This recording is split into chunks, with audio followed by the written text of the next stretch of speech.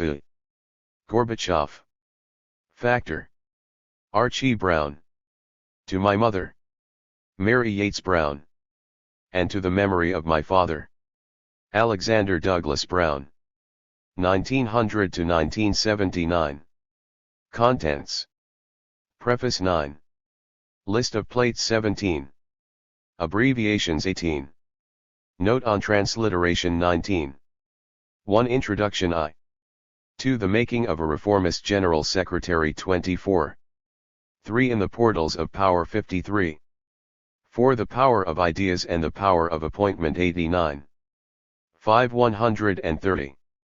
6. Gorbachev and political transformation 155. 7. Gorbachev and foreign policy 212. 8. The national question, the coup and the collapse of the Soviet Union 252. 9. 306. Notes 319. Glossary 391. Index 393. Preface. This book is neither a history of the Gorbachev era nor a biography of Mikhail Gorbachev. It does, certainly, contain a good deal of information about Gorbachev's life and background, not all of it, I believe, familiar to the Western, or, for that matter, Russian, reader. It discusses, too, many of the major events of the final 7 years of the Soviet system. But its main concern is to understand and interpret Gorbachev's contribution to the dramatic changes which took place in the Soviet Union and in that state's relations with the outside world in the second half of the 1980s and the beginning of the 1990s, a time in which East-West relations were transformed and communist power came to an end in Eastern Europe. There is discussion, too, of Gorbachev's unavailing struggle to preserve any kind of a union in the former USSR in the face of growing nationalist assertiveness. The most central task of this book, however, is to examine how important Gorbachev was as a mover or facilitator in the Soviet Union's transition from orthodox communism to a different kind of political system. This involves discussing the Gorbachev factor not only in terms of his contributions in different policy areas but in respect of his political power, outlook, and style. It entails considering the strength of the opposition to Gorbachev and the constraints upon his political actions at different times. It also necessitates making judgments about Gorbachev's mindset and the development of his views over time. Although these are not easy issues to settle, it is perhaps of at least some advantage that I have been paying attention to Gorbachev for a long time, well before it was common to do so in either the Soviet Union or the West. There were quizzical looks in my audience at Yale University when, in one of my Henry L. Stimson lectures delivered there on October 22, 1980, one said, "An event of extraordinary potential significance took place in Moscow yesterday: the promotion to full membership of the Politburo of Mikhail Sergeyevich Gorbachev." My reasons for saying this were twofold. The first was that I had come to the conclusion that any future General Secretary would, like his three predecessors, be drawn from the ranks of those I called senior secretaries, i.e. the small group of people who were both full members of the Politburo and secretaries of the Central Committee. Gorbachev had just joined that category and he was by some 20 years the youngest member of the group. Second, I was convinced that Gorbachev would be a serious reformer. It was a view I held long before it became fashionable and which I continued to hold after it had ceased to be fashionable, at any rate in Russia. My interest in 9x. Gorbachev stemmed from the time when he became a secretary of the Central Committee of the Communist Party of the Soviet Union, CPSU, in 1978, at an unusually early age for anyone to join the party's top leadership during the Brezhnev years. It was enhanced by a long conversation I had in Oxford with Zdenek Mlynav in June 1979. Mlynar, whom I first met in Prague in 1965, was a fellow student and close friend of Gorbachev in the law faculty of Moscow University from 1950 to 1955. Later he became one of the key communist reformers during the Prague Spring of 1968 and, later still, one of the initiators of Charter 77, the Czech opposition movement which helped to pave the way for the democratizing changes of 1989. he is the most reliable and perceptive source on Gorbachev's student years. Discrimination and judgment are more than usually necessary in dealing with the available material on Gorbachev, some of which is of especially dubious validity. Misleading Soviet hagiography is less of a problem with Gorbachev than with any previous leader of the USSR. But a minority of Soviet emigrants who at one point or another in their career overlapped with Gorbachev or who, in one case, graduated from Moscow University a few months before Gorbachev arrived were unable to resist the temptation to write their inside accounts at a time when the Western desire for knowledge of Gorbachev exceeded what they were equipped to supply. More generally, there is the comparatively new problem for a student of Soviet and Russian politics of the immense scope and great variety of source material emanating from the former Soviet Union itself. Taking account of the wealth of new sources of information on Gorbachev of varying degrees of objectivity and subjectivity now poses a major challenge. In addition to the visits I paid to the Soviet Union over the last quarter century of its existence, which became much more frequent during the Gorbachev era, as well as some half-dozen to Russia since the collapse of the USSR, I have tried, in common with other Western scholars, to keep up with the mass of new publications in the later Soviet and early post-Soviet periods. These are often frankly written and they embrace a very broad spectrum of opinion. Happily, they now include numerous political memoirs, in which a wide variety of views on Gorbachev are expressed. Political autobiography was an extremely rare Sovietological resource in the past. There was always a diversity of view in Moscow, not to speak of the rest of Russia or, more obviously, the other republics, but as recently as the first half of the 1980s one had to read between the lines of Soviet publications and supplement that reading with private conversations. Other radically new sources in the last few years of the Soviet era included the results of competitive elections and the findings of public opinion surveys on politically sensitive issues, among them, information on the changing standing over time of Soviet politicians and institutions. Soviet and Russian survey data have to be used with great discrimination, for many newspaper opinion polls have been based on skewed samples.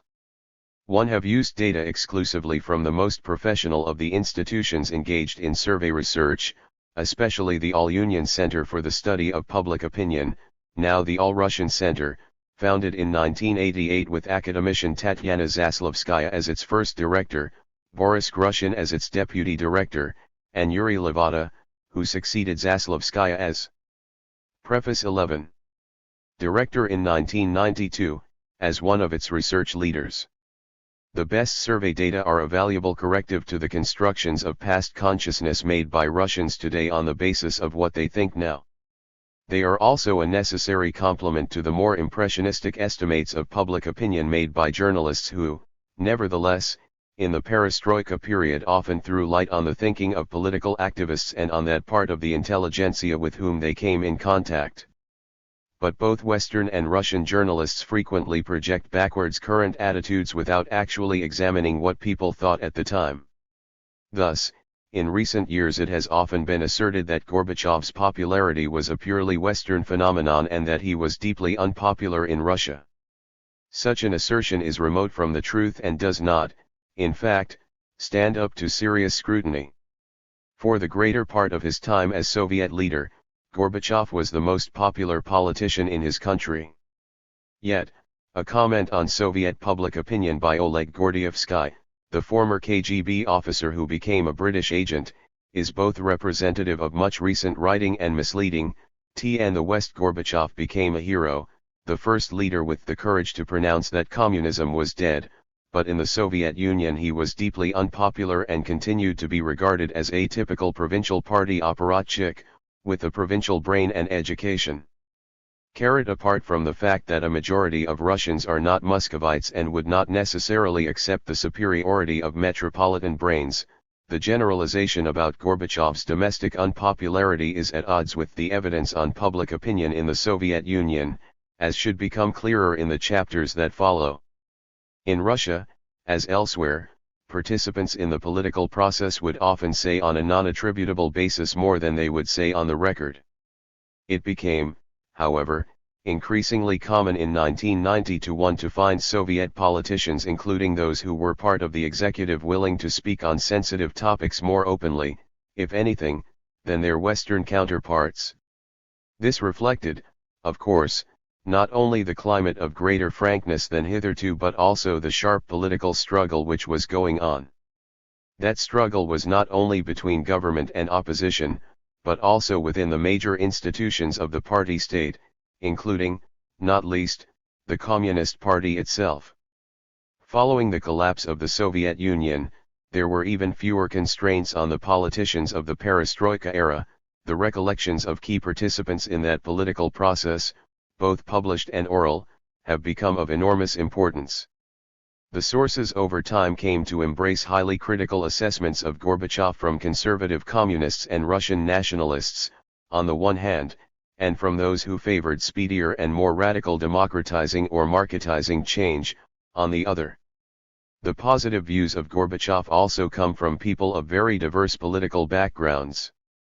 Thus, among reform-minded specialists in research institutes who worked for radical change from within the system, there was still up to and beyond the August 1991 coup a significant number of Gorbachev supporters. But there were positive evaluations, too, from among those who had had a much harder time in the past. The Russian Jewish writer Lev Razgon, who spent 17 years in prison and labor camps, remarked at an informal meeting in Oxford in January 1990 that he said a prayer for Gorbachev every day. There is, however, no doubt that a sharp decline in 12. Gorbachev's popularity in the Soviet Union took place over a period of approximately 2 years before the abortive putsch.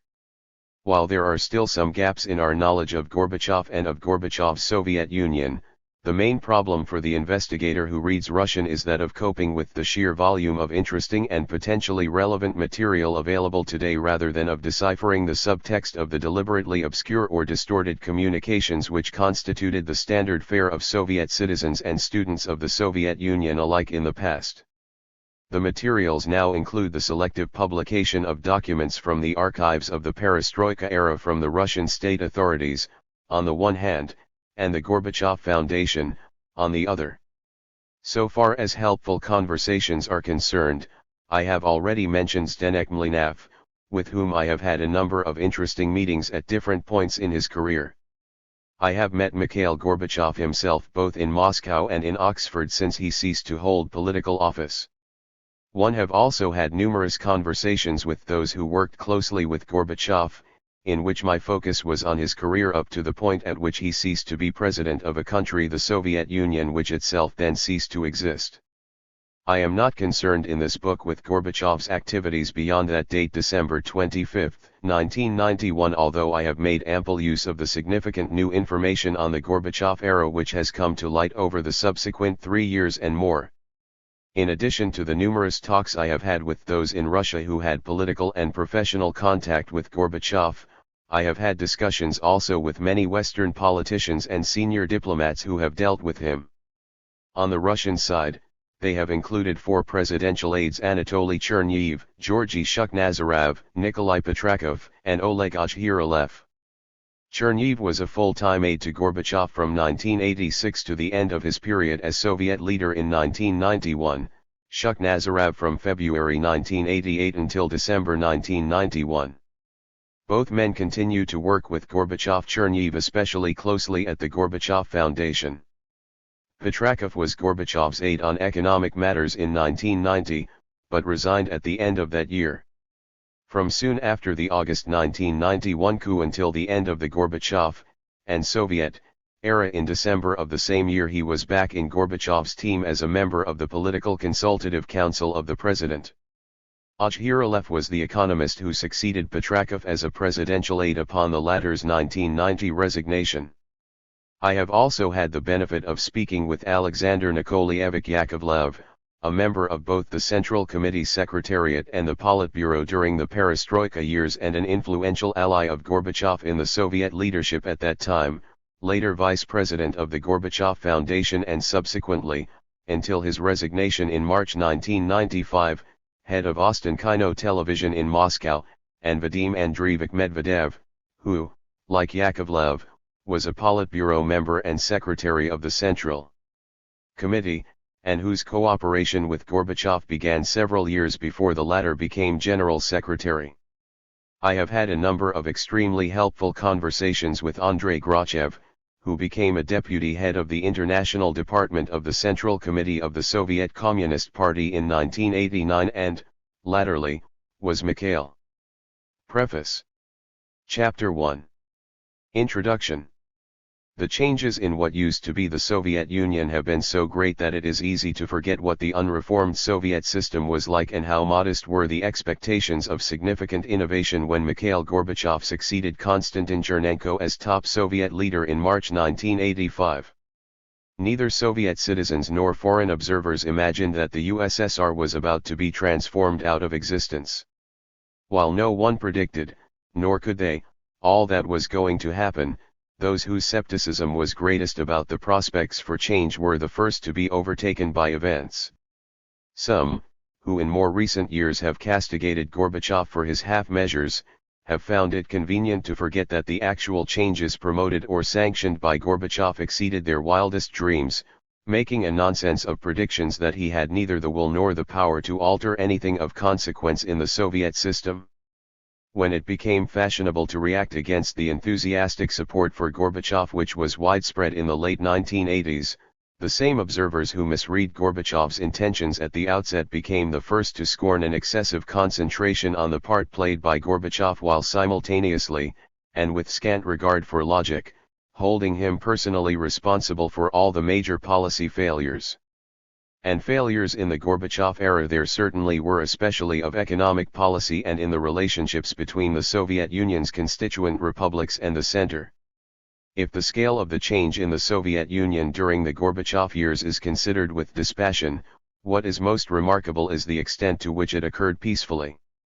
Given the failure of all who had openly attacked the system from within the country to make any positive impact on policy outcomes prior to the late 1980s, it is doubtful if change of such magnitude could have taken place with so little violence, especially in Russia, in any way other than through the elevation of a serious reformer to the highest political office within the country. The prospect of a reformer becoming general secretary, the very idea that such a thing was possible in principle, had been ruled out in advance by many Western observers and by such prominent exiles from the Soviet Union as the writers Alexander Solzhenitsyn and Alexander Zinoviev. Yet, it was the great power concentrated in the hands of the Communist Party leadership collectively and the General Secretary individually which made it critically important that someone of reformist disposition should attain the latter office. Without the promotion of a genuine reformer and highly skilled politician to the 1. 2.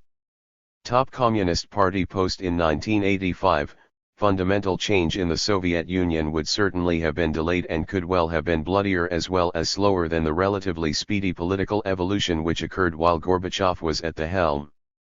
The General Secretaryship. The pre-reform Soviet system was one in which power flowed from the top down and in which the highest authority at each level was the party first secretary. That was the case whether the unit of government was a union republic such as Lithuania or Georgia, a province of Russia such as the Sverdlovsk region or the Stavropol territory, a city or a rural district. At the highest echelon of the system, the all-union level, the most powerful person was, without doubt, the General Secretary of the Central Committee. The politician who attained that office was not only the acknowledged leader of the Communist Party but also in practice the chief executive within the country. Only at the beginning of the Soviet epoch, and more ambiguously at the end of it, was the General Secretary not the most authoritative and powerful figure within the state as well as the Communist Party. In the earliest years of Soviet rule, Vladimir Lenin, who had led the Bolshevik faction of the revolutionary movement since 1903, was the acknowledged leader, even though his formal title was that of chairman of the Council of People's Commissars, a body which in the post-Second World War period became the Council of Ministers. Although Joseph Stalin had become General Secretary of the Communist Party in 1922, it was only during periods of Lenin's physical incapacity and especially after Lenin's death in early 1924 that Stalin was able to use to the full the powers of the General Secretaryship. The right to appoint officials and the responsibility for execution of policy vested in the Secretariat of the Central Committee of the Communist Party were turned by Stalin into his personal prerogatives, powers concentrated in the office of the General Secretary, who stood at the top of the hierarchy of party secretaries spread across the country. There were only 6 ruling general secretaries in the entire 74 years of Soviet history. The power which Stalin acquired, and the way he used it, was of a different order from that of his successors. His willingness to employ ruthless terror against his potential rivals within the Communist Party as well as against enemies, real or imagined, in the broader society saw the Soviet Union move from an oligarchical rule in the 1920s when Stalin was, however, already more than a first among equals to a tyrannical personal dictatorship from the early 1930s until Stalin's death in March 1953. The Communist Party remained an important instrument of rule, but only as one among several such instruments, with the political police and the ministerial network playing no less crucial parts. Indeed, the statutes of the Communist Party concerning, for example, how often party congresses or plenary sessions of the Central Committee should be held were so blatantly disregarded by Stalin that immediately after his death it was not clear to all of his successors how potentially powerful the party organization still was and how control over it was the most important of all political resources in the Soviet system. Introduction. 3. Upon Stalin's death the Soviet Union reverted for a time to oligarchical rule, as a struggle for power took place among his successors. Latterly Stalin had been chairman of the Council of Ministers as well as party leader, and it was his successor in the former post, Georgy Malenkov, who seemed to the West to be Stalin's heir. But within 2 years Nikita Khrushchev, as first secretary of the Central Committee, as the General Secretaryship was known between 1953 and 1966, had established his ascendancy. Although this was challenged in 1957 when some of the old guard such as Malenkov, Vyacheslav Molotov, and Lazar Kaganovich tried to overthrow him, Khrushchev was able to use his support in the ranks of the Central Committee to overcome what he called the so-called arithmetical majority in the Politburo opposed to him. From that point on, but especially in the early 1960s, Khrushchev became a more domineering leader. Having added the post of chairman of the Council of Ministers in 1958 to his party leadership, he proceeded to push through a number of policies which were not to the liking of most sectors of the political elite. Although Khrushchev did not instigate such radical changes to the Soviet system as Gorbachev was later to do, and though he himself accepted much more unquestioningly the fundamentals of that system, he was unpredictable and posed a threat to the security of tenure of party and state officials. This was in the end sufficient to bring together a coalition of high officials, including virtually the entire Politburo, to remove him from office in October 1964. Leonid Brezhnev, Khrushchev's successor, lasted 18 years as Soviet leader by making sure that his style of leadership was as different as possible from Khrushchev's. Where Khrushchev was impetuous he was cautious, where Khrushchev did not hesitate to berate and demote party and state officials, or divide their powers and functions in half as he did with all the regional party secretaries in 1962. Brezhnev was solicitous in his concern for the party apparatus.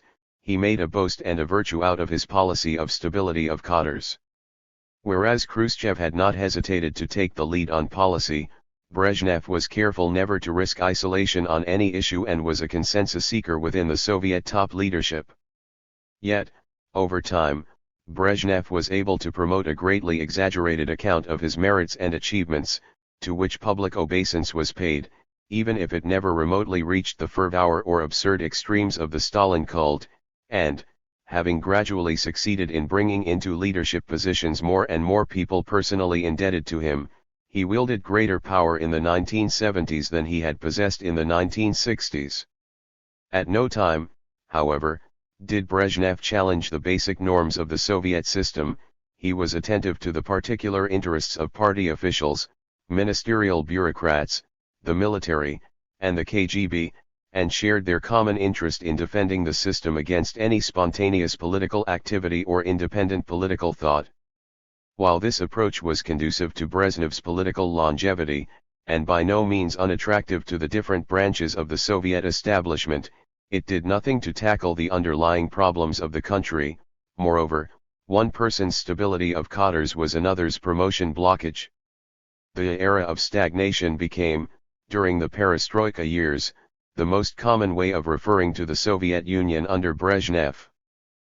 When Yuri Andropov succeeded Brezhnev, he was already 68 years of age.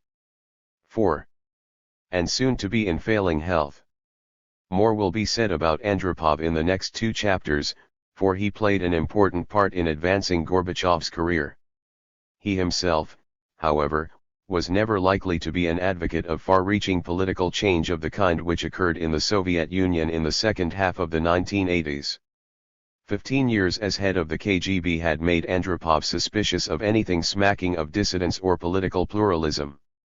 He was, though, much less complacent than Brezhnev and prepared to contemplate reform within broader limits than those envisaged by his arch-conservative predecessor, albeit falling far short of what Gorbachev was prepared to implement.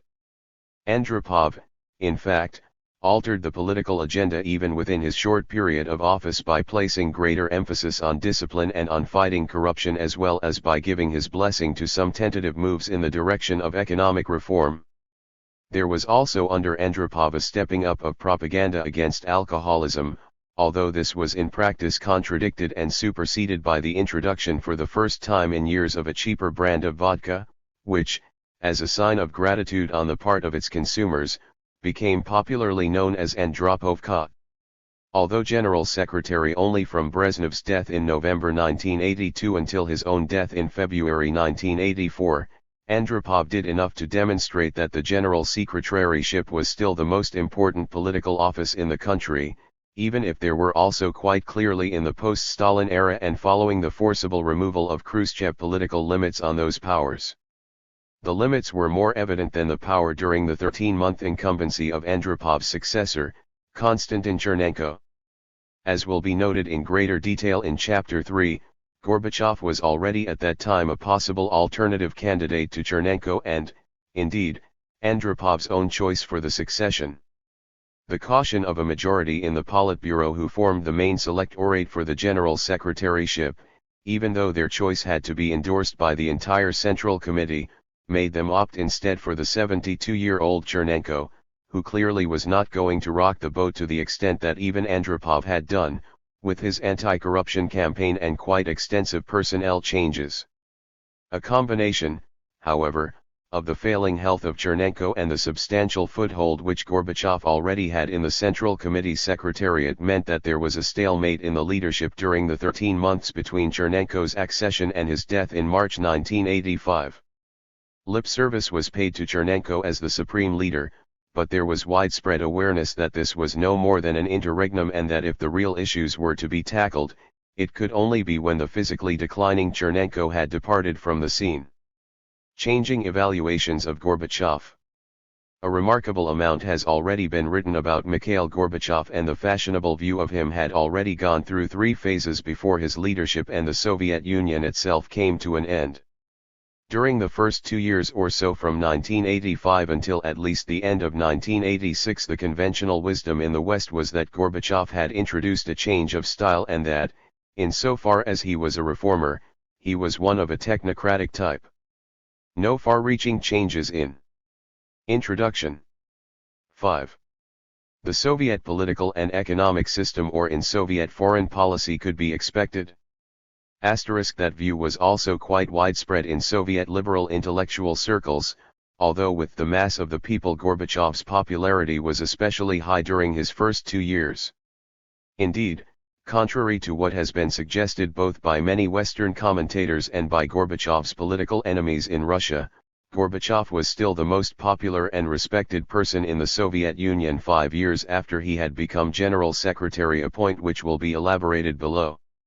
His comparative youth and vigor made a striking contrast with the infirmity of his 3 predecessors, and his televised meetings with ordinary citizens on the streets and in the countryside enhanced his popularity during the early stages of his general secretaryship.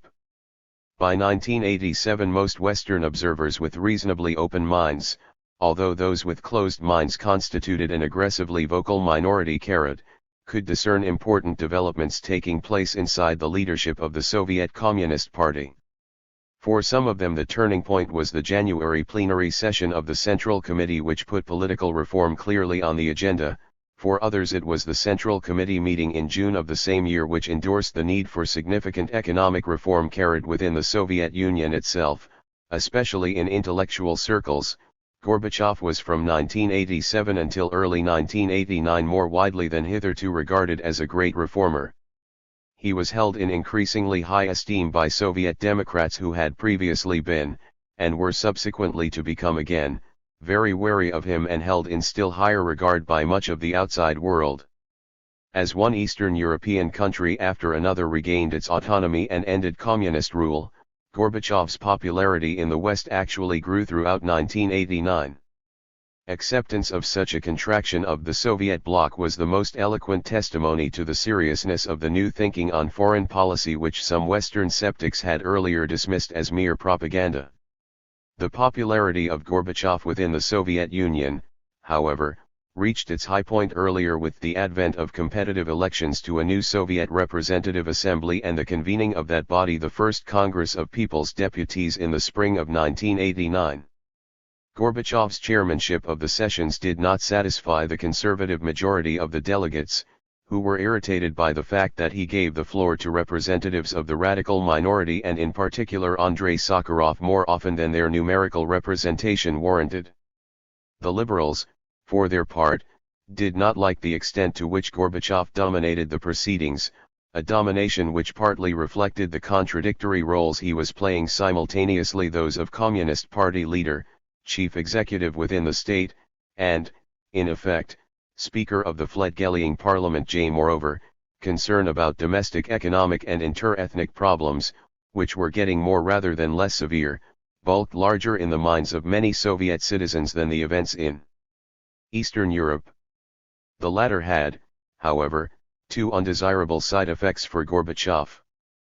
First, they greatly increased dissatisfaction with his policies in the army, not only on account of the loss, as some of his military critics saw it, of the fruits of victory in the Second World War, but also because large numbers of officers and men had to return at short notice to 6.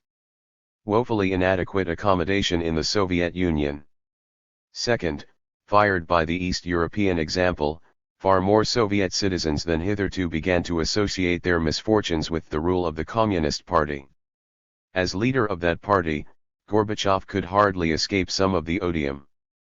Thus, from the summer and autumn of 1989 in the Soviet Union and from early 1990 in the West, the mood changed and a third stage of evaluation of Gorbachev was reached.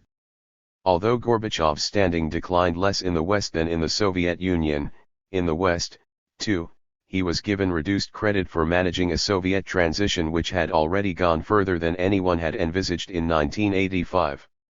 In the course of 1990 he was increasingly seen as part of the problem, an obstacle to the successful transformation of the Soviet system.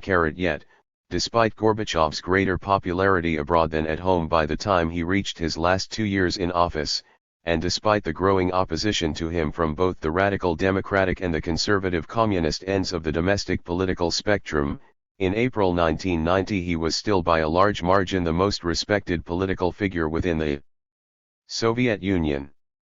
It was not until May-June 1990 that Yeltsin's popularity moved ahead of Gorbachev's. Over the previous year Gorbachev's support had declined, but not by so much within the country as a whole as in the groups with whom Western journalists most mingled.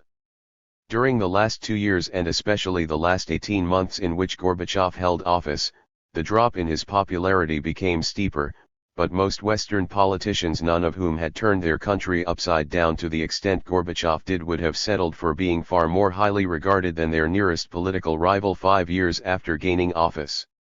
One of the leading researchers, in post-Soviet Russia, the director, of the most professional of the public opinion research centers in the Soviet Union, Yuri Levada, noted in April 1990 that whereas a year ago 55% of the population had named Gorbachev as Man of the Year, in the spring of 1990 that had dropped to 46%.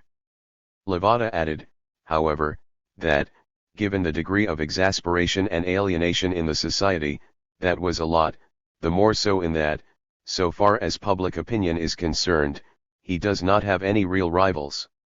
He noted, for instance, that only 16% had named Boris Yeltsin, less than a third of those who had opted for Gorbachev. By the summer of 1990 that had changed, but the change occurred much later in Gorbachev's leadership than is generally appreciated.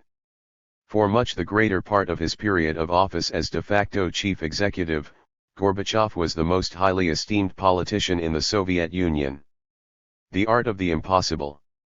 It is as well, therefore, to bear in mind that fashionable opinion about Gorbachev, whether in Russia or in the West, has, for better or worse, not always been representative of Russian or Soviet society.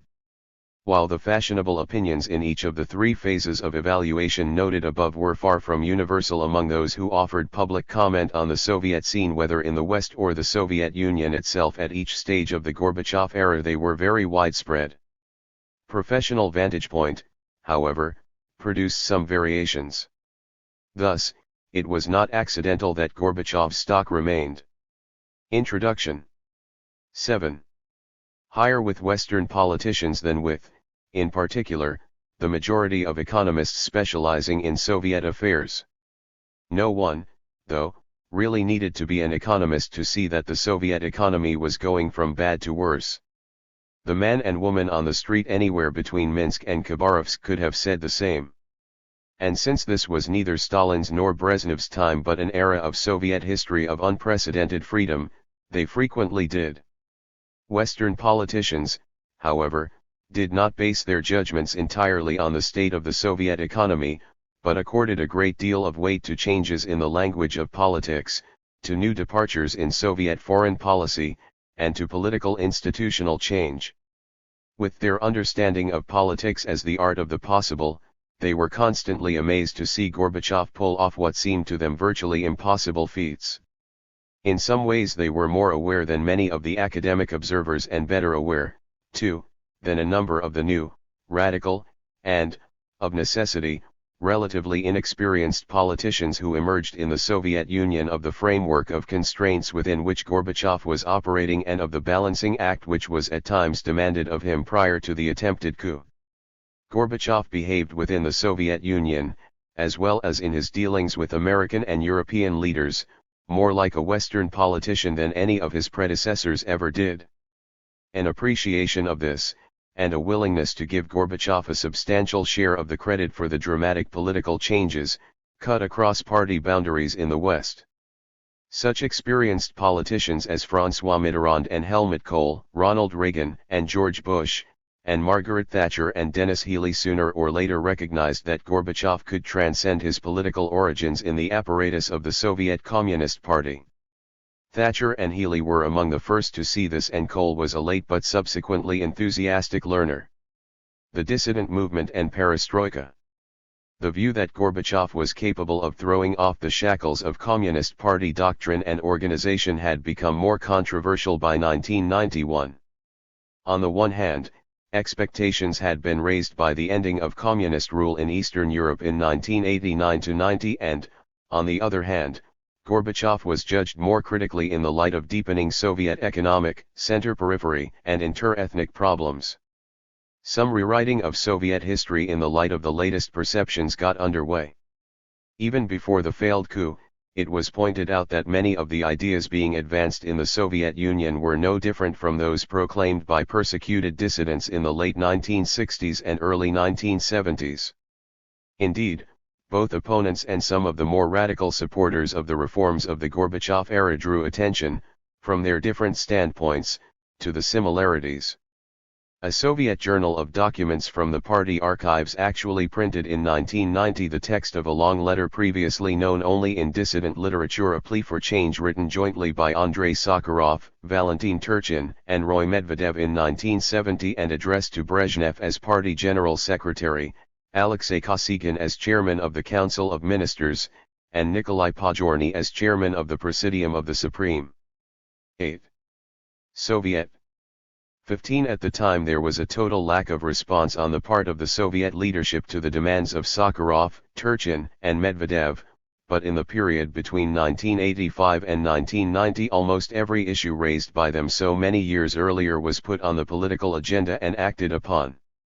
Much even of the political language of the 1970 document was to be echoed 15 years later, whether the three authors call for economic reform, democratization, and glasnost, or their characterization of the period they were living through as one of stagnation, zastoi. Even a number of the most specific suggestions were translated into political reality in the mid-1980s. For example, the call by Sakharov, Turchin, and Medvedev for the establishment of an institute for the study of public opinion.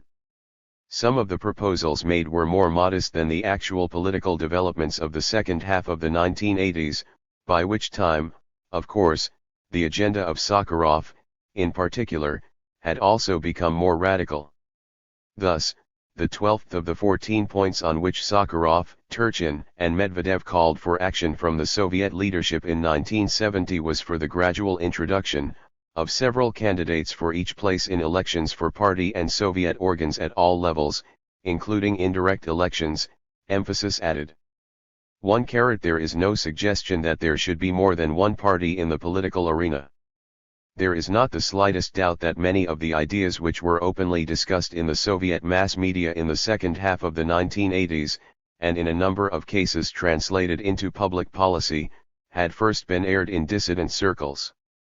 That, however, does not mean that this was a simple case of continuity, that the changes of the Gorbachev era were no more than a continuation of a process the dissidents had begun. It is not only that there was a total lack of positive response to the demands of Soviet dissidents between 1968 and 1985, but that the views of a good many reformers who had decided that discretion was the better part of valor, and who did not offer an open challenge to the authorities until such time as Gorbachev had made the Soviet Union safe for dissent, were little different from those of the dissidents. Such people were often referred to as within-system reformers, but since in the long run they were actually undermining the Soviet political and social order, the phenomenon they represented might equally or more appropriately, as Alexander Stromas plausibly argued more than a decade ago, be called intrastructural dissent, as distinct from the extrastructural dissent of the overt oppositionists. So far as the latter were concerned, it is important to note that the dissident movement had been manifestly weakened by persecution over the decade and a half before Gorbachev became Soviet leader. The measures used against those who made their political dissent unambiguous and public ranged from compulsory exile to incarceration in labor camp or mental asylum. The post hoc, ergo propter hoc argument, which sees the overt dissidents of the pre-Gorbachev era as the prime instigators of the changes of the second half of the 1980s, ignores the fact that in the later Brezhnev years and under Andropov and Chernenko the Soviet dissident movement was at its lowest level of activity in 2 decades and had, to a large extent, been crushed. 1. The leading Western specialist on Soviet dissidents, Peter Redaway, writing in 1983 about the post-1979 purge of dissent, noted that the dissenting groups, Introduction 9. and movements have made little or no headway among the mass of ordinary people in the Russian heartland. For that reason the Soviet leadership felt free to conduct the post-1979 purge of dissent with the knowledge that it would not produce a large-scale internal backlash. Iy. Redaway asks, have ordinary Russian people been so inert? He answers, first, the general demoralization and loss of autonomous values described so vividly by Andrei Amalrik and Alexander Zinoviev evidently still obtain. 22. Second, police controls remain overwhelmingly strong. And third, the regime's constant propaganda, relating all dissent to the malign influence of foreigners, or to mental illness, doubtless has a certain effect, if only over time. 23. On the eve of perestroika, the leading dissidents were in prison and exile or, at best, under constant surveillance. None of their works could be published in the Soviet Union, and by the first half of the 1980s the flow of protest letters and of do-it-yourself publications had been reduced to a trickle, as had emigration from the USSR. Alexander Solzhenitsyn had been sent into foreign exile as early as 1974, and Andrei Sakharov was banished to the city of Gorky, which has now been given back its old name of Nizhny Novgorod, in 1980. In the years immediately before Gorbachev became General Secretary, even Roy Medvedev had KGB policemen sitting outside his apartment to prevent him meeting foreigners. That was notwithstanding the fact that, although he was a leading dissenter, his views represented a far less root and branch rejection of the Soviet system than did those of Solzhenitsyn and Sakharov, each from his very different perspective. By the autumn of 1991, the political turnaround had been such that Medvedev, who had been expelled from the Communist Party in 1969 and only readmitted to it in 1989, was protesting against the post-coup banning of the party by the Russian president, and former candidate member of the Politburo, Boris Yeltsin. In 1990 Medvedev had become a member of the CPSU Central Committee. Solzhenitsyn, although he resisted calls for him to return to his homeland even after the failure of the August 1991 coup and the decision to quash the long-standing treason charge against him, and returned to Russia only in May 1994, was able to publish in September 1990 in two mass circulation Soviet newspapers his political program, How to Rebuild Russia. His major books, including such a fundamental indictment of the Soviet system as the Gulag Archipelago, also appeared in Moscow editions while Gorbachev was still leader of the USSR. 2-. Once a new openness and tolerance had begun to be practiced, former dissidents played a significant part in carrying the process of change further. But that came after Gorbachev's breakthroughs of 1987 and 1988. The dissident movement retrospectively commanded much respect, but to see it as the prime agent of the changes in Russia and the Soviet Union as a whole which began in the mid-1980s is highly misleading and a product largely of wishful thinking. 25. However, the fact that the dissidents were not decisive political actors at the time Gorbachev came to power does not mean that they were, in general, of no political consequence. They played a role in changing the political consciousness of a part of the intelligentsia. 10. There was a tendency during the last 2 years of the Soviet Union's existence for citizens of the USSR to project backwards their criticism of Gorbachev as well as their support for more radically libertarian and democratic reformers, in particular, Sakharov. By the time of his death in December 1989, Sakharov was not only a prominent member of the Congress of People's Deputies but also the most respected upholder of democratic and liberal values in the country. Yet less than a year before that a poll, in early 1989, of readers of Literatumaya Gazeta, a weekly newspaper read mainly by intellectuals, while it put Sakharov in second place as Hero of the Year with 17% support, placed him far behind Gorbachev, who was chosen by 68% of respondents. When the same set of questions was put at that time in a national random sample, and thus, unlike the Literatumaya Gazeta survey, not biased towards the intelligentsia, only 1.5% accorded heroic status to Sakharov. Popular reverence for Sakharov has become much greater after his death than it was in his lifetime, although it was growing in the last year of his life. A large-scale public opinion survey conducted in December 1989, the month in which Sakharov died, asked Soviet respondents to name the Man of the Year, as distinct from the survey cited by Yuri Levada, and noted above this one invited answers not only about Soviet public figures, but about men from any country. Some of the respondents were questioned shortly before Sakharov's death and others after it. Although foreign politicians figured in the list, pride of place was given to Russians.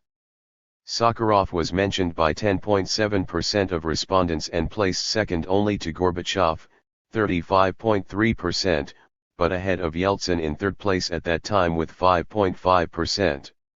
A greater internationalism was shown in answers to the question about the Woman of the Year, in which Margaret Thatcher, mentioned by almost 17% of respondents, had a clear lead over her nearest rival. The impact made by Sakharov in the last year of his life, when he became for the first time a familiar figure for a mass Soviet public, does not mean that the earlier dissident movement had comparably influenced Soviet citizens. As late as March 1991, more than half of them were still either unfamiliar with the term dissident, or unable to say what the dissidents had struggled for. This is, of course, an indication of the relative efficiency of the KGB in the pre-perestroika years when they were successfully combating dissent. They had been able, to an extent, to seal off the mass of the people from the influence of dissenting views and to portray the dissidents as unpatriotic strangers within their own country. In the survey of March 1991, 71% of citizens could not recall the name of a single dissident. Among those who could, Sakharov and Solzhenitsyn were by far the best known. By the time that survey was conducted, Sakharov 15 months after his death was placed above Gorbachev in respect of moral authority, as was now Boris Yeltsin. Asked to name people who in our time have by their example and moral authority appreciably changed public opinion, Sakharov, named by 13%, came in second place to Yeltsin, 14%, whereas Gorbachev came third, mentioned in this context by only 7% of respondents. Yet, a mere 14 months earlier, at a time when his popularity was already past its peak, Gorbachev was the only living person in the Soviet Union. Introduction. 11. To be mentioned by a substantial number of Soviet citizens when they were asked, in a survey conducted by the same All-Union Center for the Study of Public Opinion, to name the 10 most outstanding people of all times and peoples. Gorbachev was cited by 22.6% of the population and occupied fourth place after Lenin, 68%, Marx, 36.2%, and Peter the Great, 3.9%. 33 To find Lenin and Marx enjoying the highest esteem of all would have been unthinkable in Poland, Hungary, or Czechoslovakia. It serves as a reminder of the important differences in political culture among the various communist and post-communist countries.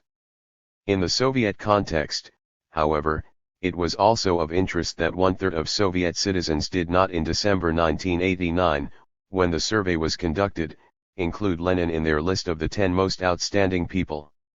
2 or 3 years earlier, support for Lenin would almost certainly have been still greater.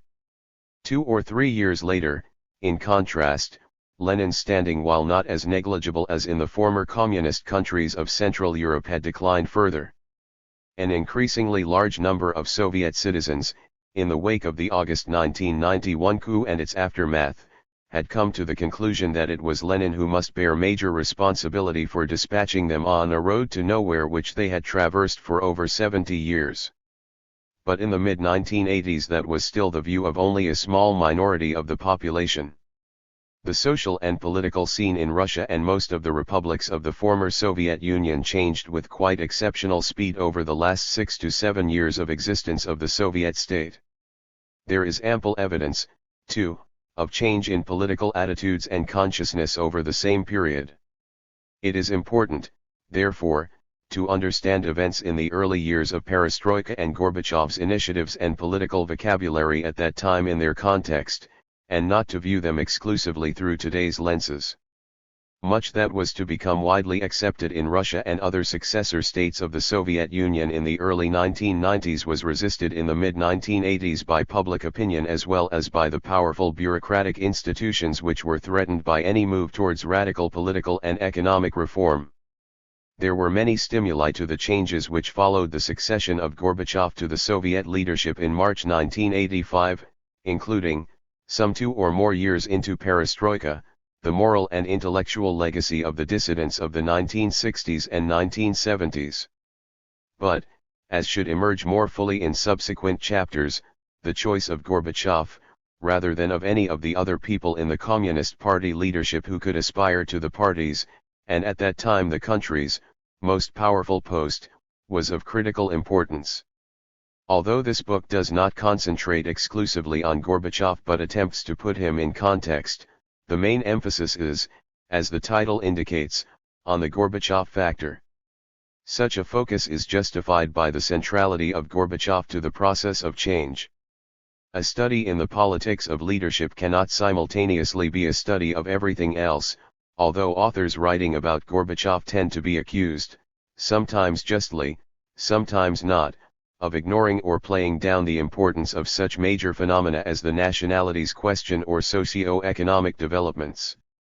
In focusing on Gorbachev's distinctive and fundamentally important contribution to political change in his country and in the wider world, I am far 12. From unaware of this broader context. Indeed, writing some 20 years ago, I singled out as the major sources of tension and potential sources of tension capable, in due course, of producing fundamental political change in the Soviet Union. First, the nationalities problem, especially the growth of Russian nationalism and nationalism in the three Baltic states, Armenia, Georgia, and Western Ukraine.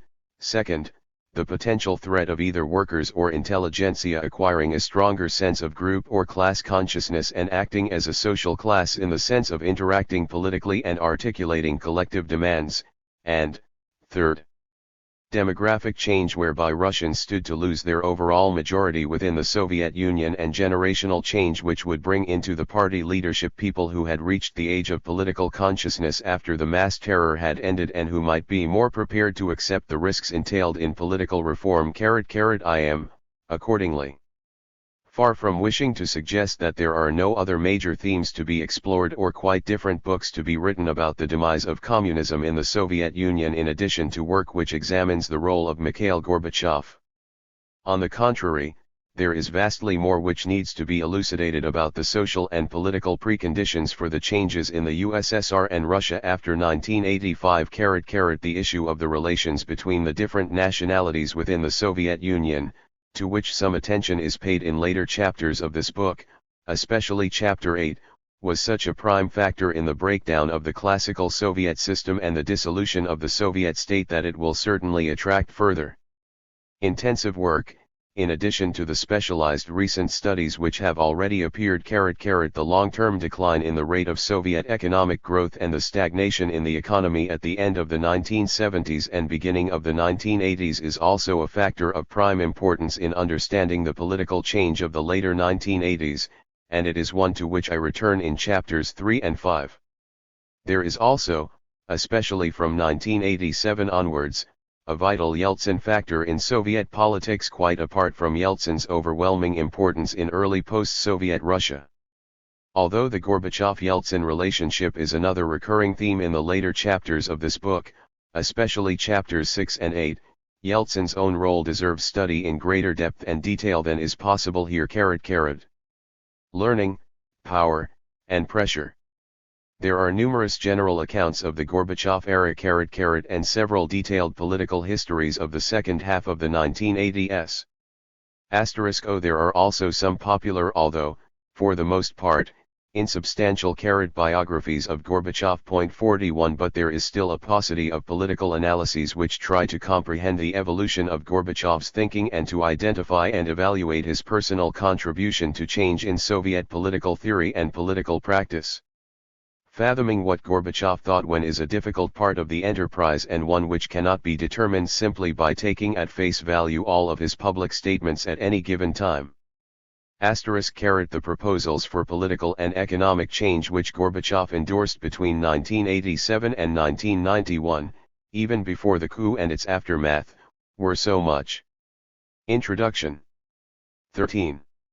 More far-reaching and profound than those he put forward in his first 2 years as General Secretary as to call for explanation. 3 major interpretations suggest themselves. They can be summarized as learning, power, and pressure. The first possible explanation is that Gorbachev learned with remarkable speed on the job and changed his entire outlook after becoming Soviet leader. A second explanation is that, as his power increased, so he was able to do more of the things he wanted to do but initially was constrained from doing. A third is that, unknowingly, he opened a Pandora's box out of which emerged pent-up grievances and new demands, under the pressure of which he had no choice but to buckle, going on to accommodate himself to change he was unable to resist. None of these interpretations on its own provides an adequate explanation of the changing Soviet political agenda in the second half of the 1980s, although the first and third or a combination of the two have often been seen as sufficient by their proponents. Those explanations are especially favored by Western students of the Soviet Union and political commentators who spent the first 2 years of Gorbachev's general secretaryship assuring the world that the new leader would make only cosmetic or, at most, technocratic changes and would leave untouched the basics of the Soviet system. It was easier for them to claim that Gorbachev had changed utterly than to admit that they themselves had been utterly wrong. Alternatively, and this is one of the variants of the third interpretation, they could view Gorbachev as an orthodox Leninist, making what was only a tactical retreat, while remaining ready to restore familiar communist norms when the time was ripe. Happy face. At the outset of Gorbachev's general secretaryship, and, indeed, while Brezhnev was still alive, I argued that Gorbachev would be a serious reformer, a view expressed well ahead of Gorbachev's coming to power by only one other Western scholar, so far as one am aware. Although it appeared to me that Gorbachev's impact on the Soviet system would be greater than that of any Soviet leader since Stalin, but of an altogether more enlightened nature, events were to move faster and more dramatically than one or anyone else predicted. They did not, however, do so in such a way as to make acceptable the first and third interpretations of the radicalization of the Soviet political agenda in the unqualified form in which they were stated above. But while one argue in the next 2 chapters that Gorbachev's reformist disposition was not a new phenomenon but one which predated his general secretaryship, I am far from wishing to deny that he underwent a profound learning process after becoming Soviet leader. His knowledge of the outside political world became far greater and his political ideas significantly altered during his years in office. That, too, will be one of the themes of the chapters which follow. Point 47. This links up with the stress which deserves to be placed on the importance of Gorbachev's increasing power between 1985 and 1989 for the radicalization of the Soviet reform agenda. A major reason why that enhanced power was significant was precisely because Gorbachev had a remarkably open mind for a politician who rose to the top through the ranks of the Soviet Communist Party bureaucracy. He was more willing to trust the evidence of his own eyes than the dogmas of traditional Marxism-Leninism. Accordingly, a number of policy positions and ideological tenets he had embraced by 1990, not to speak of his 14. Abandonment of the Communist Party in August 1991 following the failure of the attempted putsch went well beyond what he could have envisaged himself accepting 5 years earlier.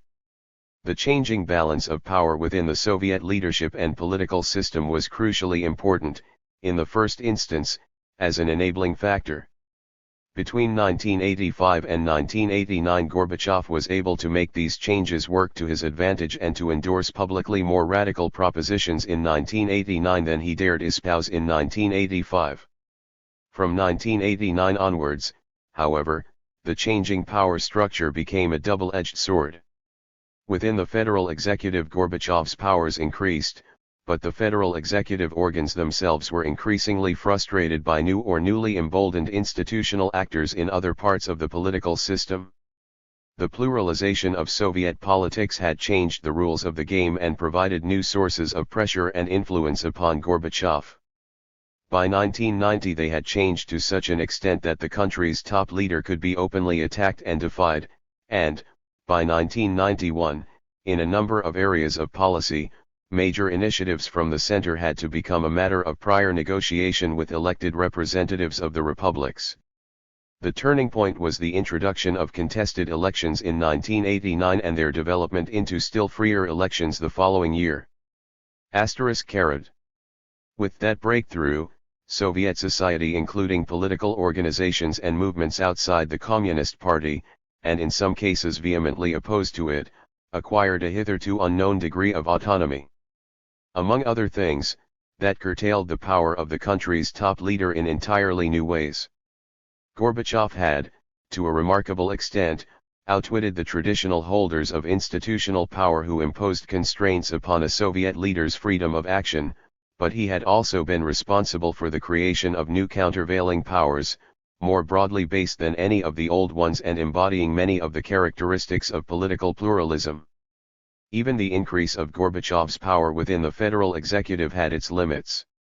It is true, as will be discussed in a later chapter, that with the creation of an executive presidency he reduced the direct power of the Politburo and the Central Committee of the Communist Party to conduct the affairs of state and their power to constrain the chief executive in his choice of policy options. Gorbachev had, however, only a small presidential apparatus and, so, for the implementation of policy he remained dependent both upon the entrenched government machine and, at lower levels, upon the party bureaucracy. As much of what he was trying to do was counter to the interests of those institutions, it is hardly surprising that there was a gap between the enunciation of policy and its execution. People who deemed it necessary to seize power from Gorbachev in August 1991, and who proved capable of putting him under house arrest as a prelude to establishing a new, highly authoritarian regime, were hardly likely to flinch from undermining his policies whenever opportunity arose at an earlier stage. Communism is unreformable. One non sequitur in discussions of change in the Soviet Union should be disposed of at this early stage. That is the view that Gorbachev cannot be taken. Introduction. 15. Seriously as a reformer, because there is no such thing as reform communism. Communism is unreformable. It does indeed make no sense to speak of reform communism. But that does not mean that a communist system could not and did not become something different in kind, i.e. cease to be communist in any meaningful sense of the term while being led by a communist reformer who became in due course a systemic transformer. Nor does it mean that reformers within a communist system may not set in motion processes that lead to the replacement of that system by another. Evolutionary change is often in the long run more far-reaching in its effects than revolutionary upheaval, and the Gorbachev era was one of profound and, in a comparative context, surprisingly fast political evolution. The Soviet Union, between the spring of 1989 and the summer of 1991, was in the throes of systemic transformation, and Gorbachev, as the leader of the country throughout a period of historic change, used a vocabulary which was a mixture of the old and the new. But in each year from 1985 to 1991 the proportion of new concepts to old in his political lexicon significantly increased. During that time he continued to refer to himself as a communist, in public at least, and, with greater conviction, as a socialist. This was hardly surprising. An explicit renunciation of either identification would have had the probable effect of bringing forward the date of the coup. Indeed, until March 1990, when he became president, a coup in the constitutional, or, more precisely, unconstitutional, sense would not even have been necessary. Gorbachev could have been removed and surely would have been at a moment's notice by the Central Committee of the Soviet Communist Party on the advice of the Politburo had he openly criticized either communism or socialism, for his power until 1990 rested on the General Secretaryship of the Central Committee of the party. Following the introduction of competitive elections in 1989 and a new style Supreme Soviet of which Gorbachev was chairman, the process might not have been as straightforward as was the removal of Nikita Khrushchev in October 1964, but it would have been all too predictable an outcome if Gorbachev had attacked socialism rather than redefining it. In fact, the course he followed was a more subtle one than crude, counterproductive frontal attack. The views and policies he adopted moved further and further away from communism in any meaningful sense of the term, and as is discussed in detail in later chapters, socialism was so redefined that it gradually came closer to social democracy of a West European variety than to Soviet-type socialism. Thus, the common criticism of Gorbachev that he refused to abandon an outmoded concept fails to pay due attention to the change in substance which lay behind some continuity of language and disregards the political context within which he was operating. A more telling criticism would be that, notwithstanding serious moves in the direction of political pluralism, the social democratic variant of socialism Gorbachev increasingly espoused remained in a number of respects at a conceptual rather than a practical level, for up to the coup the Soviet economy stayed highly centralized and overwhelmingly state-owned. It was also not unreasonable to criticize Gorbachev even without the benefit of hindsight for clinging too long to the Communist Party as an institution, although he had abandoned much of communist ideology. The party. 16.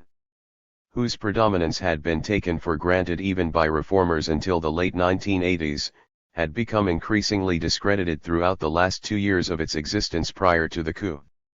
But Gorbachev's reasons for retaining the office of General Secretary for as long as he did, discussed in later chapters, had little or nothing to do with a continued attachment to a traditional communist order which some of his critics imputed to him.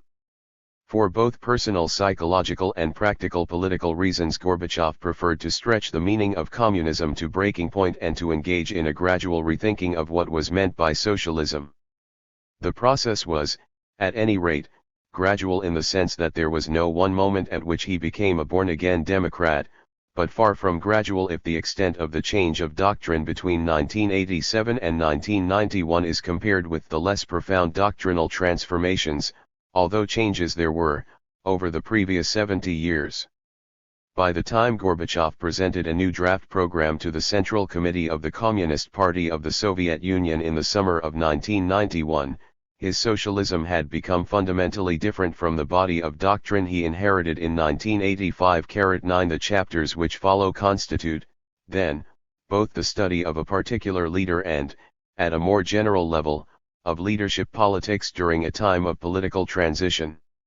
For the most part, comparisons between the attempt in the Soviet Union and attempts elsewhere to effect a transition to political democracy and a market economy are implicit rather than explicit, although I consider a number of the changes and impediments to change in relation to the body of knowledge and of generalizations to have emerged in the literature on transitions from authoritarian rule. Obstacles to transformation, the inheritance. It is important to note, however briefly, at this stage of the argument, some of the enormous obstacles to the transformation of the Soviet system confronting any leader intent on changing it radically. Even many Soviet reformers who by the end of the 1980s were taking political pluralism for granted were extremely gloomy at the beginning of the Gorbachev era about the prospects of introducing it in the USSR.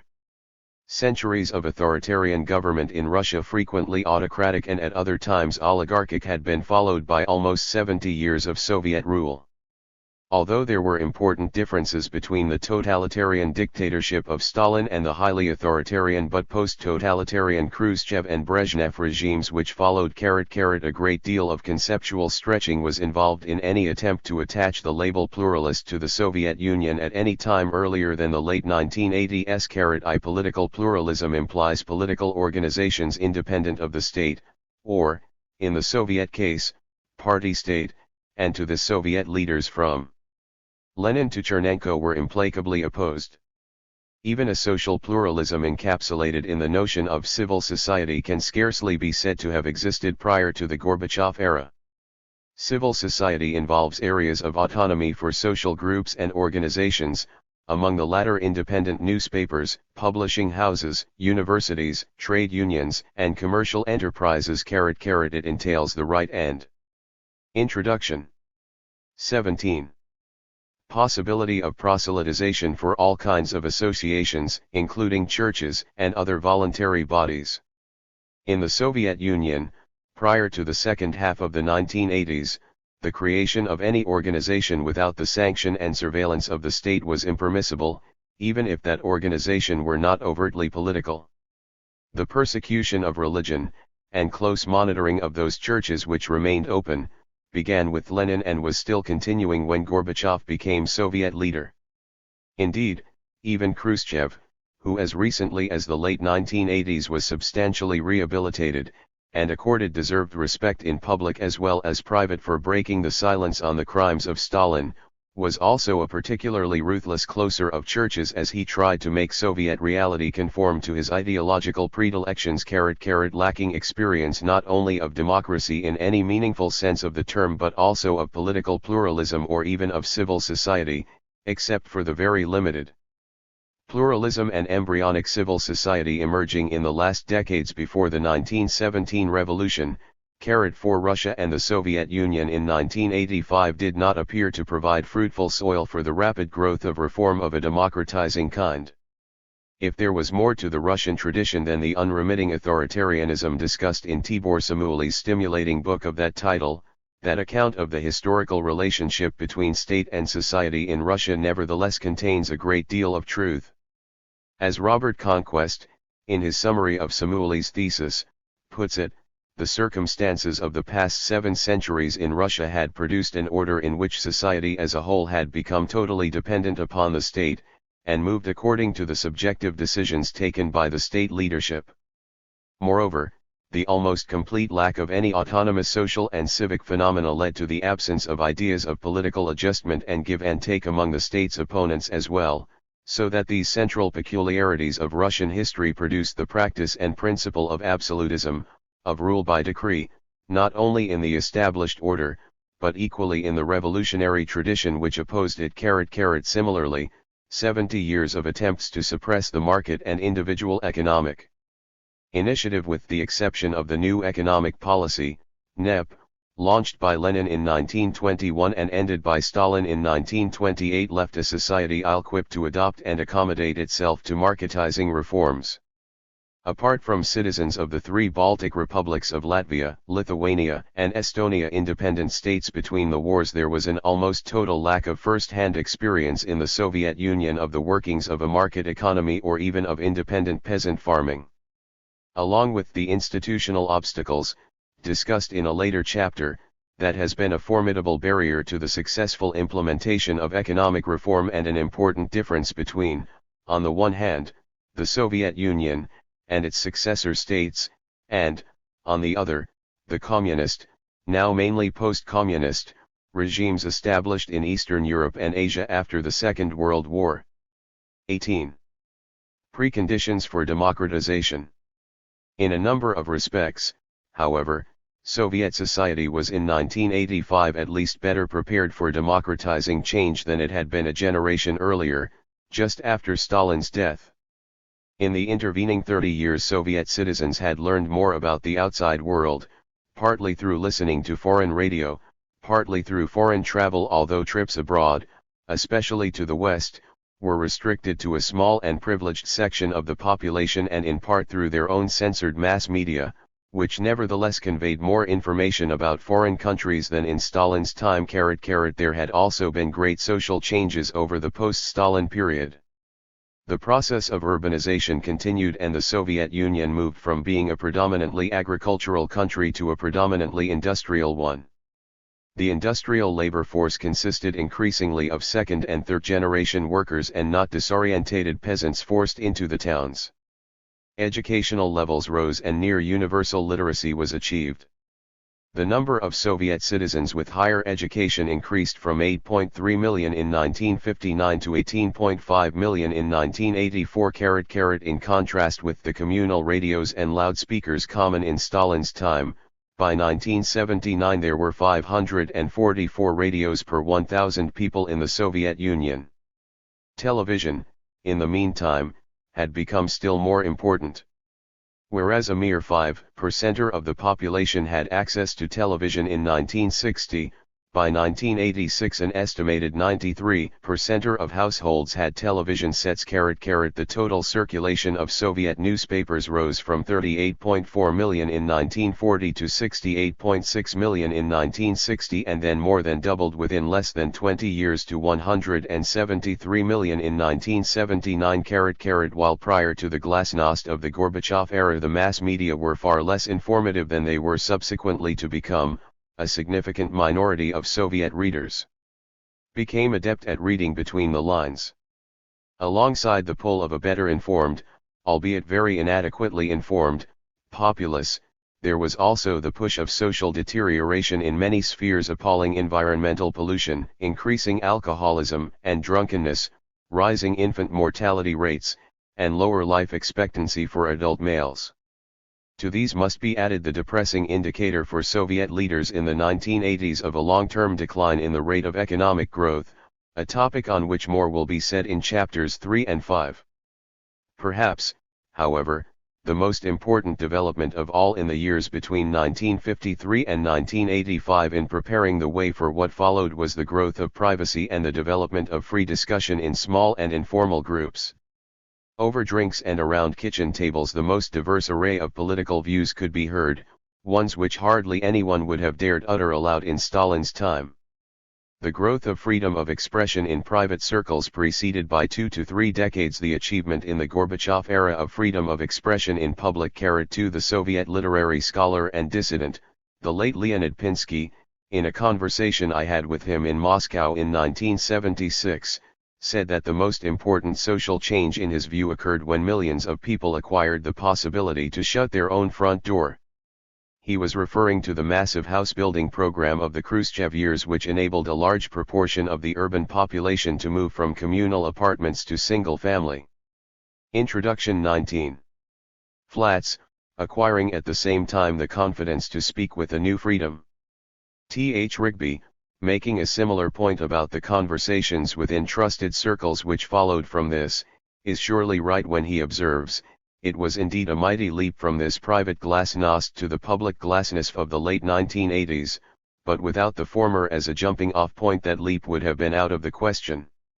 Happy face, even under Stalin there were politically significant networks and relationships, not least of a patron-client kind, and personal patronage continued in the post-Stalin period to modify the workings of the formal structures of the Soviet system.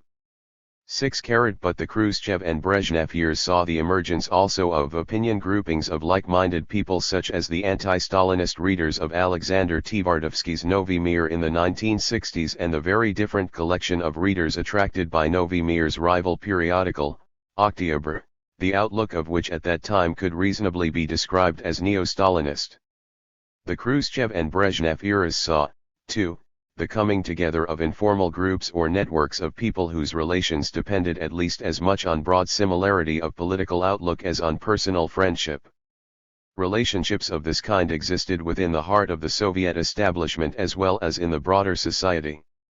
Important examples of such networks, with overlapping memberships, were the party intellectuals who worked as full-time consultants for Yuri Andropov in the Socialist Countries Department of the Central Committee of the Communist Party in the 1960s, those who worked in Khrushchev's time with Politburo member Otto Kosygin on a revision of the Bible of Soviet doctrine. The fundamentals of Marxism-Leninism, and those who spent some years in Prague working on the International Communist, but Soviet-dominated, journal. World Marxist Review. Although the publications which emerged from these groups, not least World Marxist Review, were drear and doctrinaire by any normal standard, the thoughts of some of the people in the groups developed well beyond what they were able to publish. Their ideas, which during the perestroika years became more radical, and their interactions were to attain a still greater importance in the second half of the 1980s, given Gorbachev's willingness to listen to their proposals. Even within the party apparatus itself there was some diversity of view, and there were reform-minded as well as conservative opinion groupings in Moscow which included members of the Central Committee apparatus. One surprising source of surreptitious fresh thinking was the International Department of the Central Committee, even though it remained headed until 1985 by Boris Ponomarev, an essentially conservative communist who, nevertheless, tolerated different outlooks within his department. Almost by definition, this department contained people who knew Western languages and, in general, it had a higher proportion of well-educated and professionally competent specialists in its ranks than any other of the 20 or so departments of the Central Committee. It became a source of recruits to Gorbachev's team, at which point a number of people from the International Department were able to bring into the open views which had been able to reach the pre-Gorbachev leadership only in a watered-down version on documents bearing Ponomarev's signature. The most 20. Iria Portian LCZEN, K is Anatoly Chkrenyakov, who, despite T-Phi difference between his, Uli, L and Ty of Ionor Narev, was able to work alongside the latter as one of the deputy aides of Taida, Artment Duranjay the second half of Onomarev's long period in charge E of it. Ionor Narev led the department from 19S5 until he was removed Ior Hachev in 1985, Chernyev was a deputy head of the DEI, Artment from 1970 until early 1986 when he became a full-time aide to Ior Bachev. If there was undoubtedly a tension within the department between, on the one hand, IOI-Rymunist ideologues and, on the other, enlightened officials of a pragmatic cast of mind, there were enough of the latter to make an IMPA, upon the embryonic new thinking. One of the people who was, lose to Chernihiv, Andrei Sirashev, is a case in point. In the Erestru, IKA era he was to be promoted to a deputy headship of the International Department. Arad became, first, an informal, Gorbachev advisor and later a formal one as J.R. Sidential press secretary during Gorbachev's last months in office. Officials such as Chernihiv and Gorbachev had contacts with many of the heterodox thinkers within the research institutes which came under the jurisdiction of the International Department, as well as with social democrats in Western Europe. The influences on THNI were of a diverse nature and did not exclude the indirect influence of the non-party, overt dissidents. Reform-minded opinion groupings embraced both party if intellectuals outside the apparatus and minority of officials within it. Although no phi of the ephilermal groups of the IK/MNA years could take, other th.in covertly, the organizational steps which would have turned them into normal, c.painting ones, they as well as the overt dissidents helped to pave the way for the genuine and substantial element of political pluralism which had been ill-tamed in the Soviet Union by 1990-1. In Lorzna's time the groups ranged from serious but frustrated reformers to backward-looking Russian nationalists. The former were located P. rationally in a number of research institutes, especially those concerned with international affairs. Many independent thinkers, as well as a proportion of time servers, were found in three SUH institutes, in particular the Institute of Economics of Tri-World Socialist System, rent on the Institute ol International Economic and Political Studies in 1990, headed by Oleg Lyagomilov from 1969 to the present day, the Institute of the United States and Nyaki, whose director from its foundation in 1967 until I-99s was, i.e. or Gr. Litov, and the Institute of World Economy and International Relations, IMLMO, whose director in the Brezhnev years was Nikolai Anatimtsev and whose successors have been Alexander Yakovlev, Yevgeny Imamakov, and, since 1989, Vyladin Martynov, two of whom Yakovlev and Trimakov went on to play especially important leadership roles in Soviet and Russian politics. Within the Institute of Social Sciences, a body which came under the jurisdiction ol the International Department and whose principal lunklon was to train foreign communists and students from third world countries of socialist orient. There was also a significant minority of scholars with ideas for Politik/il Relorm, among them Leder Elu Erlatsky and Alexander Ikin. Virtually every institute of the Academy of Sciences embraced people of different politic-il views, and even one with a relatively conservative reputation, such as the Institute ol State and one in Moscow, could, and did, house a minor. Introduction 21. Ity of scholars who favored far-reaching political reform as well as many more who wished, in keeping with their profession as academic lawyers, to see greater respect for legal norms within the Soviet Union. If Bogomilov's Institute, in particular, and, to a lesser extent, IMEMA and the Institute of the United States and Canada were the major centers of reformist thought, the Russian nationalists also had their quasi-organizational bases. These included the editorial boards of the periodicals Molodaya Gvardiya and Nash Sovramennik, the leading organs of the Writers' Union of the Russian Republic, RSFSR, and the All-Russian Society for the Preservation of Historical and Cultural Monuments. Writers of Russian nationalist disposition actually had more success in the Brezhnev era than their liberal opponents in publishing works embracing values which were a far cry from Marxism-Leninism. Indeed, the authors of Village Prose, Derevenshchiki, formed the most important school of creative writing during the Brezhnev years. A division within the Russian intelligentsia between Westernizers and Russophiles, or Slavophiles, to use their older name, which had its origins in the 19th century, took on a renewed importance in the 1960s and 1970s. It was to become a still more sharply divisive issue in the late 1980s, for by that time Gorbachev had made it clear that both his head and his heart were with the Westernizers, even if in his heart he had a place also for some of the Russophile writers of the rural prose school. Gorbachev attempted to co-opt leading representatives from both of the warring camps and tried, with conspicuous lack of success, to make them more tolerant of one another. Finally, it is important to underline a point which has already been made at least by implication, namely, that the Communist Party of the Soviet Union, CPSU, in the post-Stalin years was by no means the monolithically united body which its propagandists like to pretend. In an interesting convergence of images, the same view was diligently promoted by the cruder among its/communist propagandists abroad. Happy Face, members of the party by the first half of the 1980s constituted a little over 6% of the total Soviet population, and about 1 in 10 adults, citizens with a higher education, were greatly overrepresented within it.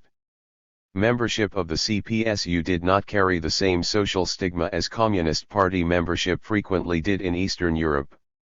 The Bolshevik Revolution of 1917, with all its disastrous consequences, was at least an indigenous revolution, or coup, whereas most of the countries of Eastern Europe were communist only because such a regime had been imposed upon them by Soviet force of arms following the Second World War. 70 people's reasons for joining the party were diverse, but the most common was that it was liable to further the individual's career. In some cases, such as employment in a responsible position in an institute concerned with international affairs, party membership virtually came with the job. To be told that a person belonged to the CPSU conveyed remarkably little about that individual's personal political beliefs. The Soviet Communist Party was nothing like a party in a competitive party system, but in reality a crucial part of the state structure. Indeed, both at the center and in the republics and regions, the leading party organs were, in effect, also the highest instruments of state power. Until the 22.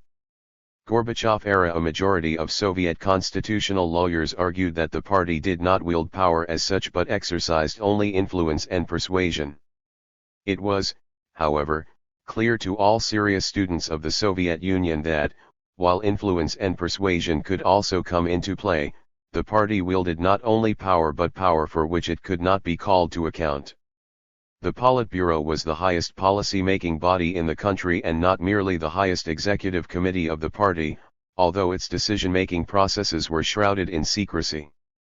One Soviet academic lawyer who was to become at the end of the 1980s and beginning of the 1990s a prominent politician, Anatoly Sobchak, a radical deputy of the Supreme Soviet of the USSR who was elected mayor of Leningrad, St. Petersburg, in June 1991, belonged to the minority in his profession who viewed the Communist Party not as a normal political party but as a state structure. He was, therefore, not alone in drawing the conclusion that it was possible to begin serious change in the Soviet Union only with reform of the Communist Party itself. The position of the Communist Party in Soviet society was such that it was indeed very difficult for far-reaching reform to get underway anywhere else. A revolution would have been another matter, but the party's controlling mechanisms in the unreformed Soviet system, including its penetration and subordination of the means of physical coercion, the military, the Committee of State Security, KGB, and the troops of the Ministry of Interior, MVD, made a revolution a remote possibility. Since those who launched the attempted reform of the Soviet political and economic system in the mid-1980s were, overwhelmingly, members of the Communist Party, as were their most vehement opponents, an appreciation of the broad spectrum of views contained within that party is basic to an understanding of the Soviet political process in the first 4 years of the Gorbachev era. Of course, once a substantial measure of political pluralism had been established, the containment of so many fundamentally different outlooks under the aegis of a single party became an anachronism, and by 1990 if not earlier it was increasingly evident that within the ranks of the CPSU were not only different groups and factions but the seeds of a multi-party system, quite apart from the small parties formed in that same year by people who had never belonged to the Communist Party. By 1991 many candidates backed by the Communist Party were unable to win crucial elections within Russia, not to speak of the Baltic or Caucasian republics. Yet the successful non-party candidates in the 3 most important Russian elections had all been members of the Communist Party until they resigned in 1990. Yeltsin, elected president of Russia, had been a party member since 1961, and a party official from 1968 to 1987, Gavril Popov, elected mayor of Moscow, had joined the party in 1959, while only Sobchak was in a somewhat different category, having joined the CPSU as late as 1988, following the 19th Party Conference, in order to add his weight to the Gorbachev-led reformist tendency. A number of the themes introduced in this chapter will emerge again in the more detailed analysis of Gorbachev's leadership which follows. First of all, Introduction. 23. Though, it is necessary over the next two chapters to examine the path Gorbachev took to the summit of power within the unreformed political system and to attempt to assess his ideas and intentions at the point at which he became the most powerful person within the Soviet party state.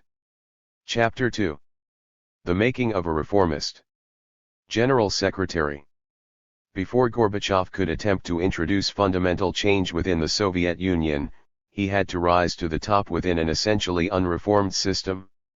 To many people, both in Russia and beyond, it seemed all too clear that no one of reformist disposition, or who was open to new ideas, could emerge from a background in the Communist Party apparatus with such an outlook or personality still intact. Such traits would either be knocked out of him on the way up or the person concerned would be eased out of the party apparatus before he had got very far. Yet, given the political resources that were concentrated in the hands of the Communist Party leadership and the political weakness of the overt dissidents, the best hope of changing the Soviet Union lay in a reformer climbing the greasy pole to the party leadership, however unlikely an occurrence this seemed during the years in which Leonid Brezhnev presided over a communist oligarchy determined to nip in the bud even the slightest threat to the Soviet political status quo. Looking ahead at that time, more in hope than expectation, the leading Australian specialist on the Soviet Union, T.H. Rigby, observed, for the decisive steps to be taken which alone will make possible the shift from a mono-organizational system to one marked, in Leonard Scapiro's words, by the supremacy of law, civil liberties, the dignity of the individual and the liberty of the human spirit, we must perhaps wait upon acts of outstanding intelligence, courage and imagination on the part of some future and, alas, difficult to discern Soviet leadership. The General Secretaryship, by the time Gorbachev attained that office, was, as noted in Chapter 1, no longer the all-powerful personal dictatorship that Stalin had made it, but its holder unquestionably possessed more power than any other individual within the Soviet Union. So far as the population as a whole, or even the millions of rank-and-file Communist Party members, were concerned, this was power without electoral or any other form of institutionalized political accountability. The General Secretary could not be forced to defend his actions or inaction against criticism within a parliament or even a representative party assembly. Single-candidate elections were the norm both inside the Communist Party and in the broader society. In other words, what happened in reality was that the incumbent officials of the ruling party co-opted newcomers to seats in Soviets or party organs in what were elections only in name. Moreover, even the slightest criticism of the General Secretary, and of the Communist Party. 24. 25. As an institution, was taboo. The people the General Secretary had to concern himself with were the members of the Politburo, in effect, the ruling oligarchy, and the Central Committee, the broader party elite, as well as the most important other institutional interests, the military, the KGB, and the ministerial network. Before Gorbachev reached this pinnacle of Soviet power, he had a long and, in his earliest years, difficult road to travel. It is with Gorbachev's formative experiences, his rise through the party ranks, the friendships and alliances he formed, and the evolution of his views before he became the sixth and last General Secretary of the Central Committee of the Communist Party of the Soviet Union that this chapter and the following one are concerned. Every previous Soviet leader had been born before the 1917 revolution, and although three of them, Brezhnev, born in 1906, Andropov, born 1914, and Chernenko, born 1911, were still children when it occurred, their generational experience was quite different from that of Gorbachev. In particular, his three predecessors had already embarked on serious political careers in Stalin's time and were marked for life by the fear they had known then and by culpability for the part they had played in imposing the Stalinist order. Brezhnev's predecessor, Khrushchev, born 1894, was much more heavily involved and at a more senior level than any of them in the repressions as first secretary of the Moscow Communist Party organization in the 1930s, and again from 1949 until 1953, as first secretary in the Ukraine in the 1940s, and as a Politburo member from 1939. Yet he it was who took the bold step in 1956 of exposing at least some of the crimes of Stalin at the 20th Congress of the Soviet Communist Party, an event which was to have a profound impact on party members of Gorbachev's generation. Family background. Gorbachev, in contrast with all his predecessors as party leader, was a child of the Soviet system. He was born into a peasant family on March 2, 1931 in the Stavropol region of southern Russia in a small house on the edge of the village of Privolno. 22 of the misfortunes he suffered in childhood could easily have prevented his later advancement in the party hierarchy. The first was that he had lived in the family home of an enemy of the people. The second problem, as potentially dangerous politically as it had been dangerous physically, was that the Stavropol territory was for a time occupied by the German army during the Second World War. The first issue was sufficiently sensitive for a Soviet politician that it was not until November 1990 that Gorbachev revealed that not one but both of his grandfathers had been arrested on trumped-up political charges during Stalin's assault on the peasantry in the 1930s. His father's father, Andrei Gorbachev, was sent into exile to fell trees in the Irkutsk region of Siberia for failing to fulfill the plan for sowing in 1933 at a time when half of his family, 3 out of 6 children, had died of starvation. His mother's father, Panteley Gopiko, was arrested in 1937 and imprisoned and interrogated for 14 months, during which he confessed under extreme duress to things he had not done. The 26. Principal accusation against that grandfather, as dangerous as it was fanciful, was that he had been active in the district center of a Trotskyist organization. As a careful politician, Gorbachev disclosed different parts of his biography at times of his own choosing to different audiences. Thus, in an interview for a monthly journal carrying news of the current activities of the party Central Committee as well as materials from the party archives, Gorbachev in May 1989 observed that both of his parents and also their parents on both sides were peasants, and that his mother's father, Panteley Gopiko, was for many years chairman of a collective farm. The latter point indeed had been mentioned in Gorbachev's official biography ever since he had become General Secretary of the Communist Party. It was to an audience of intellectuals, writers, artists, and filmmakers that Gorbachev first revealed in November 1990 that the same grandfather had been among those caught up in the Stalin regime's state terror against its own citizenry. That second arrest within the family, followed as it was by prison and torture rather than exile as in the case of his father's father, appears to have been especially traumatic. Gorbachev was old enough to remember that he had lived in the plague-stricken house of an enemy of the people which no one, not even relatives and family friends, dared visit lest the same fate befall them as had befallen his grandfather. Writing in 1993, Gorbachev recalled, "Every time that I filled out a document one had to write down that my grandfather had been in jail. If one hadn't done so, I would have been under suspicion." The second hardship of Gorbachev's childhood, which could have had an adverse effect on his subsequent career, and would very probably have done so in Stalin's time if his political career had already taken off by then, was the fact that the Stavropol region was under German occupation from August 1942 until January 1943. For even longer it was close to one of the war fronts. During the post-war Stalin years of spymania, it was a decided disadvantage to have lived in an occupied area, even if, as in Gorbachev's case, the person concerned had been a child at the time. It may be that Gorbachev's labor feats, described below, along with those of his father and 2 other villagers in the later 1940s, were part of a conscious effort to wipe the political slate clean, although they doubtless stemmed also from real concern to make good the war losses and to combat the extreme food shortages which had afflicted large parts of the Soviet Union in the early post-war period.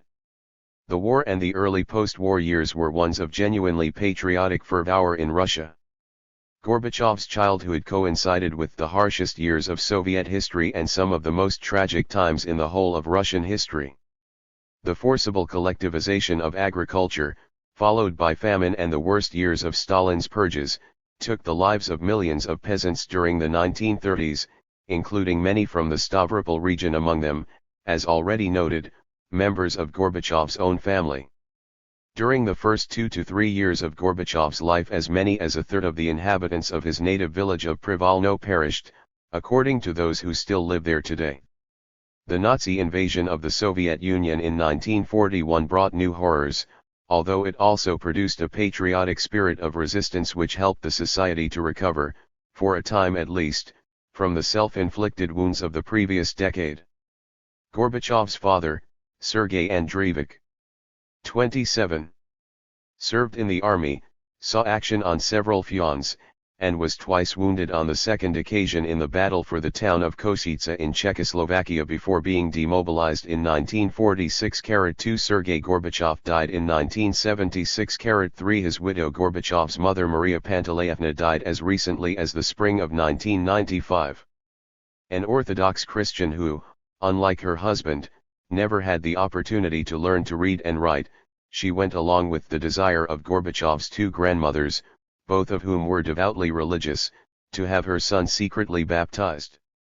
The author of a book on Gorbachev's Stavropol years, who worked at various times under Gorbachev in the Territorial Party organization and as a journalist, cites Gorbachev as saying that the name Mikhail was given to him by the priest. It was not the name his parents had intended to give him. On his mother's side, Gorbachev is of partly Ukrainian descent, as he chose to mention in an interview for Ukrainian television in December 1991 when he was trying desperately to keep Ukraine within a new and radically refashioned union which would replace the old Soviet Union. His mother's own Russian speech was interspersed with many Ukrainian words. Gorbachev's wartime memories were of a time of great suffering for the civilian population, especially for those who lived close to the scene of battle. He himself was aged 10 when the Soviet Union was invaded and 11 when the German army reached the Stavropol area. With almost all physically fit adult males called up for military service, the women and children left in the villages, including Gorbachev and his mother, were responsible for the harvest and were engaged in back-breaking toil from dawn until dusk. In the first 5 post-war years, Gorbachev's schooling was combined with long summers of agricultural work, in which he became at the age of 15 an assistant at a machine tractor station, working alongside his father. The chances of a peasant boy from southern Russia entering Moscow University were quite slender, but a number of factors told in Gorbachev's favor. The most important single qualification was his award of the Order of Red Banner of Labor as an exemplary worker, especially when taken in conjunction with an excellent school record, both of which are discussed below. A necessary, although not sufficient, condition for the aspiring university student was a favorable report from his Komsomol, Young Communist League, branch, and this Gorbachev obtained. 19. Marginally helpful also was, perhaps, the fact that his father had joined the Communist Party during his army service in the Second World War, too, but given that there were some 6 million party members in the Soviet Union at the beginning of the 1950s, it scarcely distinguished Gorbachev from his peers. The post-war part of the Stalin era was not a time at which there was anything like as much affirmative action in favor of children from peasant and worker backgrounds, simply on the grounds of social class, as there had been at an earlier period of Stalin's rule. This was, rather, the era of what Vera Dunham has called the big deal between Stalin and a new Soviet middle class, a social stratum that was totally Stalinist, born out of Stalin's push for the industrialization, re-education, and bureaucratization of the country, flesh of Stalin's revolutions from above in the 30s, and ready to fill the vacuum. 28. created by Stalin's Great Purge and by the liquidation of the Leninist generation of activists. 22 Gorbachev's parents were far removed socially and geographically from that new middle class, and their son's success in entering Moscow University was due very largely to his own abilities and efforts. Although even at this period of Soviet history there was an interest on the part of the authorities in having some students of peasant or worker origin, the chances of any particular boy or girl from those social groups reaching Moscow University were small. At school Gorbachev attained the top mark of 5 in all subjects except German, in which he got a 4, and hence finished with a silver medal, in contrast to his future wife, who, coming from an equally unprivileged background, received top marks in all subjects and a gold medal. If, however, class origins alone were of comparatively little advantage in the post-war Stalin years for gaining entry to the Soviet Union's most eminent educational institutions, to have earned an award for outstanding labor performance when still a teenager greatly strengthened Gorbachev's case for entry to Moscow University. It was especially his achievements as an exemplary worker, in combination with an excellent school record and Komsomol backing, which almost certainly played the decisive part in enabling him to enter Russia's oldest and most prestigious university and to move for the first time to the Soviet capital. It was in the summer of 1948 that Gorbachev established his credentials as an outstanding manual worker. Operating in a team of 4 comprising, besides himself, his village friend and contemporary, Alexander Yakovenko, and the fathers of the 2 boys, Sergei Gorbachev and Yakov Yakovenko, they produced a record harvest 5 or 6 times the average, which resulted in each member of the brigade receiving a state award. For achieving the best result in the entire Stavropol territory, the 2 fathers were awarded the Order of Lenin and the sons, Mikhail and Alexander, the Order of the Red Banner of Labor. 25 According to Yakovenko, speaking in 1989, they worked 20 to 22 hours a day, only stopping when the dew set on the grass. This included the time the 2 youths spent cleaning the combine harvesters at night. Gorbachev's Order of the Red Banner of Labor was a very unusual honor for a teenager. He was 17 when he earned it, and of all his Soviet honors it was the one he most cherished. When he wore it from time to time, it was one of his distinguishing marks as a student at Moscow University. When at the end of the 1970s, before Gorbachev had become famous, I asked the Russian academic lawyer Pavel Grachinsky, who had been a student in the Moscow University law faculty in the early 1950s, whether he remembered Gorbachev. He immediately replied of course, and mentioned the Order of the Red Banner as a major reason for recalling him. Other contemporaries have similar memories. Many of the older students, who had served in the war, had decorations, but such an order was most unusual for a student arriving in Moscow at the age of 19. Work on the land occupied the whole of Gorbachev's summers, but his schooling continued beyond the minimum leaving age. The village school at Privalno ended with the 7th grade and the nearest 10-year school was at Krasnogvardeysk, in those days called Molotovskoye. Gorbachev's parents arranged for him to live there in term 29. Time, sharing a room with 2 other boys from the village. In that way Gorbachev was able to complete a 10-year schooling. 29. Moscow University. Gorbachev's years in the law faculty of Moscow University from 1950 until 1955 were crucial ones for his intellectual development. Whatever the deficiencies of that faculty and the university in the last years of Stalin's life, they provided Gorbachev with a better education than was obtained by any of his colleagues in Brezhnev's Politburo, which he joined exactly 30 years after his university matriculation. Most Soviet leaders who served with Brezhnev had received only a narrowly vocational or party education, and their paper qualifications were from provincial technical institutes and party schools or obtained by external study. Not one of Gorbachev's Politburo colleagues on the eve of Brezhnev's death a generation later had spent a full 5 years studying in a major Russian university. While this superior education gave Gorbachev certain advantages, it was also in some ways a handicap he had to overcome. The very fact that his scholastic experience was so markedly different from that of his colleagues in the years before he succeeded to the top leadership post indicates the general suspicion on the part of a majority of them of anyone who might turn out to be a closet intellectual or, at any rate, a person capable of engaging in independent political thought. Gorbachev himself, when he arrived in Moscow with his provincial school education which had been interrupted by both the war and the post-war turmoil, was less well educated than many of his fellow students from professional families in Moscow, but within a year or two he had closed the gap. The normal time taken by study for a first degree in the Soviet Union was 5 years, and Gorbachev duly graduated with distinction in 1955. In between his arrival and departure far and away the most important event in his personal life was his meeting in 1951 with Raisa Maximovna Tidorenko and their marriage in 1953. While much the most momentous occurrence in his political life, and in that of the entire country, was the death of Stalin on March 5, 1953. Gorbachev, along with student friends, was among those for whom Stalin was still, above all, linked to victory in the war. Much later he was to write, "We could not know then the price that had been paid for that victory, nor what had taken place before it." Happy face, Gorbachev was among the countless thousands who set off to see their lost leader lying in state. We joined the endless, slow-moving line of people and walked for a day and a night. It was morning when we reached the great hall where Stalin was laid out, and one saw him for the first time. Happy face, to be a communist until March 1953 was to be a Stalinist. There were few exceptions. Gorbachev, in the last years of Stalin's life, was doubtless a long way away from making a connection between those stark injustices of which he was personally aware and the culpability of Stalin.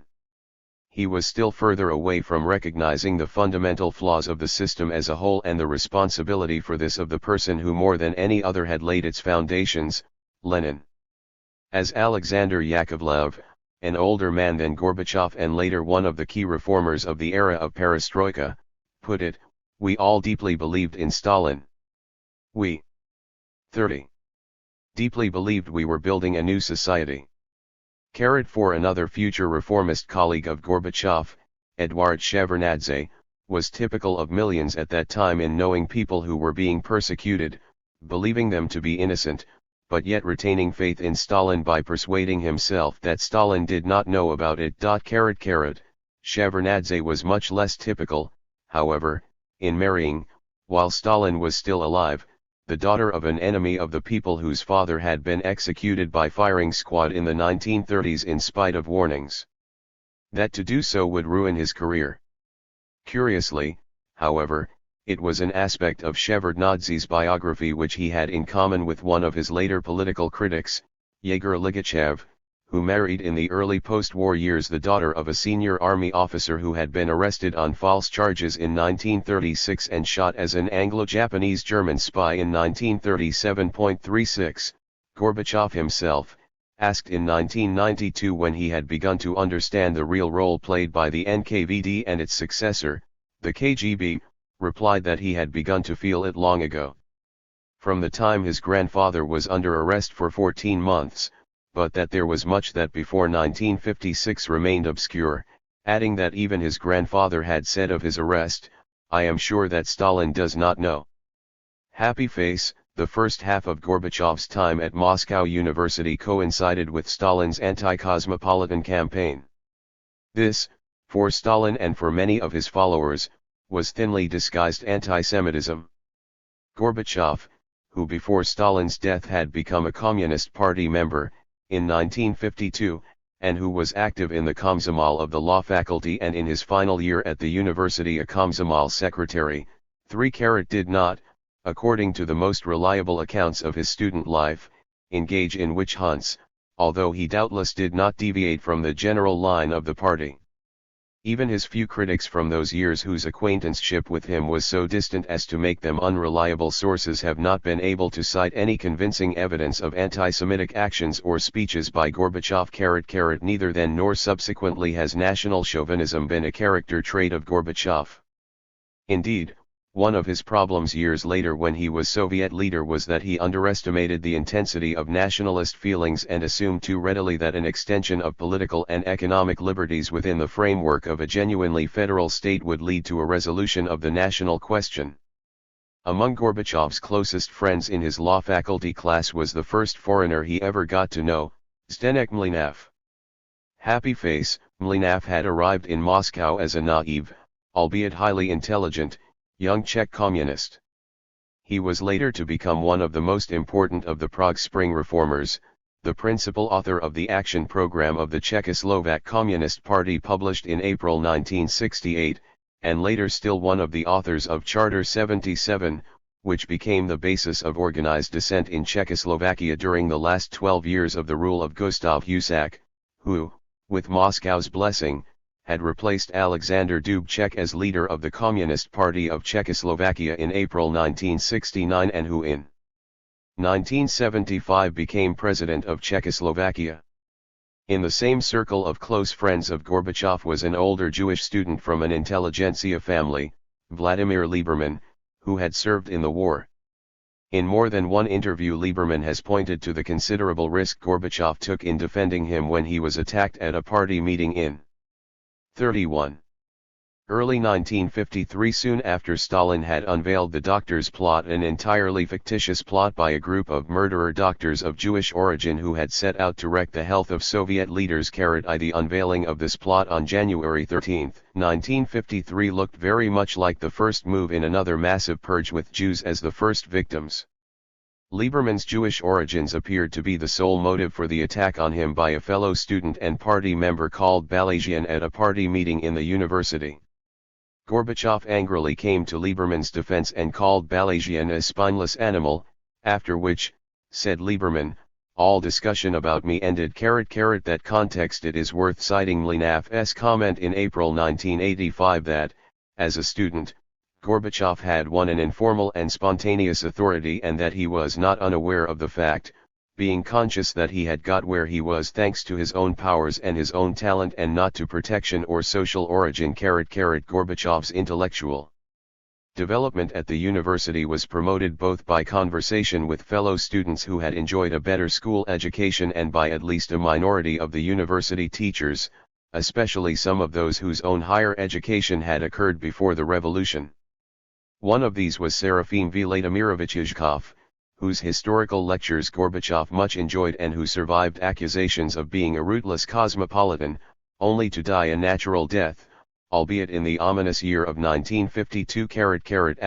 A favorite professor of both Gorbachev and Mlynář, and of many of the ablest students, was Stepan Fedorovich Kechikayan, who taught the history of political and legal thought. Kechikayan was a scholar of genuine erudition and a man of gentle demeanor and kindly disposition, as I can personally testify. Mlynář, who got to know Gorbachev in his first year at Moscow University, and who sent him a picture postcard from Prague, which because of its foreign origins was delivered to Gorbachev as a suspicious object by a policeman while he was working in the fields of his native village during the summer of 1951.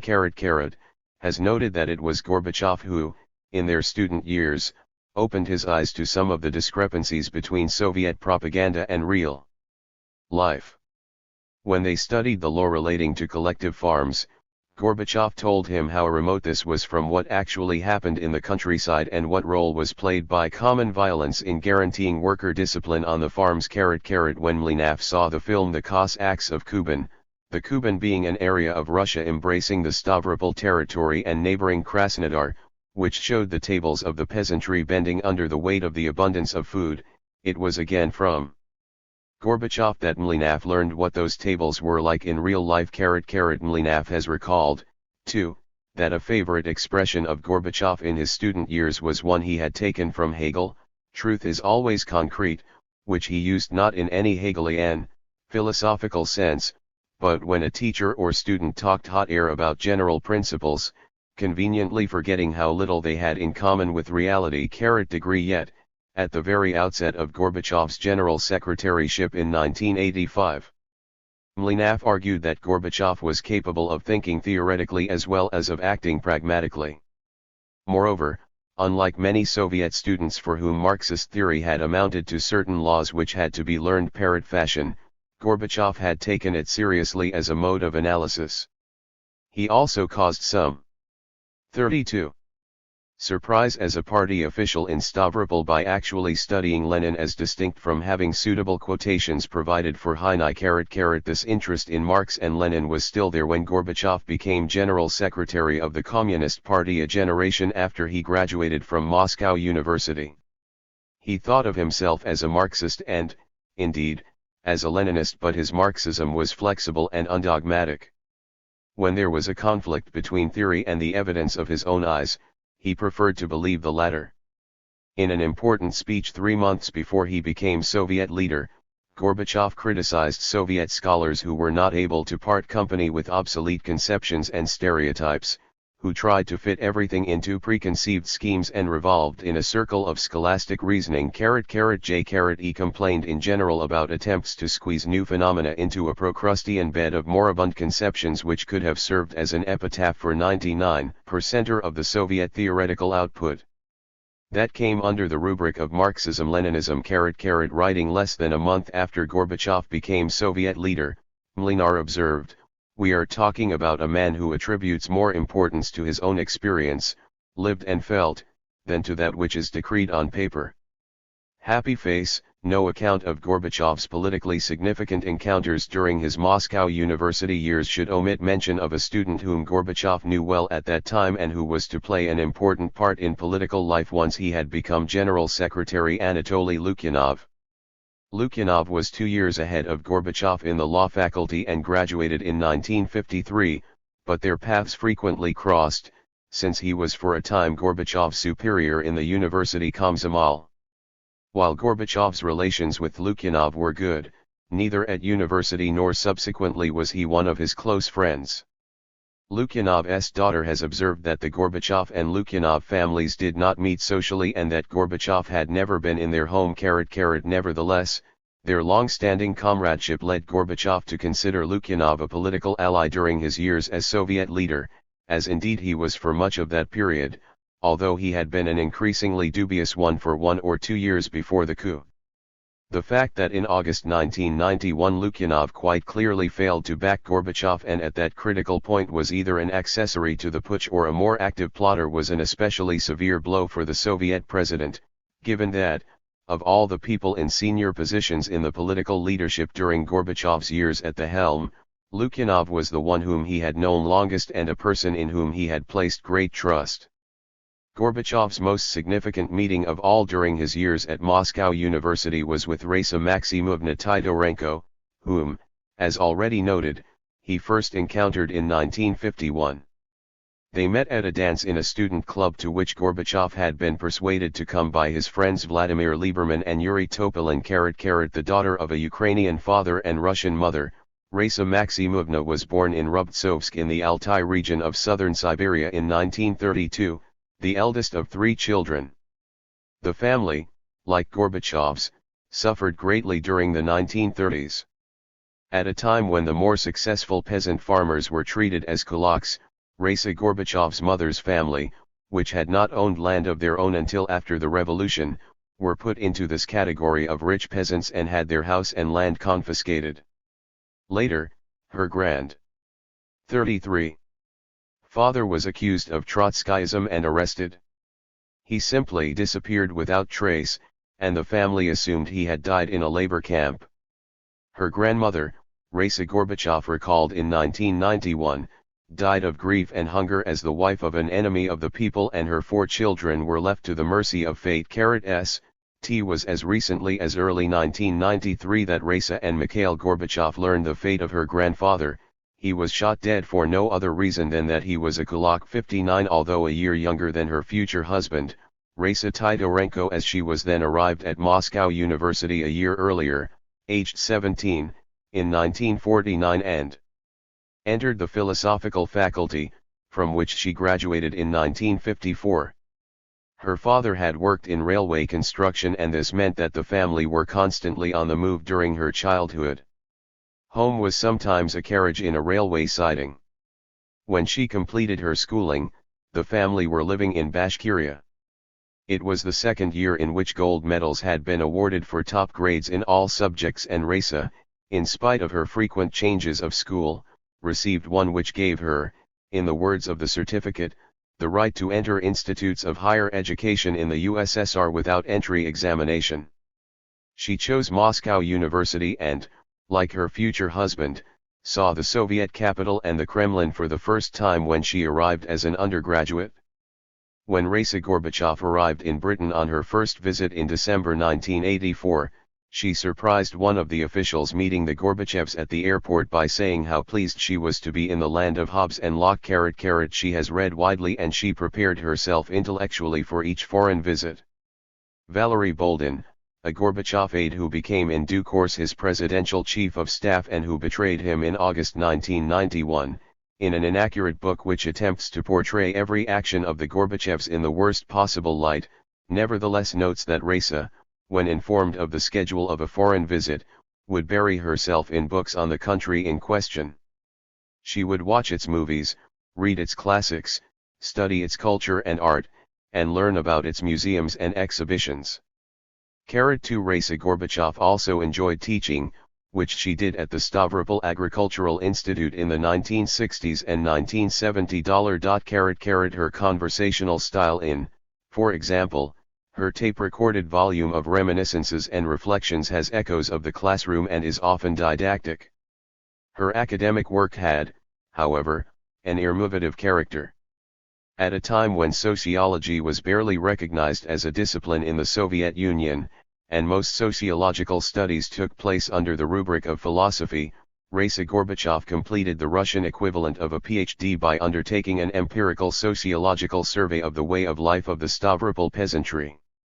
She and her husband lived in Stavropol from 1955 until 1978, and it was in the 1960s that she conducted her research. It involved fieldwork in an unusually literal sense, since Raisa Gorbachev often had to make her way through the muddy expanses of Soviet farms to reach the doors of peasant homes in order to interview the occupants. Sometimes she went on foot and sometimes by motorcycle. Describing her work then as sociology with a human face, the faces of the hundreds of people in the countryside whom she questioned on a wide variety of subjects, she came to understand many of our 34 misfortunes and the questionable nature of many undisputed assertions and established concepts. Her relationship with her husband, both intellectually and emotionally, has been an exceptionally close one, and her own professional work and increasing awareness of the gap between Marxist-Leninist theory and reality complemented his. At the time when Raisa Gorbachev was working on her dissertation, Gorbachev himself was rising through the party apparatus of the city of Stavropol. But in 1970 he became first secretary of the party for the whole, mainly agricultural, region, at which point his wife's research on social conditions and public opinion in rural Stavropol became of direct relevance to him. Raisa Gorbachev turned her thesis into a book which was published under the title The Way of Life of the Collective Farm Peasantry, a sociological study in 1969. This work was completed a year earlier than that, at a time when the Soviet leadership was engaged in a heresy hunt as it reacted with extreme alarm to the Prague Spring, not a propitious moment for objective social research. The manuscript was handed to the typesetter on November 18, 1968, some 3 months after Soviet troops invaded Czechoslovakia. While there was little in it liable to have caused shockwaves in Moscow, it was a work of solid empirical research and by no means mere apologetics. The usual contrast was made between pre-revolutionary illiteracy and the contemporary high literacy rates. Nevertheless, Raisa Gorbachev found and duly recorded an illiteracy level of 3.2% of families in one of the villages she studied. She had many critical remarks to make about the lack of basic amenities in rural localities and the continuing gap between town and countryside. In keeping with the orthodoxy of the time, she stressed the importance of developing new Soviet traditions and customs, while noting that in fact there was a high degree of observance of religious holidays. Some of the most striking passages in the book are devoted to gender inequality. A substantial section is entitled, On the Path to Sexual Equality. 2 She takes issue with the well-known Soviet sociologist Boris Grushin, who, as noted in Chapter 1, today heads his own public opinion research center in Moscow, and his junior colleague, Valentin Chikin, who 20 years later, as editor-in-chief of the newspaper, Sovetskaya Rossiya, was to become a severe critic of Gorbachev from a conservative communist standpoint, for arguing in a book published in 1962 that the practice of giving dowries had become a rarity in the Soviet Union. On the contrary, writes Raisa Gorbachev, going on to state that in her sample of 289 young families, marriage dowries had been given in 206 cases. At the same time, she points out that the meaning and significance of the phenomenon had changed and that, in particular, it no longer played a role in the choice of partner. The break with Soviet tradition whereby Raisa Gorbachev in later years accompanied her husband on all his foreign travels, beginning with the 1984 visit to Britain, for which permission for her to come, too, had to be granted by the party general secretary, Konstantin Chernenko, and most of his domestic trips, drew a good deal of criticism in Russia, but was welcomed abroad. For Gorbachev, it was a matter of letting everything happen naturally, although, as he put it some years later, to have in addition to Perestroika the general secretary. 35. Being accompanied by his educated, energetic wife was a second revolution, and he did not know which produced the sharper reaction. On the one hand, this was another indication of the Gorbachev's close relationship. On the other, it was an early manifestation of a strong westernizing element in Gorbachev's political style. There was by Western standards nothing odd about leaders being accompanied by their spouses only by Soviet ones. In an interview with Soviet editors published in Izvestiya in September 1991, Gorbachev described his wife as someone who was capable of analyzing the experiences she had lived through. He mentioned that, when several years earlier he had been asked a question about which issues he discussed with her and had replied all, that, apparently, had astounded many people. In fact, it so startled the Soviet establishment that when the interview Gorbachev had in mind, which he gave to Tom Brokaw of the American television company NBC in late 1987, was broadcast and published in Pravda, part of Brokaw's question and Gorbachev's answer was considered too sensitive to be transmitted by the Soviet mass media. Both Soviet television and the press did, it is worth noting, carry the essence of the point, that was already a sign of the changing times. Thus, when Brokaw commented on the fact that Raisa accompanied him everywhere and asked what issues of public life he discussed with her, Gorbachev's answer, "We discuss everything," was broadcast both on Soviet television and radio and published in Pravda. Brokaw, however, further inquired, including Soviet affairs, at the highest level, to which Gorbachev responded, "I think I have answered your question in toto. We discuss everything."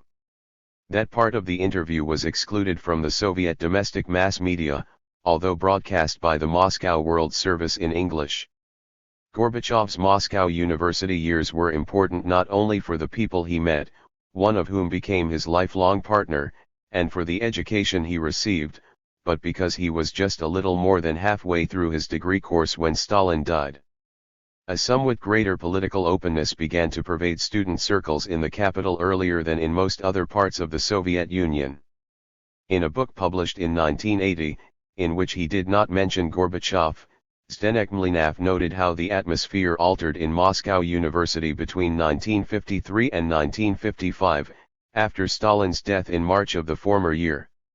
He came to realize that even the Soviet citizens with whom he was personally well acquainted sensed and knew far more about the reality of Stalinist terror in their country than I had gathered from them while Stalin was still alive. In 1954 and 1955, such things were spoken of more and more openly. Happy face, when Mlynav returned to Prague in 1955, he found that there was more fear there than there had been latterly in Moscow, where people were beginning to speak more freely among themselves and the political climate was changing under the influence of a slow but very real subliminal movement. The early post-Stalin years were also ones in which cultural life began to revive. A novel by Ilya Ehrenberg, The Thaw, published in 1954, gave its name to the era. Gorbachev was introduced to the cultural life of Moscow theater and poetry readings above all by his wife, whose knowledge in that area exceeded his own, although as a schoolboy he had been an enthusiastic participant in amateur dramatics. It was during the Gorbachev's university years that the then youthful poets Yevgeny Yevtushenko and Bela 36. Akhmatulina were first published to great acclaim, especially from young people. As a student, Gorbachev took a dim view of the manners and political style of the typical Soviet bureaucrat. Throughout the university summer vacation of 1953 he worked in the office of a district prosecutor, in his home district of Krasnogvardeysk in the Stavropol region. In a letter to Raisa Tidorenko, several months before their marriage, Gorbachev described his surroundings as disgusting, especially the manner of life of the local bosses. He particularly disliked the acceptance of convention, subordination, with everything predetermined, the open impudence of officials and the arrogance.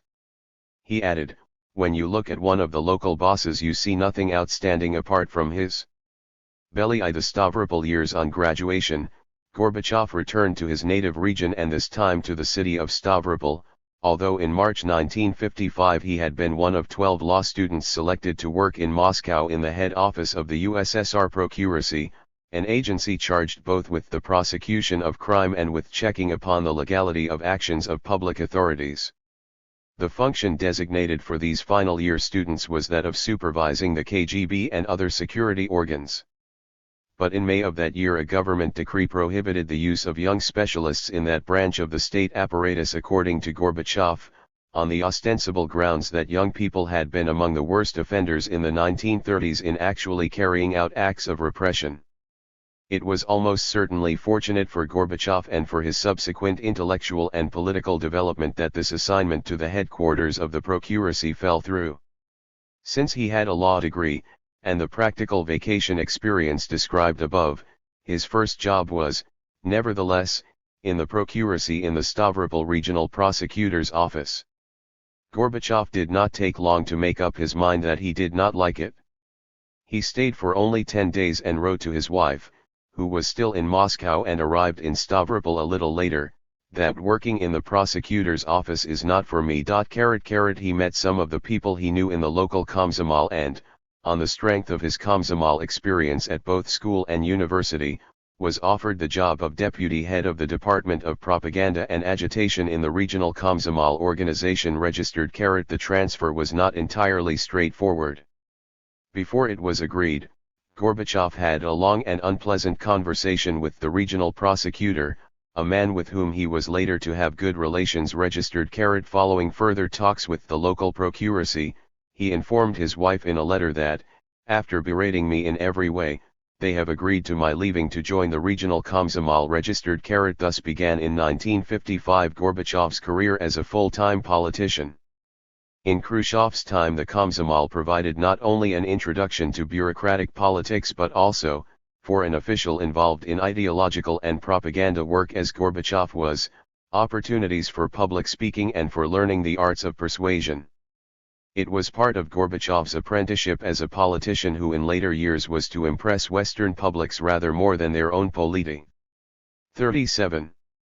Kians, with all the advantages of a lifetime of pluralist politics, were succeeding in doing. Since the Komsomol, even in the Khrushchev era, was a school of politics which produced also many a dull Soviet bureaucrat, the natural gifts fortified and enhanced by his Moscow university years which Gorbachev brought to his political career were, however, even more important than the nature of the work itself. Many of the political skills and attributes necessary for a successful career in a comparatively free political system are dissimilar from those required for success in a highly authoritarian one. The degree of responsiveness to public opinion required in the one case is very different from the other. Skill in debate and public speaking ability more generally are clearly important in a democracy but counted for little in the unreformed Soviet political system. If they had, a Brezhnev or a Chernenko would never have made it to the top.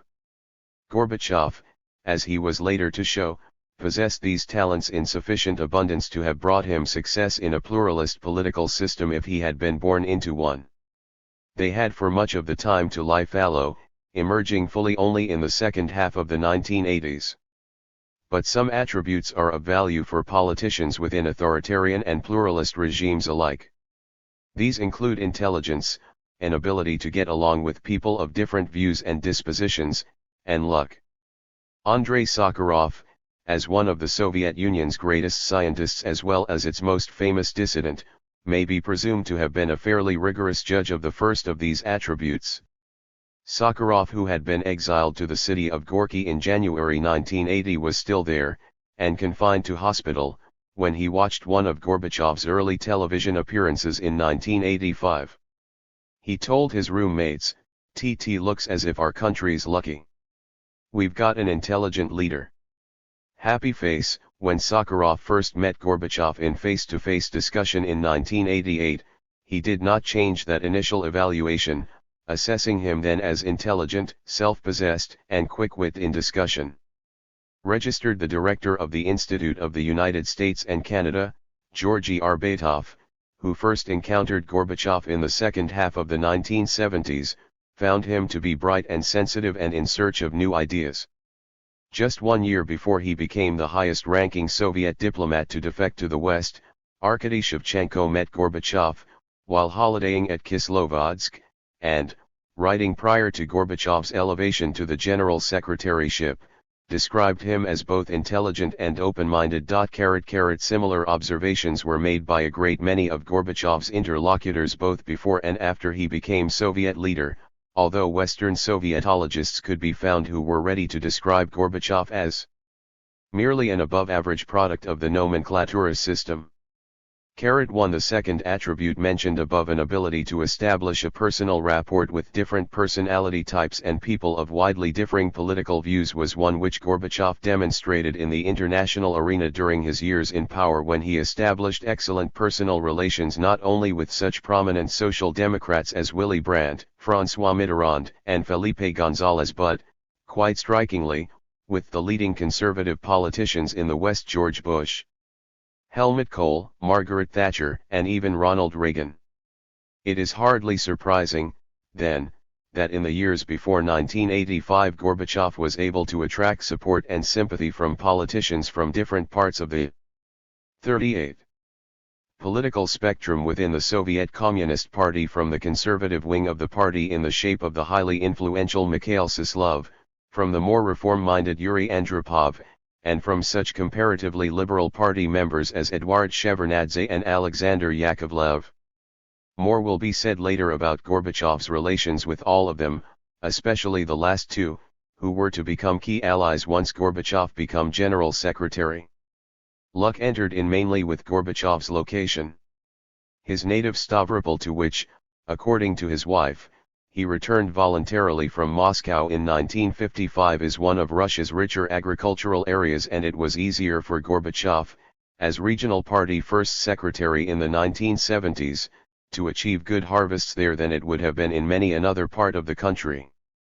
Even more important, it contained a number of spas to which Politburo members from time to time descended, and Gorbachev had both the duty, as local party chief, to meet these highly placed visitors and the opportunity to make a good impression.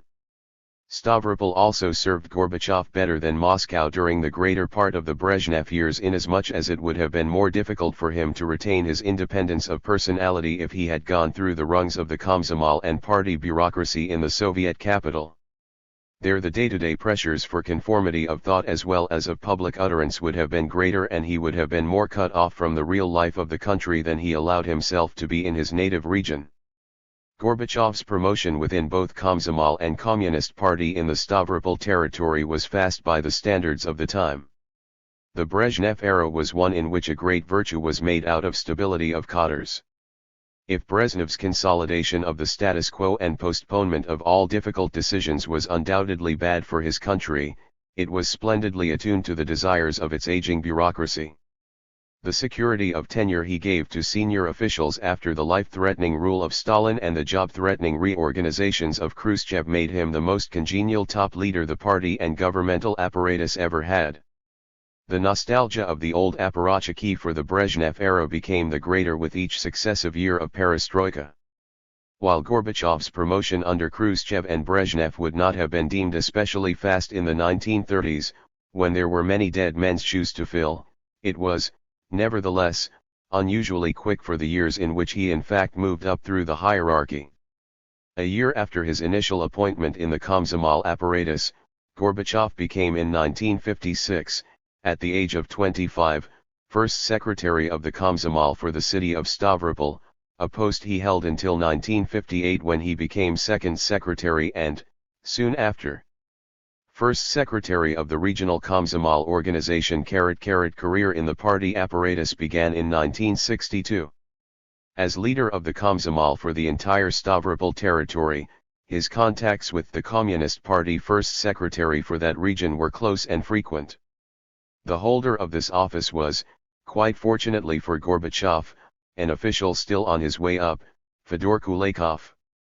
He had been the regional party chief since 1960 and was to remain in that post until 1964 when, following Khrushchev's replacement by Brezhnev, he was promoted to be head of the Department of Agriculture of the Central Committee in Moscow. Later Kulakov became a secretary of the Central Committee, 1965, and a full member of the Politburo, 1971, which meant 39. Among other things, that Gorbachev had for the first time a friend in high places. Kulakov's decision to bring Gorbachev into the party apparatus launched him on a career in that organization which formally ended only with his resignation from the General Secretaryship of the Soviet Communist Party in August 1991. His first post was as party regional organizer of the administration of collective and state farms, an office created by one of Khrushchev's reorganizations. From there he moved in 1963 to be head of the party organs department of the Regional Party Committee, which meant that he was in charge of personnel policy and the selection of more junior party office holders. Gorbachev's next promotion was in 1966 when, at the early age of 35, he became first secretary of the Stavropol City Party organization. In the meantime, just as it had been advantageous for Gorbachev that Kulakov had been a party official on the way up, it was also by this stage in his career convenient that Kulakov's replacement as party first secretary for the Stavropol region was an official on the way down. Leonid Yefremov had been a candidate member of the Politburo in Khrushchev's time, and for him to be sent from Moscow to Stavropol in 1964 was a clear indication that he was out of favor with the new Brezhnev leadership, although he appears to have been well respected in the Stavropol region. When, in 1968, Gorbachev was moved from the leadership of the Stavropol City Party to the second secretaryship of the party organization for the entire Stavropol region, it should have been clear that he was being groomed for the succession to Yefremov. This promotion duly came in 1970 when Gorbachev was aged 39. Since important regional party first secretaryships carried with them a seat in the Central Committee, Gorbachev was elected to that body at the 24th Party Congress, held in 1971, just 1 month after his 40th birthday. The 15 years between Gorbachev's return to Stavropol and his becoming the most powerful person in the region had been eventful ones in the wider world of Soviet politics. Crucially important was the de-Stalinization begun by Khrushchev. His secret speech to the 20th Party Congress in early 1956, which was read aloud at Communist Party meetings at the time but not published in the Soviet Union, as distinct from the West, to which a copy quickly found its way, until Gorbachev himself was Soviet leader, had a profound effect on party members of Gorbachev's generation. Gorbachev, as a member of the Komsomol Regional Committee, had a better opportunity than the rank-and-file party member actually to read the Khrushchev speech. In his own words, the document containing Khrushchev's denunciations circulated briefly within the party, and then it was withdrawn. But I managed to get my hands on it. I was shocked, bewildered and lost. It wasn't an analysis, just facts, deadly facts. Many of us simply could not believe that such things could be true. For me it was easier. My family had itself been one of the victims of the repression of the 1930s. Khrushchev's criticism of Stalin was something which many older communists found impossible to accept, but for the better educated younger people, those between their late teens and early 30s in 1956, this was an important turning point. The phrase "children of the 20th Congresses" was 40. Often used in later years in the Soviet Union to describe this political generation whose anti-Stalinist outlook took shape between 1956 and the early 1960s, for in 1961 at the 22nd Party Congress Khrushchev returned to the attack on Stalin, and this time in open session.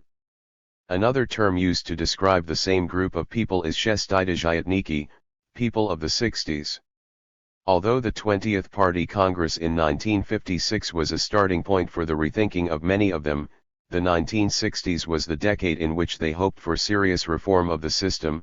Those hopes were, however, to be dashed.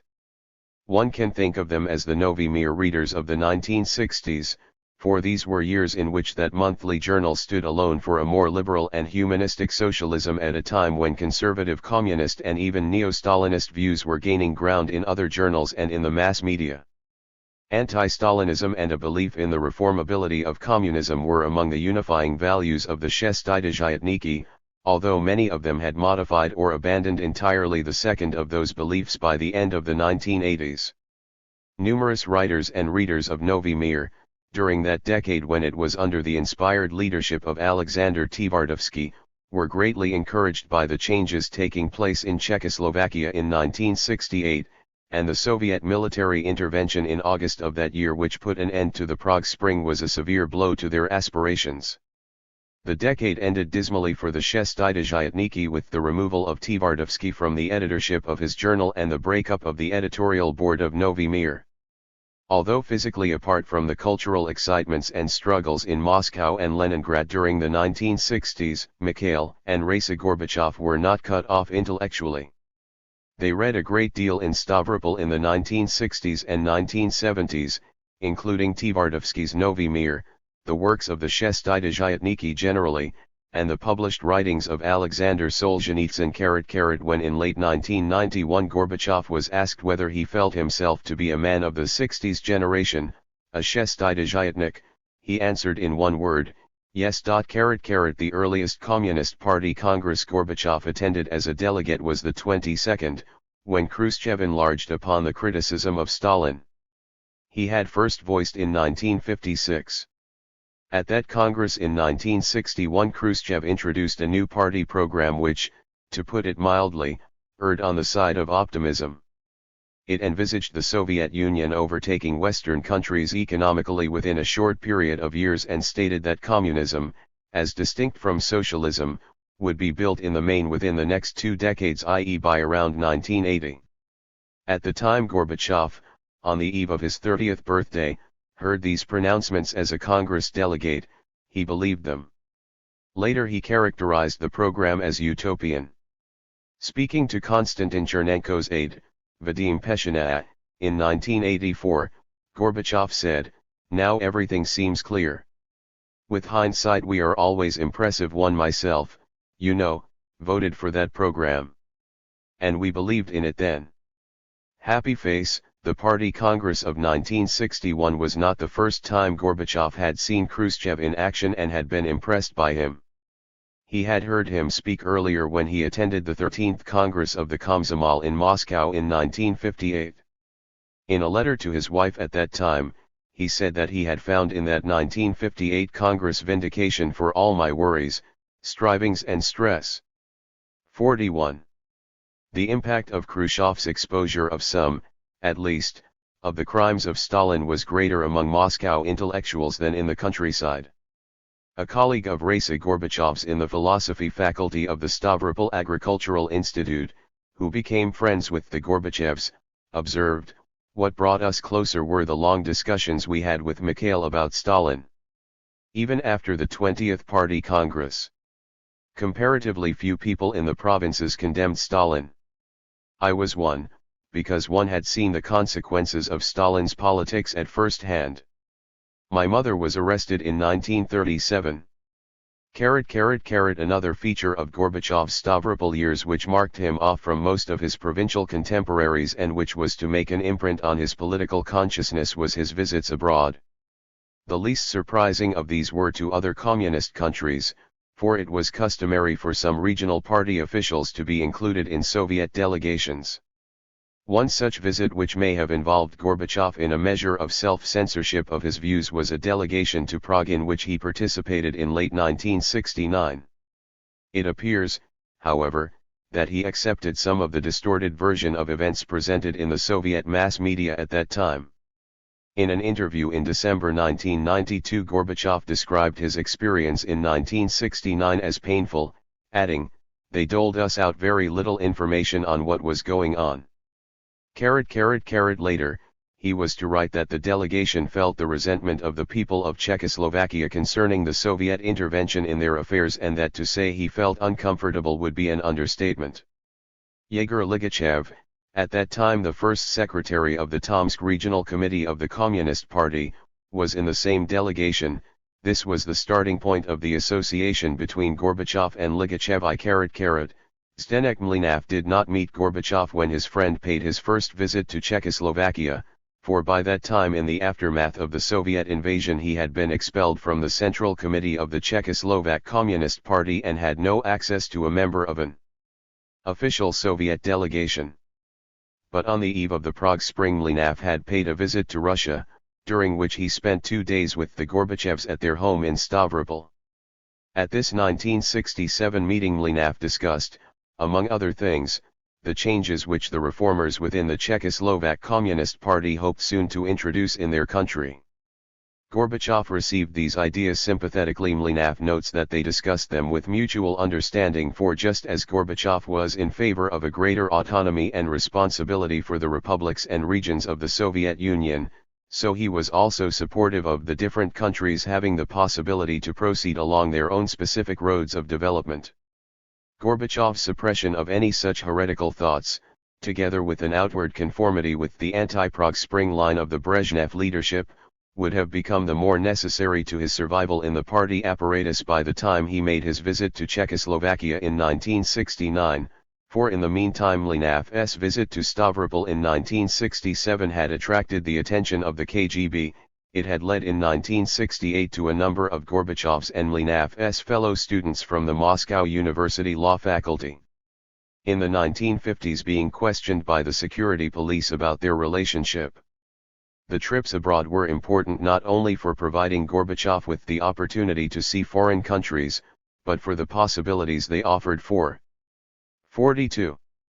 Networking. Thus, for example, the Gorbachev-Ligachev relationship developed on friendly and cooperative lines for many years after their joint Prague experience.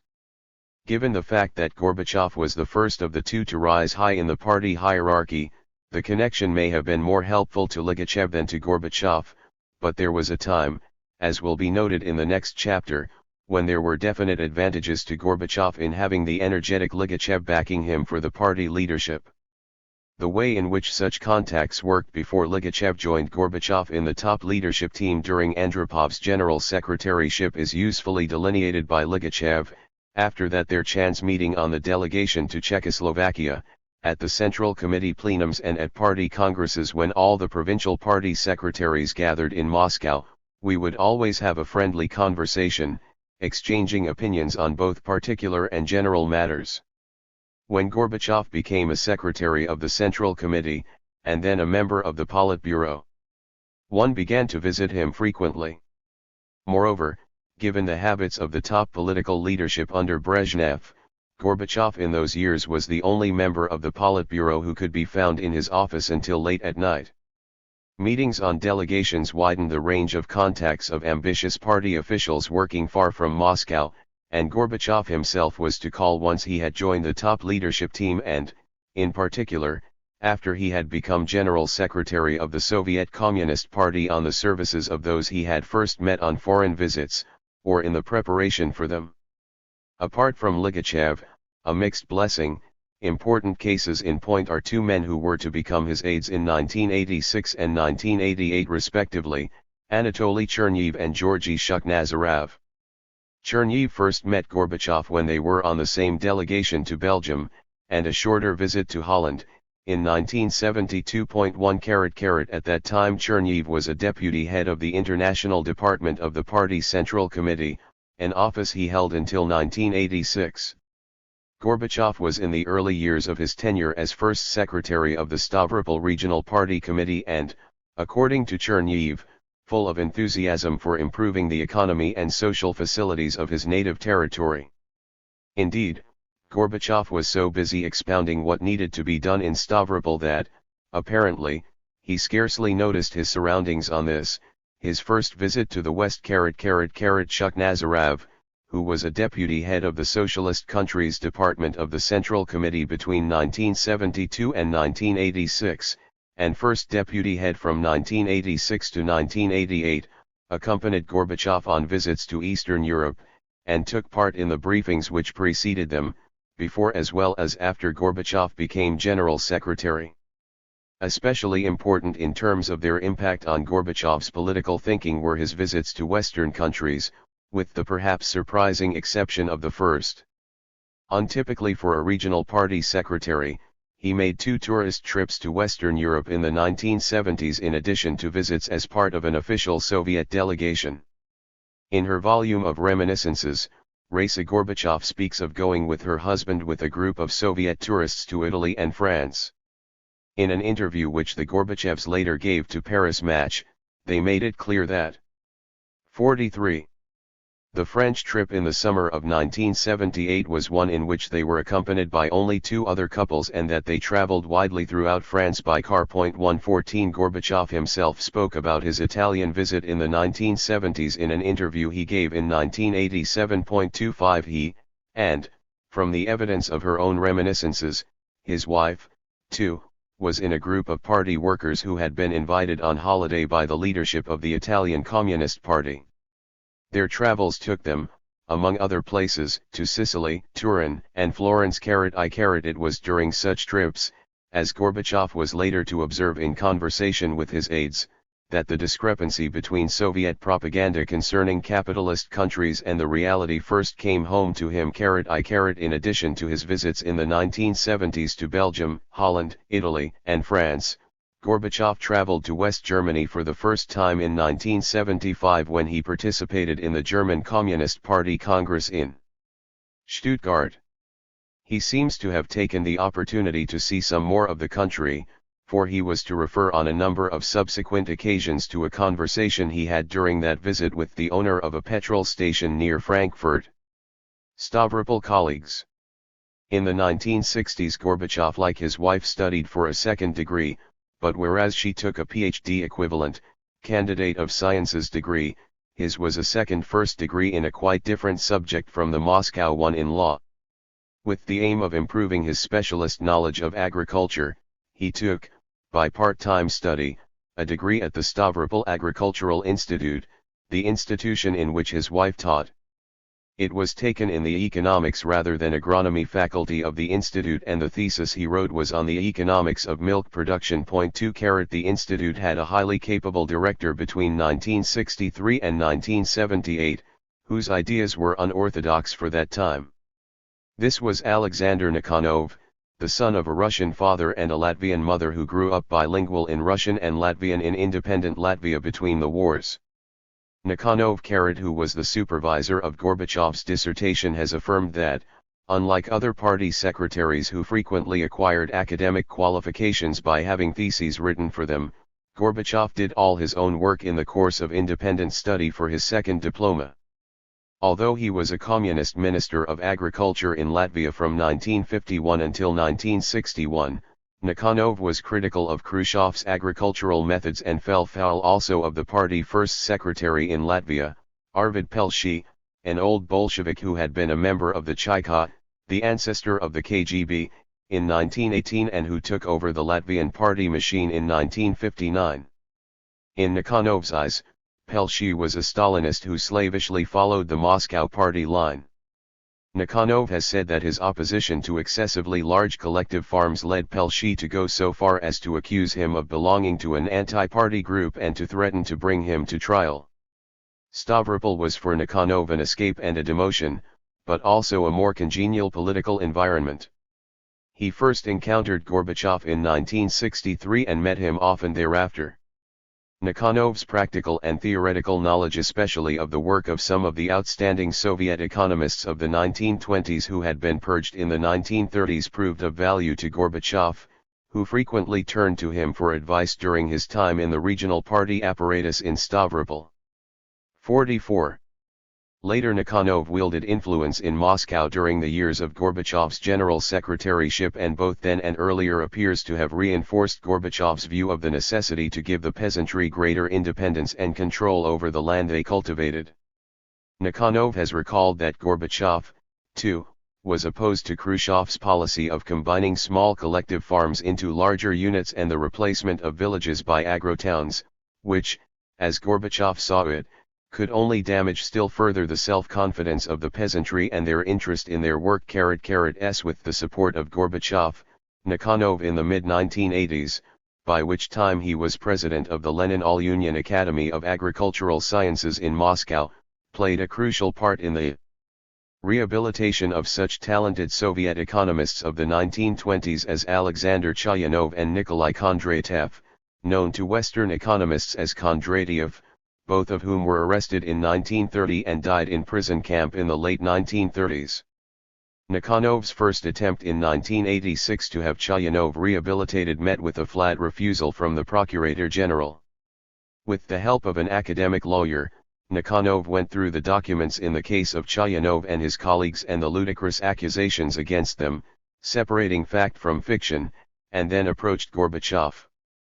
This was still a time when there was not even a pretense of separation of political and judicial powers, and Gorbachev's word proved decisive.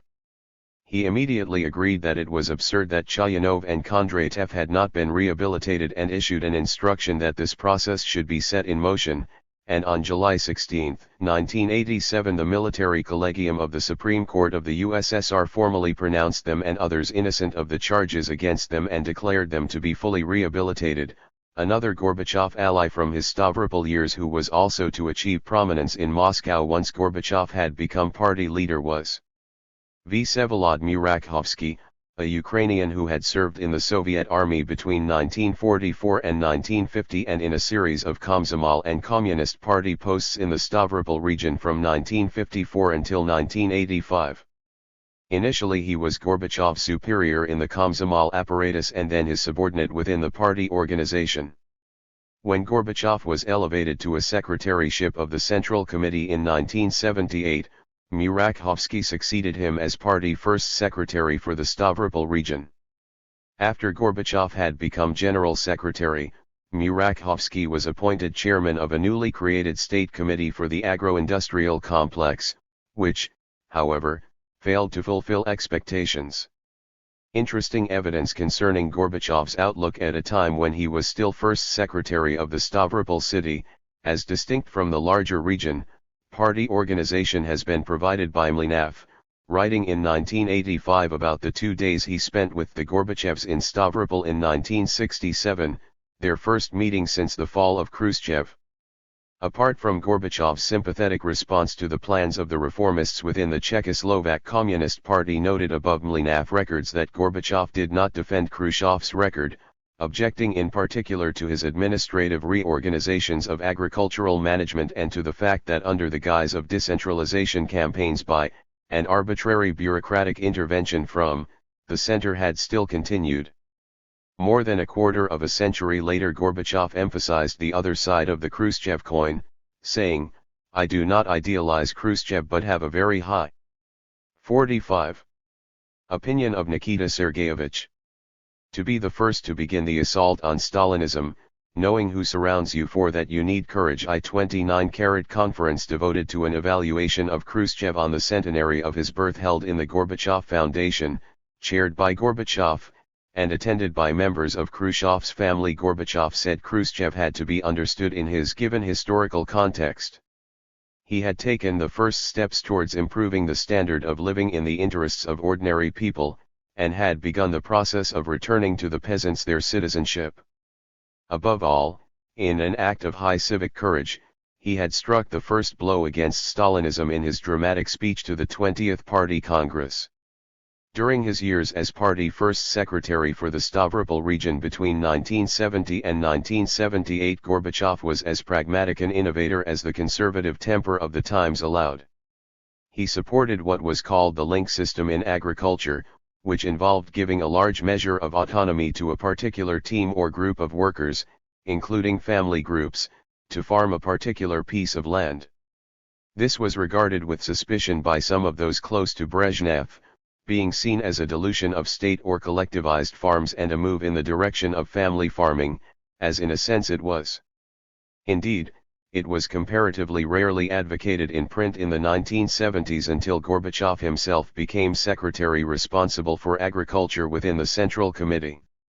Gorbachev also gave support to innovative individuals in the Stavropol region, such as the entrepreneurial Viktor Postnikov, a native, like Gorbachev, of Privolno, for whom Gorbachev obtained permission to start a large-scale poultry farm with its own retail outlet in Stavropol. Postnikov got the idea in 1974 from the glossy American magazine America, published for Soviet citizens and periodically on sale in the Soviet Union. There was a limit, however, to the amount of independence Gorbachev could accord to Postnikov's or any other enterprise in his capacity as regional party secretary. Postnikov has observed that he later frequently went to see Gorbachev when he was Central Committee Secretary with responsibility for agriculture, and that it was especially from 1983, when Gorbachev's powers at the center were extended under Andropov, that he was able to gain autonomy from the ministerial bureaucracy and feel he was master and owner of the enterprise. Gorbachev also fought the Ministry of Agriculture over the issue of fallow land. Against official insistence that every acre be farmed annually, he argued that productivity would be higher if part of the land of the Stavropol territory were to lie fallow each year. Gorbachev, however, paid due heed to signals from the Central Committee building in the capital. He engaged himself wholeheartedly in a more traditional harvesting campaign launched by Kulakov in Moscow. Kulakov chose his former party region of Stavropol and within it the Apatovsky district, which also happened to be part of his Supreme Soviet constituency, for a widely publicized experiment. His choice was also no doubt affected by his confidence in Gorbachev to organize the enterprise successfully and produce good results which would redound to Kulakov's favor, and also, incidentally, Gorbachev's. The idea was, as Zharis Medvedev relates in the best account of this episode, to reap the harvest far quicker than usual to avoid large losses of grain, and to do this by sending in large mechanized units along with several party agitators. 46. This was a very different approach from the link system Gorbachev had hitherto favored and to which he was later to return, but it worked inasmuch as the harvest in the district was good in 1977 and a record-breaking one in 1978. Like the majority of Soviet economic experiments over the years, however, the Apatovsky method did not produce results which could meaningfully be generalized, for so many specialist resources were poured into the effort that by definition a similar priority could not be given to all other agricultural areas. Many of them, moreover, had climatic conditions in which grain did not ripen simultaneously and where the Apatovsky method would have been ineffective. But the Apatovsky experiment achieved a narrower purpose. It brought awards to a number of agricultural workers and party officials in the Stavropol area, including the Order of the October Revolution for Gorbachev, and in what was doubtless one of its primary aims it yielded for Kulakov the still higher award of Hero of Socialist Labor. Gorbachev, however, was thinking more broadly about the problems of Soviet agriculture and the Soviet economy. In a lengthy memorandum which he sent to the Central Committee in May 1978, but which was published only in 1987, 2 years after Gorbachev had become General Secretary, he raised a number of fundamental issues. This document, which occupies 21 pages of Gorbachev's collected writings and speeches, involved a risk on Gorbachev's part. It implicitly criticized the various ministries concerned with agriculture, and it could easily be inferred from his criticisms that the party leadership as a whole had been remiss. Perhaps Gorbachev thought that 2 months after he had been awarded the Order of the October Revolution for his agricultural achievements was as good a moment as any to chance his arm. Some of his recommendations were of a detailed and technical nature, but in general they pointed to a deteriorating situation rather than one which was getting better all the time in accordance with the refrain of Brezhnevian propaganda. He complained about the slow growth of prices paid to the producer for agricultural products and of a declining rate of profit for collective and state farms, which meant that even in the Stavropol area they could no longer meet their economic needs from their own resources. Gorbachev stressed the need to raise agricultural productivity not by administrative methods but through a well-thought-out mechanism for material stimuli and material and technical provision. He called for more local autonomy, and in a sentence which was very close in sentiments and terminology to a key passage in one of Andropov's agenda-setting speeches 4.5 years later, soon after he had succeeded Brezhnev as Soviet leader, Gorbachev wrote, "In our opinion it is necessary to give more independence to enterprises and associations in deciding various production and financial questions." He complained that in order to resolve small and perfectly clear issues it was necessary to possess gladiatorial capacities to overcome the bureaucratic barriers. This had the further deleterious consequence that the central departments were so busy dealing with numerous trivial matters that they were not resolving questions of long-term significance. Many of the ideas of perestroika, in its economic aspect, are, in fact, laid out in Gorbachev's 1978 memorandum, as the prominent reformist and sociologist Tatyana Zaslavskaya, who read the document 47. The first time only after its publication in 1987, remarked in an interview she gave in 1989. The price for plain speaking in one document had to be orthodoxy elsewhere. Thus, in the very same month, Gorbachev along with party secretaries across the country accorded lavish praise to the latest volume of Brezhnev's ghosted memoirs, The Little Land.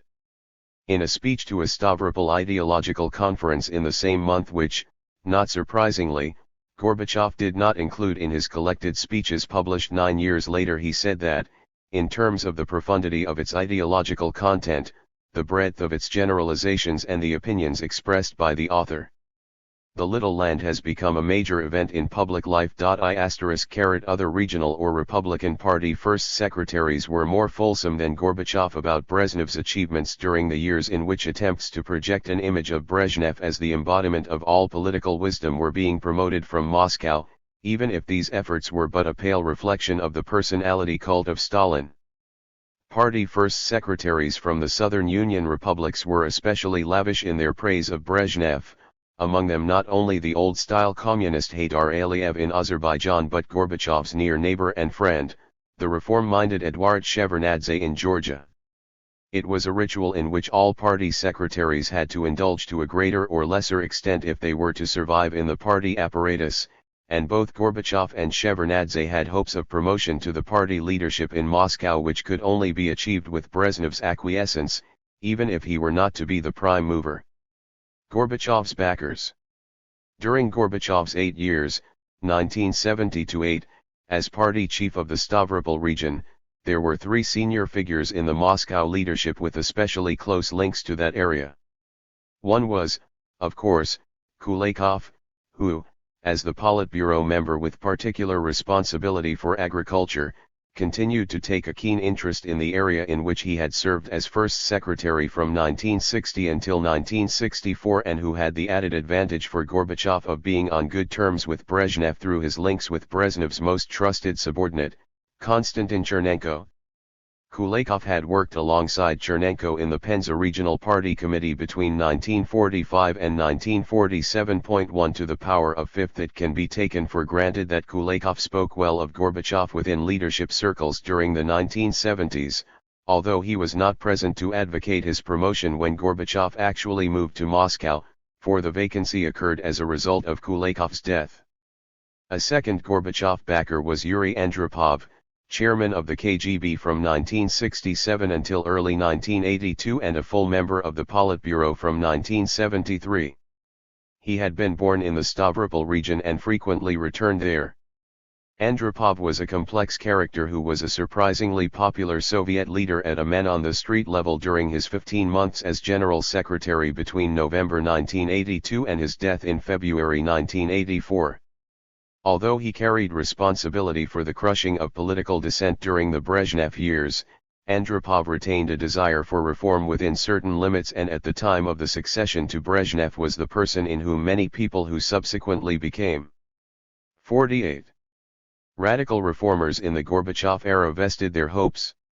Some of them had, in fact, worked closely with Andropov as his full-time consultants when he headed the Socialist Countries Department of the Central Committee from 1957 until 1967. That group of consultants has been described by Georgy Arbatov as one of the most outstanding oases of creative thought of that time, i.e. from the moment of its creation in 1961 until 1967, when Andropov transferred from the Central Committee to the KGB. I-46. The best known among these consultants outside the Soviet Union over the past quarter of a century has probably been Arbatov himself, who became the first director of the Institute of the United States and Canada in 1967, and who took a genuinely pro-détente line at home while defending orthodox Soviet positions abroad during the Brezhnev years. He retained his links with Andropov until the latter's death, although there was a rift between them for a time during Andropov's general secretaryship. Arbatov was a strong Gorbachev supporter during the earliest years of perestroika, but by 1990 had identified increasingly with the more overtly radical views of Boris Yeltsin. Another of Andropov's former consultants in the Socialist Countries Department of the Central Committee who became an institute head was Oleg Bogomolov, who was appointed director of the Institute of Economics of the World Socialist System in 1969. By 1990 it was evident that there was no longer such a thing as a world socialist system, if there ever had been, and the name was changed as noted in Chapter 1 to the Institute of International Economic and Political Studies. Even under its old name, however, and even during Brezhnev's period of rule, the Bogomolov Institute was a refuge for a number of independent thinkers who were to become very prominent proponents of transformative change in the Gorbachev era. The original head of Andropov's team of consultants in the Central Committee in 1961 was Fyodor Berlatsky, a within-system reformer who over many years tried to push wider the limits of the possible. Although Berlatsky's relations with Andropov virtually ceased when he left the Central Committee apparatus in 1965, and moved to Pravda, from which he was dismissed in 1967, he welcomed Andropov's elevation to the party leadership in 1982, and his own influence became somewhat greater than it had been in the later Brezhnev years. He played a still more prominent part in the Gorbachev era as a source of ideas for political institutional reform, as editor from March 1990 until August 1991 of the weekly newspaper Literatumaya Gazeta, and also as an active member of the Supreme Soviet of the USSR. The former consultant in the Socialist Countries Department of the Central Committee who was later to play the most influential role of them all during the years of Gorbachev's leadership was, however, Georgy Shukhnazarov. More will be said about Shukhnazarov later, for, as has already been noted in passing, he became in 1988 one of Gorbachev's full-time aides, and even before that was an informal advisor. His opportunities to make an impact on Gorbachev's thinking were, accordingly, greater than those of any of the remaining participants in this network of anti-Stalinist communists who had worked with Andropov a quarter of a century earlier. Others from that group who achieved later prominence included Alexander 49 Bovin, for many years political commentator for the newspaper Izvestiya, and from late 1991 Soviet, and subsequently Russian, ambassador to Israel after Israel's diplomatic relations with what was then still officially the USSR had been restored, Gennady Gerasimov, who achieved worldwide fame as Ministry of Foreign Affairs chief spokesman in the second half of the 1980s and as the Soviet official at summit meeting press conferences who, speaking in English, produced more quotable sound bites for the Western mass media than his American counterparts. Nikolai Shishkin, a shrewd political analyst who became one of the most liberal among senior figures in the Central Committee apparatus during the Gorbachev era, and the scholarly Lev Deliasin, for many years a China specialist in the Institute of Oriental Studies in Moscow. During the 15 years in which Andropov headed the KGB, he was evidently closer to people of a much less reformist disposition than his former party consultants, although the KGB, like other Soviet organizations, was not entirely homogeneous in its attitude to change within the Soviet system. Some of its well-traveled and well-educated members were better aware than most Soviet citizens of just how far behind the Western world Brezhnev's Soviet Union trailed.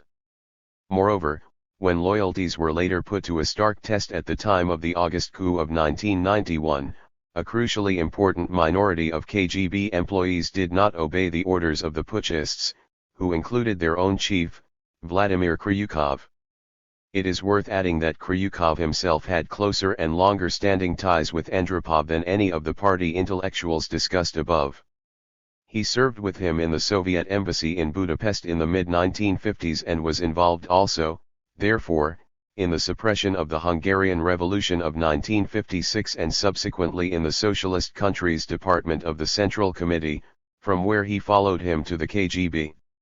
Andrei Sakharov, in the light of subsequent revelations, probably gave the KGB under Andropov more credit than it was due when, after castigating it for the persecution of dissidents during the 1970s and first half of the 1980s, he commented, on the other hand, precisely the KGB, thanks to its elite character, was almost the only force not affected by corruption and therefore opposed to the mafia. That duality was reflected in the personal fate and position of the leader of the KGB, U.V. Andropov. Andropov's lifestyle was, indeed, modest in comparison with others in the Brezhnev leadership team, and his anti-corruption sentiments, as Gorbachev has suggested, were probably genuine. It is also the case that he launched an attack on corruption when he was politically strong enough to do so in 1982. But Andropov's particular selection of politicians with mafia connections was governed substantially by political expediency, and the KGB as a whole, according to Arkady Vaxburg, the author of the Soviet Mafia, was far from free of collusion with organized crime. Yet there was, as Sakharov suggested, a certain duality in Andropov's character. Although he proved himself capable of the ruthlessly efficient repression of organized dissent as KGB chief during the Brezhnev years, he remained less complacent about the regime's performance than did Brezhnev and his closest colleagues. Andropov's own brief period as party and national leader was to be one in which economic reform was tentatively placed on the political agenda for the first time since Alexei Kogin had attempted the cautious introduction of 50.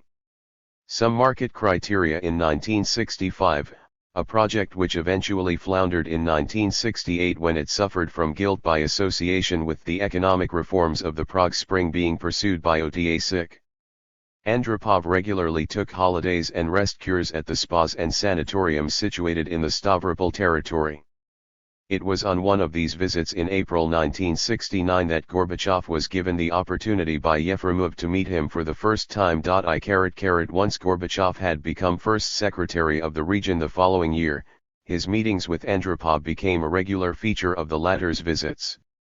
While Soviet protocol demanded that the local party boss greet top leaders from Moscow, it is also clear that Andropov was attracted by Gorbachev's intelligence and personality.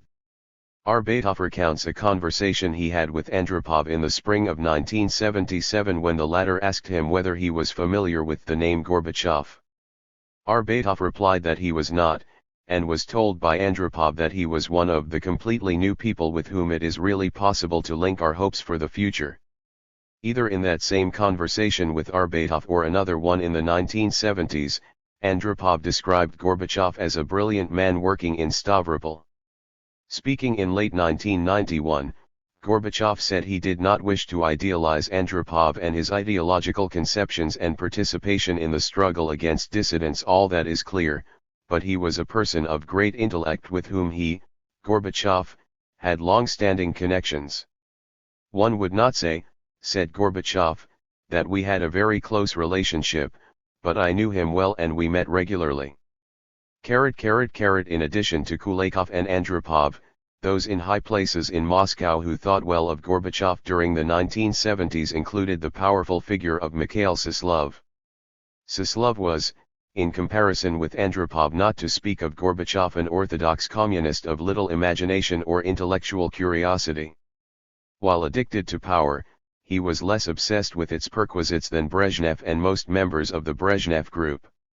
While generally supportive of Brezhnev, he stood somewhat apart from Brezhnev's circle of cronies and had an interest, as had Andropov, in checking the trend in the 1970s whereby the top leadership was gradually replenished with people who had close connections with Brezhnev personally.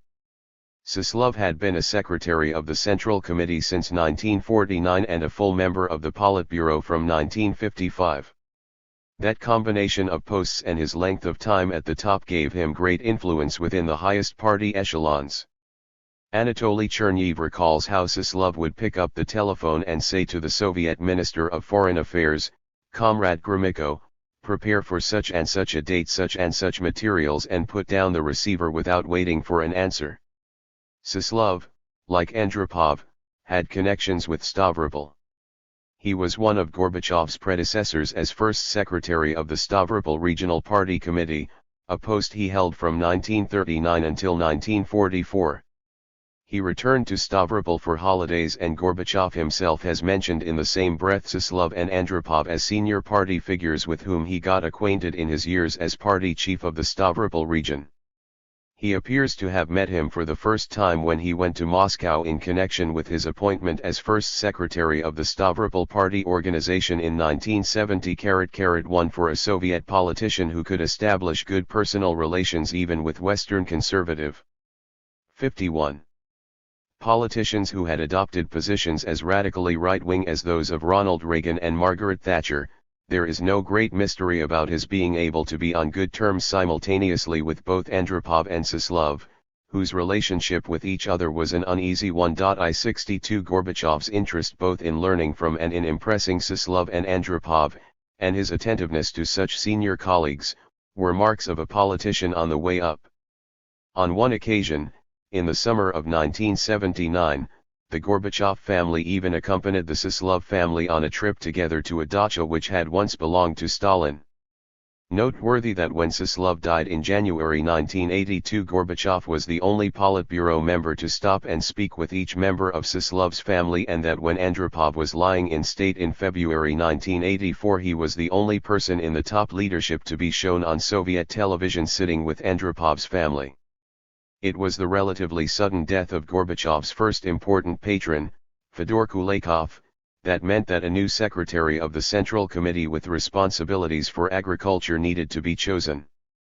Mikhail and Raisa Gorbachev celebrated the 40th anniversary of the Kulakovs' wedding with them on July 5, but on July 17 Kulakov died following a short illness and operation.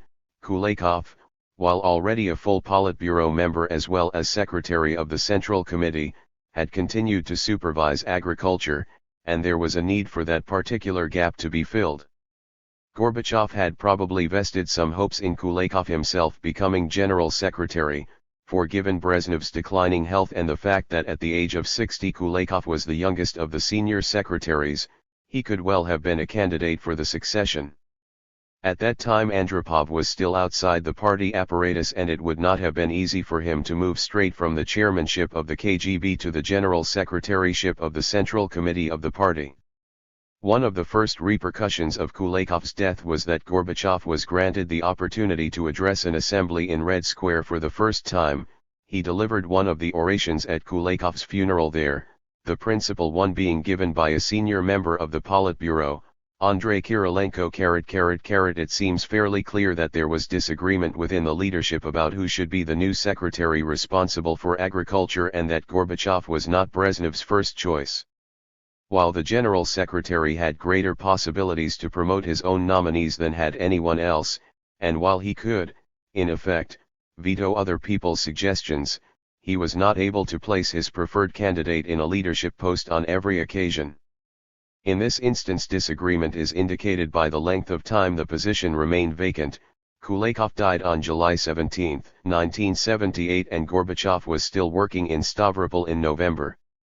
He was officially elected a secretary of the Central Committee only on November 27, 1978, and, while the formal Central Committee decision sometimes disguised the fact that the person concerned had already taken up his new duties, that was not true in this case. Gorbachev's selection, with Suslov and Andropov as his principal supporters, may well have been part of a trade-off, for two of Brezhnev's closest colleagues, Konstantin Chernenko and Nikolai Tikhonov, were promoted at the same Central Committee plenum, Chernenko to full Politburo membership and Tikhonov to candidate membership. 52. In the meantime, Gorbachev had been subjected to further close scrutiny by the most senior figures in the Soviet leadership. Boris Medvedev has noted that Suslov, Andropov, and Kosygin all spent some time holidaying in Kislovodsk in the Stavropol region in August and September 1978. On September 17 an especially intriguing meeting took place on the railway station of Mineralny Vody, which was also within Gorbachev's domain. A special train carrying Brezhnev and Chernenko further south to Baku stopped there, and they were met by Gorbachev, who was accompanied by Andropov. A 2-hour discussion took place which was, in effect, a crucial job interview for Gorbachev.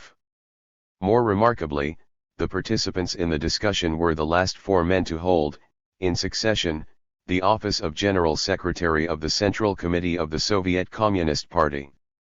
Chapter 3. In the Portals of Power. When Gorbachev moved to Moscow as a secretary of the Central Committee in November 1978, he became at the age of 47 the youngest member of the predominantly elderly Soviet top leadership team. By virtue of his secretaryship, he was from now on entitled to attend meetings of the Politburo, though only full Politburo members could vote, in addition to meetings of the Secretariat. He also supervised the various ministries with responsibilities for agriculture as well as the agricultural department of the Central Committee. He began to obtain much more information than he had before. It was at this time, Gorbachev has said, that he got access to closed materials and books by foreign authors which were available to high-up people who were on the right distribution list. Although, however, his possibility of getting information was broader, it was still limited. The idea that he could have asked, for instance, to see the party archives on Czechoslovakia 1968 was absolutely out of the question. Equally, Gorbachev could not have cast doubt upon the main lines of any area of current policy without bringing his rise through the party hierarchy to an abrupt halt. Even in the realm for which he carried political responsibility, that of agriculture, he had to operate at the margins of policy so long as Brezhnev was alive. Under both Khrushchev and Brezhnev, agriculture had been an area in which the General Secretary himself took a special interest and over which he wielded authority.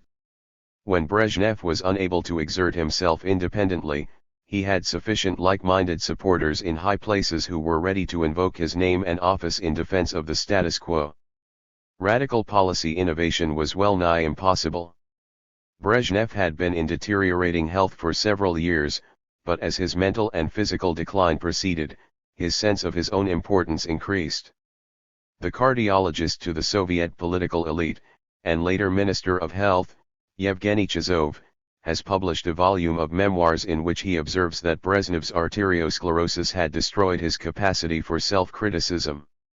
There is not much evidence that critical self-appraisal had ever been one of Brezhnev's strong points, but by the end of the 1970s the awards with which he had himself festooned had reached new heights of absurdity.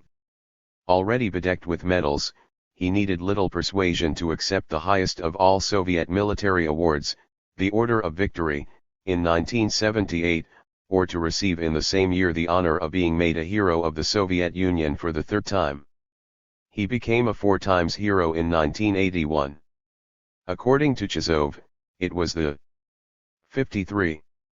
54.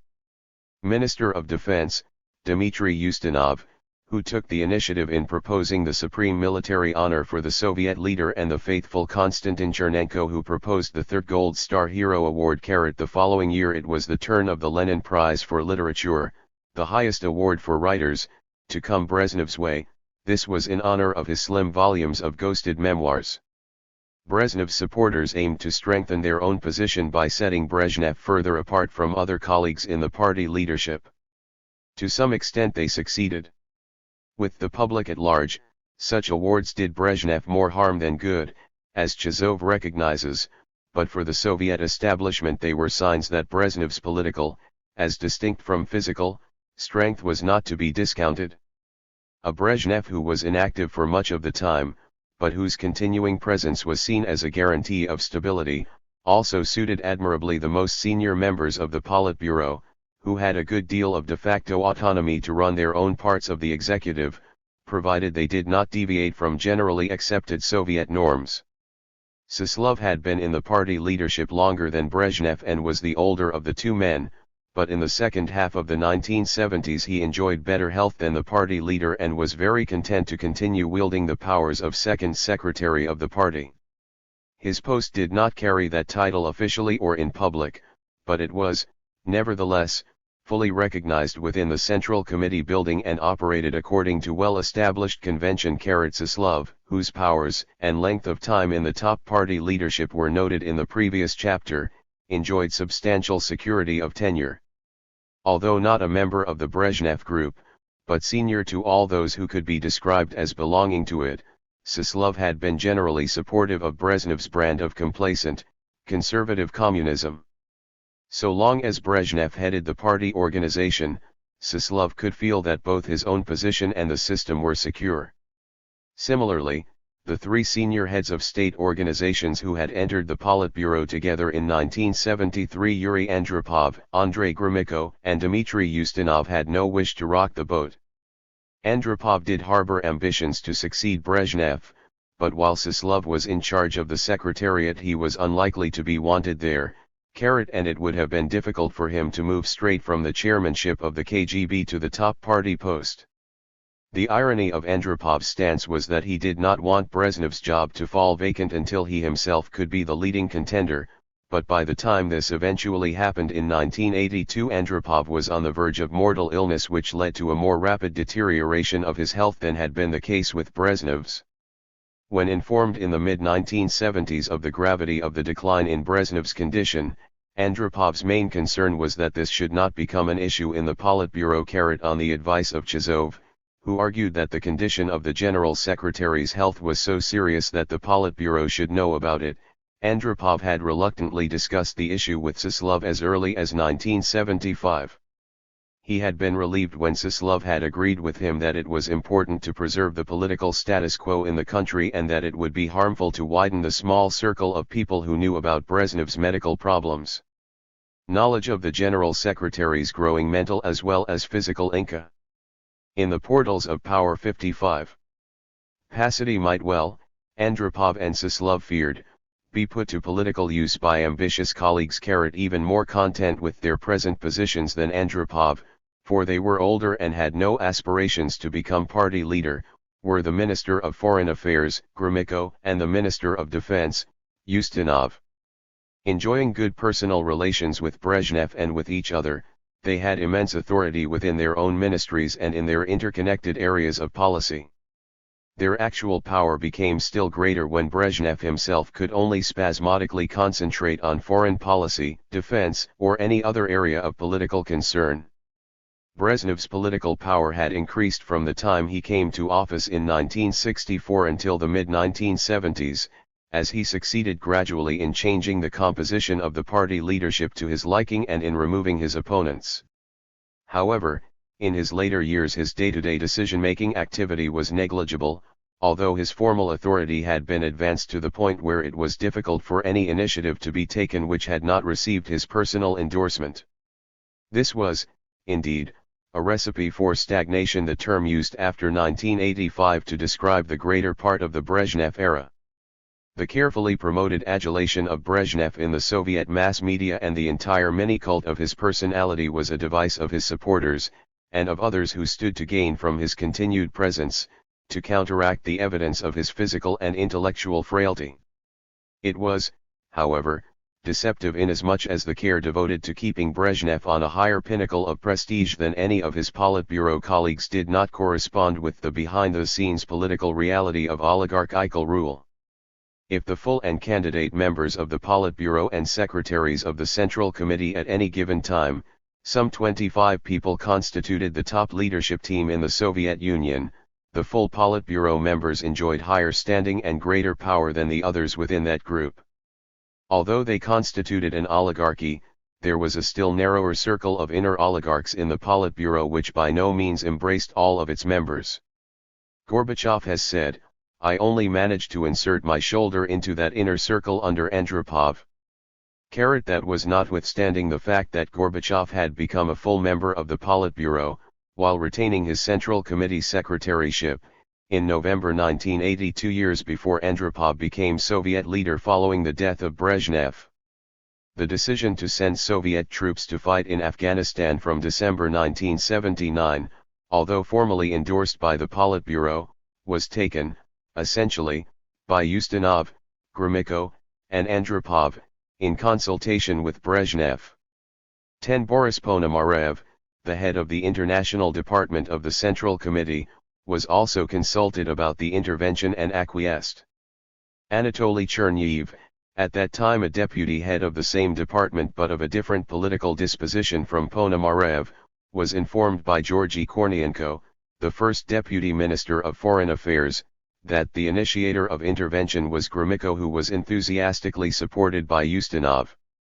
Shevardnadze has said that he and Gorbachev, who in 1979 were candidate members of the Politburo, first learned about the invasion from the M.S media.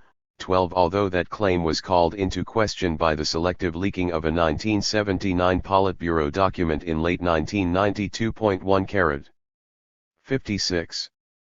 However that may be, it is clear that neither Gorbachev nor still less his like-minded colleague Shevardnadze could at the end of the 1970s exert decisive influence on major policy. A former aide to Konstantin Chernenko, Vadim Peshinvi, has written that strategic decisions in the Soviet Union during Brezhnev's last years were taken by 6 senior members of the Politburo: Suslov, Ustinov, Gromyko, Andropov, Chernenko, and Brezhnev, with Brezhnev himself, for health reasons, playing the least active part of the 6. A witness hostile to Gorbachev, as, indeed, is Peshinat, Valery Legostev, who was Ligachev's assistant, suggests that Gorbachev had insufficient experience to be qualified for the post of General Secretary in 1985. He observes, in 1979 he became a candidate member and then a member of the Politburo, but he did not enter its influential group. Happy face, on many matters, among them the intervention in Afghanistan and foreign and defense issues more generally. Even if the Politburo formally approved a policy, most of its members were not involved in the real decision-making process. Politburo meetings in Brezhnev's later years had become extremely brief and formal and were not occasions for serious discussion, still less for questioning what had already been agreed within the inner circle. Gorbachev could either accept the decisions as faits accomplis and preserve the possibility of attaining the general secretaryship, the post with the greatest potential power within the Soviet system, or challenge the judgments of the Politburo's inner circle and begin a descent from power which would have been strikingly faster than his rise through the party ranks. By playing his part in maintaining collective solidarity on reprehensible decisions he was to reverse after he had become general secretary, among them, the December 1979 intervention in Afghanistan and the exile to the city of Gorky of Andrei Sakharov in January 1980. Gorbachev occupied a position by no means so morally pure as that of the small band of Soviet dissidents who had courageously protested against oppressive actions such as these at the time they happened. There was, though, an important sense in which the activities of the within-system reformers and the overt dissidents were complementary, however much at odds they had earlier appeared to be. Indeed, the advance of the former within the highest party echelons after 1985 turned out to be a precondition for ending the marginality and persecution of the latter. Decisions such as the exile of Sakharov followed the logic of the Soviet system, and that system, as already noted briefly in Chapter 1, had proved remarkably impervious to assault from the small minority in Soviet society who, in the period between the mid-1960s and the mid-1980s, openly rejected it. In the short or medium term, the Soviet system could only be transformed, or subverted, from within that very system by those working in the highest echelons of the Communist Party, in particular, the person at the apex of the party hierarchy, rather than in the broader society. The same did not hold good for every communist country. The strength of the social forces opposed to the system varied greatly from one to another. But the Soviet Union was not Poland, and prior to the late 1980s no organization remotely comparable to either the Catholic Church or Solidarity had succeeded in Russia in combining a mass base with genuine independence from the party state. Although Gorbachev cast himself initially in the role of renewer and reformer of the Soviet system, before moving on to a realization that it required. In the Portals of Power. 57. Complete transformation. There was some point to the criticism of more traditional Soviet communists that in reality he was undermining the foundations on which their power rested. The defenders of the old order were to realize this danger relatively early in the perestroika years when Gorbachev seized the initiative and outmaneuvered them, and in the post-Soviet period the Red and Brown alliance of unreconstructed communists and Russian nationalists was to speak of bringing Gorbachev to trial for crimes against the motherland.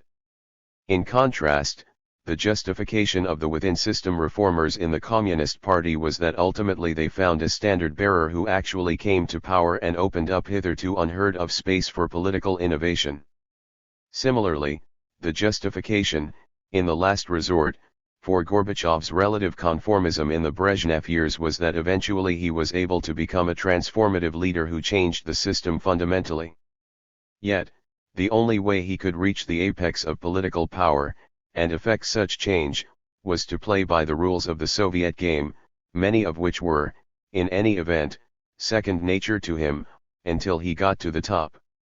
Gorbachev's pre-1985 behavior may be regarded as relatively conformist in comparison with, on the one hand, the activities of the overt dissidents and, on the other, the writings of the boldest of the within-system reformers, as a result of which even the latter could operate, at best, on the fringes of power. It also appears timid in comparison with his conduct once he had become General Secretary.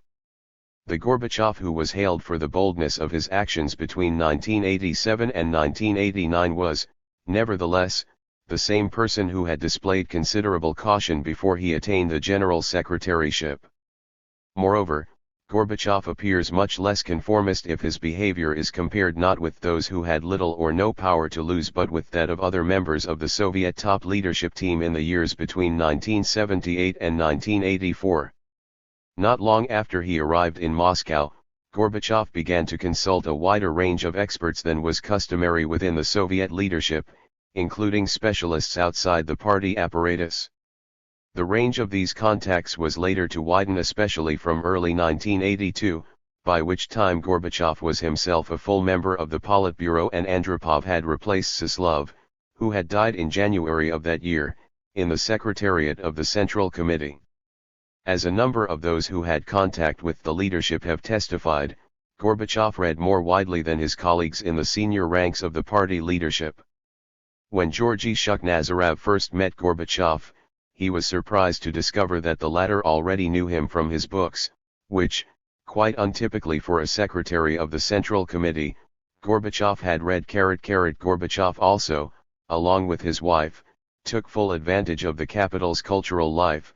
They were far more frequent attenders at the liveliest Moscow theaters, especially the Sovramennik, under the directorship of Oleg Yefremov, and the Taganka, under the direction until 1983 of Yuri Lyubimov, than any others from within the top leadership circle. Even while Brezhnev was still General Secretary, as he was for Gorbachev's first 4 years of work in the Central Committee apparatus, Gorbachev brought a different approach to the Secretariat and a zeal for change.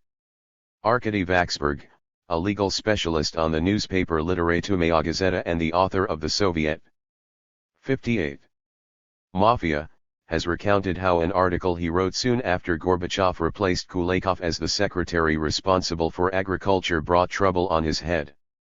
He had written about the death of cattle on a large scale in the Vladimir region of Russia as the provincial officials and managers allowed the animals' feed to rot while they indulged themselves. Not only local party secretaries but the Central Committee secretary with responsibilities for ideology, Mikhail Zemyanin, telephoned the newspaper to protest about Vaksberg's political error. The editor-in-chief of Literatumaya Gazeta, the time-serving Alexander Tchaikovsky, insisted that Vaksberg publish a retraction that would contain a categorical dissociation from any of the general conclusions he had reached. When he took a carefully worded draft text to Tchaikovsky the following morning, he found his editor in an excellent mood.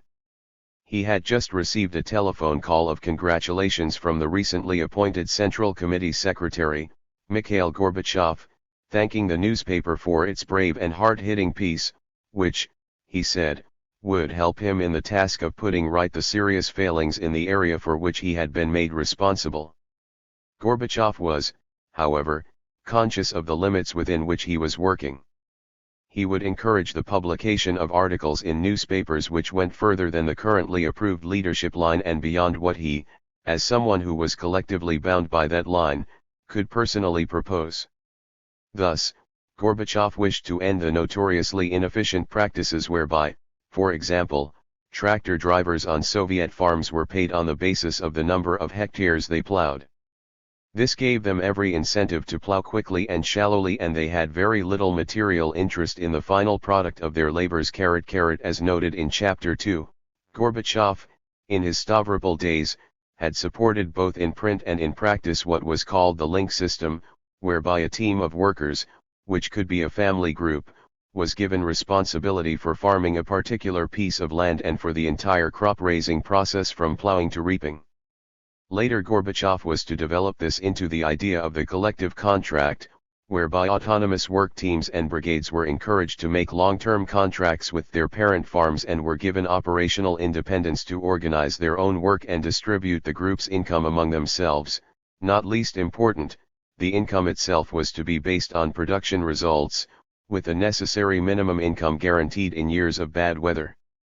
It was, however, not until several months after Andropov had succeeded Brezhnev as General Secretary that Gorbachev in a speech at the city of Belgorod could publicly advocate this as a policy which should be widely pursued. 21 On that occasion Gorbachev was addressing an important gathering of party officials from all of the Republican and regional organizations, together with the Republican ministers of agriculture and other senior officials with agricultural responsibilities.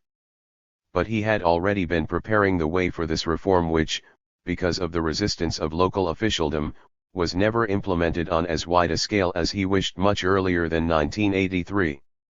Pravda, whose commentary on agriculture Gorbachev was able to influence, began publishing in 1979 a series of articles calling attention to the loss of pride in work on the land of the Soviet peasantry and praising the link system and the development of contractual relations between parent farms and teams of workers. In the portals of Power 59. One of the social scientists of an innovative turn of mind whom Gorbachev began to consult very early in his period as secretary of the Central Committee with responsibility for agriculture was Vladimir Tikhanov. They met for the first time in 1978. 23 Tikhanov was an agricultural economist who was later to become one of the strongest advocates of independent cooperatives and of private enterprise. In due course he was chosen to head the movement of cooperators and entrepreneurs. What struck Tikhanov in 1978 was that, unusually for a secretary of the Central Committee, Gorbachev read serious books, had a genuine interest in analyzing the problems of agriculture, was ready to support the idea of independent enterprises within the agricultural sector, and, above all, was a good listener. Unlike other party functionaries, he did not interrupt a speaker just because he disagreed with what they were saying. The point about Gorbachev's ability to listen needs underlining. For some years later it was a common criticism of Gorbachev that he talked too much and did not listen sufficiently. It is true that, neither before he became General Secretary nor after, did Gorbachev break with the Soviet tradition that leaders' speeches should be, by Western standards, excessively long ones. It is also true that as the cross-pressures mounted on him in his last 2 years as Soviet leader he was a less patient listener than he had been earlier. That was especially so on public occasions which he felt a need to dominate and when he often talked more than he should have done. But it is a fundamental, albeit common, misunderstanding of Gorbachev as a politician to underestimate how much he learned precisely because he was prepared to listen to, and comprehend, a wide range of expert assessments and political views. The extent to which his views developed over time is evidence enough of his capacity for learning, and learning involved listening. In my own interviews with many specialists who were at different times consulted by Gorbachev, the vast majority commented on what, in the words of the director of the Institute of State and Law in Moscow, was his extraordinary capacity for listening. The mayor of St. Petersburg, Anatoly Sobchak, who had already clashed with Gorbachev on several occasions by the time he published a volume of memoirs, nevertheless wrote there that Gorbachev is a person who knows how to listen. His remarks draw you into conversation, you begin to forget about the time and how busy he is, and, having fallen under his hypnotic charm, you start talking about things you did not intend to bring up.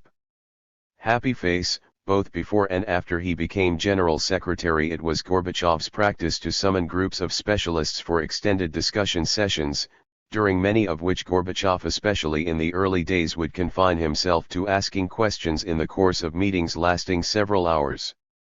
While listening to many different views, Gorbachev was acutely sensitive to the limits of the politically possible at any given time. He also weighed the political strength as well as the cogency of argument of his interlocutors. It was possible for someone to leave Gorbachev believing that he or she had persuaded him intellectually, only to find that, in his public utterances on the topic, Gorbachev would say something different. That was not only because there could be a distinction under Soviet conditions between his political and his intellectual judgment, but also because the views of any one specialist were highly unlikely to be the only 60 ones he listened to. The range of evidence on the breadth and depth of his listening and political learning is by now quite formidable. Some of Gorbachev's contacts with social scientists who were critical of the status quo and who were subsequently to exercise greater influence in the perestroika years date from early 1982. It was then that he had a series of consultations with a number of scholars, sociologists as well as economists with particular knowledge of agriculture in the run-up to a major policy pronouncement known as the Food Program.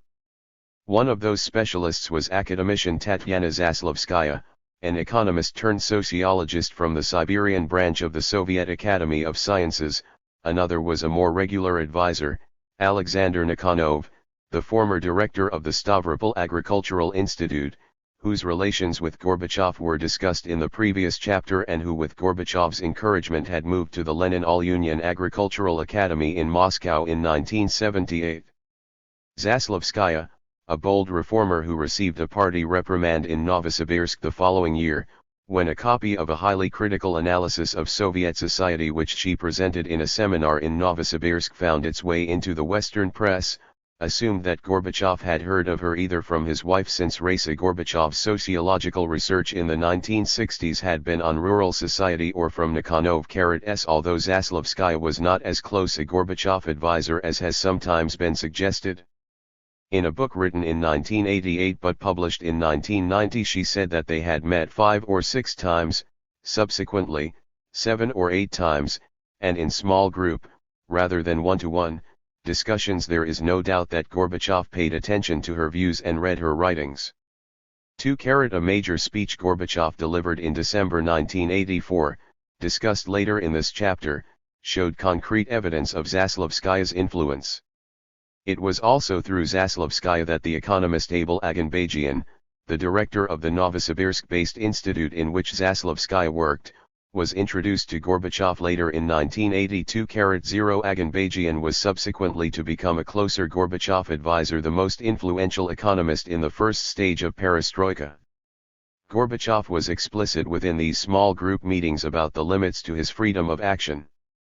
When Zaslavskaya spoke her mind at the first meeting in a way that was not customary at that time, and criticized the timidity of the draft agricultural program, Gorbachev responded positively. In fact, he agreed with me and went on to say, "If only I could have written here everything I am thinking about."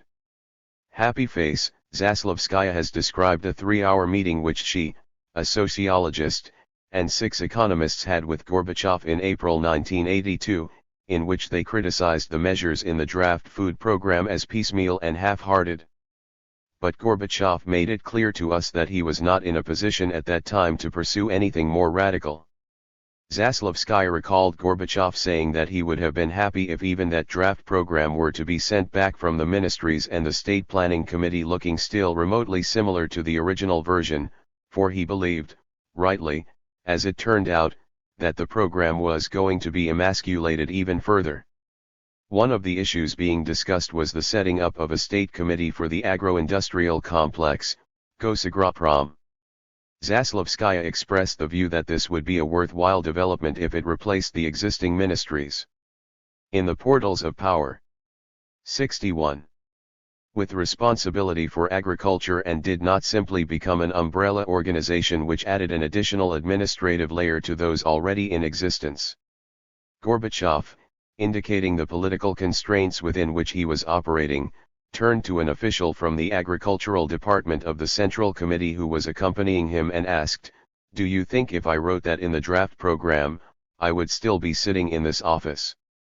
Happy face. Gorbachev's promotion between his arrival in Moscow in 1978 and his becoming General Secretary in 1985 was remarkably rapid for those years.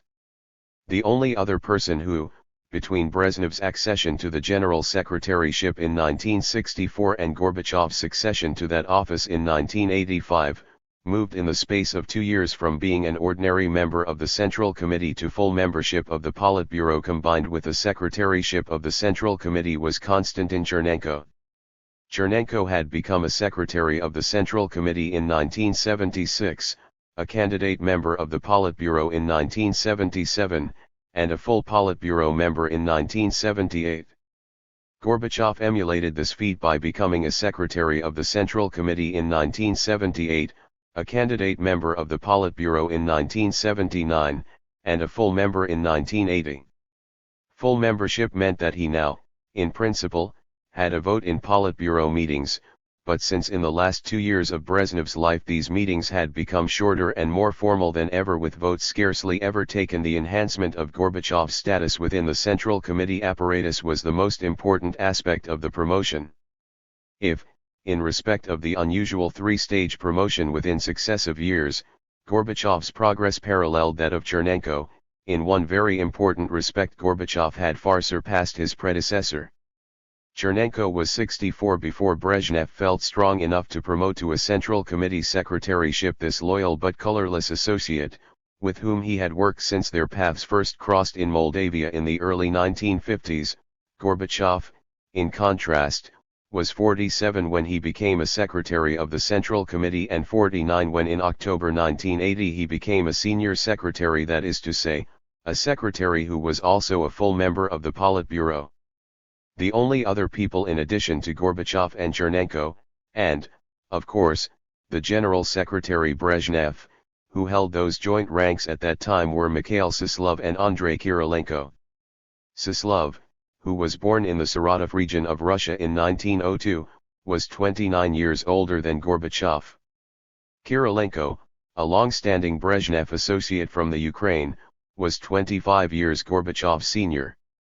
Moreover, although this was not known outside narrow Kremlin circles at the time, he was fast losing his memory, failing to recall the names even of people very close to him and forgetting the most elementary things. Given that Chernenko was the second youngest of the senior secretaries and that Gorbachev was a full 20 years his junior, it appeared that time was indeed on Gorbachev's side.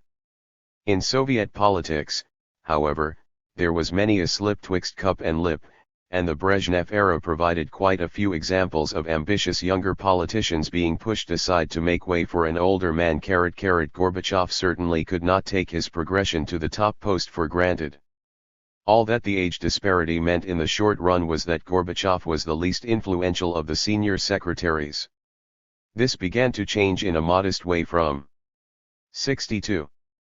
January 1982 when Suslov died and his place was taken by Andropov, a switch which was formalized at a Central Committee plenum in April of that year, and, more strikingly, when Andropov succeeded Brezhnev as General Secretary after the death of the latter in November 1982. Advancement under Andropov. Upon Andropov's accession to the top post, Chernenko took over the task of presiding at the weekly meetings of the Secretariat of the Central Committee. Andropov himself, as was normal with general secretaries, chaired the Politburo for as long as his health permitted. But even during Andropov's general secretaryship, and regularly after Chernenko succeeded Andropov as party leader, Gorbachev sometimes led the sessions of the Secretariat. he began to make a strongly favorable impression on the more enlightened figures within the party apparatus, who fervently hoped that he would be Andropov's successor. Cherniv was one such person. After taking part in a meeting in 1983 at which Gorbachev received the Iowa banker and farmer John Kristol, Cherniv reported to his superior, Ponomarev, that Gorbachev's performance had been brilliant, well-informed, and extraordinary. The 78-year-old head of the International Department, who had joined the Communist Party as long ago as 1919, rebuked Cherniv for allowing himself to get carried away. Kristol, who met Gorbachev on a number of occasions, was, however, as impressed by him as Cherniv had been. When Andropov succeeded Brezhnev as General Secretary, there was an immediate change of style and emphasis at the top of the Soviet political hierarchy. Gorbachev was soon to benefit from the changes. Andropov, as noted earlier, had placed high hopes in Gorbachev and had great respect for his ability. Gorbachev, in turn, had favored Andropov as Brezhnev's successor. There is good reason to accept the view of the leading Kremlin doctor, Chizov, that there were, in effect, two opposed groups in the leadership from the time of Sislov's death in January 1981, headed by Andropov and the other by Chernenko. Gorbachev was clearly in the Andropov camp during that period. Chizov had also taken sides. He was careful to ensure that Andropov would be the first to learn of Brezhnev's death, believing it important for his succession prospects that he should immediately take charge when Brezhnev died. He assumed that the telephones of Brezhnev's dacha, where his death had occurred, might well be bugged, and that if he had spoken openly by telephone about the death, either Vitaly Fedorchuk or Nikolai Sholokhov would have known within minutes. Fedorchuk, who had succeeded Andropov earlier in 1982 as head of the KGB, had not been Andropov's choice for the post. That became all the clearer when, in one of his first personnel changes after becoming General Secretary, Andropov replaced him with his own former subordinate at KGB headquarters, Viktor Chebrikov. Fedorchuk, a Ukrainian by nationality, had been in military intelligence. He was an officer in Smersh from 1943 until 1947 until 1970, when he became head of the Ukrainian KGB. His appointment as KGB chief for the entire Soviet Union was at the behest of Chernenko and Brezhnev. Sholokhov was the notoriously corrupt Minister of Interior who was very much part of the Brezhnev in the portals of Power 63 group, and who had long-standing links to Chernenko, even though Chernenko did not share his lifestyle and contrived, in Ligachev's words, not to sully his reputation with corruption. To bypass these people and give Andropov a head start in the succession race, Chizov got a message to Andropov that he should come at once to Brezhnev's dacha without telling him over the telephone that Brezhnev had died. As soon as he became General Secretary, Andropov put a new stress not only on discipline and fighting corruption but also on seeking ways to rejuvenate Soviet economic performance. Apart from a few selected areas to which the best human and material resources were directed, such as parts of the defense industry and the space program, the Soviet economy had long compared unfavorably with its Western counterparts in terms of the quality of its output. From the beginning of the 1980s, however, it had become increasingly clear that even in quantitative terms the economy was now doing badly. Growth had virtually ceased from the end of the 1970s. Andropov was more prepared than Brezhnev had been to face up to this unpalatable fact. Although there remained important institutional and ideological obstacles to far-reaching economic reform, the change of leadership facilitated recognition of some of the serious deficiencies of Soviet economic performance. That, in turn, created a climate of opinion within, at least, select party circles in which innovation could be contemplated. While overt dissidents were given no respite during Andropov's general secretaryship, a sharper distinction than had been common under Brezhnev was made between within-system criticism and overt dissent. For reform-minded specialists within the Communist Party there was a widening of the limits of the possible, even though there was the reverse of a let-up in the campaign to crush the already much weakened dissident movement. Andropov had given some indication of this more nuanced approach to diversity of view within the Soviet system, while at the same time resisting anything resembling political pluralism as understood in the West in the Lenin anniversary speech he delivered on April 22, 1982. On the one hand, he said that no society, whether capitalist or socialist, was without different points of view and different interests. On the other hand, he went on to make the entirely orthodox point, in terms of traditional Soviet doctrine, that different interests under capitalism took the form of class antagonisms, whereas in socialist society there was neither private ownership of the means of production nor exploitative classes, and, accordingly, the differences between different social groups did not become antagonistic ones. The Soviet people, he said, would not agree to any opposition to the structure of their society, and they were able to protect themselves from all kinds of renegades. Although Andropov was more interested than either Khrushchev or Brezhnev had been in Marxist theory, he was still more concerned with getting the Soviet economy moving again. Among the earliest of important appointments made by him was that of Nikolai Ryzhkov, a man who had never worked in the party apparatus until he became a secretary of the Central Committee in November 1982. His background was in engineering and his career had advanced steadily in Sverdlovsk from skilled worker to factory manager, latterly 64. He headed the entire vast Ural-Mash complex of engineering plants. He had been summoned to Moscow in 1975 as first deputy minister of heavy and transport machine building, and at the time Andropov brought him into the party apparatus he was first deputy chairman of the State Planning Committee, Gosplan. Andropov apparently believed that Gorbachev's political skills and knowledge of the party machine would be complemented by Ryzhkov's industrial experience and detailed understanding of the Soviet system of economic management. He held a joint meeting with Gorbachev and Ryzhkov in December 1982, at which he told Gorbachev that he was to extend his area of concern from agriculture to the economy as a whole, and that he and Ryzhkov must work together. Gorbachev had already shown a desire to broaden his interests to general economic issues, but this, Ryzhkov notes in his memoirs, had been ill-received by the old guard in the Politburo. Once the new general secretary had charged Gorbachev with overseeing the entire economy, his colleagues had no option but to put up with it. The very fact that Andropov, rather than Chernenko, had succeeded Brezhnev meant that the Brezhnevite old guard was by this time on the defensive, although the rapid decline of Andropov's health during 1983 was to grant them a short additional lease of political life. The collaboration between Gorbachev and Ryzhkov was initially, and indeed for several years, a happy one, notwithstanding the fact that by the end of the 1980s their views had moved further apart and their personal relations had become distant. Writing of the time when they worked together during Andropov's general secretaryship, Ryzhkov says that they got along splendidly.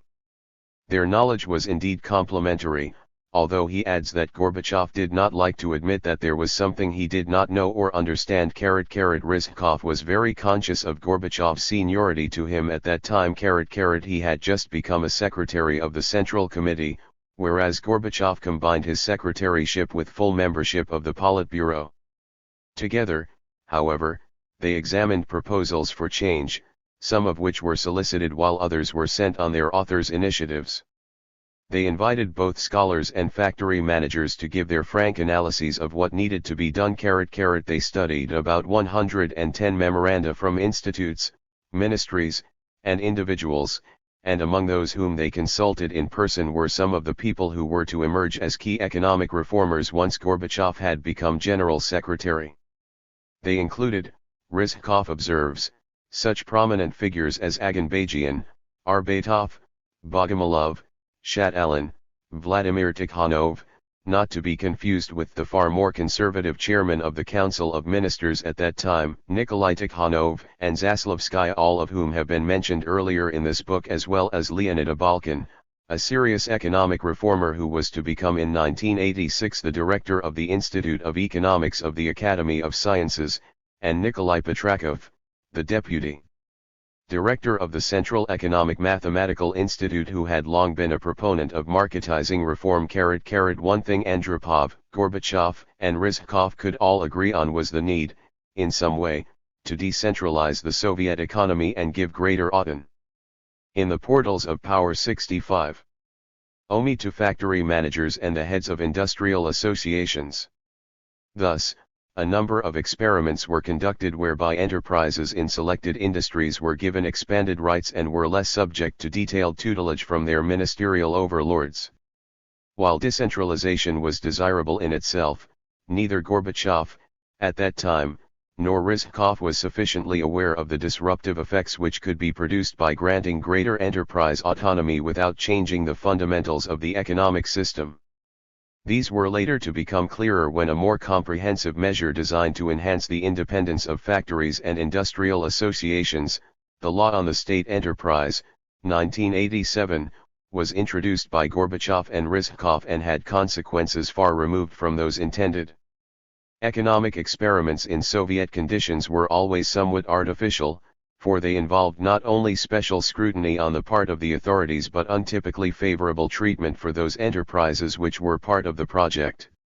In August 1984, half a year after Andropov's death and Chernenko's succession, the Politburo passed judgment on the experiment which had been officially launched in July 1983 by Andropov, following preparatory work by Gorbachev and Rizhkov. Given that the new plan indicators and incentives came into operation only on January 1, 1984, that was an unrealistically short experimental time. The fact that it was then pronounced a qualified success reflected Gorbachev's desire to move as quickly as possible to more wide-ranging reform.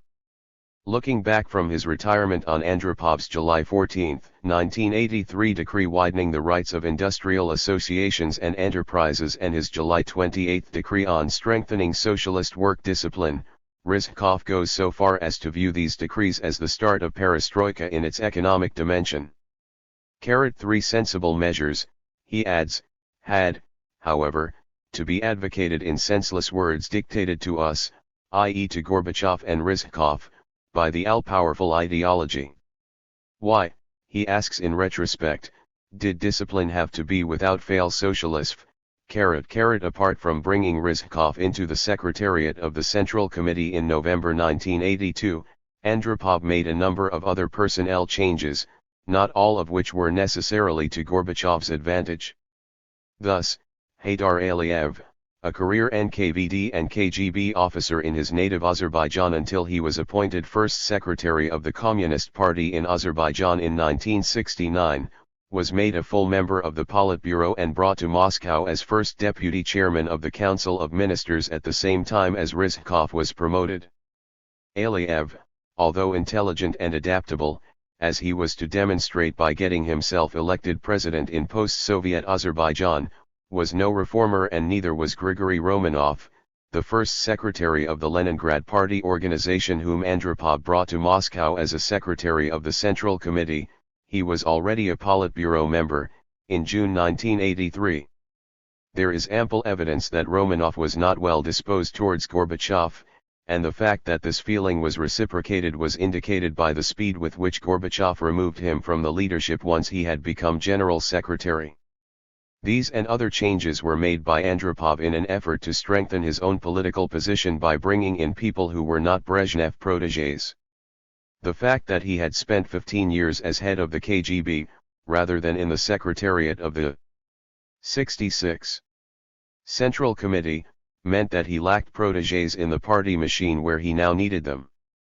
The only new appointment, however, that was to be of comparable importance in the future to that of Rizhkov was the return to Moscow of Yegor Ligachev, the first secretary of the Tomsk Party organization. It was Gorbachev who was instrumental in bringing Ligachev in from the cold, as Ligachev himself acknowledged even after he had broken both politically and personally with Gorbachev. Ligachev had worked in the Central Committee apparatus in the early 1960s but since 1965 had been based far from Moscow in his native Siberia. His return took place in April 1983 and it was to a key position, the headship of the Department of Party Organizational Work. This was the department which supervised party officials up and down the country and, for anyone aspiring to the general secretaryship, it was an exceptionally important office in which to have an ally. The ultimate decision at this stage was Andropov's, but Ligachev records his surprise that it was Gorbachev who first broached the subject with him and that he did this at a time when Chernenko, at that time number 2 to Andropov, was on holiday. The very same morning on which Ligachev saw Gorbachev, he had a brief meeting with Andropov, who concluded his conversation with Ligachev by saying, "Then we'll confirm you today at 1 o'clock at the Politburo." Happy face, the decision had not in reality been taken quite so quickly. 2 months earlier Gorbachev had been involved in a discussion about the position of head of the party organization department with Andropov and Gromyko. In the case of the latter, perhaps surprisingly, since he was foreign minister but he was also a friend and ally of Andropov, and had said that they needed someone like Ligachev. Gromyko had readily agreed, but others may have taken more persuading. Gorbachev later told Ligachev of the delay, saying, "Well, you know how it is, time was needed to clarify things, and so on. You know that Andropov studies the cadres thoroughly." Happy face, Andropov doubtless studied the KGB as well as the party files on Ligachev. The fact that he was free of the taint of corruption was probably a telling point in his favor. Although some of Ligachev's political enemies in later years attempted to tar him with that brush, it was never very convincing, and the more objective among Ligachev's opponents have rejected such accusations. Ligachev was actually something of a Puritan who wanted to reinvigorate the Soviet system, rather than reform it, still less change it fundamentally. Very early in the perestroika period, it became clear that he was a far more conservative communist than Gorbachev. His immense energy and determination were, however, to be useful assets to Gorbachev over the 2 years following his return to the party headquarters in the spring of 1983. Gorbachev's confidence in him at that time was, nonetheless, much more crucial to the rise of Ligachev than was Ligachev's to the further elevation of Gorbachev.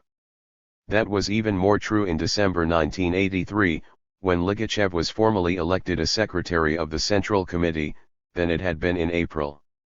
Sometime before the December meeting of the Politburo which would consider the issue, Gorbachev had told Ligachev that he was adamant that he be elected and that he was putting special effort into this question. Andropov was by then so ill that when Ligachev was summoned to his hospital bedside he scarcely recognized him. But the dying general. In the portals of Power 67. Secretary supported Ligachev for this promotion into the top leadership team, not only because he approved of him personally but also because it would strengthen the position of Gorbachev. Chernenko, who chaired the Politburo meeting which had to make the decision, after which election by the Central Committee was a formality, referred to Andropov's view of Ligachev's suitability, but he himself, although second secretary, did not speak to Ligachev in the days leading up to the meeting and accepted his promotion without enthusiasm. He could scarcely have been unaware that Andropov wished Gorbachev, not Chernenko, to succeed him, for it had already been clear to others that, before his health failed, Andropov was merely awaiting a suitable opportunity to remove Chernenko and replace him as second secretary by Gorbachev. 59 Outwardly, according to Chizov, the relations between Andropov and Chernenko were almost friendly, but he observed that they both had to make a big effort in order to preserve the appearance of close, comradely relations. Chernenko had powerful allies in the old guard who were determined that he should not be removed to make way for Gorbachev as second secretary. They had to treat Andropov's opinions with some respect, but any change in the balance of forces within the leadership beneficial to Gorbachev was unwelcome to them. Many important decisions in Soviet politics at this time hung on the question of which senior person in the leadership would die first. This was a natural consequence of the entire top leadership team having been allowed to grow old together in Brezhnev's time. By the beginning of 1982, the year which saw the death of, first, Suslov and, later, Brezhnev, the average age of the Politburo had risen above 70. Andropov, a mere 68 when he became Soviet leader, had begun to receive dialysis treatment for kidney deficiency as early as February 1983, 4 months after Brezhnev's death. According to Rizhkov, he was able to work properly for only 8 months out of his 15 as general secretary, most of the remaining time he spent in hospital. The accident of fate that saw Andropov's health go into steep decline just a little over a year before the same ill fortune caught up with Chernenko was decisive in ensuring that Gorbachev would not be Andropov's direct successor. Although Andropov made one last effort to make Gorbachev his heir apparent, his physical weakness by that time had undermined him politically. Only a few of the old guard suspected at this stage that Gorbachev might be a radical reformer. What they feared was that he would carry on where Andropov had left off in terms of fighting corruption and complacency and wield a new broom with such vigor that they would all be swept aside. Several of Andropov's most senior colleagues took it upon themselves, accordingly, to flout one of their dying leader's last wishes. The Central Committee met in plenary session on 26–7 December 1983. It was at this session that a number of personnel changes, including Ligachev's election to a secretaryship of the Central Committee, were made. Andropov was, of course, too ill to attend, but with the help of his personal assistant she had prepared a forceful speech which was distributed to those attending the session. However, as Angus Roxburgh notes in the best brief account of the episode, on December 24 Andropov had summoned his aide Arkady Valsky to his bedside and given him 6 additional paragraphs. The last of these observed. 68. That he would not be able to chair meetings of the Politburo and the Secretariat in the near future, and went on, I would therefore request members of the Central Committee to examine the question of entrusting the leadership of the Politburo and Secretariat to Mikhail Sergeyevich Gorbachev. Happy face, this was a clear attempt to elevate Gorbachev above Chernenko and, in effect, to make plain that the younger man was Andropov's choice to succeed him. Valsky, having consulted 2 other aides, who were as astonished as he was by the sensational addition to Andropov's speech, handed the original over to the head of the General Department of the Central Committee, Klavdy Bogolyubov, a more than averagely corrupt old Brezhnevite who enjoyed good relations with Chernenko, having taken the precaution of making a photocopy first. When, however, he received the official text as a member of the Central Committee at the plenary session in the Kremlin 2 days later, he was shocked to discover that the last paragraph was missing. It had, Valsky added, been removed by the 3 people who, in his view, were running the country at that time, the second secretary, Chernenko, the Minister of Defense, Dmitry Ustinov, and the chairman of the Council of Ministers, Nikolai Tikhonov.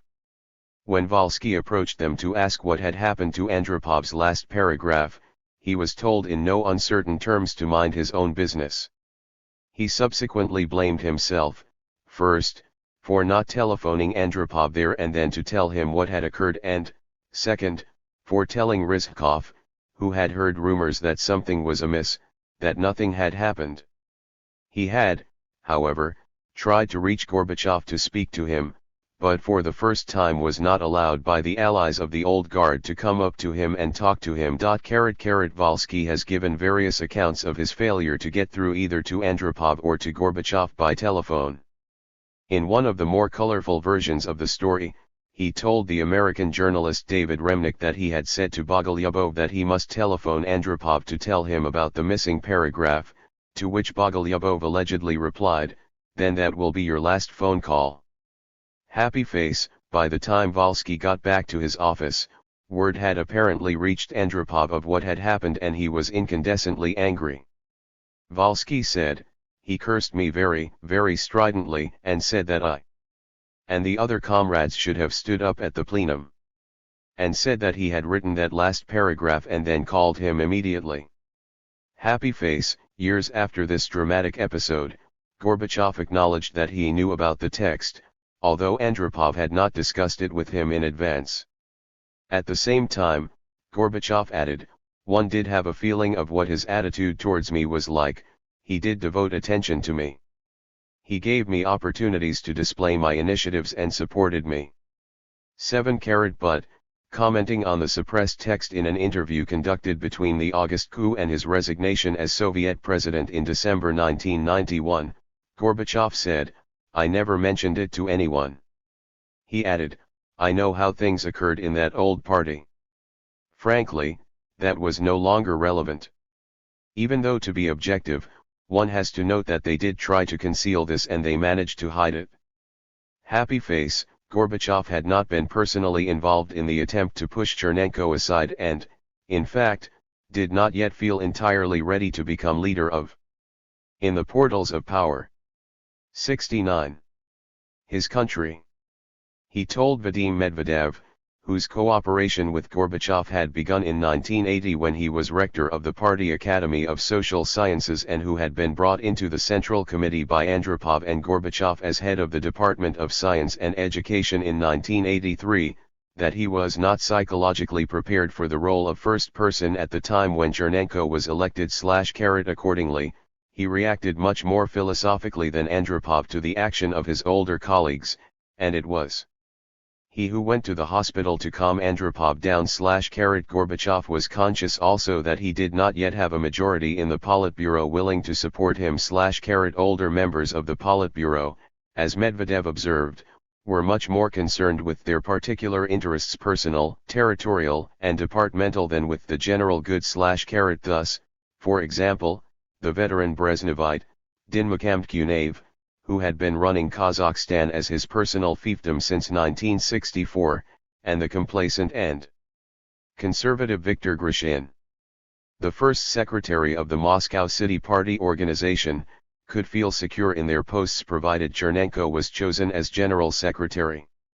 The Politburo members knew, when they elected Chernenko, that he had serious health problems, but, as the chief Kremlin doctor, Chizov, observed, expressing sentiments somewhat similar to Medvedev's, they were more concerned with their group and personal political interests than with medical opinion. Gorbachev, in fact, made no bid for the leadership on Andropov's death, and Chernenko was selected by the Politburo without any problem. Members of the Politburo were not unaware, however, that there was another potential candidate. The tough old Minister of Defense, Ustinov, was overheard, by Volsky, saying to the still older Nikolai Tikhonov that Kostya Chernenko will be more amenable than Misha Gorbachev. Ustinov, who had been minister responsible for the armaments industry already in Stalin's time and who had played a crucially important role during the Second World War, was, in the words of Vladimir Dolgok, permeated to the bone by the system. Tikhonov had been a friend of Brezhnev since the 1930s, and Brezhnev had appointed him chairman of the Council of Ministers in 1980 in succession to Alexei Kosygin, even though by that time Tikhonov was 75. Gorbachev, for his part, no doubt calculated that to stake all on a challenge to the older generation in the leadership at that moment would be a much riskier route to the general secretaryship than biding his time. He could, after all, expect to become second secretary to Chernenko, provided he accepted the latter's accession to the general secretaryship without demur. Preparing for power. There was more opposition to Gorbachev becoming number two to Chernenko than perhaps he had bargained for.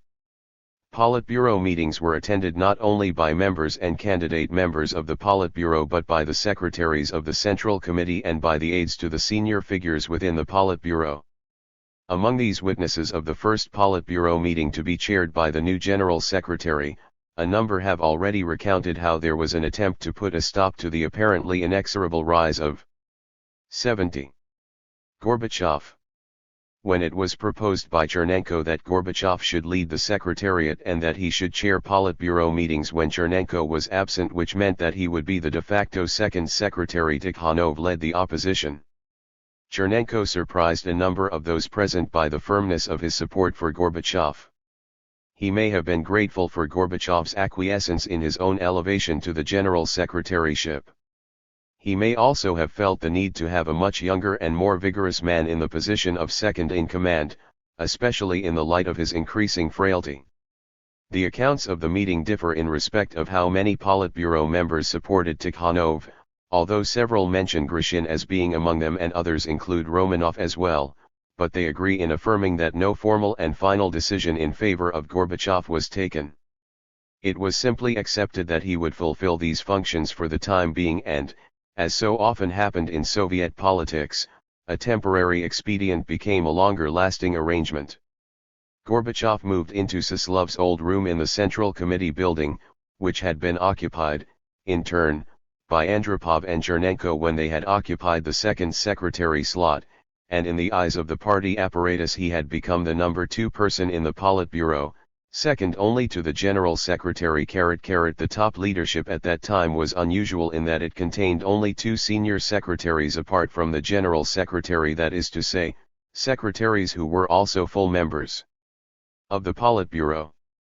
Under Andropov there had been 3, Chernenko, Gorbachev, and Romanov. In the past there had sometimes been 4 or 5. But Chernenko was not replaced, for it would have been impossible to reach agreement on who his replacement should be. Once Gorbachev had become second secretary, there was a political stalemate in the leadership.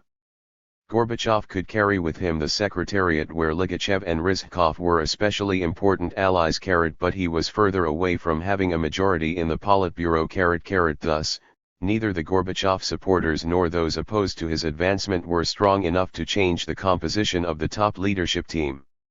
Since, as noted in Chapter 1, the supposed elections by the Central Committee to positions in the Politburo and Secretariat were, in reality, co-options by the voting members of the Politburo, they depended upon a consensus within the Politburo or on a clearly dominant grouping which could impose its will, or upon the presence of a particularly strong and determined General Secretary.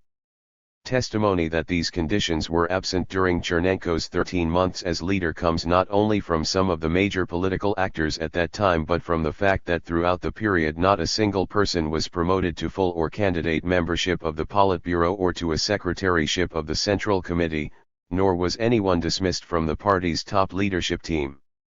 The number of voting members of the Politburo did decline by 1 in December 1984, but as a result of the death of Ustinov and not of any political decision. Ustinov's departure from the Selectorate which would choose Chernenko's successor was, on balance, distinctly helpful to Gorbachev's chances, even though Romanov's authority vis-a-vis the military whom he supervised could be regarded as greater when there was no longer someone of Ustinov's prestige standing between him and them. In the Portals of Power 71. Notwithstanding the reluctance of some of the senior members of the Politburo, upon the death of Andropov in February 1984, to see the powers of Gorbachev extended, he came to supervise a greater number of important areas of policy within the Secretariat than even Sislov had done, for in Sislov's time there had been more senior secretaries among whom functions had to be divided. Like Sislov before him, Gorbachev now became the senior secretary supervising the party organization and, for the first time, ideology and foreign policy, but he retained responsibility for the economy, which had never been part of Sislov's or for that matter Chernenko's domain. Romanov was primarily responsible for supervision of the military, the KGB, the Ministry of Interior, the Procuracy, and the courts, as secretarial overlord of the administrative organs department of the Central Committee, as well as of military industry. As such, he may have counted on the support of Ustinov, who carried great weight in Politburo deliberations. But since Romanov had been brought from Leningrad to Moscow by Andropov as recently as 1983, he had a lot of leeway to make up if he were ever to become a serious rival to Gorbachev, and Ustinov's death, while it may have left Romanov with more authority as military overlord, was to deprive him of a potential ally. As it happened, the military played no independent role whatsoever when it came to the succession to Chernenko. Ustinov's voice had been an important one at the time of Brezhnev's and Andropov's deaths, but that owed more to his political seniority than to the military as an institutional interest, even though, as long as Ustinov was there, that interest was going to be strongly defended. It was an institution with which Gorbachev had no real links, a fact which did not help him in his relations with the military when, later as his country's leader, he pursued policies which caused the army concern.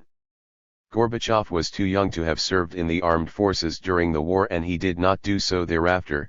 The time when he reached military age was one in which demobilization was taking precedence over recruitment. Romanov, who was 8 years older than Gorbachev, had, in contrast, served in the Soviet Army from 1941 until 1945. The stalemate during Chernenko's 13 months as Soviet leader extended to policy as well as personnel. Rizhkov has observed that right up to the time of Chernenko's death it was difficult for our team, that is, the Gorbachev group, to get its way in the Politburo on any issue of principle. When Gorbachev and his allies, especially Rizhkov, were particularly anxious to get a decision adopted, they would not bring it forward as a resolution of the Secretariat, where, Politburo members knew, Gorbachev could command a majority, but would contrive to have it introduced as a proposal by Chernenko. Gorbachev and Rizhkov were aware that, surprising though it may seem, Chernenko wished to acquire a reputation as an innovator. The best way in 1984 of getting something relatively new accepted was, accordingly, to persuade Chernenko that it was important that he, as party leader, should be seen as the initiator of that proposal. It could then be presented to the Politburo as Chernenko's idea. While Gorbachev did nothing to undermine Chernenko, there were several attempts to cut Gorbachev down to size and to prevent him from succeeding to the General Secretaryship. These did not take place at the time when Chernenko died, as has sometimes been suggested, but earlier.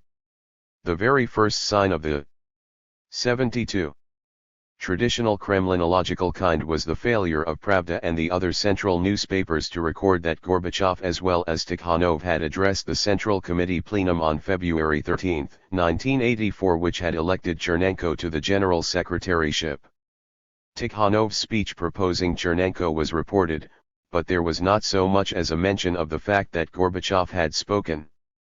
It was only when the proceedings of the plenary session appeared in booklet form and in the pages of periodicals such as Communist and Partiyny His some time later that the text of Gorbachev's address was published. Resistance to Gorbachev took other forms. It had been agreed in principle when Brezhnev was still alive that there should be a Central Committee plenary session. There were generally 2 or 3 such meetings each year, devoted to the issue of the scientific and technological revolution. Many books and articles were published in the Soviet Union on that subject even in the Brezhnev years, but few of them came close to stating the truth that this revolution was taking place elsewhere and that the Soviet Union was lagging far behind not only the developed world but also, and increasingly, the newly industrializing Asian countries.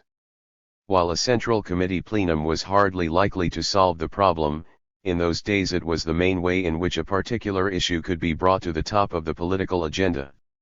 The idea was revived in the early summer of 1984 and it was agreed that such a plenum would be prepared and that Gorbachev would deliver the major report. Chernenko was just to say a few words at the beginning. A date was eventually fixed for the plenum on science and technology. It was to be held on April 23, 1985. A plenary session of the Central Committee was, indeed, held that day, the April plenum, which was the official launching point of perestroika in the Gorbachev era. But by that time Chernenko, as Rizhkov observes, had gone to join Stalin and Brezhnev in the Kremlin wall, their burial place. Moreover, the plenum, when it finally took place, had to be of an even broader character than one devoted to science and technology. Throughout the second half of 1984, however, Rizhkov and Gorbachev worked intensively in preparation for the abortive Science and Technology plenary session of the Central Committee. In November of that year a working group chaired by Rizhkov was set up to prepare for that projected plenum.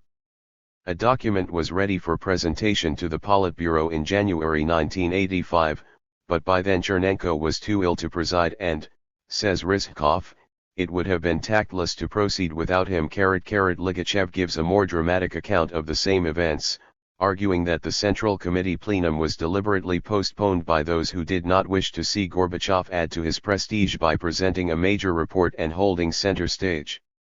He quotes Gorbachev saying angrily to him in December 1984, "Can you believe it? Trying to dump a subject so important for the country." Happy face, according to the economist Abel Aganbajian, who spent most of the summer of 1984 preparing an analysis for Gorbachev to use in his report to the Science and Technology plenum. It was at a Politburo meeting in January 1985 that the final decision was taken not to hold that plenary session until after a party congress had been convened.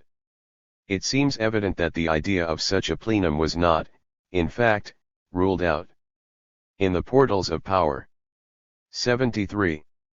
Until January, for Aganbajian, whose home was then in Novosibirsk, where since 1967 he had been director of the Institute of Economics and Organization of Industrial Production, recalled all too clearly that he had to miss seeing the new year in with his family in Siberia because intensive work for the plenum which never took place was going on in Moscow even on December 31, 1984. It was in mid-January 1985 that Gorbachev told Aganbajian and the group of specialists working on the report for the plenum that the Politburo had decided the meeting would not be held. Instead, there was an attempt to bring forward the date of the next party congress from late February 1986 to the autumn of 1985. Chernenko's aide Peshina and the editor of the journal Communist, Richard Kosolapov, described by Georgy Arbatov as a dogmatic, although also literate, Stalinist in whom Chernenko had unbounded faith, believing him to be an outstanding ideologist and theoretician. Had actively lobbied for this, for the composition of the Central Committee could be changed only at party congresses and they were afraid that Chernenko would not last out until 1986. They were relying on him for their own promotion and to change the balance of forces at the top of the party against Gorbachev. Aganbajian concluded that Chernenko and the old guard, plus their hangers-on, were afraid of Gorbachev's growing prestige. Gorbachev's speech to a conference of ideological workers in December 1984 had made a big impression. As Aganbajian put it, he made a very strong case, very strong by the standards of that time, and he came out as a new leader. Then came his triumphant visit to Britain, when he met Margaret Thatcher for the first time.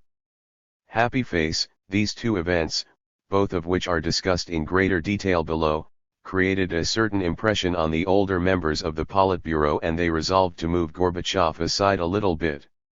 If he were to become the hero of a new plenum which would have adopted important decisions, that, they were afraid, would reduce the prestige of Chernenko. Happy face, since Chernenko's prestige was far from high to begin with, this might not have been too difficult. Perhaps more important is the fact that there were members of the Politburo, as well as those in Chernenko's entourage, who still hoped that Gorbachev's rise to the general secretaryship might be slowed down or averted. Ligachev argues that Andropov's protégés were in an unstable position during Chernenko's time as general secretary and that in the early winter of 1984-5 a chill of sorts between the general secretary and Gorbachev began to be felt quite keenly. Seems probable that those who were opposed to a Gorbachev succession were sowing seeds of doubt and discord in Chernenko's mind. Gorbachev was increasingly bypassed as Chernenko or his aides took matters straight to heads of department in the Central Committee. Although Gorbachev frequently had to chair the weekly Politburo meetings because Chernenko was not well enough to do so, this was conveyed to Gorbachev so short a time before the session as to deprive him of the opportunity of preparing for it. Suddenly, without notice, a half hour before the meeting, Gorbachev would be informed that the Gensec was not coming and that he would have to chair the meeting. Later, in his speech to the Central Committee proposing Gorbachev as party leader, Gromyko was to say that Gorbachev had chaired the Politburo meetings brilliantly. But this was, in Ligachev's words, a very severe 74 test for Gorbachev, especially if we take into account the fact that in the Politburo at the time there were people waiting for him to fare. The chill emanating from the top became such that Ligachev took the initiative in telephoning Chernenko to tell him not to believe those who might be whispering all sorts of things against Gorbachev in his ear.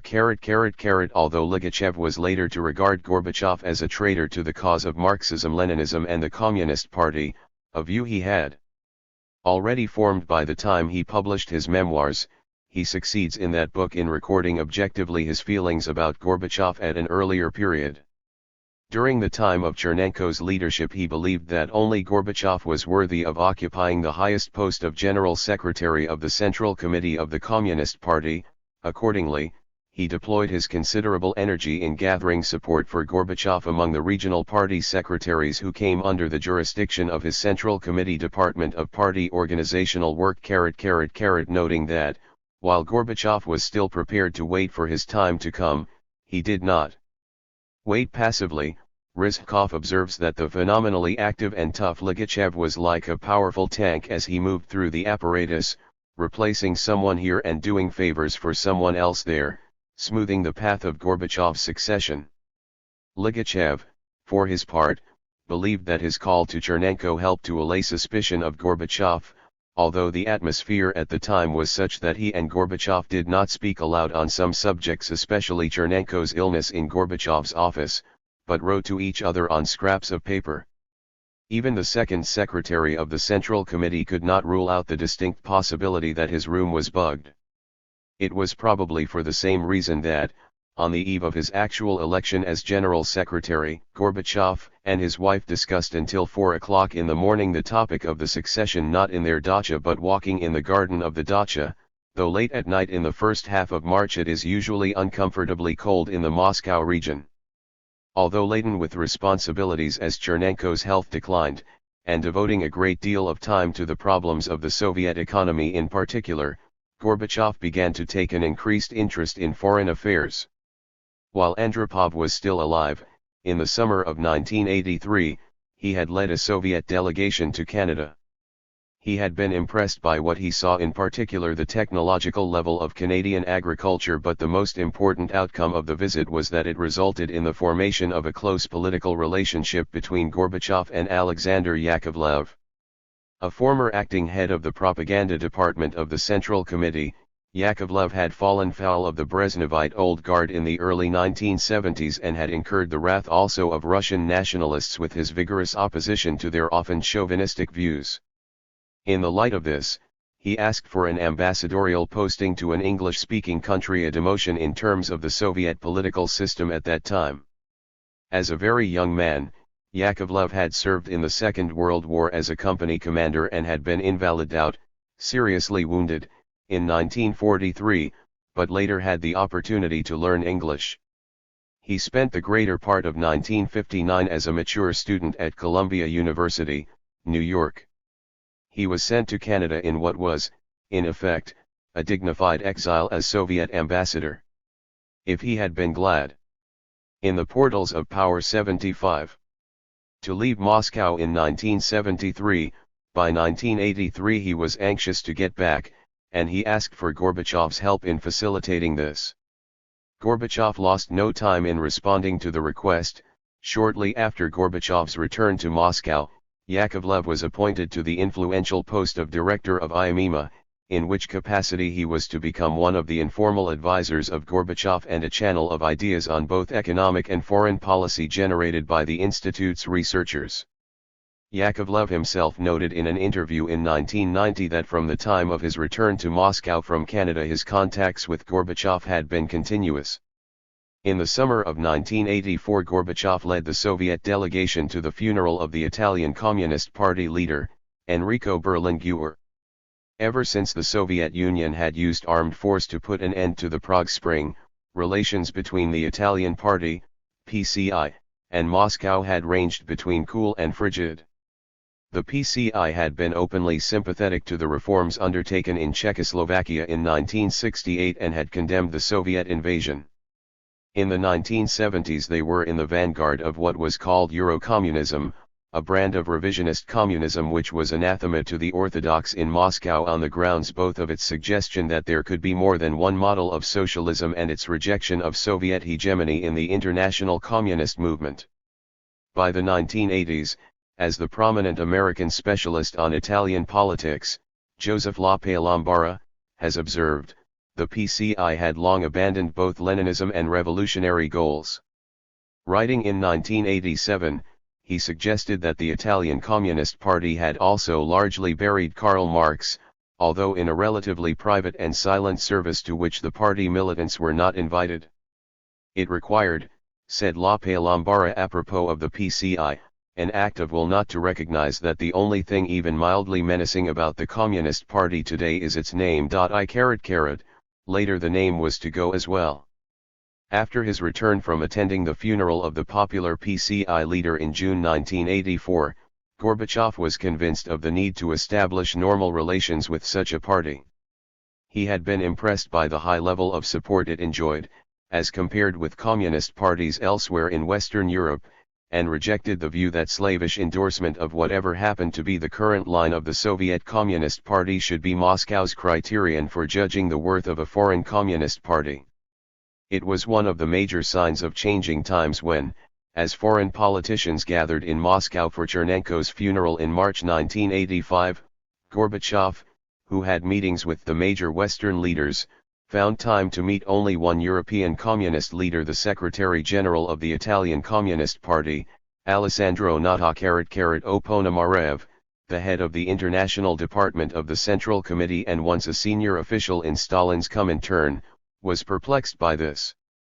He asked a group of his colleagues in the International Department how it could be that, when tens of leaders of good communist parties had arrived in Moscow, Gorbachev received the leader only of the bad Italians. 3 If Gorbachev had been favorably impressed on his journeys to Canada and Italy, the most important of his visits prior to becoming General Secretary was still to come.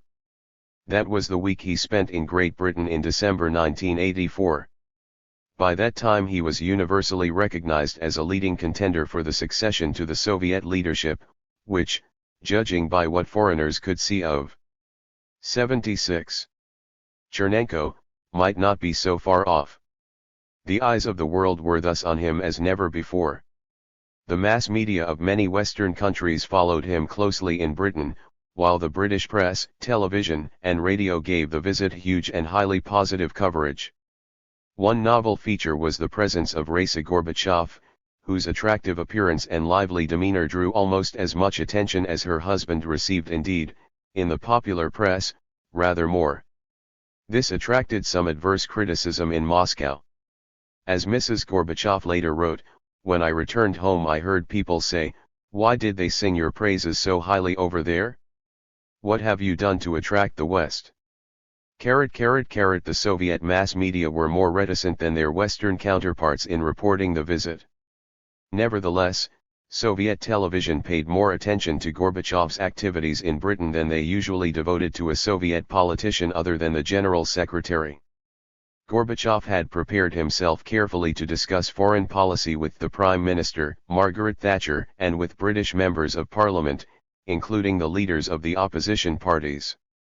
Inasmuch as any serious faux pas was going to be instantly relayed not only to the Western world but also to those who were waiting in Moscow and hoping that something would go wrong for him, Gorbachev, whose delegation included Alexander Yakovlev, at that time still director of IMEMA and not yet a member of the Central Committee, and the nuclear physicist Yevgeny Velikov, took a calculated risk in coming to a Western country at a time when he was heir apparent.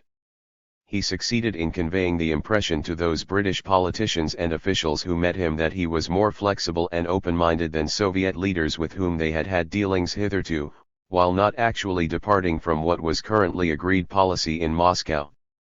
It is probable that his performance impressed Gromyko, although Gromyko's subsequent support for Gorbachev almost certainly owed more to his desire to remain on the winning side in Soviet politics. In the speech in which he was later to propose Gorbachev as General Secretary of the Central Committee of the Soviet Communist Party, Gromyko was untypically warm and enthusiastic. It was highly unusual for him to hold forth so animatedly in favor of anyone, not to speak of a relative newcomer in the party leadership who had been in Moscow for less than 7 years. Gromyko, in contrast, had headed the Soviet delegation at the 1944 Dumbarton Oaks Conference on the foundation of the United Nations, had dealt with every American president from Roosevelt to Reagan, and had been Soviet Minister of Foreign Affairs since 1957. It is significant that in his speech of March 1985 Gromyko emphasized Gorbachev's flexibility, while indicating that this was, nevertheless, within approved limits. He could not imagine how far Gorbachev would before long push those limits. Gromyko remarked, "You know, it often happens that problems both internal and external are very difficult to consider if you are guided by the law of black and white. There may be intermediate colors, intermediate lengths, and intermediate decisions. and Mikhail Sergeyevich Gorbachev is always able to come up with such decisions that correspond with the party line too. Gromyko had, of course, equally little inkling of the extent to which Gorbachev was going to shake the Soviet military establishment when he added, "In the portals of power." 77. He always defends the point of view that the holy of holies for us all is to struggle for the cause of peace and to maintain our defense at the necessary level. Gromyko's support for Gorbachev was of undoubted value to him at the time of the succession, and the fact that he had been praised even by the Iron Lady, as the Soviet press described Mrs. Thatcher, probably counted for something with Gromyko, who a year earlier had been more than content to support Chernenko's elevation to the top post. Point 2. Gorbachev, for his part, seems to have been impressed both by the level of attention he received in Britain. His meeting with the Prime Minister went on well beyond the time allotted for it in his program, and by what he saw of the country and its political institutions. Several of those who worked closely with Gorbachev have said that he often thereafter referred to this visit as an eye-opening one for him. He and Margaret Thatcher went on to establish what Gorbachev himself has called a good personal relationship, based on mutual respect, despite substantial divergences in their views. The meeting was of significance not only for British-Soviet relations and for widening Gorbachev's political perspectives, but even for East-West relations more broadly. There had been no summit meeting between an American president and a Soviet general secretary since 1979, and Ronald Reagan had shown little inclination to engage in dialogue with any leader of the evil empire. He did, however, have an excellent political and personal relationship with Margaret Thatcher, and, when Gorbachev became General Secretary, she played an important part in persuading him that this was a Soviet leader of a different type from hitherto, one with whom it was possible to do business. Indeed, the British Prime Minister did not wait for the heir apparent to come to power before making that point to Reagan.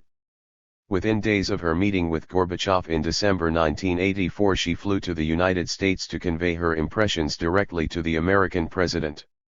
The Secretary of State, George Shultz, later recalled, she was enthusiastic about Gorbachev, as had been clear from her public statements. He noted, too, the president had immense confidence in her, and her views carried great weight. 12. Margaret Thatcher's celebrated remark, "I like Mr. Gorbachev. We can do business together," was both calculated and genuine. It was calculated inasmuch as both the Prime Minister and the Foreign and Commonwealth Office wanted the visit to be seen as a success.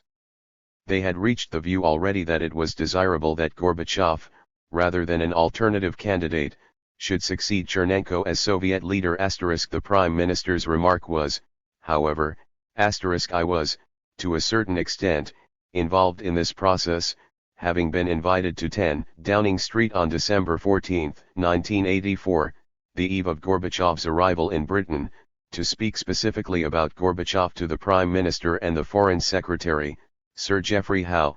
The others invited were two economists, a foreign and defense policy specialist, and a businessman.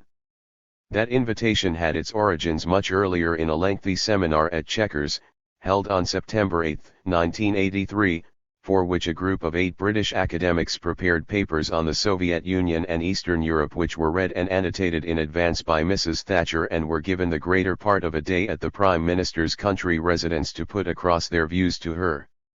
On the government side, other participants in the meeting included the Foreign Secretary, Howe, the Minister of Defense, Michael Heseltine, and the Minister of State at the Foreign and Commonwealth Office, Malcolm Rifkind.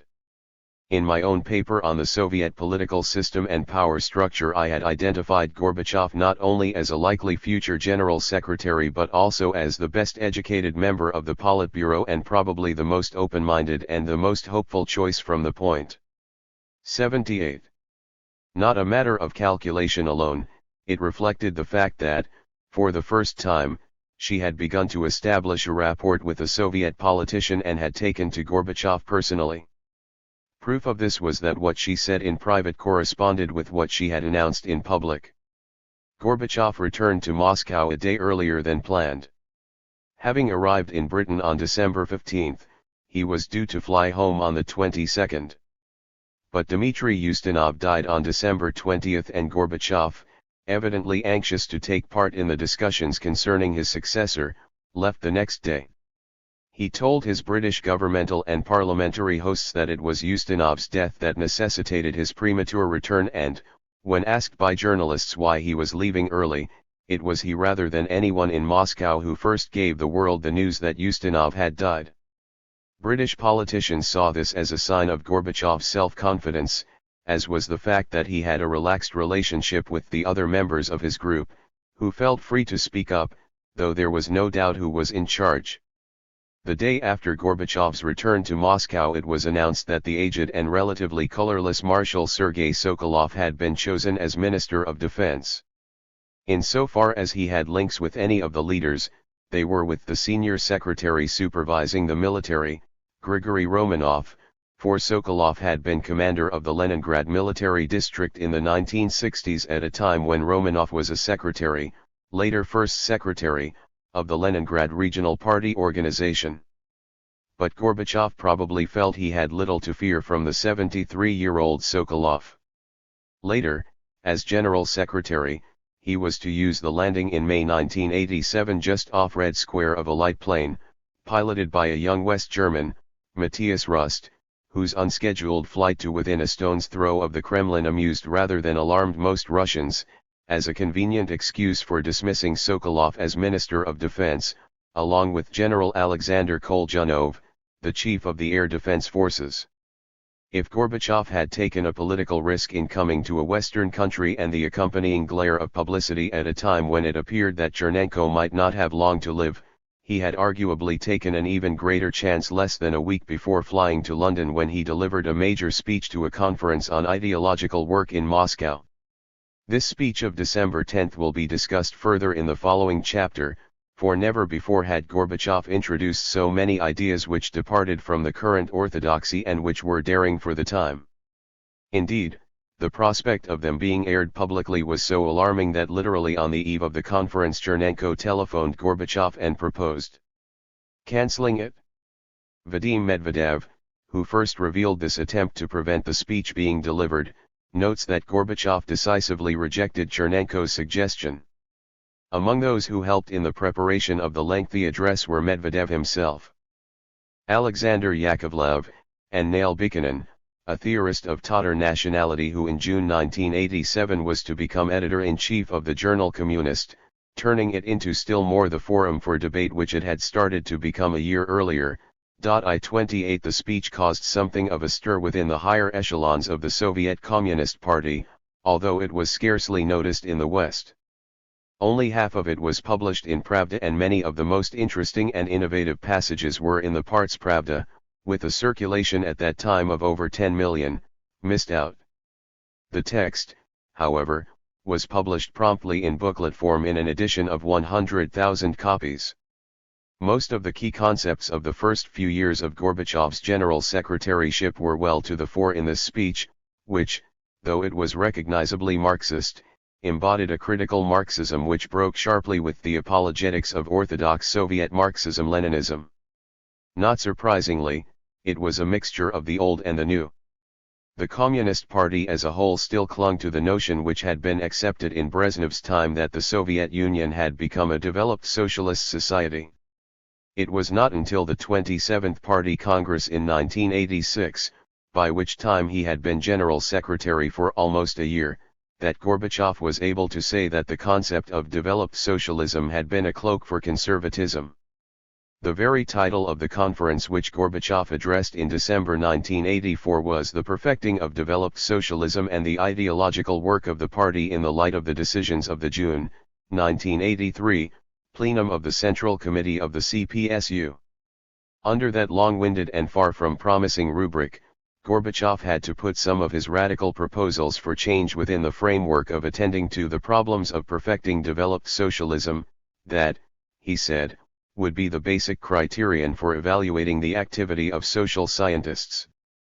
But what the perfecting of developed socialism amounted to in the final analysis was the widening of the possibilities for the development of the individual and the initiative of the Soviet person as master of his country, as worker and citizen. Konstantin Chernenko's aide at that time, Vadim Peshinaya, who was removed by Gorbachev as soon as he became General Secretary, makes much in his memoirs of the fact that Gorbachev spoke of the perfecting of developed socialism. There was, however, nothing in the least surprising about that. Gorbachev, not yet being General Secretary, was in no position to revise the periodization of Soviet development which had become incorporated in party doctrine. Later, as General Secretary, he was to alter that particular doctrinal tenet dramatically, arguing that the Soviet Union was at the stage of developing socialism, not that of developer/socialism. It was, on the contrary, necessary for Gorbachev, at a time when Chernenko was still party leader, to use some of the current politically correct phraseology when and perhaps especially when introducing new ideas into Soviet political discourse. The speech of December 1984 in fact foreshadowed both political and economic reform. Gorbachev spoke at length about the need for democratization. What he meant by it will be taken up in the next chapter: glasnost, equality of all before the law, more self-government, samoprafleni, at different levels of the Soviet political system, and the necessity for more space, prostor, to be opened up for the initiative of individual people and for healthy interests, work. 80. Collectives, and local political organs. The speech was the first to make extensive use of the term perestroika, and it introduced such favorite notions of the early Gorbachev era as uskorenie, acceleration, and the human factor. Gorbachev referred in this speech to the slowdown of economic growth at the end of the 1970s and the beginning of the 1980s and argued, in the terminology Marxists had used in analysis of the dynamics of development from one kind of socio-economic system to another, that this was a result of the lack of correspondence between production relations and the forces of production. The need for changes in production relations had not been spotted in good time, and the unwarranted preservation of obsolete elements in these relations could bring about a deterioration of the economic and social situation. This critique was very much in line with, and fairly clearly influenced by, the writings of Zaslavskaya and other innovative Soviet social scientists. In the same speech, Gorbachev indicated the need to incorporate a substantial market element in the Soviet economy, although he used the term which was the nearest it was possible to get to market advocacy at that time, commodity-money relations. Vadim Medvedev, who participated in the writing of the speech, is just one of those who has confirmed that, by commodity-money relations, Gorbachev meant a socialist market. He could not use the term market, but by commodity-money relations he meant the market. Not surprisingly, this speech caused a stir among party insiders. Peshinaya has said that it was unambiguously perceived as a claim to political leadership and that both Gorbachev's champions and his opponents understood it that way. This followed from its breadth, the range of problems touched upon, and also from the confident manner of its presentation. Mikhail Nenashev, chief editor of the newspaper Sovetskaya Rossiya, at that time one of the least hidebound newspapers, though after Nenashev's departure from the editorial chair in 1986 it was to become one of the most conservative, prepared an article, in the light of Gorbachev's speech, on the need for perestroika of ideological work. Other newspapers, however, carried only dry reports, rather than commentary on the speech. Nenashev added, "I was not very much surprised because I knew that many things said by Gorbachev were not supported by Chernenko and his associates." Vadim Medvedev described the speech of December 1984 as affirmation of Gorbachev's role as the secretary responsible for ideology and as having many fresh and undogmatic features, although couched within the old forms 1**2, which included numerous citations of Lenin and one of Chernenko. The speech, said Medvedev, was regarded by quite a number of people as dangerous, as having gone too far. Gorbachev took a calculated risk in making the speech.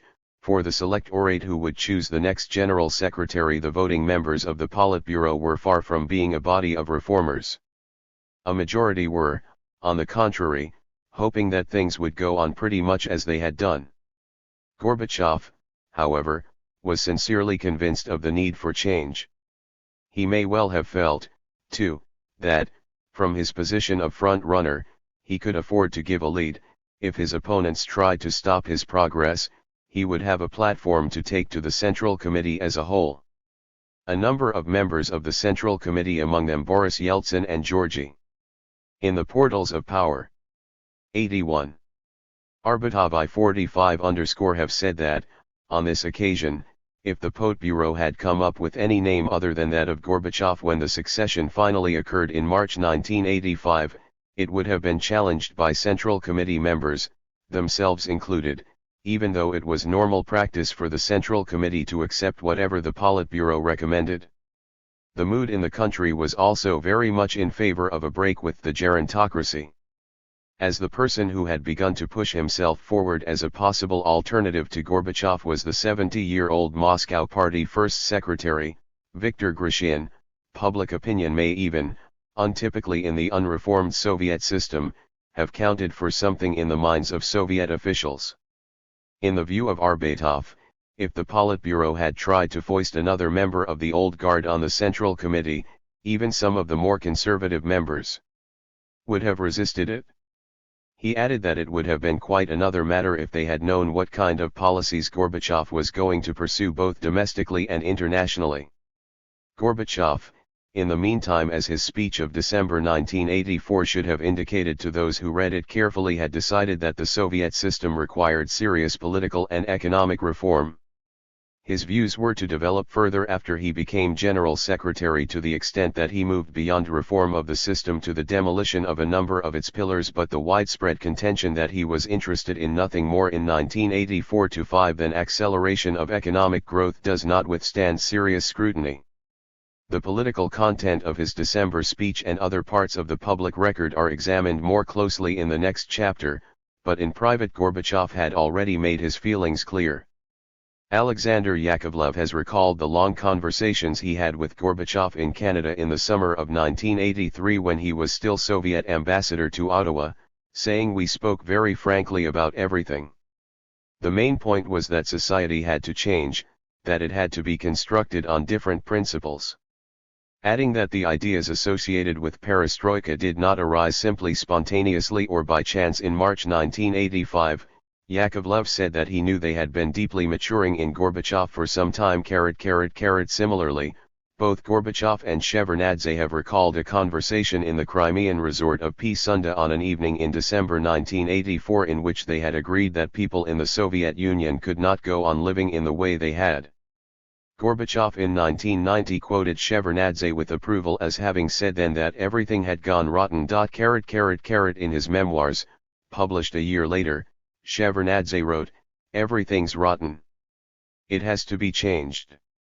I really did say that to Gorbachev on a winter evening in 1984 at P-Sunda, and I will not recant those words today." Gorbachev himself said to his wife on the eve of his succession to the general secretaryship, "We can't go on living in this way." Although within a few years of becoming General Secretary Gorbachev was to support policies he could not have envisaged himself advocating on the eve of his accession, his political agenda in late 1984 and early 1985 partly a hidden agenda, for he spoke more frankly to Shevardnadze at their annual winter holiday meetings than either man was in the habit of speaking in public. S was much more radical than the Soviet political establishment realized. 82. What worried some of Gorbachev's opponents more than a reformism which many of them did not even comprehend was the likelihood of more rapid personnel change involving demotion or loss of office for them, and the disciplinarian and anti-corruption parts of his platform. These themes had been much emphasized by Andropov during his short time as General Secretary, but had been pursued less seriously under Chernenko. In the last months, however, of Chernenko's life, when the weakness of his health meant that some of the reins of power fell into Gorbachev's hands, there was to be a sharp reminder of the disciplinarian element. The notoriously corrupt former Minister of Internal Affairs, Nikolai Sholokhov, had despite his dismissal from office under Andropov been enjoying a comfortable life under Chernenko, whom he had known for over 30 years. But in November 1984, in what was almost certainly intended as a prelude to bringing criminal charges against him, Shilokov, who feared Gorbachev's coming to power and who had said of Gorbachev, that man must be destroyed, was stripped of his military rank for bringing discredit to it and for abusing the ministerial office he had held. The following month he committed suicide. The rumors in Moscow at the time that Shilokov had taken his own life were confirmed in the memoirs of the Kremlin doctor, Chizov. It seemed to Chizov that the suicide of such an old friend of the General Secretary as Shilokov, following fast upon the death of Ustinov, made a deep impression on Chernenko. The succession. Traditional, non-competitive Soviet elections, oddly enough, were the scene of the last, ineffectual stand of the old guard opposed to Gorbachev. They also provided their own esoteric indications that Gorbachev was still in the strongest position to succeed Chernenko. The elections for the Supreme Soviet of the Russian Republic were held in late February 1985. Viktor Grishin was pushing himself into the limelight as much as possible in the view of Ligachev, trying to instill the idea that he was the successor to the General Secretary, no doubt with encouragement from Grigory Romanov, who could hope to replace Gorbachev as second secretary and heir apparent in a Grishin Politburo.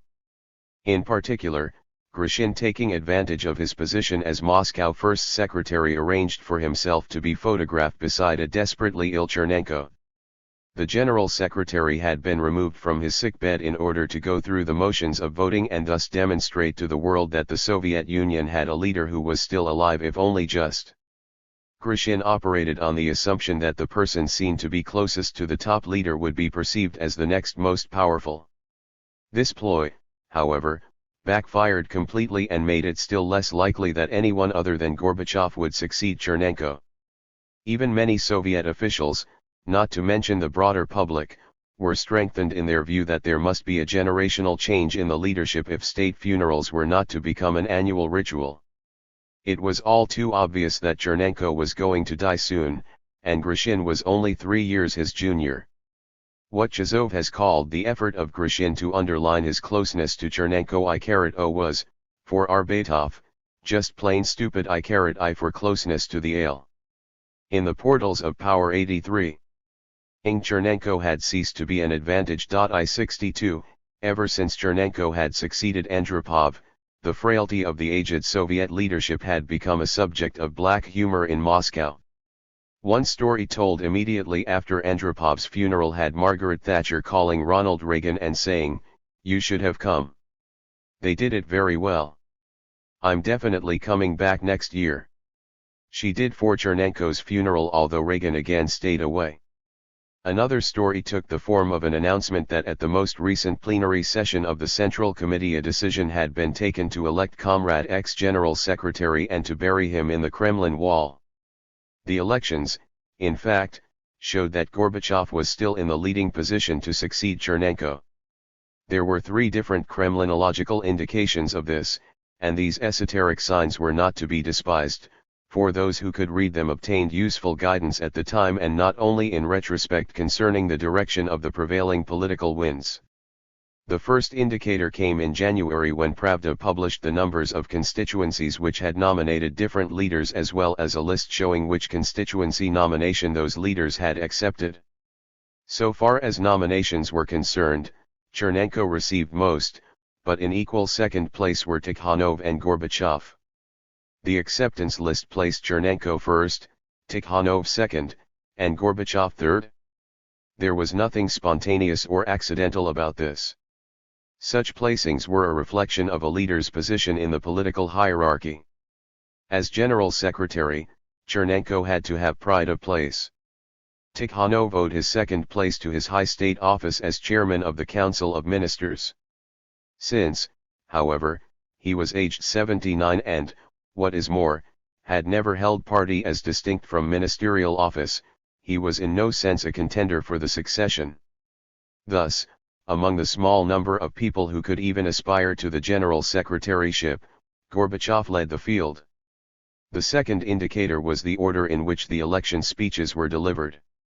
The addresses of Politburo members to selected prospective constituents were given on different days, with those at the top of the political hierarchy speaking closest to the election day. The last 3 speeches were by Gorbachev, Tikhanov, and Chernenko, whose speech had to be read for him, since he was too ill to appear in person. The order of precedence was the same in late February as it had been in early January, in the list of nominations, and, indeed, as it had been in March 1984 when, shortly after Andropov's death, Politburo members had to make their election speeches for the Supreme Soviet of the USSR. 165 The third sign that Gorbachev was no ordinary member of the Politburo was that, contrary to past tradition, two secretaries of the Central Committee, Ligachev and Rizhkov, who were, of course, at that time his closest allies in the Secretariat, attended Gorbachev's election speech of February 1985. Since their presence did not, as one of the more experienced secretaries, Dolgach, noted, fit in with the totally sacred traditional pattern which had evolved over time, people noticed that ... During January and February Chizov periodically telephoned Gorbachev to report on Chernenko's health. Being aware of Gorbachev's complicated relations with Chernenko, he was always surprised by Gorbachev's informal 84 requests to him to do everything in his power to save Chernenko and to preserve his health. Chizov says that he did not, however, leave Gorbachev with any illusions, telling him that in the opinion of all the specialists Chernenko had only a few months, and perhaps less, to live. In fact, Chernenko died on March 10, a Sunday evening, after having been in a coma for several days. It was Gorbachev who was the first to be told. Chizov called him at his dacha with the news. Although Gorbachev had been solicitous of Chernenko's health so long as he was alive, he and his ally, Ligachev, lost no time in setting in motion the wheels of the succession. As on previous occasions, this had to proceed in two stages. First, the Politburo had to decide whom they were going to recommend as General Secretary to the Central Committee, and then the Central Committee as a whole had to make the formal election. In principle, the possibility of opposition and divided votes in the Central Committee was not to be discounted, especially on this occasion if the Politburo had recommended someone other than Gorbachev, but in practice such elections had indeed been a formality. The real choice was made by the Politburo or even by an inner circle within it who could then carry the Politburo as a whole with them, and the selection of Gorbachev was no exception. What was, however, without precedent was the speed and efficiency with which the operation was conducted. No general secretary in Soviet history was chosen as quickly as was Gorbachev, although this merely made a likely outcome the more certain. Chernenko had died at 7:20 p.m.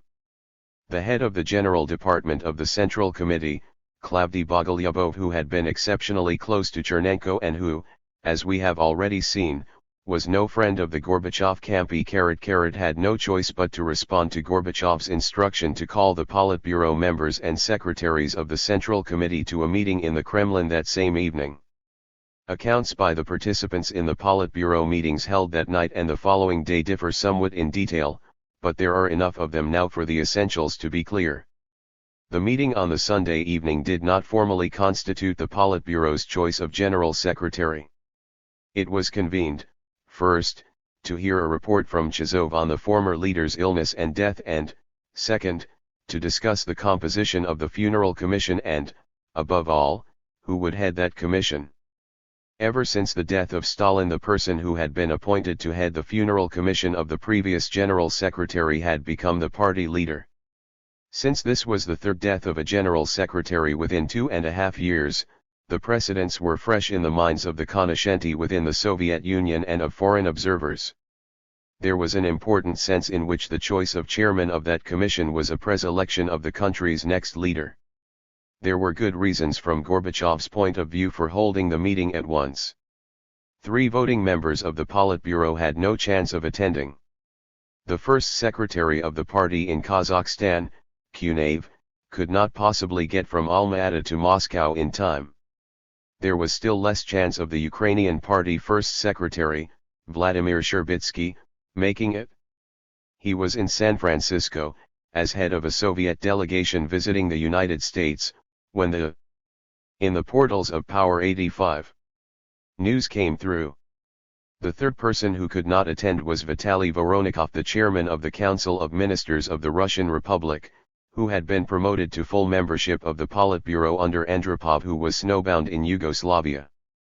Of these three, none was close to Gorbachev, and two of them had been in the Brezhnev-Chernenko rather than Andropov-Gorbachev camp. Voronikov had taken it for granted that Gorbachev would be Chernenko's successor, but the veteran Brezhnevites, Kunev and Cherbitsky, would have been happy to support an older, alternative candidate to Gorbachev, such as Grushin, if they had thought he had a serious chance of success. Even if they had been present, it is doubtful if they would have risked splitting the leadership, but their absence guaranteed that the succession was a very smooth one. Most of the Politburo members and secretaries of the Central Committee who were summoned to the Kremlin on that Sunday night were not told by telephone the reason for the urgency, and they were too much part of the Soviet system to ask. It was not difficult, though, for them to guess that Chernenko had died.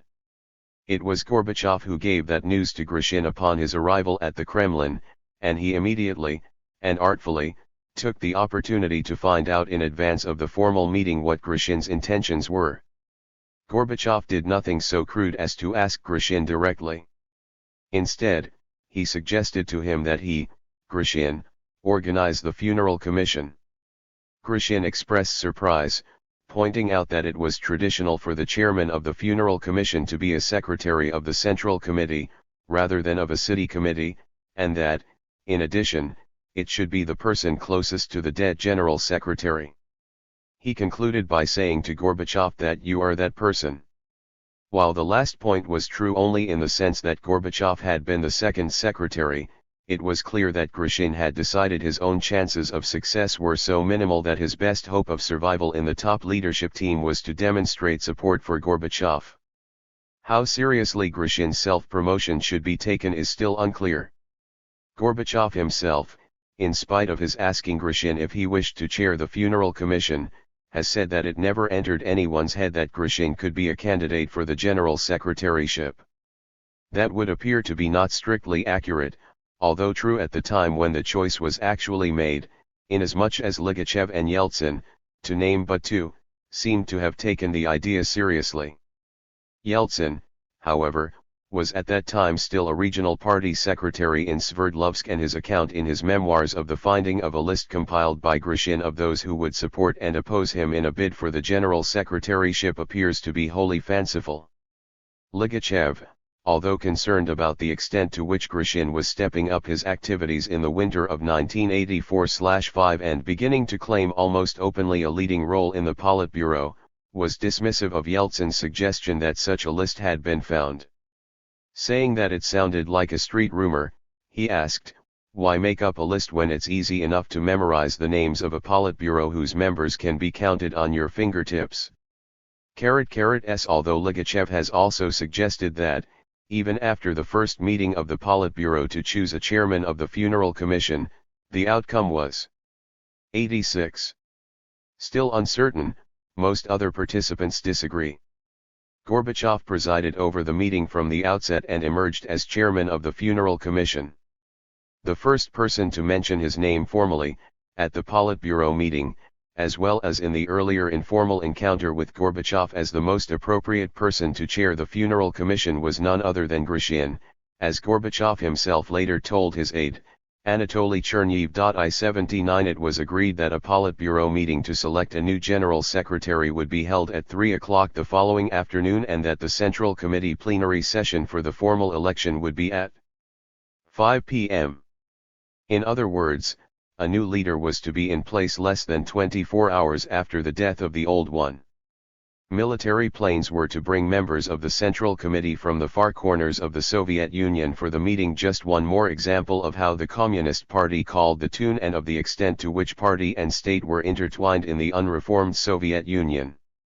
There is some disagreement even among those who were present at the Politburo meetings on the evening of March 10 and the afternoon of March 11 whether Gromyko had already made an important intervention in favor of Gorbachev at the earlier meeting to choose a chairman of the funeral commission, but there is no doubt that it was he who proposed Gorbachev at the Politburo meeting on March 1, the day after Chernenko's death, held shortly before the Central Committee plenum at which Gromyko also made the main speech in favor of Gorbachev.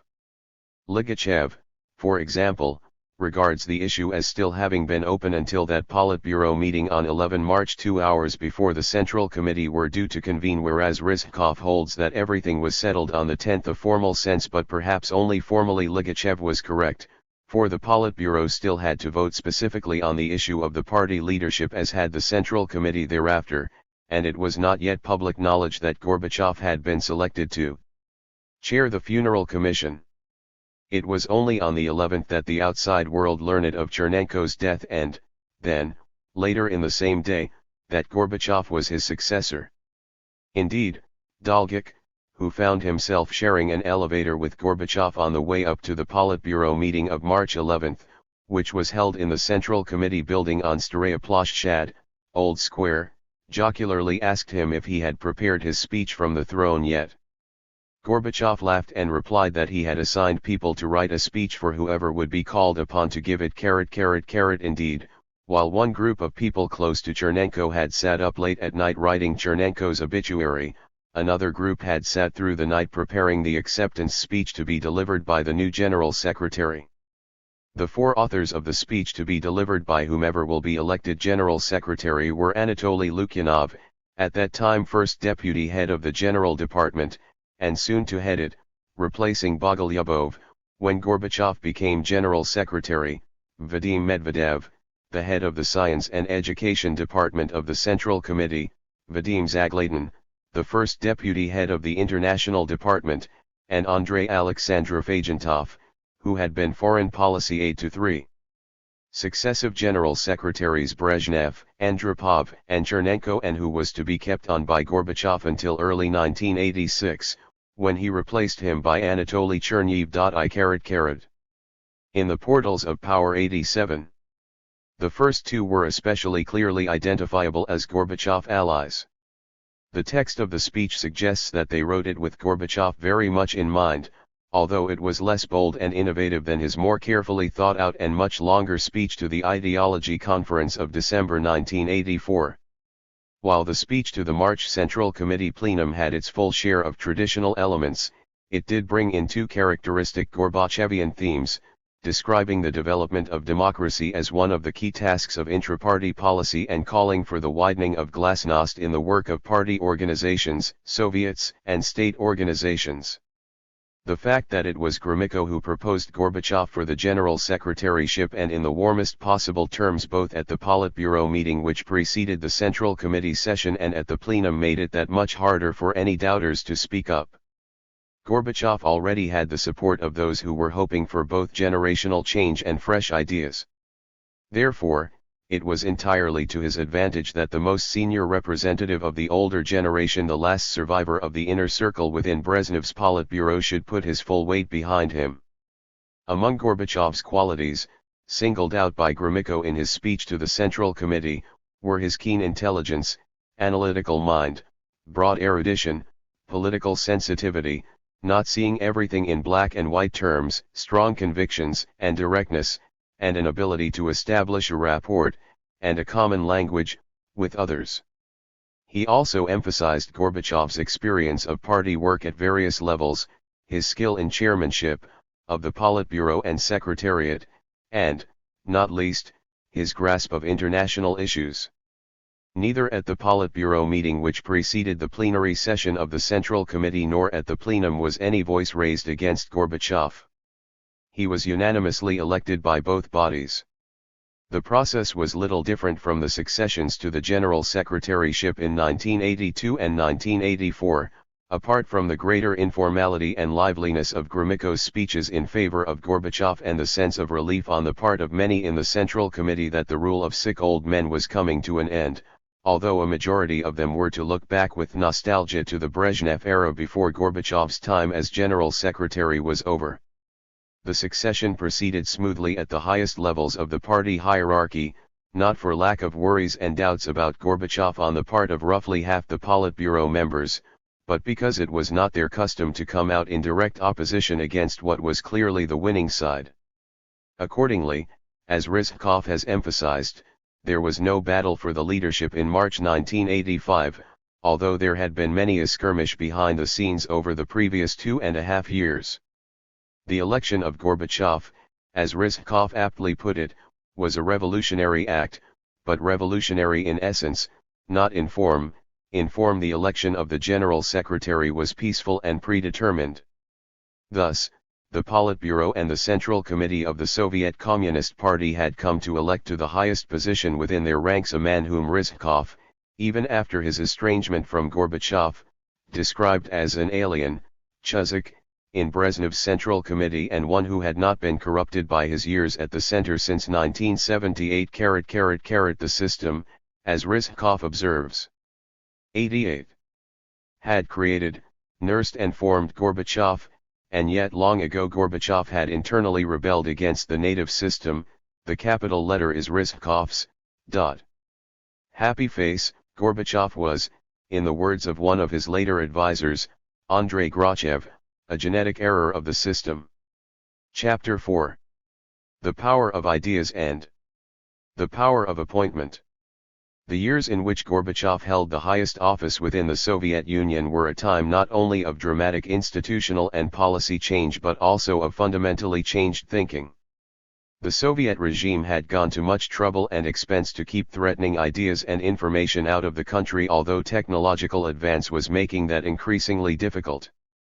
The symbiotic relationship between communist institutions and Leninist ideology had been crucial to the maintenance of the Soviet system, and by embracing ideas that deviated from accepted orthodoxy, Gorbachev altered and undermined that system to an extent far greater than he initially foresaw.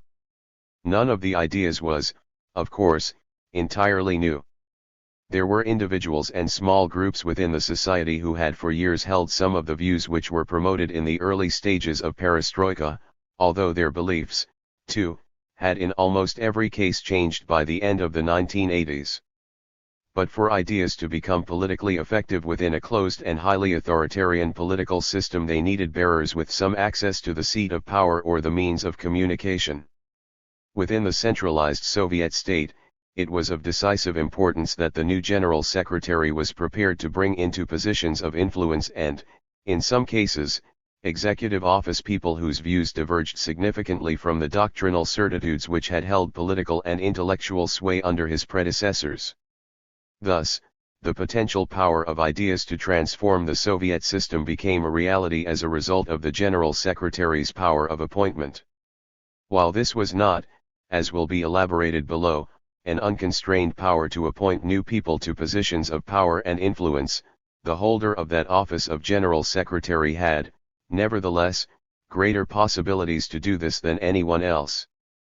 Although the promotion of new people did not automatically mean the advancement of new ideas, it opened up that possibility in principle and, in Gorbachev's case, in practice. To appreciate the full extent of the ideational change between 1985 and 1991, it is necessary to be aware of the low starting point. To the extent that one can speak at all of public opinion in the Soviet Union in 1985, given the highly restricted flow of information to the population and the equally rigorous curbs on the public expression of independent ideas, it is clear that this was not yet a country striving to cast off the mantle of Leninism and the rule of the Communist Party. On the contrary, Lenin was still revered by the overwhelming majority of the population, especially in Russia, and the domination of the 89-90 Communist Party was taken for granted. Only a small minority of citizens had reached adulthood before the Bolshevik Revolution and could remember the embryonic political pluralism of the four Dumas which had functioned, successively, between 1906 and 1917. Among the older generation, moreover, many still compared their present improved conditions with the greater privations of earlier periods of Soviet history. They took pride also in the superpower status which the Soviet Union had acquired. Notwithstanding the fundamental flaws of the regime, which were readily apparent to Western eyes, its lack of freedom, democracy, and accountability in the political domain, and the irrationality and inefficiency of its economy, the population as a whole did not in 1985 reject the Soviet system, as distinct from grumbling in private about various aspects of its performance, any more than did their new leader, Mikhail Gorbachev. It would be fanciful in the extreme to see the changes which took place between 1985 and 1988 as a result of massive pressure from below. Alexander Yakovlev, reflecting on the perestroika years in which he played an exceptionally important political role, concluded that Soviet society in 1985, although profoundly sick, did not wish to notice its illness and outwardly appeared almost healthy. One prominent outside observer of the Soviet scene, Surin Byler, writing in the mid-1980s, observed that, insofar as the Soviet Union at that time faced a crisis, it was a crisis of effectiveness rather than a systemic crisis or a crisis of survival. In 1985 it was already clear to unbiased observers that the system was failing in crucially important ways, but it had, indeed, not yet reached crisis point, to continue with Yakovlev's medical analogy, whereby it was faced by imminent death or recovery. Gorbachev has himself given somewhat contradictory accounts of the condition of the Soviet system in 1985. Aware of the heavy price paid by the citizens of Russia and the other successor states for all the upheaval which occurred in the 10 years that followed, he has often been anxious to suggest that there was no alternative to the path he took. On other occasions, he has noted that the system could have gone on in much the same way as before for a decade or longer, during which he would have enjoyed the absolute authority as General Secretary which he voluntarily abandoned when he embraced transformative political change. While Gorbachev was undoubtedly right to attempt to reform the system and to accept in due course that the task was not so much to secure its recovery or renewal as its transformation, this course of action was not forced upon him. The other members of the Politburo at the time of his election saw no need for far-reaching reform and, had any one of their number been elected General Secretary instead of Gorbachev, the Soviet Union would have postponed facing up to the fundamental problems of the system. The regime had, after all, been politically repressive and economically inefficient for the greater part of 7 decades. Even though there were a number of signs of deterioration, there were also alternative ways of keeping the system going for some years. Unlike Gorbachev's reforms, they would not, however, have tackled the most fundamental problems or made the world a somewhat less dangerous place. As Shukhnazarov has observed, if we suppose that Grushin, Romanov, or someone else from the old guard had been elected by the Politburo in March 1985, they might have gone so far as to attempt a Chinese variant of combining economic 91. Reform with extreme authoritarianism. They would have preserved the Soviet Union, but among the high costs would have been the maintenance of tension within a bipolar international system and the continued risk of nuclear war. There was, Shukhnazarov rightly insists, nothing inevitable about the Soviet Union embarking on a path of fundamental reform at the time it did, and there are serious problems with supposing that the coming to power of Gorbachev and the policies he pursued were economically determined. By 1990 the Soviet Union faced a crisis of survival. Whether the Soviet state was to be or not to be was indeed the question. That was not the issue when Gorbachev succeeded Chernenko as General Secretary 5 years earlier. It was, in fact, largely the unintended consequences of the most serious attempt in Soviet history to reform the system that turned dire problems into a real crisis of the system, and one in which the survival of the Soviet state faced a test which it failed. Different groupings within Soviet society had different solutions to offer, and a great deal depended on which individuals and groups Gorbachev turned to for advice. If Byler was right in suggesting that the Soviet Union did not yet in the mid-1980s face a crisis of survival, he was surprisingly wide of the mark when he wrote also in his book published in 1986, "TT is a tragedy of today's Russia that one cannot find evidence for the existence of any meaningful anti-Stalinist forces either in the establishment itself or in the various strata of Soviet society." In fact, the main dividing line within the Soviet establishment at that time was between those who wished to undertake serious reform of the system and those who feared any attempt to do more than tinker with the status quo.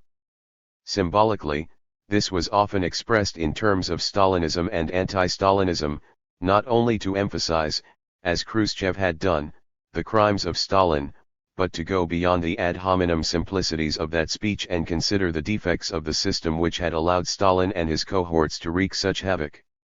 Behind the monolithic facade which the Soviet Communist Party presented to the outside world, there was a myriad of views, but the most basic divide was what Stephen Cohen, writing in 1985, called the confrontation between the forces of reformism and conservatism. While the latter did not actually want another Stalin, for that would have removed at a stroke the physical as well as the career security the Soviet conservatives had come to value, they were, nevertheless, opposed to any attempt to examine the murky past. Their resistance to reopening the issue of Stalin and Stalinism, not to speak of questioning Leninism, which was on virtually no one's agenda in 1985, was based partly on the assertion that Stalin's harsh measures had been appropriate in his time, but also on the fear that the process of uncovering past misdeeds might get out of hand and undermine existing authority. In terms of bureaucratic politics, it would also mean, and within a very few years did mean, that the conservative communists would be placed on the defensive, for the Stalin issue acquired a salience which made it one of the fundamental criteria for dividing reformers from those who did not wish to disturb the status quo. Very soon after the fall of Khrushchev, it had become taboo to subject Stalin to the kind of criticism Khrushchev had made of him, and various mild euphemisms were employed to refer to the purges and mass terror. The term 92 Stalinism was outlawed and deemed to be an anti-communist concoction.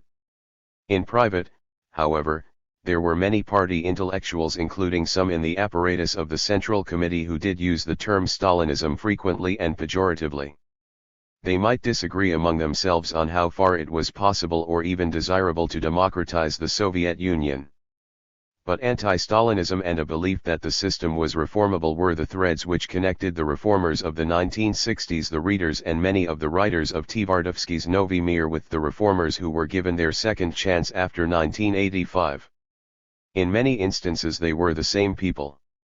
A quite disproportionately important role in influencing the political agenda was played in the second half of the 1980s by party intellectuals in their late 50s and early 60s, people who had been aged around 40 at the time of the trial of the writers Andrei Sinyavsky and Yuli Daniel in early 1966, a major sign that cultural thought was turning to freeze, and who had been in their 20s or early 30s in 1956 when Khrushchev had shattered the illusions of so many of them with his exposure of at least some of Stalin's criminal activities in his speech to the 20th Congress of the party. While Gorbachev had long been known to his friends as an anti-Stalinist, he could not unilaterally change the party line on Stalin. He was also aware how divisive was the issue of Soviet history, and it was no part of his early priorities to encourage debate on the Soviet past. When, however, in an interview he gave the French communist newspaper Vie Humanite on February 4, 1986, Gorbachev said in reply to a question about Stalinism that Stalinism is a concept thought up by enemies of communism and widely used in order to slander the Soviet Union and socialism as a whole. This was not a statement which should have been taken at face value. Many Western authors have assumed that Gorbachev meant exactly what he said in that interview and have, accordingly, postulated a still greater change in his views between 1986 and November 1987, when he was far more critical of Stalin, not to speak of 1989 to 91, by which time he had rejected virtually the entire Stalinist legacy along with most of Leninism, than actually occurred. Of course, Gorbachev's views did develop over time, even from 1986 to 1987. They had developed still further by the end of the decade, particularly in respect of his questioning of the fundamentals of Leninism, as distinct from its Stalinist excrescences. It is, however, a profound misunderstanding of Gorbachev's outlook in the mid-1980s to attach political significance to his remark to Vie Humanite. Gorbachev was simply repeating what had been the standard line on Stalin adopted by the Communist Party leadership for more than 20 years, since shortly after the removal of Khrushchev, and which had not yet been changed. In his interview with the French newspaper, Gorbachev went on to say that the 20th Party Congress had 30 years earlier established its position on the cult of personality of Stalin, which had not been an easy decision for our party. Since the 20th Congress condemnation of Stalin had been played down throughout the Brezhnev era, this was in itself a minor break with convention.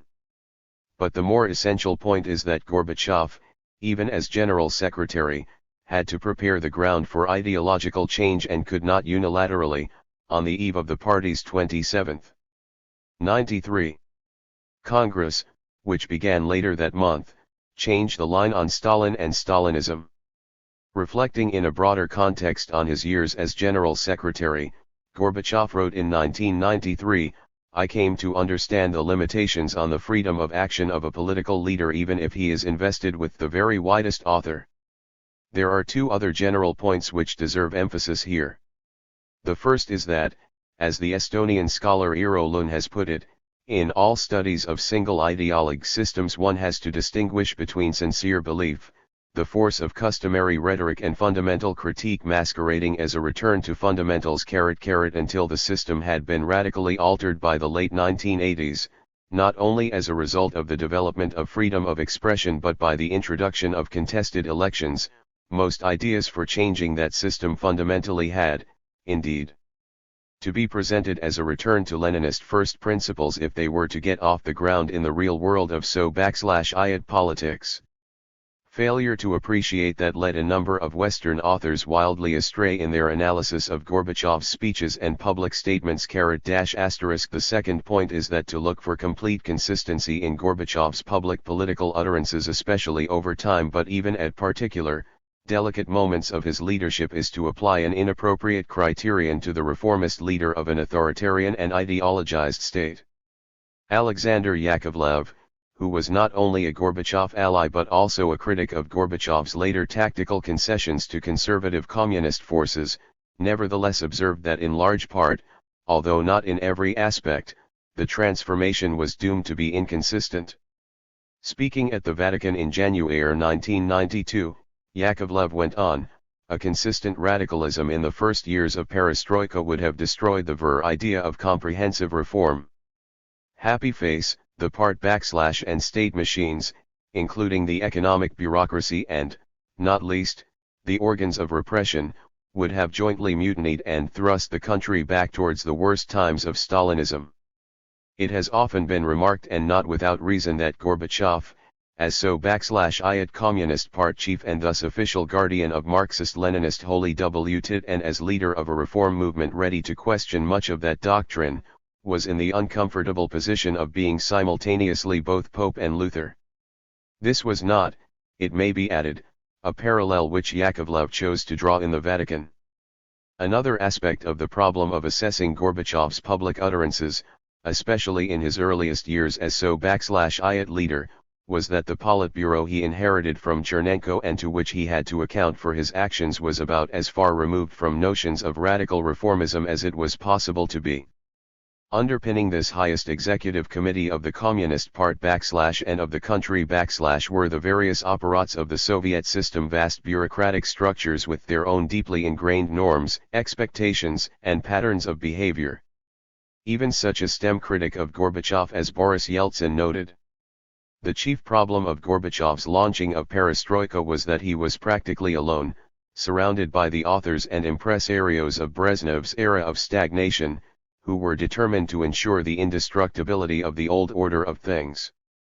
After a while, it became easier for him, and then he himself began to lag behind events. But at that all-important initial moment of his 94 reforming initiative, he operated with amazing finesse. In no way did he frighten the old mafia of the party apparat, which retained its power for a long time and which, if necessary, might have eaten any general secretary alive without so much as a hiccup. In so far as what occurred after March 1985 was a revolution, although that term is both ambiguous and somewhat misleading in the context of the time, it was a revolution from above or a revolution from within. Gorbachev himself has described the process as revolutionary in its essence but evolutionary in its tempo. Justifying the description revolution from above, Gorbachev's aide Chernyev points to the fact that it was the Communist Party which was to be the vanguard of Gorbachev's revolution, just as it had been the vanguard of Lenin's. Whether in the economy or cultural life, Gorbachev saw the party as leading the renovation of the Soviet state. As compared with Lenin, however, Gorbachev had little option, since the Communist Party had long ceased to be a political party in the normal sense of the term and had become an integral, supreme power-wielding component of the state structure. Yakovlev has similarly argued that recognizing that this was a revolution from above is crucial to an understanding of those years, as, indeed, has Yeltsin. Yakovlev draws attention to what he calls the simple truth that the initiators of perestroika were a very narrow circle in the leadership of the party and state. The fact that it was a revolution from above had, in his view, both advantages and pitfalls. On the one hand, it made possible the maintenance of political stability. On the other, it made impossible a root and branch critique of all that was wrong with the Soviet system. Making a somewhat similar point, the British scholar John Gooding, employing his preferred terminology of revolution from within, has written, "The very thinness of the revolution vitiated its effectiveness, since it had to proceed under the auspices of that which it was in fact to undermine." Happy face, in some respects, the term revolution from above is more misleading than revolution from within, for the highest party organs were never united in favor of radical change. Indeed, the Communist Party was deeply divided at every level, and different signals were being sent out from different parts of Gorbachev's Politburo, most obviously from Yegor Ligachev, on the one hand, and Alexander Yakovlev, on the other. What is clear, as Yakovlev suggests, is that it was Gorbachev and a small circle around him which launched the reform process that became known as perestroika. Making a different point against the use of the concept revolution from above, Gooding has aptly observed, revolutionaries from above from Peter the Great onward had modernized in defense of an existing political structure, imposing change upon a population which was treated as a passive object and never encouraged to see itself as a subject. Gorbachev's perestroika, by contrast, tried to activate the masses and to create a genuinely participatory society. The regeneration perestroika aimed at contained a distinct political component, and it was in fact as a political revolution that its major success was to be achieved. The term revolution itself is ambiguous, for no matter how revolutionary was the essence of the changes in the Soviet Union in the second half of the 1980s, Gorbachev was a revolutionary neither by intent nor by temperament. He was, rather, a serious reformer, a reformer by nature. 27 who became in due course a systemic transformer. It was, however, as early as 1987 that Gorbachev had doubts about the capacity of the party to transform the country on the basis of the reformist principles he had espoused. Yakovlev has said that it was in the same year that he realized the system was unreformable and had to be completely dismantled, although he did not put it in such stark terms at the time. Expressing similar sentiments, Gorbachev has said, "Just like reformers before me, I thought that we had a system that could be improved. Instead, I learned that we had a system that needed to be replaced." Happy face, if it was, in one sense, a weakness that Gorbachev, when he became General Secretary of the Soviet Communist Party, was ambivalent about the extent to which the system needed to be rebuilt on new foundations, it was an ambivalence which assisted the remarkably peaceful transition from an orthodox communist regime to one of mixed government, a mixture of authoritarianism and democracy, of which the most important characteristic was political pluralism. It is truly remarkable that this occurred within the space of 6 years in a country well used to dictatorship and in which radical change had generally been accompanied by much bloodshed, far more than was spilt during Gorbachev's years in the Kremlin. As Gooding has remarked of Gorbachev, at once insider and outsider, apparatchik and revolutionary, true believer and iconoclast, he would use his ambivalence as a vitally effective political weapon. Happy face, the seriousness of Gorbachev's desire to reform the Soviet system from the very outset of his general secretaryship in 1985 was widely underestimated at the time. Even now it is a common misconception that Gorbachev was interested only in faster economic growth and that he turned to significant reform, especially political reform, after the economic acceleration which he had sought failed to materialize. His contribution to the systemic transformation of the Soviet Union a few years later, while recognized by many at that time, has also been played down by power holders in the post-Soviet successor states with an interest in the creation of a myth that accords them the central role in the process of democratizing a political system which in 1985 was, depending on how the terms are defined, at best highly authoritarian and at worst totalitarian. Gorbachev's specific role in economic reform, on the one hand, and political transformation, on the other, is the subject of the next two chapters, and the part he played in the fundamental revision and reorientation of Soviet foreign policy is the theme of Chapter 7. Our concern for the moment is with the linkages between personnel change and new ideas which made the subsequent changes in institutions and policy possible. Although the Soviet system, for all its problems, was regarded both by the overwhelming majority of Soviet citizens and by most Western observers as stable, it was at one and the same time in desperate need of fresh thinking and yet extremely vulnerable to new concepts. Its stability rested in large part on the highly authoritarian character of the regime and on the relative passivity of a population with no experience of democratic alternatives, only of the still harsher totalitarian regime of Stalin. It is hardly surprising that the introduction 96 of fresh ideas, free speech, freedom of assembly, and competitive elections into a multinational state with a vast accumulation of hitherto suppressed grievances turned a crisis of effectiveness or latent political crisis into overt political crisis. What is more remarkable is that for 5 years, in spite of all the difficulties, Gorbachev largely succeeded in averting full-blown crises. These developed with a vengeance in 1990-1, although with a less bloody outcome than in former Yugoslavia. A backhanded tribute to the power of ideas had been paid by the Soviet leadership prior to Gorbachev's coming to power in the lengths to which they went not only to promote official Marxism-Leninism, those parts of the writings of Marx and Lenin, together with suitable interpretative gloss, that fitted their political purposes, but also to keep out of circulation any heterodox political notions. Thus, there was strict censorship of the Soviet mass media, foreign radio was jammed, and each library of any consequence had its Spitskran, or special collection, which housed works which no ordinary reader was allowed to see, such as the analyses of Western specialists on the Soviet Union, the critiques of the Soviet system by Leon Trotsky, or literary works which called into question the fundamentals of that system, from George Orwell's Animal Farm and 1984 to Alexander Solzhenitsyn's The Gulag Archipelago. Foreigners were treated with suspicion and, particularly if they possessed knowledge of the Soviet Union, were subject to surveillance.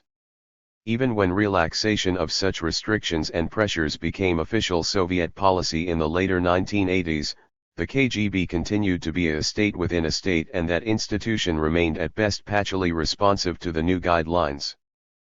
Paradoxically, it was, in part, Gorbachev's misplaced confidence in the reformability of the Soviet system which enabled him to embrace new ideas far more boldly than any previous general secretary and to struggle with conservative opponents of change within the Soviet establishment to have thinking which was radically new in the Soviet context accepted and acted upon. To some extent, these fresh ideas became a new orthodoxy, codified into a body of doctrine designated as New Thinking or the New Political Thinking, No Politichesko Myšlení. But the differences with the past, even in this respect, were far greater than the similarities. The new openness and open-mindedness were such that this was a fast-changing body of doctrine in which, for example, Gorbachev's socialist pluralism quite soon became for radical commentators political pluralism, a concept accepted by Gorbachev himself some 2.5 years after he had broken the taboo on regarding pluralism, however qualified, as anything other than a dangerous concoction of the Soviet Union's ideological enemies. In fact, it was a danger to the Soviet system as that system had operated since Lenin's time, and it was no part of Gorbachev's initial conception to introduce a fully fledged political pluralism in which the Communist Party would become just one party competing with others for influence and power. Yet, having introduced the concept of pluralism in a qualified form, Gorbachev before long reached the view that the system had to be comprehensively transformed, and that meant nothing less than its pluralization. Like previous Soviet leaders, Gorbachev inherited a Politburo and Central Committee that could not instantly be changed, and he had to carry his 97 colleagues in these highest party organs with him. A Soviet leader in the post-Stalin period did not have the clear power of appointment to the Politburo possessed by an American president or British prime minister in relation to his or her cabinet. Renewal of these highest party bodies depended, rather, on a process of collective co-option in which the voice of the General Secretary counted for much more than that of any other Politburo member, but in which he had to carry with him a majority of that body's full members.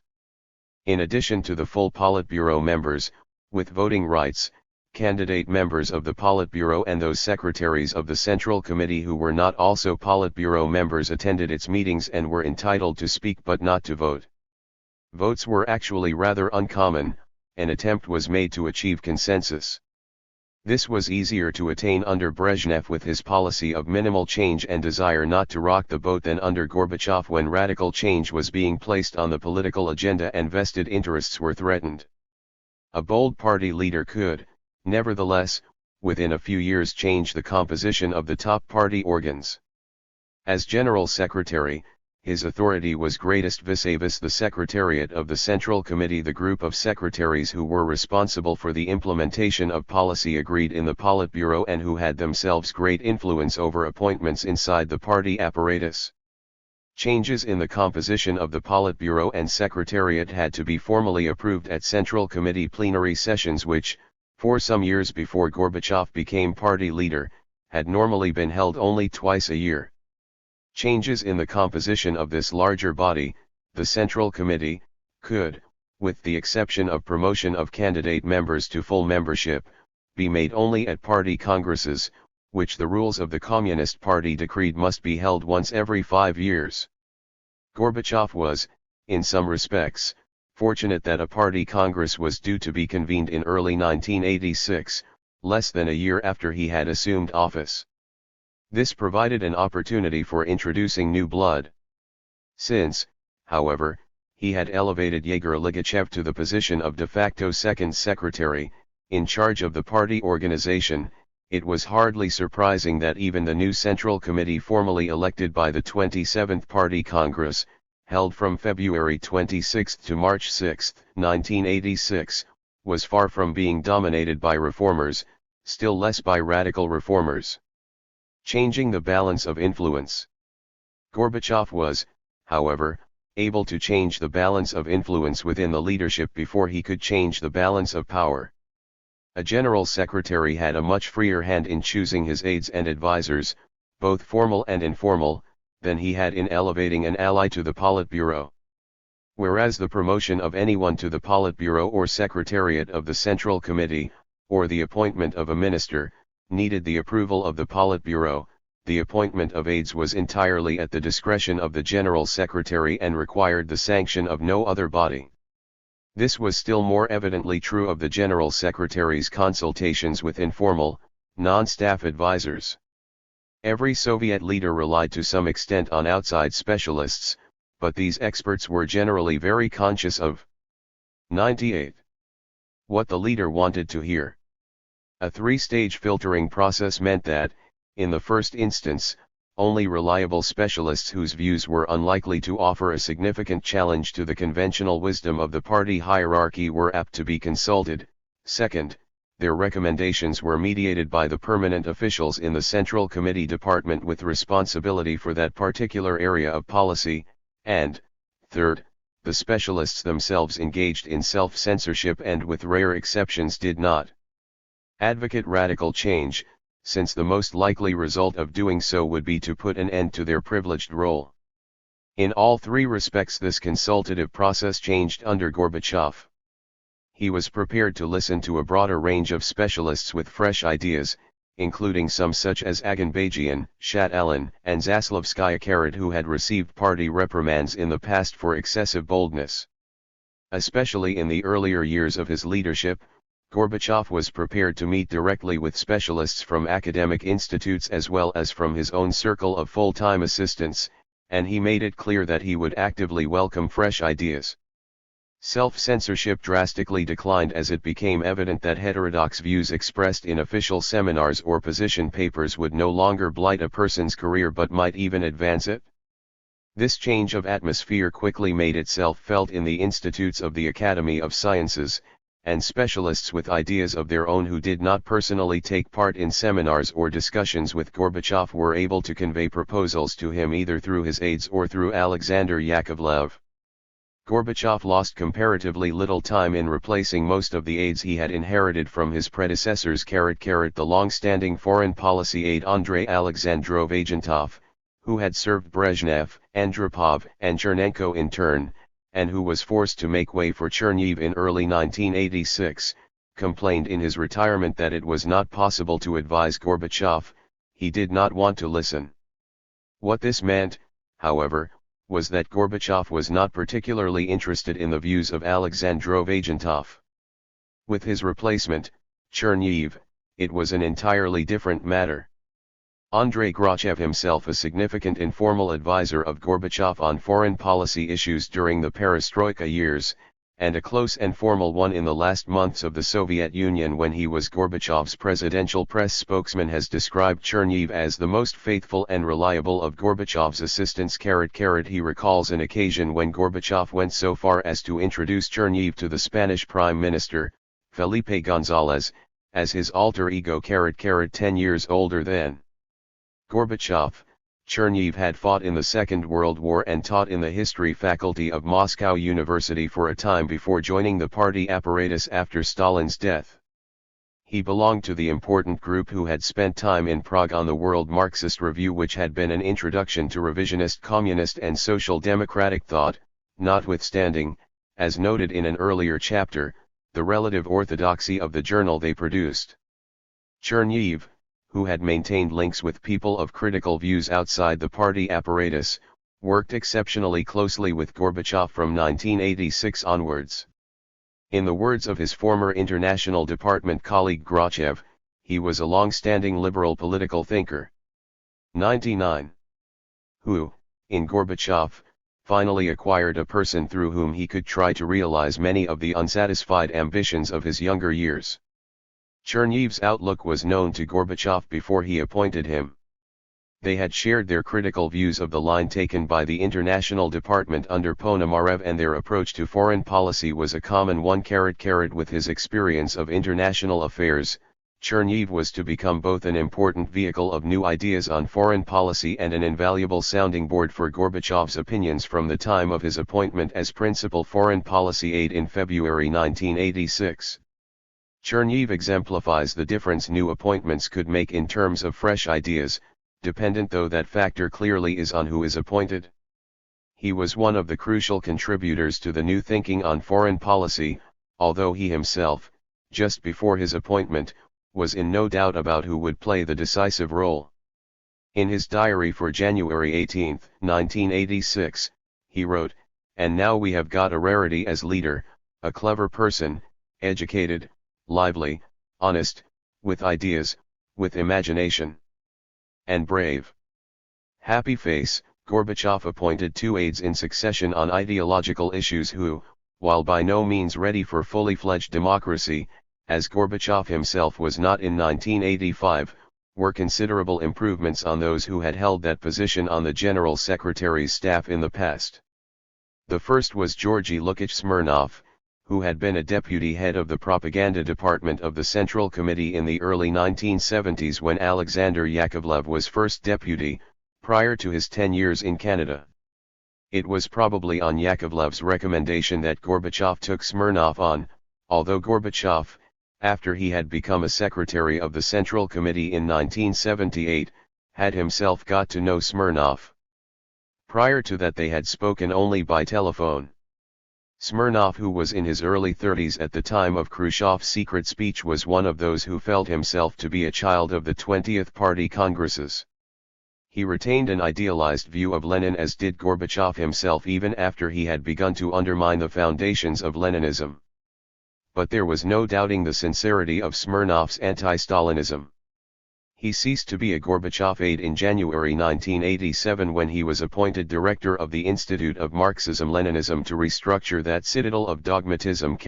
Smirnov was succeeded as Gorbachev's advisor on ideological issues by the intellectually more adventurous Ivan Frolov, whose career had hitherto been divided between scholarly and political work and who had acquired quite a good reputation as a philosopher of science.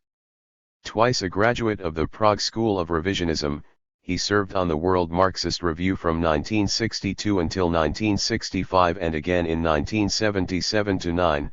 Frolov was very much a reformer from above, somewhat suspicious of the views of the mass of the people. As late as 1994 he was willing to go on record saying, "I do not hide it, I am not a Democrat, in principle I am on the side of a certain elitism and professionalism." Happy face, Frolov was, however, both a contributor to fresh thinking while an aide to Gorbachev and at the same time a conduit for the ideas of others.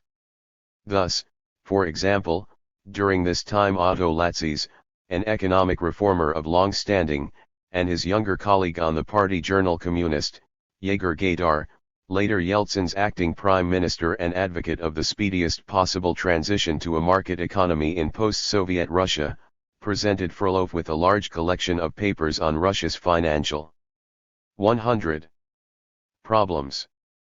Frolov was impressed by them and passed them on to Gorbachev. Mikhail Sergeyevich also liked the articles, and they were sent on to the Politburo. There, however, they received an extremely cold reception. The attitude to scholarship in the Politburo, said Frolov, was hostile, and they were especially scornful of the social sciences. Notwithstanding Gorbachev's entirely sympathetic attitude to serious social analysis in general and to these documents in particular, the Politburo discussion ended with Gorbachev having to give way to the opposition in the guise of a call for further reflection, and the documents fell into limbo. Frolov, who had spent the year before joining Gorbachev's personal staff as editor of Communist, left to become editor-in-chief of Pravda in October 1989. Gorbachev had been wishing for some time to replace the relatively conservative Viktor Afanasyev, who had edited Pravda since 1976 and whose lack of enthusiasm for political transformation was all too evident with the nominee of his own. In obtaining the Politburo's agreement to the appointment of Frolov, Gorbachev attempted to bolster the new editor's authority further by making him a secretary of the Central Committee in December 1989 and a Politburo member in July 1990. This meant, at least, that Frolov, unlike his predecessor, did not have to take instructions from any Moscow or Republican Party secretary who cared to telephone. Frolov remained Pravda editor until the August coup, although during the actual putsch he was in hospital in Germany, but the newspaper remained highly ambivalent about the kind of far-reaching reform Gorbachev was by then pressing, for its staff included many conservative communists. It also no longer had pride of place among Russian newspapers, its loss of status mirroring that of the party. The most important Gorbachev aide, apart from Chernyev, whom he complimented, for they covered different territory, was, however, not Frolov, but Georgy Shukhnazarov, whose role will be a recurring theme in this book, for in terms of introduction of ideas for political reform he was more significant than Chernyev and of almost comparable importance to Yakovlev. It was in early 1988 that Shukhnazarov was appointed a full-time Gorbachev aide, succeeding Viktor Sharapov, who became ambassador to Bulgaria. Sharapov was a holdover from Andropov's time as general secretary. He had worked with Andropov over many years, first in the Socialist Countries Department of the Central Committee and later at the KGB. His functions as aide to the General Secretary, which Shukhnazarov inherited, but along with additional responsibilities, were to advise the party leader on developments in, and relations with, other communist states. For many years a deputy head, and from 1986 to 1988 a first deputy head, of the Socialist Countries Department, Shukhnazarov had represented a more enlightened tendency within that department as compared, for example, with his predecessor as first deputy head, Oleg Rachmanin, who was strongly opposed even to the economic reforms undertaken in Hungary by János Kadar. Chuck Nazarov's importance for Gorbachev was not only for his advice on East European affairs, but still more for his ideas on domestic political reform.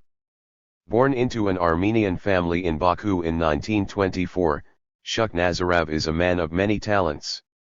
After serving in the Soviet Army during the Second World War, he studied law, in which he took a higher doctorate, and he became, along with Fyodor Berlatsky, one of the two main advocates, from early in the Brezhnev era, but with little success then, of the institutionalization of a discipline of political science in the Soviet Union. He, like Chernev and Frolov, worked for a time on the World Marxist Review in Prague, before returning to the Socialist Countries Department of the Central Committee, where, as noted in Chapter 2, he had earlier been a member of a team of consultants of the department head, Yuri Andropov, before Andropov became KGB chief in 1967.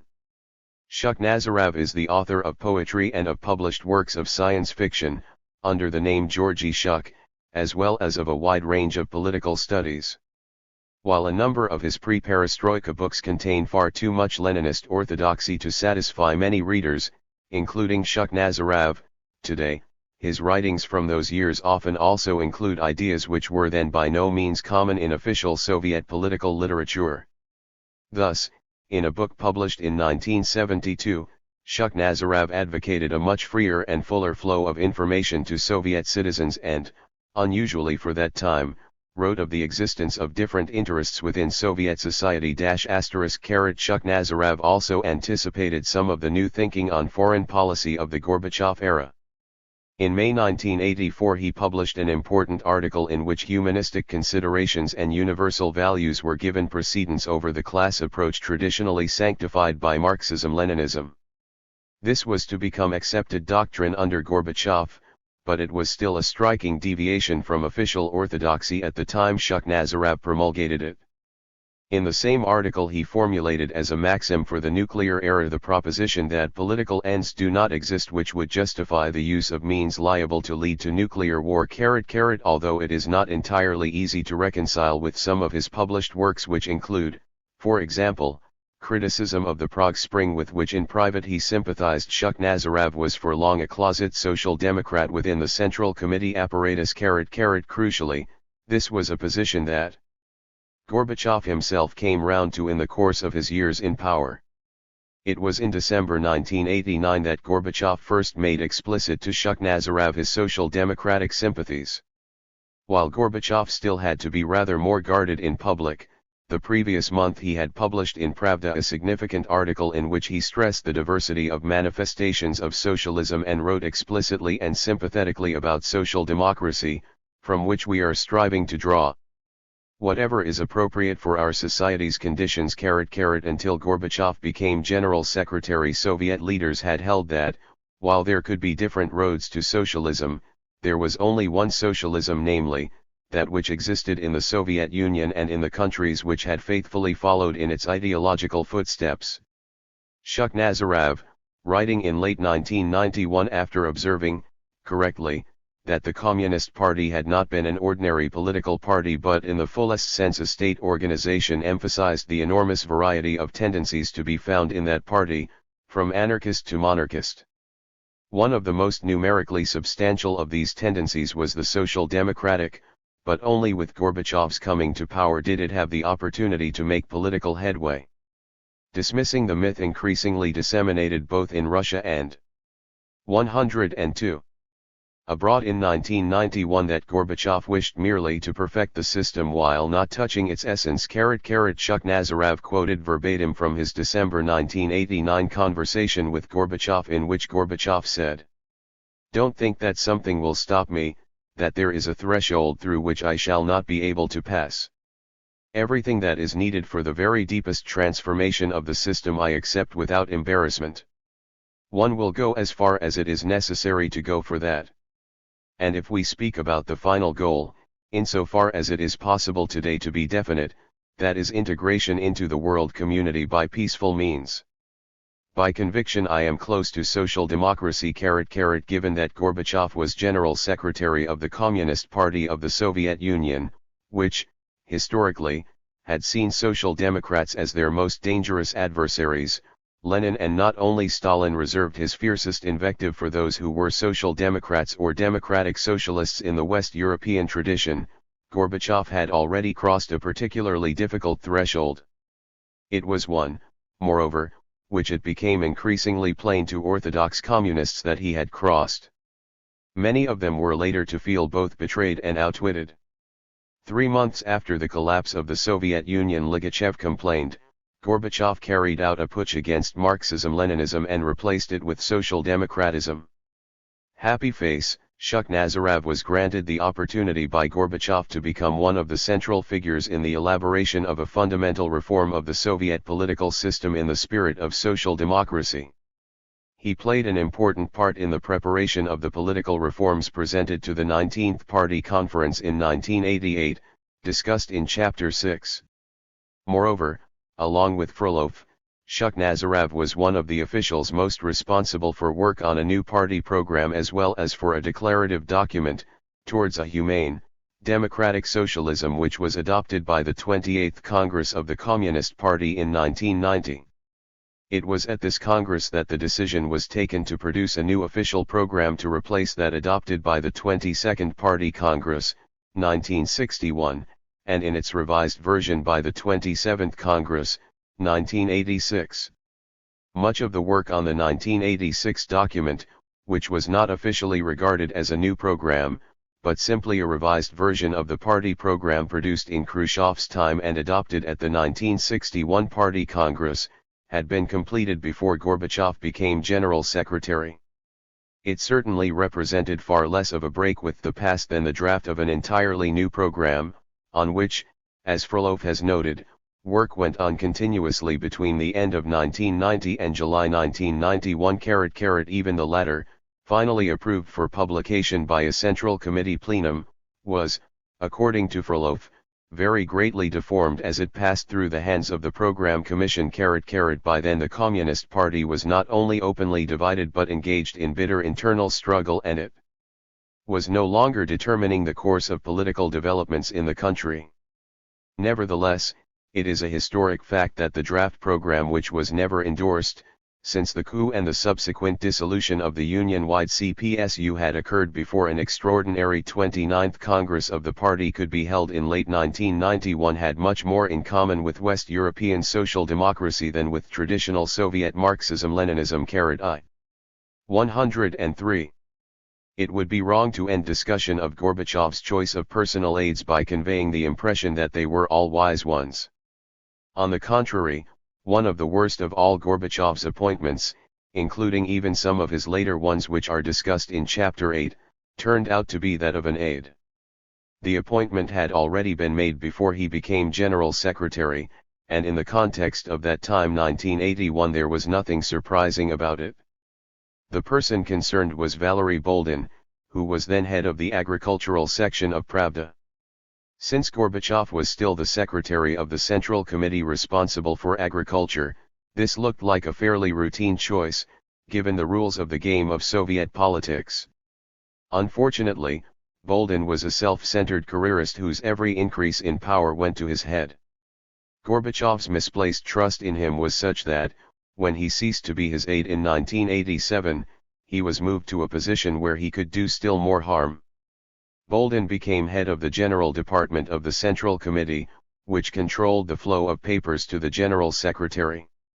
In 1990, once he had been elected President of the USSR by the Congress of People's Deputies, Gorbachev appointed Boldin as his Chief of Staff, so that once again he was acting as a gatekeeper with substantial control over which people and papers reached Gorbachev. Although Boldin played only a minor part in speech writing, he was able to do much more damage by the bias he imparted to the information which reached Gorbachev. Through other aides and other sources, Gorbachev obtained a variety of views, but from Boldin it was the kind of misinformation which the KGB wished him to hear: dangerous concoctions about radical Democrats planning marches to the Kremlin which would end with mass scaling of the Kremlin walls, and about impending chaos in the Baltic states. Gorbachev trusted Boldin and accepted at face value some of the distorted evidence he presented to him. It was, therefore, a great shock to him, but not in retrospect to a number of his genuinely reformist allies, that Boldin joined Kryukov and the other putschists in August 1991. Boldin not only did his utmost to skew the flow of information to Gorbachev in a conservative direction, especially dangerously on issues relating to the Baltic republics, but saw to it that a number of decisions of which he disapproved were not implemented. According to the director of the Institute of General History of the Russian Academy of Sciences, Alexander Chubarian, Boldin prevented the dispatch to the post-communist Czech government of documents concerning Soviet-Czech relations in 1968 after Shevardnadze, Shukhnazarov, and, more remarkably, KGB chairman Kryukov had signed a document authorizing their release. As his self-importance increased, Boldin would, late in the Soviet period, see fit to deny access to Gorbachev even to the veteran agricultural specialist Alexander Nikonov, who protested in vain that he had known Gorbachev for more than 25 years. Boldin's disloyalty to Gorbachev at the time of the August 1991 attempted coup, when he joined the conspirators, was compounded when he later published a mendacious book attacking the person who had promoted him so far above his deserts. 104. Changing the balance of power. If official and unofficial advisors could be appointed by Gorbachev entirely at his own discretion, he had to use both his natural authority and the authority of the General Secretaryship, which raised a Soviet leader well above his Politburo colleagues, in order to alter to his advantage the composition of the highest Communist Party echelons. Changes in the headship of Central Committee departments, Republican Party first secretaryships and, still more, secretaryships of the Central Committee and promotions to the Politburo altered the balance of power and not just that of influence. The distinction between power and influence is, of course, often a tenuous one, but real institutional power rested with, for example, the Secretary of the Central Committee responsible for party cadres and with any voting member of the Politburo. Although the constant access to the General Secretary of a particularly trusted aide could make his influence worth more than the formal power of a less trusted member of the Politburo. Of all those who began as informal advisors to Gorbachev and were then moved by him into positions of greater institutional power and authority, the most important was undoubtedly Alexander Yakovlev. Both before and after he had any formal position in the highest party organs, Yakovlev worked with Gorbachev on the formulation of policy and on his major speeches. In the period between 1985 and 1988 he was probably the most influential person in the Soviet Union, if Gorbachev is excluded on the grounds that he was the most important object of influence. Gorbachev listened to such a wide range of conflicting views and was so conscious of the need to avoid upsetting too drastically the delicate balance of forces within the Soviet establishment that there could be no question of his always accepting the advice of Yakovlev. The project of reforming the Soviet Union was Gorbachev's, and Yakovlev's participation in it owed everything to Gorbachev, however much he helped push forward the process. In the political context of the mid-1980s, radical reform could not have been launched without constant pressure from and not merely the acquiescence of the General Secretary. As the ultimate guardian of his own project of perestroika, Gorbachev felt justified in making concessions to conservative forces when this seemed necessary to keep the enterprise afloat. It was typical of his sleight of hand that he put the more conservative Yegor Ligachev in charge of the party organization, while not allowing him sole supervision of ideology. Normally the person who was recognized as second secretary of the party, even though no post was formally designated as such, supervised both ideology and party cadres within the secretariat. But after Yakovlev had joined the Politburo, he shared responsibility for ideology with Ligachev before both of them were superseded by Vadim Medvedev. Ligachev could think of himself as being the second secretary since he chaired meetings of the secretariat, but there was, to say the least, an ambiguity about his position. Having, however, satisfied Ligachev's desire for recognition, Gorbachev leaned much more in Yakovlev's direction in terms of concrete policy and of the ideas to be found in his speeches. It is worth noting, however, that while Gorbachev was closer to Yakovlev on, for example, issues of cultural policy, the role of the mass media, and the need. 105. For a radical revision of Soviet doctrine, he had genuine confidence, too, in Ligachev, seeing him initially not only as an energetic ally but also as someone committed to perestroika. As will be noted further on, the ambiguity of that term had great advantages for Gorbachev and for the reform process, but the fact that those who pledged loyalty to the idea often had vastly different notions of what it meant could also, in some instances, be a disadvantage. Thus, in late 1987 Gorbachev was still insisting that Ligachev was committed to perestroika, in spite, as Gorbachev accepted, of using unfortunate words and methods at times, whereas the most serious reformers in his entourage were in no doubt that the very essence of what Ligachev understood by perestroika was different from Gorbachev's and from their conception. Later Boris Yeltsin, Alexander Yakovlev, and Eduard Shevardnadze were all to feel, at different times and in varying degrees, that their support of Gorbachev had not been sufficiently reciprocated, and Gorbachev is not beyond criticism on that score. But it was at least as much of an error to keep in his team for too long people with whom he had a good working relationship before he became General Secretary but who had become a political liability both in personal terms and by their retarding of the process of change. That applies, notably, to Ligachev and Rizhkov as well as, still more, to Boldin. In sharp contrast with Ligachev, whose contribution in the early stages of Gorbachev's general secretaryship was ambiguous at best and who was soon to become a brake on transformative change, Yakovlev played an extraordinarily important part in helping Gorbachev to formulate his reformist project as well as in battling on its behalf in the corridors of power of the Central Committee. His 10 years in Canada had broadened his vision, but it should not be forgotten that he had been a relatively senior official within the Central Committee apparatus before that lengthy diplomatic interlude in his career. He knew who was who within the Central Committee apparatus, as did Cherniv and Shukhnazarov, and, thanks partly to his time as director of IMEMA, he had good contacts, too, with party intellectuals in the policy-oriented research institutes. Yakovlev became, accordingly, a conduit for the channeling of innovative ideas to Gorbachev, a function performed also by the most enlightened of his aides, especially again Cherniv and Shukhnazarov. Even in Gorbachev's first year as General Secretary there is some evidence that he was prepared to think the unthinkable, although not yet ready to do the unthinkable.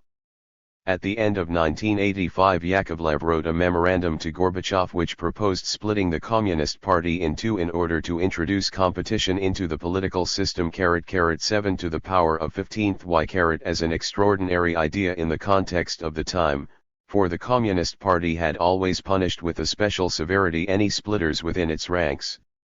It was, accordingly, an impractical suggestion less than 9 months after the death of Chernenko. If Gorbachev had attempted to implement it, he would have been speedily removed from the General Secretaryship, and Yakovlev, instead of beginning his fast ascent to the Politburo, would have been banished from the anteroom of power. The very fact, however, that Gorbachev having read and digested this memorandum and being already familiar with Yakovlev's general political outlook proceeded to accord Yakovlev accelerated promotion says much about his own. 106. Openness to ideas for substantive political reform. The two parties about which Yakovlev was writing would have been an artificial creation at that time, although by 1990, when Yakovlev also hesitated, the political context had changed dramatically. Then Gorbachev could and almost certainly should have taken the risk of splitting the party, whose deep ideological divisions had over the preceding few years come into the open, instead of papering over the cracks. In his 1985 memorandum, Yakovlev suggested that one of the parties be called the Socialist Party and the other the People's Democratic Party, and that both should belong to a kind of popular front to be called the Union of Communists. This, perhaps, smacks not only of artificial social engineering from above but of a pseudo-multi-party system of the kind which existed in a number of the East European communist states. But the proposal, however impractical, was intended to be a much more serious political reform than that elections, which Yakovlev intended should be genuinely contested, were to be held every 5 years, and if the recommendation could have been implemented, a significant element of political pluralism would have been introduced into the political system at a time when that was still conspicuously lacking. Gorbachev's response to Yakovlev's proposal is of some importance, for it gives the lie to the notion that he was then, and, according to careless observer, also later, still an unreconstructed communist whose only concern was with improved economic efficiency. Writing in 1994, by which time the relations between Gorbachev and himself had become much more distant, Yakovlev notes, the reaction of Ms. Gorbachev to this memorandum was calm and interested. But he considered the proposed measures to be premature. Happy Face, speaking informally about this episode 2 years before he published in 1994 verbatim extracts from the memorandum, Yakovlev said that Gorbachev did not respond in writing to his document but did so orally. When asked what that response was, Yakovlev used just one word in Russian which requires two in English to capture its meaning, rano, too soon. Happy Face, the fact that Gorbachev was completely unshocked by the proposal is significant in itself, for it would have been considered revisionist, or worse, by any of his predecessors. That he regarded it not as wrong, but as premature, is another indication that he had political as well as economic reform in view even in 1985. If the part played by Yakovlev was extremely important for Gorbachev, Gorbachev's role was absolutely indispensable for Yakovlev. His career in the Communist Party hierarchy had come to an abrupt halt in the early 1970s, he was not in 1985 even a candidate member of the Central Committee. The Central Committee, elected by the 26th Party Congress in 1981, had 319 full members and 151 candidate members. Thus, Yakovlev moved from being at the end of 1985 not within the top 470 party members in formal terms to being 18 months later one of the top 3 in the party hierarchy. His promotion from non-membership of the Central Committee to full membership of the Politburo, together with the secretaryship of the Central Committee, was pushed through by Gorbachev at unprecedented speed. While by 1985 thanks also to Gorbachev he was director of an important Moscow institute, Yakovlev held no position of political power. By June 1987 he was one of the 4 most powerful politicians in the country. After Gorbachev, Ligachev, and Yakovlev, 107 were the leading people in the Communist Party, and the quartet was completed by Rizhkov as chairman of the Council of Ministers. In March 1986, at the same time as he became a member of the Central Committee, he was made a secretary of that body, in January 1987 a candidate member of the Politburo, and in June a full member. Only a determined general secretary could elevate even the most trusted ally at such speed. It was the Soviet equivalent of being elected to the British House of Commons 1 year and becoming not only a cabinet member but also the holder of one of the 3 major offices of state, after the prime ministership, the following year. Without such promotion Yakovlev's voice would still have been an enlightened one, but far less powerful. Thanks to Gorbachev, he was able to give direct support to the widening of the boundaries of the permissible in the mass media and cultural life, and to the new political thinking from his power base as a senior secretary. He also in another link between the force of fresh thinking and the power of appointment played a large part in replacing editors of newspapers and periodicals, generally by people far more reform-minded than their predecessors. Ligachev for one was extremely unhappy with the views subsequently expressed in a number of these publications and also complained around 1987 that Gorbachev was gradually being surrounded by people who were personally dependent on Yakovlev. Gorbachev's use of his power of appointment, including the power he had devolved in that respect to Yakovlev, went hand in hand with the radicalization of the political agenda and the introduction of concepts previously taboo in /AET political discourse. Not all of those promoted to high political office were, however, prepared for far-reaching change. Most, even of Central Committee members who had sincerely supported Gorbachev for the General Secretaryship, had done so partly to be on the winning side and partly in order to revitalize the old system. Thus, when Gorbachev promoted men in that category such as the chairman of the KGB, Viktor Chebrikov, who was advanced from candidate to full membership of the Politburo 1 month after Gorbachev became General Secretary, or two such crucial allies in 1984-5 as Ligachev, who became a senior secretary in April 1985, and Rizhkov, who replaced Nikolai Dukhanov as chairman of the Council of Ministers in September 1985. He found that, sooner or later, they refused to go along with the changes he was promoting or was prepared to endorse. They, and especially Rizhkov, were prepared for reform within limits, but they stopped well short of the point at which such reform turned the system into something different in kind. There was nothing, though, particularly inept about the promotion of Ligachev and Rizhkov in the context of 1985. Gorbachev needed to remove the Brezhnevite old guard from the leadership, and the norms of the system were such that Politburo members had to be found from among people who already held a high party state rank, a secretaryship of the Central Committee, candidate membership of the Politburo, or the headship of a particularly important Central Committee department, ministry, or state committee. Insofar as those were the rules of the game of Soviet politics, Gorbachev had to choose from a comparatively small pool of possible contenders for high office, and one which contained scarcely any radical reformers. Quite apart from the 108 norms of the system, Gorbachev needed, for his own purposes, people who knew where the levers of power were and how to use them. Thus, he had to find politicians with experience at high levels of the system who yet would be significantly different from those they replaced. That was a very difficult combination to achieve. One of the reasons why Yakovlev was so valuable for the new General Secretary was that he met both criteria admirably. With some such appointments Gorbachev succeeded, with others he failed.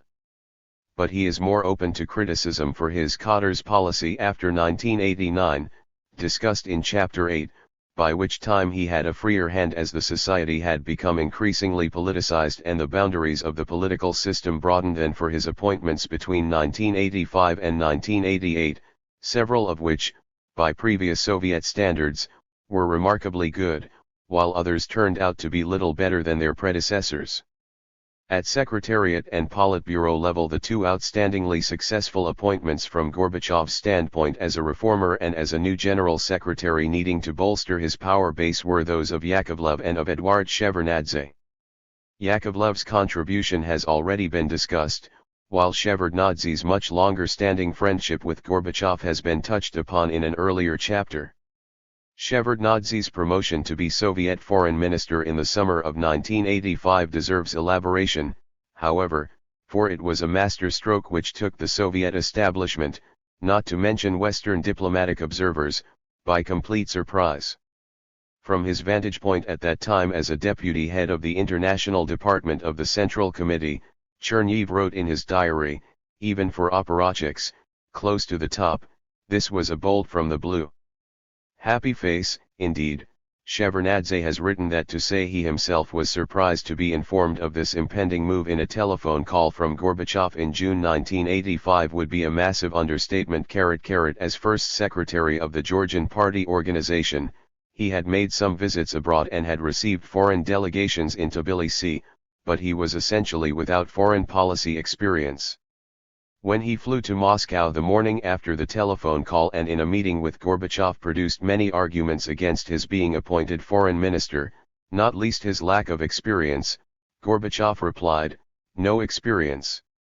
Well, perhaps that's a good thing. Our foreign policy needs a fresh eye, courage, dynamism, innovative approaches. I have no doubt that my choice is right." Happy face. Shevardnadze had, moreover, real political skills, not simply those of the Soviet bureaucrat, but flexibility and the capacity to establish a rapport with, and inspire trust in, his interlocutors, as even American secretaries of state were to discover, to their surprise. He was also a politician of strikingly similar outlook to the new General Secretary. Shevardnadze has said that the main point underlying his acceptance of the foreign ministry was that he was Gorbachev's personal choice. "I knew what he wanted, and knew that I wanted the same thing."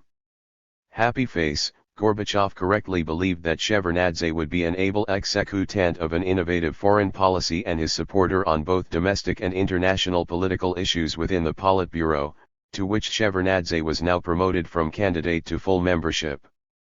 Gorbachev has often been accused of being indecisive, a charge not entirely without foundation, especially in economic policy, for reasons which are discussed in chapters 5 and 8, but an oversimplification nonetheless. There was 109. Nothing indecisive about the way Gorbachev in his first few years in office removed from the Politburo and Secretariat of the Central Committee his opponents and brought in people on whom he thought he could rely. No general secretary in Soviet history achieved such a substantial turnover of personnel in the highest party organs so early in his leadership. The very first Politburo member whose dismissal Gorbachev secured was Grigory Romanov, a senior secretary and a potential obstacle to far-reaching change, who at the time of his ousting in July 1985 was not the most obvious candidate for pensioning off in terms of age. Far from being of advanced years, he was in his early 60s and below the average age of the Politburo. Before the end of Gorbachev's first year, two older Politburo members who were no friends of reform, Viktor Grishin and Nikolai Tikhonov, had joined Romanov in enforced retirement. Gorbachev had to be sufficiently determined to convince the individual that he should offer his resignation or, alternatively, to persuade the Politburo as a whole that they should demand it. Many of Gorbachev's appointments were of people who, while somewhat more enlightened than their Politburo predecessors, were reluctant to embrace reform as radical as that which was acceptable to Yakovlev and Shevardnadze. They included men such as Lev Zakov, a former Leningrad factory manager and party boss who, already a Central Committee member when Gorbachev became General Secretary, was speedily promoted to become by March 1986 both a Secretary of the Central Committee, overseeing the military and the armaments industry, and a full member of the Politburo. Georgy Razumovsky, a Gorbachev ally from Krasnodar who was brought into the Secretariat of the Central Committee in March 1986, charged with overseeing party appointments at lower levels of the hierarchy, and into candidate membership of the Politburo in 1988, and Viktor Nikonov, a former agronomist and Minister of Agriculture for the Russian Republic, who became the Secretary of the Central Committee with responsibility for agriculture in April 1985 and who from 1987 until 1989 held his secretaryship in conjunction with full membership of the Politburo. Three more ambiguous appointments with pluses and minuses from Gorbachev's point of view were those of Vadim Medvedev, Boris Yeltsin, and Anatoly Dobrynin. Medvedev, who was extremely loyal to Gorbachev, and is still with him at the Gorbachev Foundation, was a serious economic reformer who, as noted earlier, was one of those who worked with him on his groundbreaking speech of December 1984. But on ideological and cultural issues, Medvedev was at times a liability for Gorbachev. Even on those matters a cautious reformer, rather than a reactionary, he failed to keep up with the rapidly changing public mood when he was the senior secretary responsible for ideology between 1988 and 1990.81. The latter appointment was in many ways typical of the compromises in which Gorbachev engaged in order to prevent tensions between different wings of the Communist Party reaching extremes. Within the party bureaucracy the Conservatives had a majority and they had not enjoyed the tug-of-war over ideology between Yakovlev and Ligachev between 1986 and 1988, all the less since, with Gorbachev leaning much more in Yakovlev's direction than Ligachev's, one supposed Marxist-Leninist verity after another had fallen by the wayside. As Medvedev's views fell between those of Yakovlev, 110, and Ligachev, although closer to the former than the latter, his appointment could be seen as a tactical masterstroke. Strategically, however, it was an error, for it came at a time when, as a result of decisions taken at the 19th Party Conference, discussed in Chapter 6, the rules of the game in Soviet politics were about to change and Yakovlev was better equipped than Medvedev to adapt to them. The Yeltsin-Gorbachev relationship could be the subject of a monograph in itself, and can be discussed only briefly here, and at slightly greater length in chapters 6 and 8. Yeltsin was very sensitive to status within the party hierarchy until shortly before his break with it. When he was offered the post of head of the construction department of the Central Committee in April 1985, his first thought was that the promotion was too modest. He headed the party organization in the heavily industrialized Sverdlovsk region, from where in the fairly recent past Andrei Kirilenko had become an influential secretary of the Central Committee and Politburo member, and from where Yakov Ryabov had been promoted straight from his Sverdlovsk first secretaryship to a secretaryship of the Central Committee in 1976. He was also very conscious of the fact that when Gorbachev had moved from his first secretaryship of the Stavropol Territorial Party organization in 1978 and from a region, what's more, which in economic potential was considerably inferior to the Sverdlovsk region. He had been promoted to the rank of Secretary of the Central Committee, emphasis in original. Yeltsin added, "One think Gorbachev knew that this was on my mind, but neither of us gave any sign of it." Happy face, evidently Gorbachev was, indeed, aware of what Yeltsin was thinking, for in July 1985, just 3 months after his appointment as a department head, Yeltsin was promoted to a secretaryship of the Central Committee. It is of some piquancy that Yeltsin was initially brought to Moscow at the bidding not so much of Gorbachev as of Ligachev, with whom Yeltsin was soon at loggerheads after he had become first secretary of the Moscow Party organization later in the year. Gorbachev confirmed Ligachev's earlier assertion that this was so when, answering a question about Yeltsin in the summer of 1995, he said, "I was, very doubtful whether to take him or not." But Ligachev, who was newly returned from a visit to Sverdlovsk, had been most insistent that Yeltsin was just the person they needed. Both Ligachev and Yeltsin were strong personalities, with a liking for getting their own way, and confrontation between them was not surprising. Perhaps both were bound to clash with Gorbachev also, sooner or later, although Cherny plausibly argued in a memorandum to Gorbachev that Ligachev had been the main culprit so far as the unhappy end of Yeltsin's Communist Party career was concerned. After spending the second half of 1985 as a secretary of the Central Committee, Yeltsin succeeded Grushin as first secretary of the Moscow Party organization in December of that year. Yeltsin, in the first of his 2 volumes of reminiscences, assumes that Gorbachev was the prime mover in his appointment, but Vadim Medvedev is adamant that, just as it was Ligachev who played the major role in bringing Yeltsin from Sverdlovsk to Moscow, it was he who pushed for Yeltsin's appointment as Moscow first secretary. Registered although soon highly popular with Muscovites as a scourge of the local bureaucracy, Yeltsin 111 made influential enemies among the bureaucrats whom he dismissed or who lived in fear of dismissal. To his chagrin, Yeltsin was not promoted from candidate to full membership of the Politburo, and Gorbachev had to listen to numerous complaints against him, not least from Ligachev, who at that time was the senior secretary supervising the party apparatus. Yeltsin between 1985 and 1987 saw himself as being in the advance guard of perestroika, and by 1987 he felt he was entitled to more wholehearted support from Gorbachev than he was given.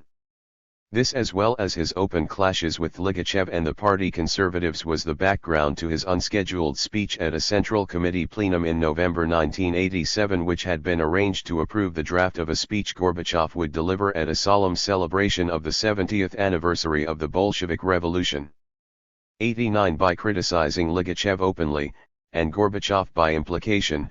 On that occasion, Yeltsin began a process which led to the loss of his Moscow party post and candidate membership of the Politburo, although he remained a member of the Central Committee until his resignation from the Communist Party in 1990, a train of events which in due course enhanced his national reputation and ended with his election to the presidency of Russia in June 1991. The appointment of Dobrynin to a secretaryship of the Central Committee in March 1986 and to the headship of its international department was not, in the longer run, as momentous an event as bringing Yeltsin to Moscow from the relative obscurity of Sverdlovsk turned out to be. But Dobrynin was a much better known person than Yeltsin when he arrived in the Russian capital, for he had been a familiar figure on Soviet, as well as American, television news programs as ambassador of the USSR to Washington ever since 1962. He had a baptism of fire in the United States, taking charge in Washington shortly before the Cuban Missile Crisis. His whole career had been in the Ministry of Foreign Affairs and almost all of it concerned with America. Dobrynin had little interest in small countries and still less in small revolutionary movements in the Third World, which had been among the traditional concerns of the International Department. Although, for reasons which will be elaborated in Chapter 7, he never became the major player in Moscow politics which many Americans who had come to respect his professional competence in Washington expected. His appointment reflected Gorbachev's desire to give priority to improving state-to-state relations with Western countries and, in the first instance, with the United States. He also wished to see the International Department become a better source of alternative ideas on foreign policy than it had been under Ponomarev. Sources of learning. As already noted, the International Department was not the homogeneous institution generally depicted in the specialist Western literature, and it included highly capable individuals as well as its share of ideologues and of dead wood. It was a significant source of talent on which Gorbachev drew for his entourage and, almost by definition, it included people who knew something of the world outside the Soviet Union. Of those Gorbachev brought into his team, Cherniv was the most important, although Gorbachev played an increasingly important 112 role in the later stages of the Gorbachev era, and Vadim Zaglatin, the first deputy head of the International Department of the Central Committee from 1975 until 1988, and another alumnus of the World Marxist Review in Prague, became one of Gorbachev's advisors in 1988. Zaglatin, however, had been too close to Brezhnev for too long to be entirely convincing as a new thinker, his intellectual agility notwithstanding. The same could be said of Georgy Arbatov, the director of the Institute of USA and Canada, although both he and his institute were able to put forward a wider range of policy proposals in the new atmosphere created by the succession of Gorbachev. The Russian Americanists both expanded the range of their vision and gained in influence during the first few years of Gorbachev's leadership.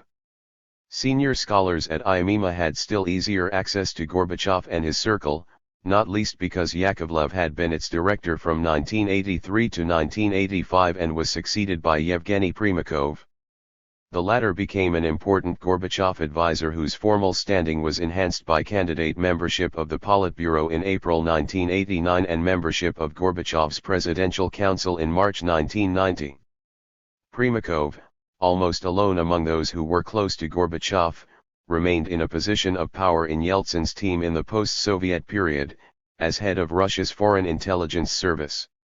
Of the three international institutes which, as already noted briefly in Chapter 1, offered influential advice both before the Gorbachev era and, with much greater frankness and efficacy, during it, the most radical was Oleg Bogomilov's Institute of Economics of the World Socialist System, from 1990 Institute of International Political and Economic Studies.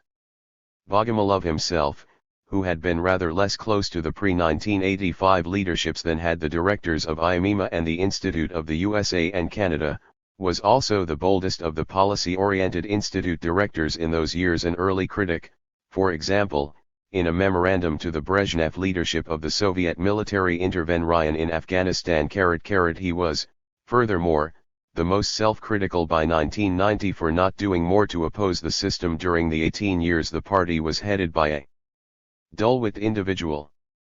2J was, despite the fact that his institute had been a haven for a higher proportion of capable and independent-minded social scientists than any other.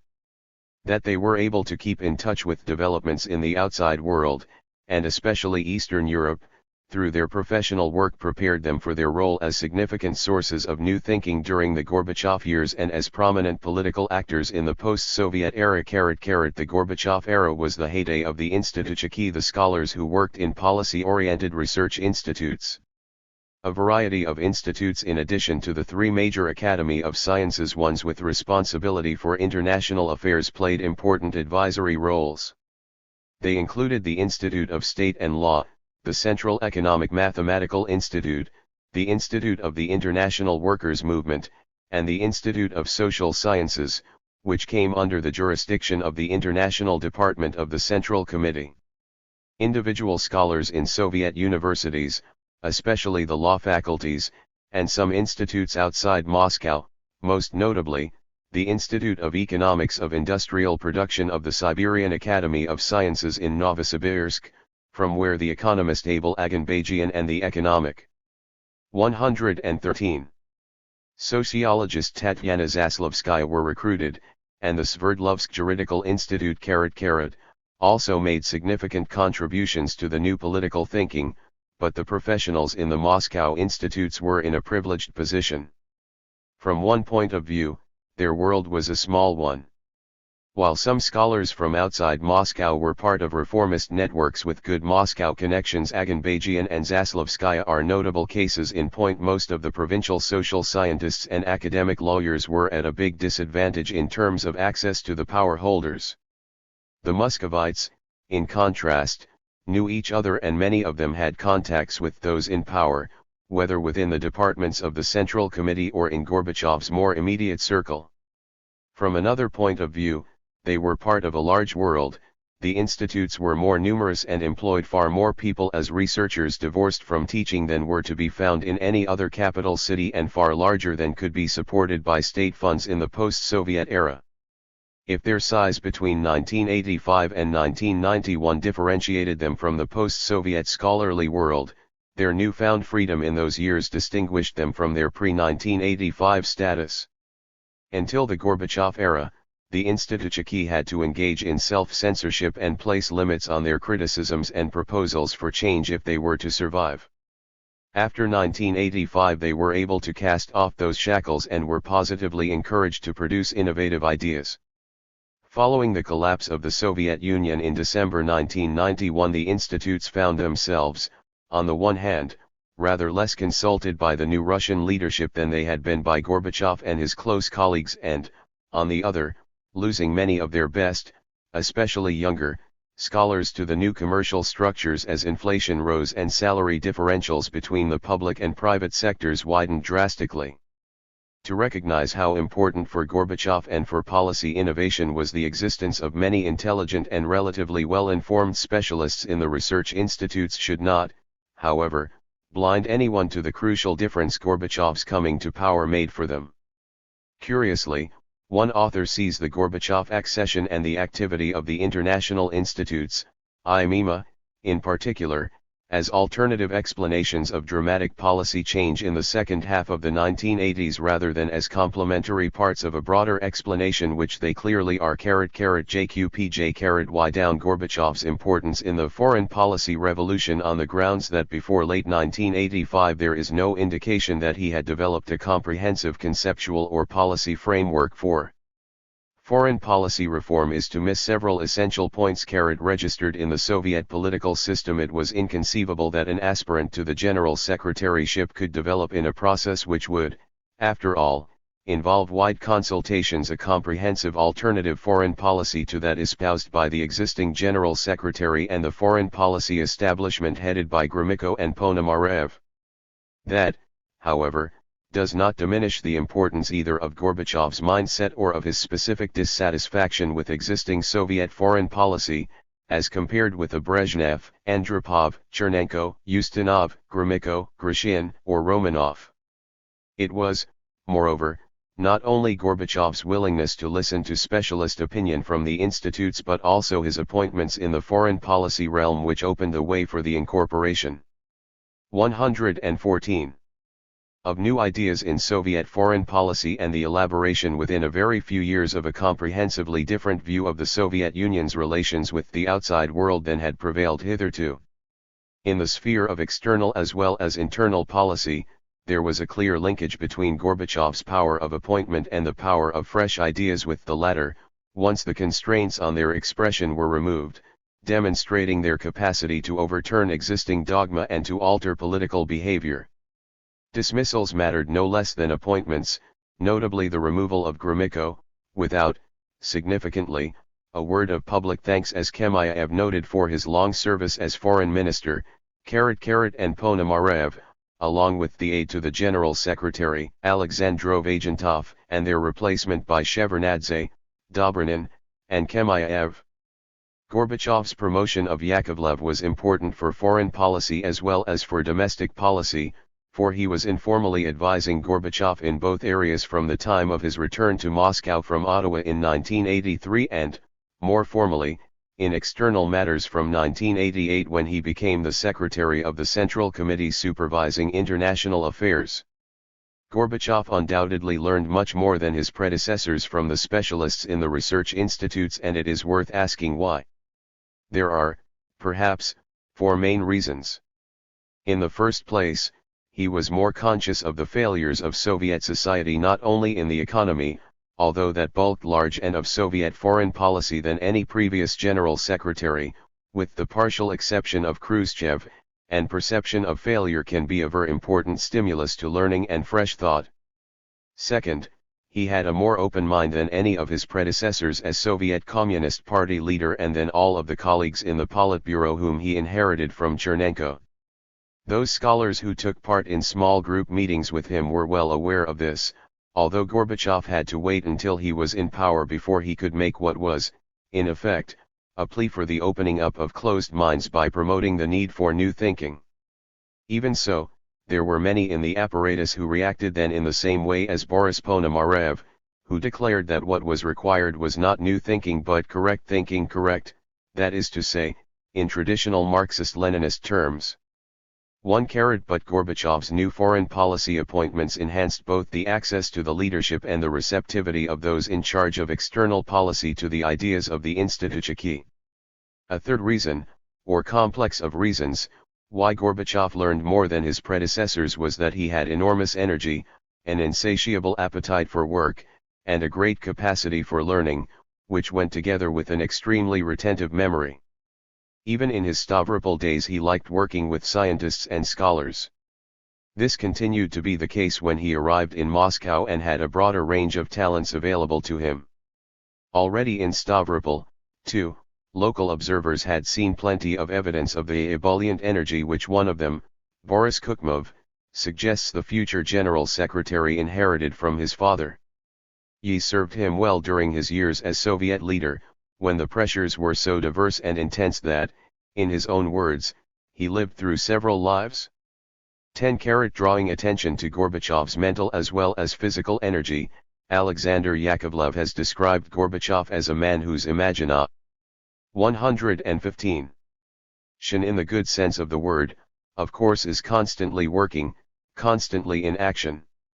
A fourth part of the explanation of Gorbachev's enhanced learning from the specialists he consulted was that, over and above the fact that they could speak to him more uninhibitedly than to his predecessors, their own views also developed during the second half of the 1980s.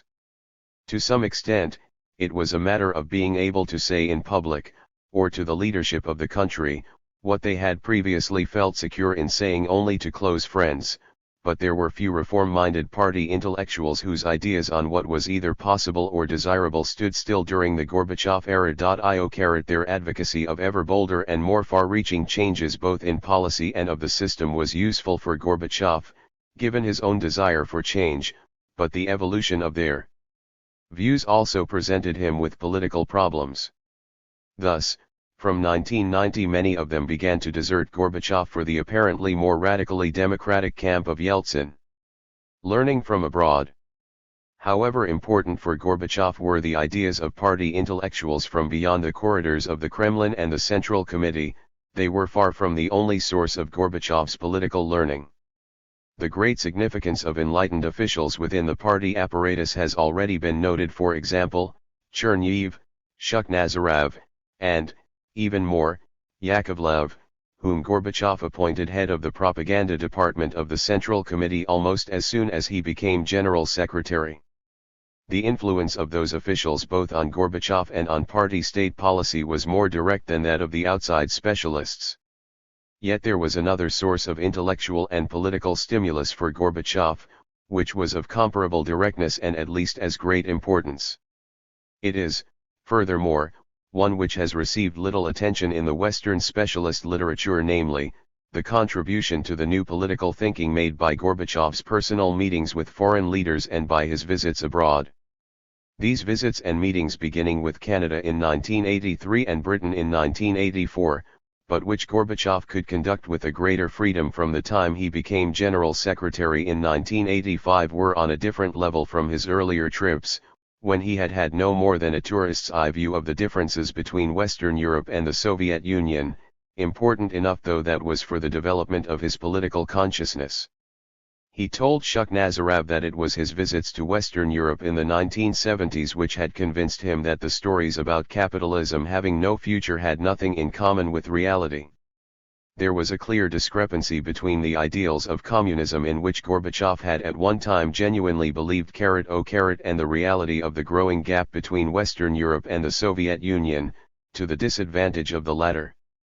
There was likewise a tension between Gorbachev's desire to continue to think of himself as a communist, or socialist as that term had been understood in the Soviet Union, and his growing conviction of the necessity for greater political freedom and tolerance and of a substantial role for the market. The cognitive dissonance this produced led Gorbachev to seek to redefine socialism and to attempt to close the historic gap which had opened up between, on the 116 hand, communists or Soviet-style socialists and, on the other, socialists who belonged to the very different social democratic tradition. For this reason two especially important foreign interlocutors for Gorbachev were Willy Brandt, the former German chancellor and a social democrat, for whom Gorbachev, in common with many Russians, had the highest respect, and the socialist, social democratic, Prime Minister of Spain, Felipe González, Gorbachev's favorite foreign leader among all the prime ministers or presidents he met. 09 Gorbachev, with his own intellectual journey in mind as much as Willy Brandt's, said of Brandt shortly. After the latter's death, his principle was always to see the productive force of doubt. And doubt means a quest. Gorbachev has emphasized the extent to which he and Brandt saw eye to eye, and the transcript of one of their meetings bears witness to that. Gorbachev explicitly states that Brandt's thought was one of the harbingers of the new thinking, and his great esteem for Brandt, whom he regarded as a personal friend, made it the easier for him to be influenced by his views. González, like Brandt, was living proof that outstanding politicians could make an enormous contribution to the consolidation of democracy in their country, following a period of authoritarian or, in the case of Hitler's Germany, totalitarian rule, that they could be totally committed to personal freedom and political tolerance, that they could preside over an essentially market economy and still consider themselves to be socialists. Andrei Gorbachev once asked Gorbachev which politician he felt closest to. His answer was unhesitating, González. Gorbachev added that he also enjoyed friendly as well as professional relationships with George Bush, Helmut Kohl, Margaret Thatcher, and François Mitterrand, but González held first place in his affections. Elaborating on Gorbachev's relationship with González, Gorbachev writes, he liked everything about the head of the Spanish government, his temperament, his openness, his youthfulness, his penchant for abstract, philosophical reflection. Above all, with his attachment to socialism, González provided an alibi for the Gorbachevian socialist choice. Gorbachev's discussions with González were always lengthy, some 3 to 4 hours, and included discourse on the nature of socialism. In one such conversation in Madrid in October of 1990, Gorbachev said that, if by socialism was meant a totalitarian regime in which people were no more than cogs in machines, then they were getting rid of such a socialism. But, he continued, for me socialism is a movement towards freedom, the development of democracy, the creation of conditions for a better life for the people, it is the raising of the human personality. In that sense I was and remain a socialist. In the course of that same conversation, González argued, among other things, that a market was the main instrument for achieving the socialist goals of better welfare, education, and pensions, although both he and Gorbachev agreed that there were areas of social life, including healthcare, which should not be subjected to the conditions of the market. Gorbachev saw González not only as an understanding partner but as an ideological ally, and he was, in the view of one who witnessed some of Gorbachev's conversations with González, very much influenced by him. More recently Gorbachev has provided confirmation of that impact which had been discerned. 117. By a few of his closest advisors. He has said that Gonzalez understood better than others what was happening in the Soviet Union, and that as early as May 1986 the conversation they had in Moscow had a great influence on him. In their various meetings they had achieved a common understanding and good personal relations. Gonzalez is described by Gorbachev as an excellent man, blessed with many talents, and as a true Democrat. Gorbachev's views developed also, although the influence was more indirect, in the course of discussions with Western leaders whose outlook was far removed from social democracy. This was true, for example, of his meetings with Margaret Thatcher, with whom he had vigorous arguments, although each respected the other. The Chmate at their very first meeting in Britain in 1984, Gorbachev recalled in his memoirs, had been promising. They had cherished the contact and subsequently got along well, notwithstanding their sharp disagreements on many major issues. The Thatcher visit to the Soviet Union in late March and early April 1987 was particularly notable, both for the length and the intensity of the discussions between the two leaders and for the further support which the British Prime Minister accorded Gorbachev personally. She spoke publicly in favor of perestroika while urging Gorbachev, both in private and public, to provide more evidence that the Soviet Union's foreign policy had changed. The accounts of the Thatcher-Gorbachev meetings given by Margaret Thatcher in the Downing Street years and by Gorbachev's aide Anatoly Chernev in his diary-based memoirs tally remarkably well in respect both of the tone and the content of the exchanges. 22QJ_Y_JY Important result of the meeting was that Gorbachev decided, and so informed a small group of his associates, that a much higher priority must be given to relations with Western Europe. Chernev observes that Gorbachev proceeded to put his own injunction into practice, the majority of his meetings with foreigners in 1987-8 being with West European politicians. He adds, think that Gorbachev's personal knowledge of Europe and understanding of its significance in the context of the policy of new thinking and his bonding in mutual trust with many influential European politicians made it easier for Gorbachev later to reach his historic decision to agree to the unification of Germany. 24 Gorbachev himself has written that he learned much from his participation in world politics, from cooperation with the greatest politicians of our times, and from personal contact with people who embodied the political and intellectual elite of the world. Chernev makes a similar point, writing that from the spring of 1986 Gorbachev had regular encounters with foreigners from a different intellectual tradition and political culture. These meetings, he says, influenced the development of Gorbachev's new thinking. He got to know another world and learned, in a favorite phrase of his, to reckon with reality. Rethinking fundamentals. As head of the Soviet Communist Party, Gorbachev got away with abandoning more central tenets of Leninist doctrine than would have seemed credible if anyone had suggested as much at the outset of his general secretaryship. In some instances Gorbachev was the first person to break the taboo on using a 118 concept which hitherto could be mentioned only pejoratively. In others he took up terms or ideas which had been brought into Soviet political discourse by the bolder specialists or political journalists. It is meaningless to compare the speed with which Gorbachev's views changed, and especially the timing of the public revelation of such changes, with that of any other actor on the Soviet political stage. He alone was General Secretary of the Soviet Communist Party, and had he fallen from power at any time within the first 4, and probably 5, years of his leadership, it is virtually certain that the reform process, far from being speeded up, would have been put into sharp reverse. Party intellectuals, sitting in their studies, could become anti-communists overnight once, that is, Gorbachev had made the Soviet Union a freer and more tolerant place. So could the far from intellectual but undoubtedly courageous deposed party official Boris Yeltsin, whose removal from the leadership was a painful spur to agonizing reassessment of his beliefs and the start of a process which brought him into contact with former dissidents and other radicals. They helped to make his own critique of the Soviet system a more fundamental one, even though as president, in post-Soviet Russia, he was to surround himself with former communists and to rely increasingly on people from the old party-state apparatus. Gorbachev, in contrast with Yeltsin, before he assumed power, and with all others, had to combine his increasingly fundamental reappraisal of Soviet doctrine, including much that he himself had earlier taken for granted, with a political balancing act. He had to prevent those who were alarmed by the direction in which he was taking the country from regaining complete control of the levers of power which he had been gradually removing from their grasp.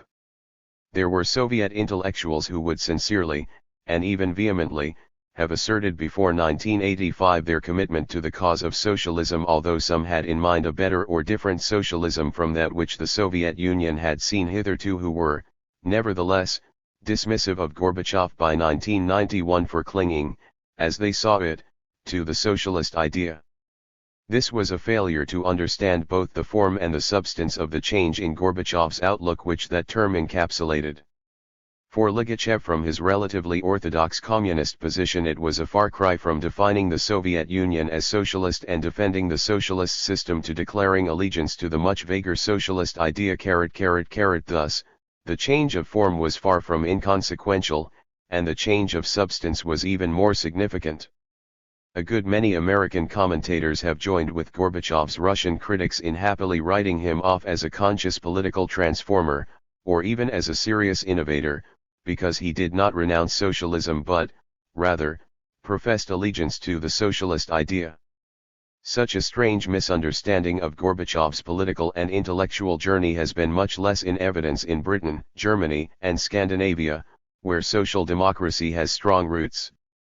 In these countries there is a clearer understanding that socialism has meant a great many different things in different places at different times, as well as first-hand knowledge of the fact that the mainstream social democratic parties, far from representing a milder form of Bolshevism, embody a political outlook and practice totally at odds with it. SJ are not, to borrow a felicitous phrase from the late Alec Nove, commenting, ironically, on Russian economists who had taken 119 to denouncing the West European welfare state in the crudest Chicago terms, dangerous lefties who desire to travel the road to serfdom slowly. Gorbachev did something more politically practicable than abandoning socialism in a state in which the Communist Party held a monopoly of power, and no less fundamental. He redefined it so radically that it became something different in kind from Soviet-style socialism. In its later versions it could, perhaps, be criticized for being an excessively bland statement to which all reasonable people might subscribe, but that in itself distinguishes it sharply enough from the communist doctrine he inherited in 1985. Thus, for example, Gorbachev said in 1992, "I reached the conclusion that socialism is the quest for social forms of life of humankind in which there would be present such important elements as individual freedom, private initiative, and justice. Indeed, more a code of morals." Meeting with writers and cultural workers in the Kremlin in November 1990, and speaking without a written text, Gorbachev told them that he had just had a very long discussion on the meaning of socialism with Felipe González, a convinced socialist who has his own version. He has his own thoughts.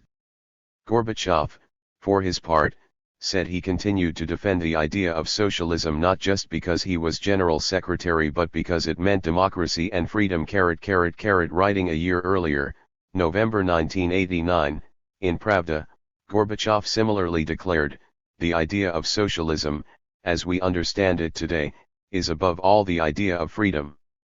This was about as far removed as it was possible to get from a description of what Soviet socialism had meant in practice, and equally distant, as a prescriptive emphasis, from what orthodox Soviet ideology had chosen to stress. It is clear that Gorbachev could not have remained party leader if he had renounced socialism. It is equally clear that for psychological as well as political reasons he had no wish to abandon the concept. What he increasingly came to believe was that the West European democratic socialists and, for that matter, liberals had done a far superior job of putting into practice the ideals of socialism than had his Soviet predecessors. Gorbachev had taken Marx and Lenin seriously, not only at university, as Mlynav has testified and as has been noted in Chapter 2, but also when a party secretary in his native Stavropol region, as the Stavropol journalist Kukmov has recorded. More surprisingly, perhaps, he made time after he became General Secretary to reread the later Lenin and the transcripts of the party congresses which took place while Lenin was still alive. Gorbachev found inspiration in what he saw as Lenin's willingness to learn and develop and, concretely, in his new economic policy launched in 1921.137 he seemed inclined to believe that Lenin had turned from being a revolutionary to a reformer in his last years. Gorbachev had always had an idealized view of Lenin, who in reality was scarcely less ruthless than Stalin, although unlike Stalin he did not employ the weapon of terror against members of his own party. It was, therefore, psychologically important for him especially in the earliest years of his general secretaryship to persuade himself that what he was doing was in line with Lenin's thought before it had been distorted by Stalin. This was a misperception, but it was one which was almost universally shared by Soviet reformers, as distinct from such eminent dissidents as Andrei Sakharov and Alexander Solzhenitsyn. 120. Gorbachev's former aide Georgy Smirnov, later director of the Institute of Marxism-Leninism, coined the phrase, not back to Lenin, but forward to Lenin. But illusions about Lenin went wider and deeper than that. Even Alexander Yakovlev said as late as 1989 perestroika requires a revival of genuine Leninism. Only now do we realize the full dimensions of Stalin's abandonment and distortion of Lenin's ideas, principles, and practices. Democracy, civil peace, and individual economic initiative were replaced by commands, repression, and bureaucracy. And though Lenin did not live long enough to work out all the conceptions of socialism that we need, we are returning to his basic perceptions. In this sense, Lenin is a living advisor in our analysis of present-day problems. What this statement of allegiance to Lenin indicates is that the differences in the development of the political perceptions of Yakovlev and Gorbachev are by no means as clear-cut as has sometimes been suggested. Perhaps by this time Yakovlev was saying in public, even though the interview was for publication in a Western book, something he no longer believed in private, as happened on occasion with Gorbachev. But his words surely serve also as an illustration of the fact that it was difficult for any senior party reformer and, much more so, the party leader to accept that Lenin's project had been a gigantic mistake from the outset. In Gorbachev's case there was a real tension between his growing attraction to social democracy of the West European kind and the lip service he still paid to Lenin. The way Gorbachev resolved this was to read into Lenin what he wanted to find and to project some of his own developing ideas onto him. That was not entirely a new phenomenon in the Soviet Union. There was a sense in which different people created their own Lenin, as could be seen in even some of the highly esoteric debates which took place before 1985. Different versions of Leninist orthodoxy were promoted by different specialists and the divergences became much more overt and dramatic after 1985. Projecting onto Lenin what he wanted to be in Lenin's mind not only served a stress-reducing psychological function for Gorbachev but also, until 1989, an important political one. He had to be able to defend himself against his most dangerous enemies, who in those years were still conservative communists with reason to suspect that Gorbachev had embarked on a non-Leninist course. Even with the population as a whole, reference to Lenin did a reformer no harm during the first 4 years of perestroika, for as already noted Lenin was still regarded by a majority of Russians in 1989 as the greatest person who had ever lived. Gorbachev had ceased to be a Leninist without consciously rejecting Lenin. His growing acceptance of the kind of political beliefs held by a Brandt or Gonzalez was quite incompatible with Leninism. West European democratic socialism of the social democratic variety cannot meaningfully be placed in the same conceptual category either as Leninism or as the particular development of that doctrine which became known in the Soviet Union as Marxism-Leninism. In view of the historic rift between communism and West European social democracy, that was already clear enough, but it has become still more obvious in the light of the evolution of the social democratic parties since the Second 121 World War, which has reduced their distinctiveness as compared with other mainstream West European political parties and has brought about a progressive ideological assimilation between social democracy and liberalism. Just as Moliere's bourgeois gentilhomme was speaking prose without knowing it, So Gorbachev had begun to use the language of social democracy before he fully realized he was doing so. When he did recognize, in the course of 1988-9, that he felt closer to a social democratic variant of socialism than to Bolshevism, no great point of substance was involved in the misplaced esteem he retained for Lenin personally. Admittedly, that was to become more damaging to him in 1990-1, as the strength of radical Democrats grew and Lenin, formerly a symbolic figure whom all could agree to admire, increasingly became a symbol of what divided the old and the new currents in Soviet society. For the General Secretary of the Central Committee of the Communist Party it was, of course, politically as well as psychologically more difficult to discard the founding father than it was for virtually anyone else. Yet Gorbachev parted company with Leninism, if not with his image of Lenin. It was not simply that he had developed an especial affinity with Western politicians whose similarity of outlook with the founder of the Soviet state could be conjured up only by the most fevered imagination. At least as important, he had consciously rejected from the earliest days of his leadership the psychology of Bolshevism, hostility to all compromise and coalition building except as a temporary expedient, the view that the end justifies the means, and the attitude to political opponents of kto kogo, which may be freely translated as who will crush whom. Indeed, both for Gorbachev and for the advisors closest to him, neo-Bolshevism became a term of abuse. It was applied not only to their hardline communist enemies but to some of their opponents in the ranks of the radical Democrats, whose attitude to all who disagreed with them appeared to have something in common with Bolshevik psychology, however far removed were their policy goals from those of the Bolsheviks. Asked to define neo-Bolshevism, Gorbachev responded that it meant to act unconstitutionally, using violence, in the face of the law and democratic procedures. Also criticized the original Bolsheviks for not trying to unite the whole spectrum of democratic forces after the February 1917 revolution. Instead, they moved towards a split, particularly with the left social revolutionaries. They should have worked with them and the Mensheviks. A conceptual revolution. Beginning with the aspiration to reform rather than dismantle the Soviet system, Gorbachev believed that getting rid of outworn dogma was a necessary part of the reformist and cleansing project. That was a central theme of his speech to the Ideology Conference in December 1984, which has already been touched upon in the previous chapter.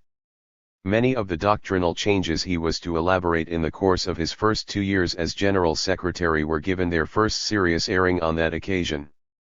Indeed, some of them found more radical expression than in his 1985 speeches after he had become General Secretary. It is probable that, with Chernenko ill and Gorbachev occupying the 122 number 2 place in the party, he felt less inhibited in giving vent to his own opinions than in the earliest months of his general secretaryship, when every statement would be taken to represent the views of the leadership as a whole.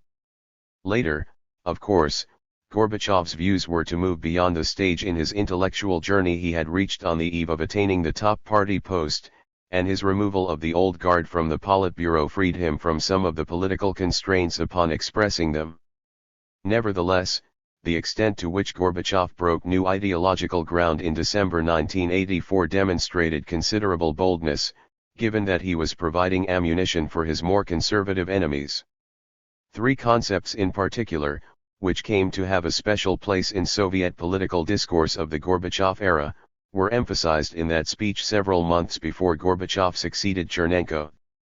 These were perestroika, acceleration, uskorini, and glasnost. 2 of the 3 were to remain points of reference over the next 6 years, although their meanings were broadened and radicalized during that time. The exception was uskorini, which, excessively employed in the first 2 to 3 years after Gorbachev became General Secretary, fell into disuse. The notion of economic acceleration, which according to Nikolai Ryzhkov had its origins in a commission chaired by his predecessor, Tikhonov, during Chernenko's general secretaryship, had virtually disappeared by the time of the 19th Party Conference in the summer of 1988. Ryzhkov was, and remained, an advocate of socio-economic acceleration, but he argues that uskorini, not simply the term but any possibility of translating it into practice, was killed off by the senseless political acceleration which came to assume a higher priority for Gorbachev. Certainly the term was dropped by Gorbachev in 1988, the very point at which he began to move well beyond any kind of political reform which had been seen in the Soviet Union hitherto and set in motion more basic changes which were to alter the character of the political system fundamentally. At the outset of the Gorbachev era, uskorini had connotations of getting the country moving again, following the now openly admitted stagnation of the later Brezhnev era. But 3 years on it was becoming politically counterproductive, not only because there was little sign of economic acceleration taking place but also because it was becoming clearer that such acceleration was, in principle, incompatible with the transition from a command economy to one in which the market had a large role to play. Economic indicators were likely to get worse before they got better in such a period of dislocation.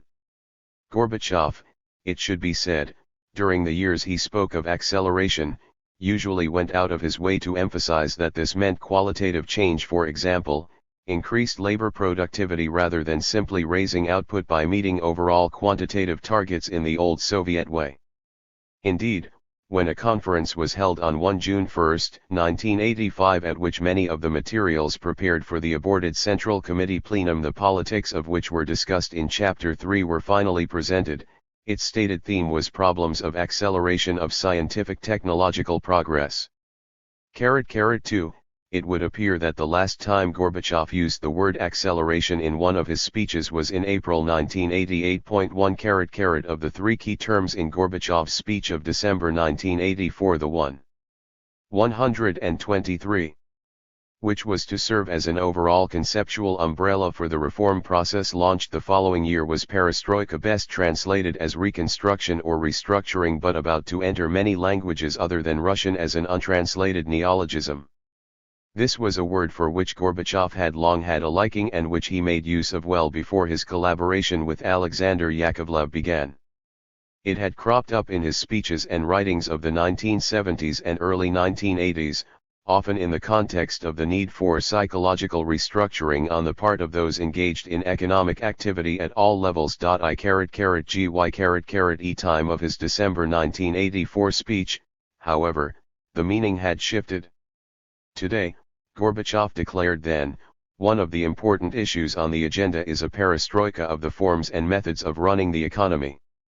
Gorbachev was no longer talking only about psychological adjustment, but about structural change, albeit still in the context of the economic system. By the time of his June 1985 speech to the Conference on Science and Technology, the scope of perestroika has become more far-reaching. An acceleration of scientific and technological progress insistently demands a profound perestroika of the system of planning and administration, of the entire economic mechanism. Without all of that, what we are talking about today may remain only pious wishes. In a speech to an audience of workers in the Russian industrial city of Tolyatti on April 8, 1986, Gorbachev greatly broadened the meaning of perestroika. Indeed, Vadim Medvedev has observed that this was the first use of perestroika in the all-embracing sense which was to become familiar both in the Soviet Union and the outside world. In this speech, Gorbachev said that perestroika had to occur everywhere, in each work collective, in management, in party and state organs, including the Politburo and the government. By the January plenary session of the Central Committee in 1987, which launched serious political reform, perestroika had still more clearly become a concept connoting significant reform of the entire Soviet system. Indicating that many more changes were in store, Gorbachev said that perestroika was only just beginning and linked its further progress with that of democratization, both the further democratization of Soviet society and greater intra-party democracy. Significantly, he said that the electoral system could not remain untouched by perestroika. Speaking 1 month after that plenum, Gorbachev adverted to the important question troubling us all: how to make perestroika irreversible. The answer was to extend it to all spheres: economic, social, political, administrative, and spiritual, and to engage the whole people in that task. There was only one path to take to achieve this: that of a broad democratization of Soviet society. 161 The term perestroika was later to be dismissed as absurd by some Western writers who welcomed the collapse of the Soviet system they had never expected to live to see, and by many within the post-Soviet Russian leadership who wished to distinguish their own reforms from Gorbachev's. Ch wisdom of hindsight merely obscures a failure, whether involuntary or willful, to understand the political context of 1985 and to appreciate the advantages of a concept which, amazingly aptly, served the cause of changing the Soviet system during the first 3 to 4 years after Gorbachev became General Secretary. At the time Gorbachev became leader, even the word reform was taboo. Ever since Kosygins 124. Economic reform of 1965 had been buried in the wake of the more radical political and economic reforms in Czechoslovakia in 1968. Soviet economic reformers had to use such euphemisms as the perfecting of the economic mechanism if they wished to give voice to any mildly reformist thoughts in the mass media. It was Gorbachev himself who broke this taboo in his speech to the 27th Party Congress in February 1986. Speaking of the economy, he not only used the word reform, but said that a radical reform is necessary. Precisely because it did not carry ideological baggage, not even a direct association with the reformism against which the communist revolutionary tradition had defined itself, perestroika was an inspired choice of term with which to begin the reform of the Soviet system. Its ambiguity and vagueness, while they could at times pose problems for Gorbachev as well as for his conservative opponents, initially smoothed the path of reform, for any attempt to change radically the political and economic system was bound to impinge upon the interests of powerful institutions and individuals. Perestroika, however, could be readily accepted even by those whose interests it was subsequently to undermine, for it was open to interpretation as a mild tinkering with the superstructure, in Marxist terms, of the Soviet state. At the other extreme, it could be viewed as a reconstruction of the system from the foundations up, constructing anew the political and economic system.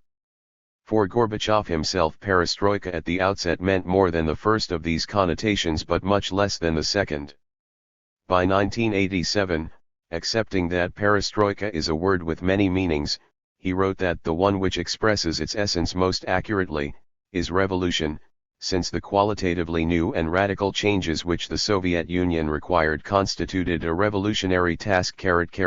These words, written for Gorbachev's book Perestroika in the summer of 1987, retain their ambiguity, and that work was very far from being Gorbachev's last word on the kind of changes which were required in his country.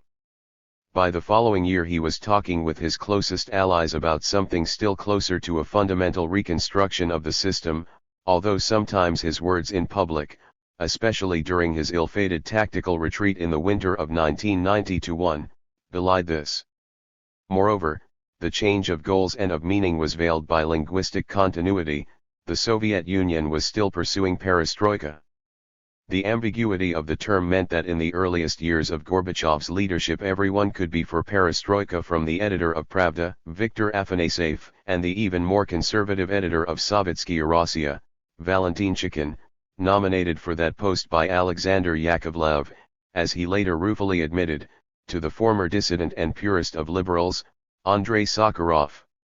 By the time the majority of officials within the party and government bureaucracy and the greater part of the army and KGB officer corps realized that perestroika was deeply damaging to their institutional interests, it was almost too late. Gorbachev could still have been overthrown, but the costs were growing higher in each of the first 4 years of his general secretaryship. These were years, as noted in Chapter 1, when Gorbachev was the most popular politician in the country, and by 1989 many of the old guard had been removed from positions of power, while popular participation in politics had been qualitatively enhanced with the introduction of contested elections. 125. The third key concept introduced by Gorbachev in December 1984 was glasnost. While best translated as openness, or transparency, the term lends itself to more than one interpretation. It could, as Alec No. 1 pointed out, mean that party and government should act more openly, explain and publish more without of itself implying that unofficial voices will be heard. Alternatively, it could be interpreted to mean something close to freedom of information and freedom of speech. Dissidents, including the most famous of them Sakharov and Solzhenitsyn, had in the past called for glasnost, even though a much earlier dissident, the 19th-century radical Nikolai Chernyshevsky, writing during the reign of Alexander II, said, "Glasnost is a bureaucratic expression, a substitute for freedom of speech." In the more restrictive sense and without any serious intention of translating the notion into practice, glasnost was advocated even by Leonid Brezhnev as long ago as 1974. In an election speech that summer, Brezhnev said that the raising of the political culture of the workers and the widening of glasnost in the work of party, Soviet, and economic organs had become especially topical.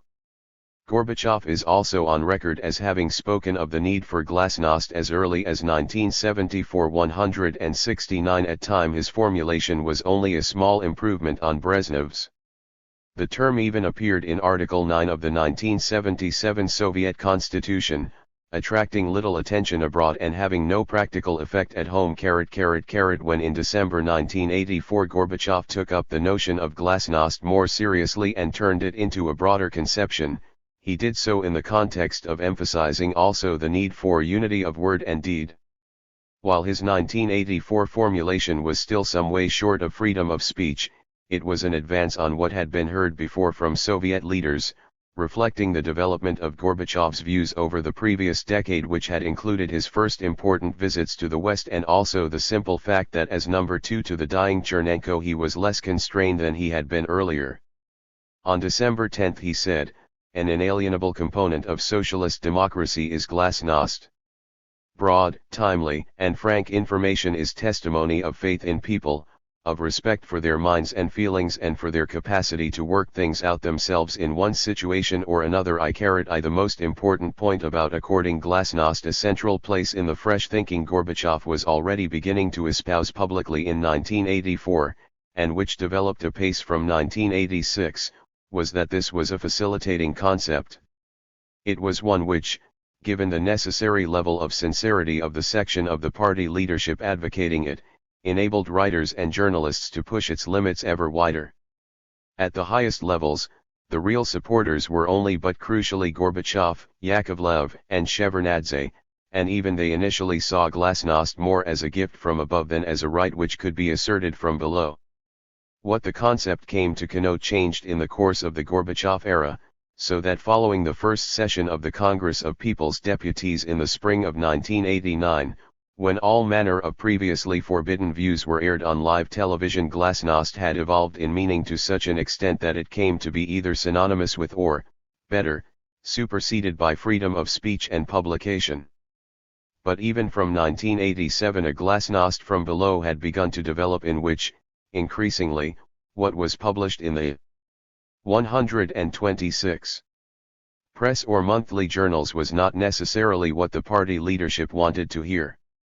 Gorbachev even introduced the term democratization in December 1984, arguing the need to give a new impulse to the democratization of our social and economic life. This was, however, not yet the kind of democratization of the political system he was to begin to advocate in 1987-8, the emphasis was, rather, on a greater democracy at the workplace, extending the rights of work collectives, and on enhancing the role and significance of such social organizations as the Komsomol and trade unions.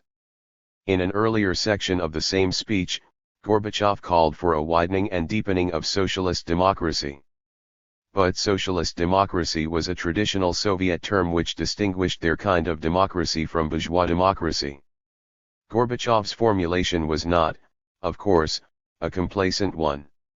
What he had in mind then was a need to reactivate the Soviets and to regenerate party committees and primary organizations, so that the full-time party apparatchiki did not continue to usurp most serious decision-making. But this was limited reform within the boundaries of the old system. To argue that the Soviet Union was in need of further democratization was more novel, but it was not until the January plenary session of the Central Committee in 1987 that the further democratization of Soviet society was presented as the most urgent task facing the Communist Party. The concrete political reforms, and Gorbachev's struggle to achieve them, is one of the themes of Chapter 6, but in the present context what is important is that, following his passing reference to democratization in 1984, his extension of the scope and significance of that concept within 2 years of becoming General Secretary offered enormous opportunities to radical reformers. Under the rubric of democratization, which now had the imprimatur of the General Secretary, many hitherto scarcely imaginable proposals for political change could be contemplated. Conceptual change is an important species of political innovation in any society, and immeasurably more important in a system, such as the Soviet one, in which all political actions were required to adhere to an officially sanctified ideology, than in a liberal democracy. There could be esoteric argument within the Soviet ideology, and different leaders would emphasize different parts of Marxism-Leninism at different times, putting it on occasion in the service of pragmatism.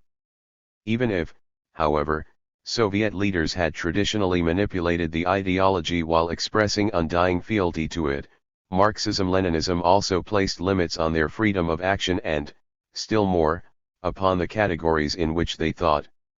Leninism could be selectively codified as Marxism-Leninism by its ideological guardians under the watchful eye of the party leadership. It could be bent in this direction or that, but there were certain concepts which were incompatible with it, and which before Gorbachev became General Secretary were almost literally unthinkable within the ruling circles. In communist states, and especially one such as the Soviet Union where there were many true believers, it was even more blatantly true than in Western systems that the beliefs and actions of political actors are partly constituted by their concepts, and language is for them an arena of political action. 127. With this in mind, it is difficult to overestimate the importance of the fact that Gorbachev introduced into Soviet political discourse concepts which undermined both the traditional ideological and institutional pillars of the system, and which were, indeed, much more revolutionary in the Soviet context than perestroika. Of these concepts the most crucial is pluralism, for it was to the extent that the Soviet political system became pluralist that it had become different in kind from what it had been for 70 years, notwithstanding the many other changes which took place during that time. So many Soviet theoreticians, with the party leaders joining in from time to time, had anathematized the concept of pluralism that a politician as interested in ideas as Gorbachev could not but have been aware that he was opening up an entirely new range of possibilities when he broke the taboo on using the term, other than as one of abuse. So long as pluralism was automatically rejected as an alien and hostile concept in the Soviet Union, Gorbachev's reforms, including, not least, glasnost, were especially vulnerable to attack. Becoming the first Soviet person to use the term pluralism, other than pejoratively in remarks intended for, and duly reported by, the mass media, Gorbachev spoke in July 1987 of the need for a socialist pluralism, pluralism sotsialisticheski, so to speak, within Soviet newspapers, so that they would not be dominated by narrow cliques but would be open to broader representation. Even the General Secretary had to smuggle pluralism into a speech to representatives of the mass media, writers, and artists almost surreptitiously, and he was well aware that it would be seized upon and developed by many of those present. Gorbachev continued to use the term, but until February 1990 he qualified it as socialist pluralism or a pluralism of opinion. Logically, his first public acceptance of political pluralism, which implies the freedom to organize both interest groups and political parties, came in the speech he delivered to the Central Committee of the Communist Party in February 1990, advocating the removal of the article of the Soviet Constitution which accorded that party the leading role in the political system. Once Gorbachev had either introduced new concepts or voiced his approval for them, they increasingly took on a life of their own, for Gorbachev's institutional changes as well as his ideological innovation had deprived the Soviet authorities of the means of maintaining their former control over what could be publicly said or published. This greatly irked even Gorbachev at times, and, when he was under especially intense pressure from the conservative forces still deeply embedded in the Soviet establishment, he could castigate radical Democrats or nationalists in terms which contradicted the new concepts whose entry into political discourse and the political struggle he had made possible. Not all of Gorbachev's zigzags, whether in political appointments or in political language, were efficacious, but given the intense cross-pressures to which he was subjected, they were not entirely avoidable. As the occupant of the highest office within the system and as the system's most powerful critic, as Pope and Luther, Gorbachev sometimes genuinely sought center ground when under attack from opposite directions, especially in the winter of 1990-1, and at other times merely purported to be a centrist while moving a radically reformist agenda forward. Gorbachev's public political 128. Language and, to a significant but decreasing extent, his thinking was a mixture of the old and the new, but since his predecessors' thinking consisted of the old and the old, it was the novel ideas which must be accorded weight. That is especially so since words once uttered, even if, on occasion, contradicted, could not be withdrawn, and in the first few years of his leadership, when the system remained such that a general secretary's words counted for more than anyone else's, Gorbachev was to demonstrate anew the power of ideas. Speaking about change in the Soviet Union, Gorbachev more than once emphasized the need for a process which was revolutionary in its essence but evolutionary in its tempo. In this sense, what happened in the realm of ideas between 1985 and 1991 was, indeed, both evolutionary and revolutionary. Concepts which were bold in the Soviet context of 1986 or 1987, albeit hardly revolutionary in conception, had by 1990-1 turned standard Soviet doctrine on its head. Thus, support for a socialist rule of law state became advocacy simply of a state based upon the rule of law. Support for a socialist market gradually became advocacy of a market economy, and in the case already highlighted in some ways the most dramatic break with Marxism-Leninism of all, promotion of the idea of socialist pluralism or a pluralism of opinion became acceptance of political pluralism. What generally happened was that Gorbachev would introduce or endorse a concept which had previously been banished from Soviet political discourse, but within his first few years as General Secretary he would attach the adjective socialist to it. Reform-minded intellectuals would seize on the concepts and elaborate them. By 1988 the more radical among them were dropping the socialist qualifier. Such instances illustrate a more general point made by the historian Keith Michael Baker: language can say more than any individual actor intends, meanings can be appropriated and extended by others in unanticipated ways. That statement itself has to be qualified in the Soviet context. Until the Gorbachev era, control from above over the language of politics, while not absolute, was sufficient to impose strict limits on the ways in which ideas, within an idiocratic state, could be interpreted. It may be that meanings, and those who depend upon them, are always implicitly at risk, but within unreformed communist systems the leadership succeeded in minimizing those risks. It was the relative and growing political tolerance within the Soviet Union after 1985 which compressed the normal historical period in which concepts changed their meaning radically. Even in his choice of terms, however, Gorbachev was trying to avoid the constraints upon thought as well as on speech involved in sticking to the traditional Soviet vocabulary. It is especially noteworthy that the new key concepts introduced by Gorbachev or those close to him did not, in fact, come from the Marxist-Leninist lexicon. That is clearly true, for example, of perestroika, glasnost, democratization, pluralism, a rule of law state, checks and balances, the non-pejorative use of market, even acceleration. Indeed, many of them had been regarded by Leninists as specifically bourgeois notions. What was striking about Gorbachev was not only that, having launched many ideas alien to Marxism-Leninism, but with a socialist or other qualification, he would take them up 2 years later in their revised form with all reservations removed. It was also that 129. Even when he used the adjective socialist, this was nothing like as restrictive as it would have been in the past, For as we have seen, Gorbachev's adoption of the rather vague term the socialist idea represented at the same time a move away from attachment to the socialist system as a specific economic and political order developed over 7 decades in the Soviet Union. Indeed, by 1988 at the latest, for he was already beginning to have such heretical thoughts in 1987, he had reached the conclusion which he regarded as in no way incompatible with adherence to the socialist idea that it was necessary to change the system. Chapter 5. Gorbachev's 2 major failures were in economic reform and in resolution of the national question in the Soviet Union.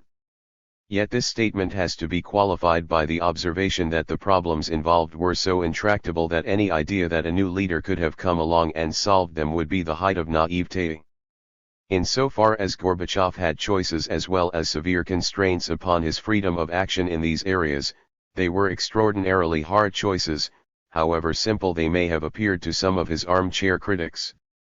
Both economic reform, on the one hand, and Union-Republican and nationality relations, on the other, were spheres in which Gorbachev was subject to sharply conflicting pressures.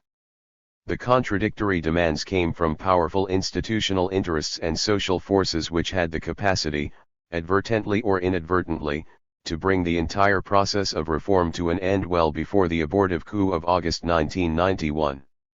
Thus, although Gorbachev made significant mistakes in both of these areas, there were more serious errors he avoided that could have led to an earlier showdown and the likelihood of a return to Soviet communism of a traditional and thoroughly oppressive type.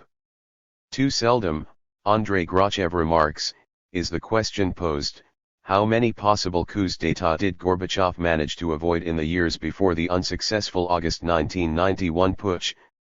For the greater part of Gorbachev's time as Soviet leader, there would have been no need for any tanks. A secret vote at the highest echelon of the party leadership would have sufficed. Of these 2 areas of understandable failure, it is to the vicissitudes of economic reform that I now turn, for the nationalities issue is discussed in later chapters, especially Chapter 8. The tension between 2 contradictory aims, improving the system and constructing the system on different principles, was especially acute in the economic sphere. Whereas, with institutional change in its political dimension, it was possible to move from reformist to transformative change almost imperceptibly, and to do so, moreover, during Gorbachev's first 5 years, with strong popular support, the economic system went from bad to worse under the weight of this contradiction. The resultant shortages and frustrations contributed substantially to Gorbachev's rapidly declining support during the greater part of his last 2 years as Soviet leader. A command economy and a market economy operate on fundamentally different principles. All attempts to find a halfway house between an administered economy with its central plans and a market economy governed by the law of 130. 131. Supply and demand have proved fruitless. That is not, of course, to say that there are, or should be, perfect market economies any more than the Soviet Union had a perfect command economy. Market economies in Western countries are regulated, and market principles are not generally extended to all spheres of social life. Equally, not all economic activity in the Soviet Union depended on political decisions or on central planning. There were areas, ranging from private tuition in teachers' own homes to the sale of agricultural produce from peasants' private plots, where market forces rather than planners' preferences were the determinants of economic transactions. Yet, experience thus far suggests that an economic system must be predominantly one thing or the other, either essentially a command economy or essentially a market economy, with the latter having proved to be the more efficient. While the command economy never worked well, it did, however, work after a fashion so long as the Soviet regime was either totalitarian or highly authoritarian. When there was fear of repression and the Communist Party and ministries had real power and authority, there was sufficient responsiveness to instructions from above for goods to be produced and exchanged and economic growth to occur. But once the fear of repression was removed and the institutional supports of the command economy were undermined, production fell, hoarding increased, and shortages grew. Gorbachev's dilemma was the greater inasmuch as, once he realized that he had to move to a system in which the market was the main regulator of economic life, he needed to deny the Communist Party its economic functions and controls. Yet he still needed the Communist Party as an instrument of implementation of policy in the absence of any executive organs other than the economic ministries. There are two further general points worth stressing at the outset, although their validity will only become clearer in the course of this chapter and the next. The first is that, since Gorbachev was not a dictator and as his reforms and innovations were resisted every inch of the way, what is sometimes identified as Gorbachev's policy in particular, Gorbachev's economic policy may be a misnomer, since neither the policy settled upon at any given time nor, still less, its outcome was necessarily what Gorbachev wished to see. There were areas where he lost a number of battles or in which seeming victory at what appeared to be the point of authoritative decision, whether within the Politburo or in the Central Committee, was turned into defeat through his lack of control over the execution of policy. Second, and more specifically, these points are linked to the complexity of the institutional networks and the strength of the bureaucratic agencies whose support was necessary for the implementation of policy in particular spheres. It is no accident that it was Soviet foreign policy which Gorbachev was able to transform most comprehensively, for here, and the point is elaborated in Chapter 7, he was himself able to be a key executant of policy in numerous meetings with his chief executive counterparts in other countries, including 9 summit meetings with presidents of the United States. But more important, there was only one major Soviet agency for the execution of foreign policy, the Ministry of Foreign Affairs, and that Gorbachev was able to turn into a relatively pliable instrument of his policy preferences by the appointment of Eduard 132 Shevardnadze, a like-minded ally, as minister. The other area in which Gorbachev had great success, notwithstanding fierce resistance, as chapters 6, 8, and 9 make clear, was in political reform, leading on to transformative change of the political system. Here the institutional obstacles to fundamental innovation were far greater than in foreign policy making, but the introduction of glasnost and its development into freedom of speech, followed by the crucial decision in 1988 duly implemented in 1989 to introduce contested elections, were in themselves decisive breakthroughs which also altered the balance of forces in favor of more far-reaching change. It was in the attempted radical reconstruction of the economic system that Gorbachev encountered the most effective resistance on the part of agencies whose cooperation was necessary both for the everyday running of the economy and for the implementation of reform. This came both from the ministerial network and from the Communist Party apparat. Stephen Whitefield, the author of the major book on the Soviet Union's industrial ministries, indeed, the only one to analyze at length their place in the structure of power, points to the unavailing attempts of successive political leaders to make these ministries as subordinate to the top party leadership in practice as they were in theory. Writing about the pre-Gorbachev era, Alexander Yakovlev put the same point succinctly: the party apparatus and the apparatus of coercion retained levers sufficient to curb any particular economic official but not the economic apparatus as a whole. For Whitefield, the ability of the ministries to control the reform process, even when directed by energetic and serious reformers like Gorbachev and his entourage rather than the compromised and weak politicians of the Brezhnev era, is final proof of their centrality within the old system. The industrial power they commanded severely constrained the politicians, and radical anti-ministerialism was both difficult and dangerous for all who embarked on it. Through their continued ability to control the implementation stage of the policy process, the ministries were able, Whitefield argues, to defeat Gorbachev's attempted economic reform, as they had defeated previous, less comprehensive reformers before him. The Communist Party apparat was scarcely more responsive to the demands for economic reform than the ministries. Ligachev made no secret of his hostility to the market and his opposition as the person in charge of the party organization and of ideology, along with Yakovlev, although as a Politburo member earlier than Yakovlev, Ligachev was initially the senior ideological partner, counted for a great deal. It fully matched the views and interests of a majority of party officials at lower levels, where party officials played, among other parts, the role of fixers and economic brokers. It was entirely typical that, among the earliest contacts cooperative and friendly at that time in the 1970s of Yeltsin and Gorbachev as first secretaries respectively of the industrial Sverdlovsk region and the agricultural Stavropol territory should be telephone conversations whereby, in the absence of a market, they had to attempt to compensate for the shortcomings of the Soviet economic system. Quite often, Yeltsin noted, we needed to extend each other a helping hand, metal and timber from the Urals, food products from Stavropol. Happy face, regional party leaders were reluctant to give up these functions which, given the starting point of an irrational economic SYS. 133.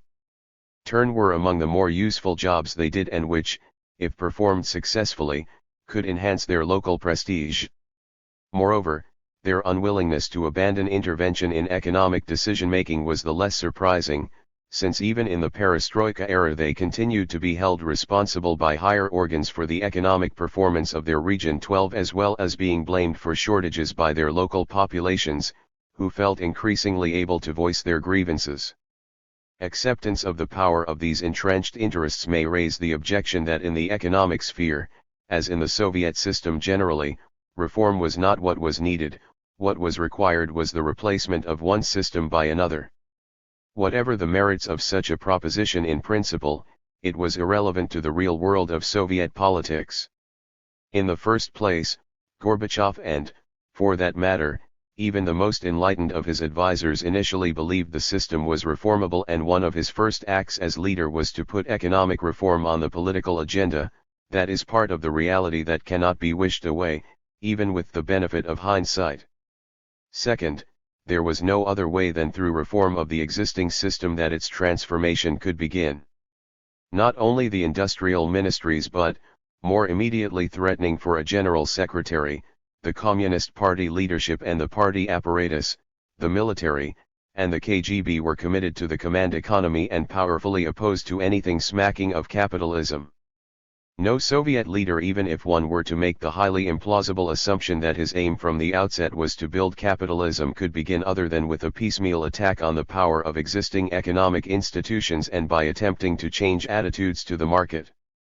Third, reform is not a once and for all action but a process and, among other things, a learning process, in which there is both collective and individual learning, with different lessons being drawn by different political actors. It was entirely possible, in principle, that reform of the economy could have led to the replacement of the Soviet economic system by a different and market-oriented system, as half measures failed to work and the system began to combine some of the disadvantages rather than the advantages of both the command economy and the market economy. Indeed, in terms of the evolution of ideas, such learning occurred, although translating the ideas into practice proved much more difficult. In the last 2 to 3 years of the Soviet era there was also some spontaneous adaptation by many existing party-state institutions as they began to hedge their bets on the future of the system and to protect their privileges and resources.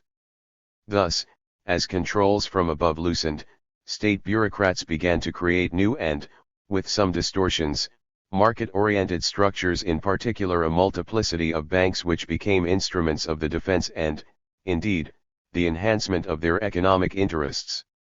Thus, even in the relatively unsuccessful sphere of economic reform, the extent of change in the Soviet Union by 1990-1 was far greater than had been predicted at the beginning of perestroika. Most Western observers had very modest expectations in 1985-6 and did not expect Gorbachev to venture much beyond technocratic reform while continuing to reject market-oriented change. The precedents, it was repeatedly pointed out, were not propitious. The history of economic reform in the Soviet Union was one of shattered dreams and of hopes which were all too soon to be deceived. 134.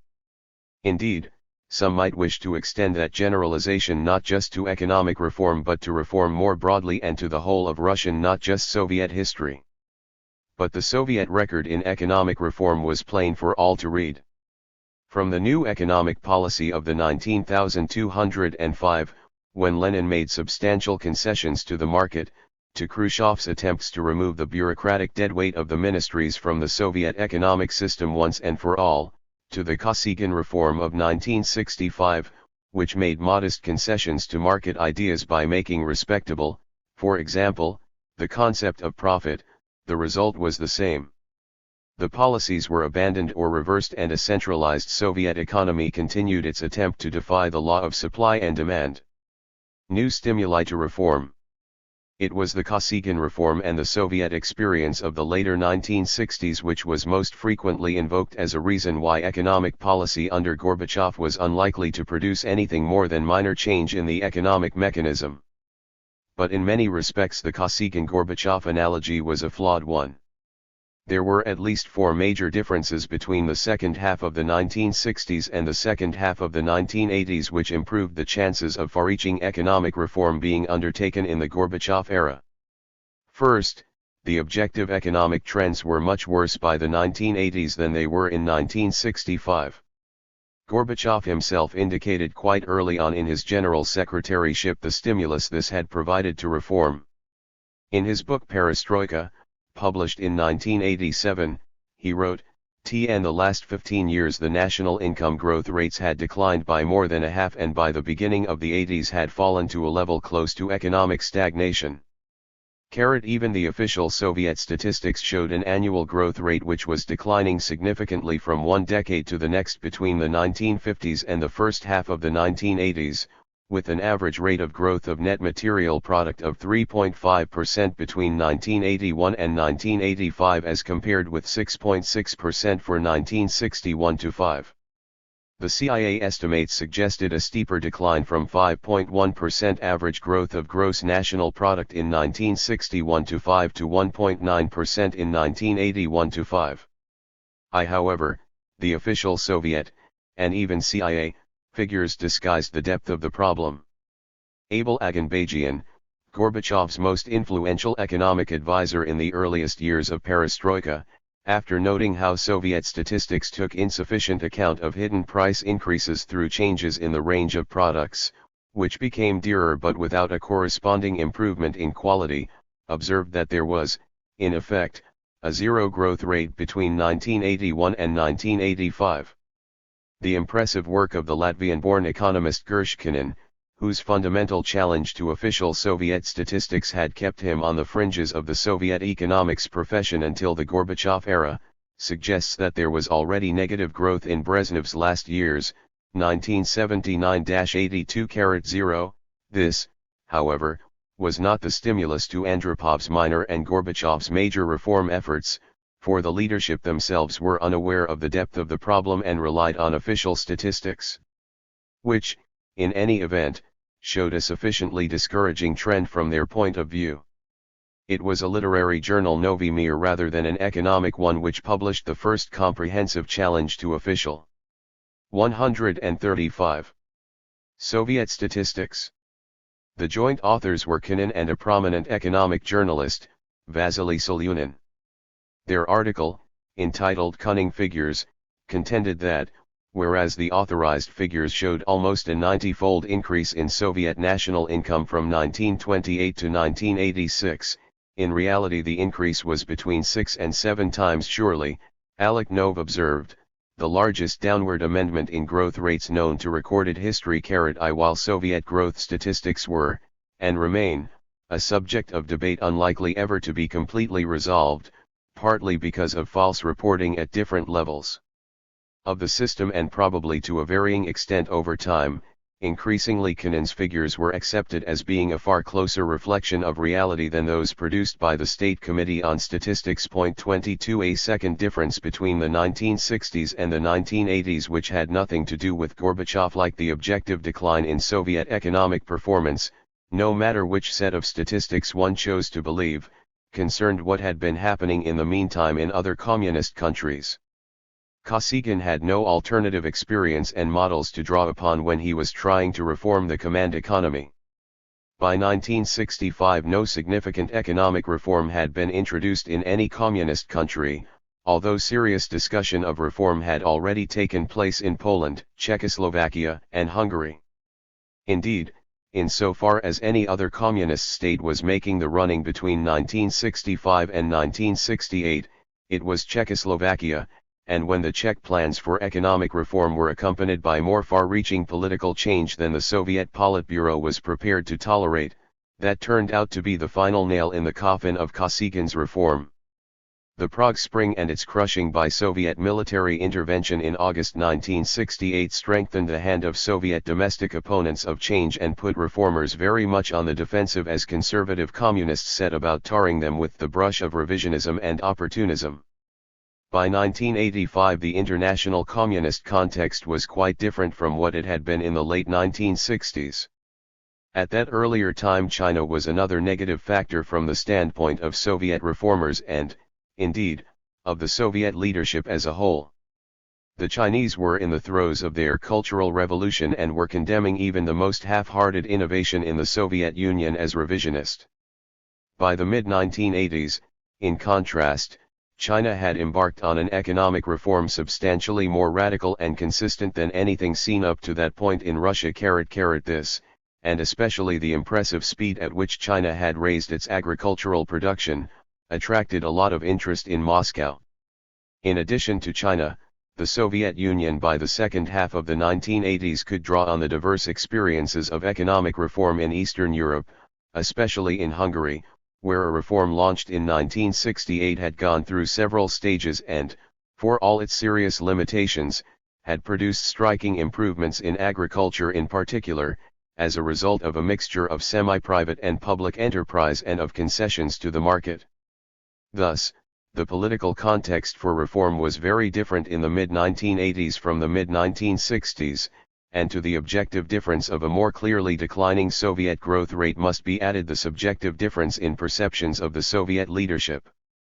Gorbachev was frequently to speak of the pre-crisis situation 136, which had prevailed in the Soviet Union in the early 1980s, and he and others in the leadership had taken note of the very real crisis for a ruling communist party which had occurred in Poland in 1980-1 when massive protest from below, and the formation of an independent trade union cum political movement, Solidarity, had for a time called into question the continued existence of the communist regime.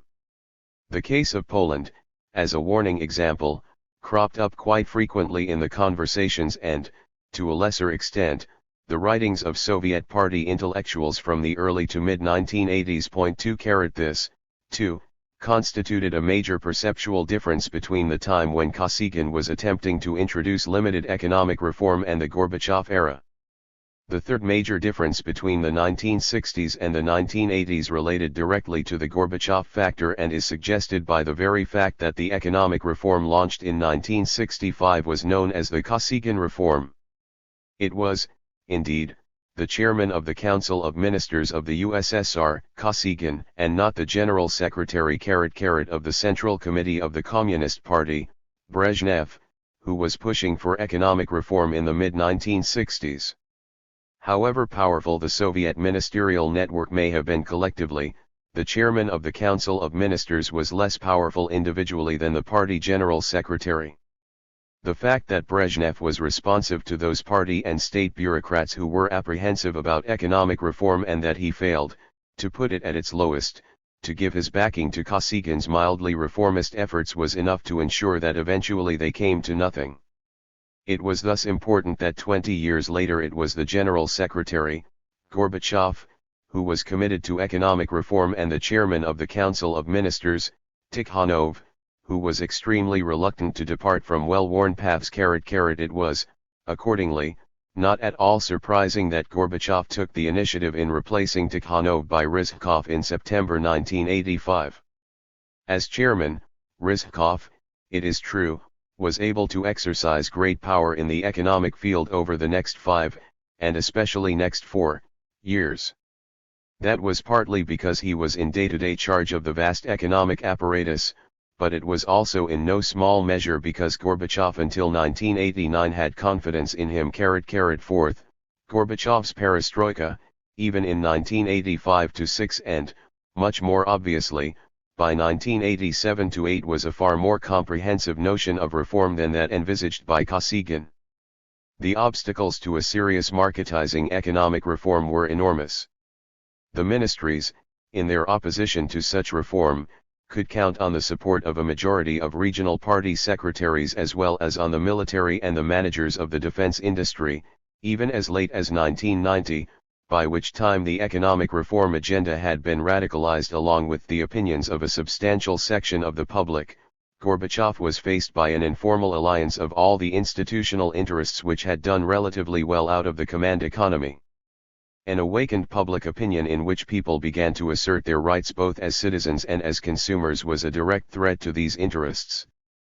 Glasnost and democratization, while regarded as desirable political goals in themselves by Gorbachev, whose understanding, as noted in the previous chapter, of what was meant by those notions broadened over time, were seen by him also as a necessary means of putting pressure on the institutions opposed to essential economic change.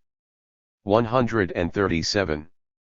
Confidence in the unreformed economic system was severely undermined by the swingeing attacks made on it by such reformist economists as Nikolai Shmelev, Gavril Popov, and Vasily Solunin. 32 A minority of independent-minded academic lawyers also made notable contributions to the critique of the existing system and produced proposals for far-reaching reform. 33 The preparation of public opinion for radical economic reform was the more important inasmuch as on its own this was, in the short term, at least, a threat to rights to which Soviet workers had become accustomed.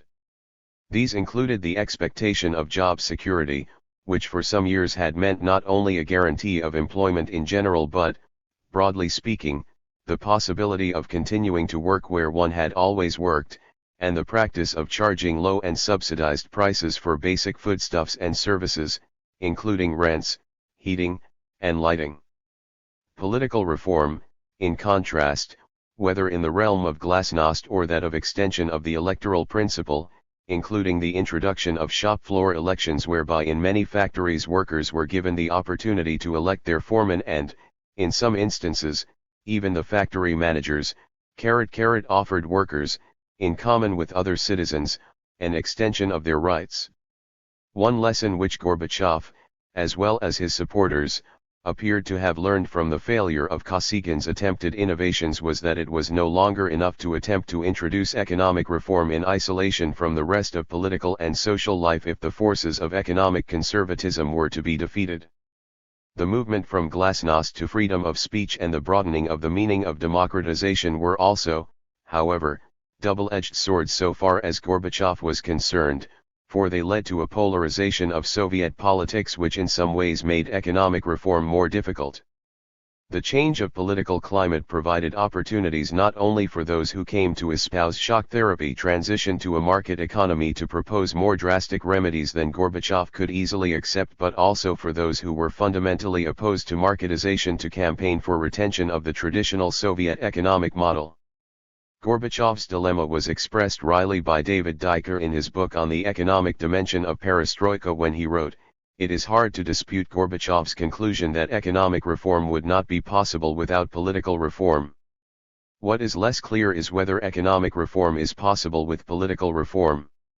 Happy face, on markets and mixed economies.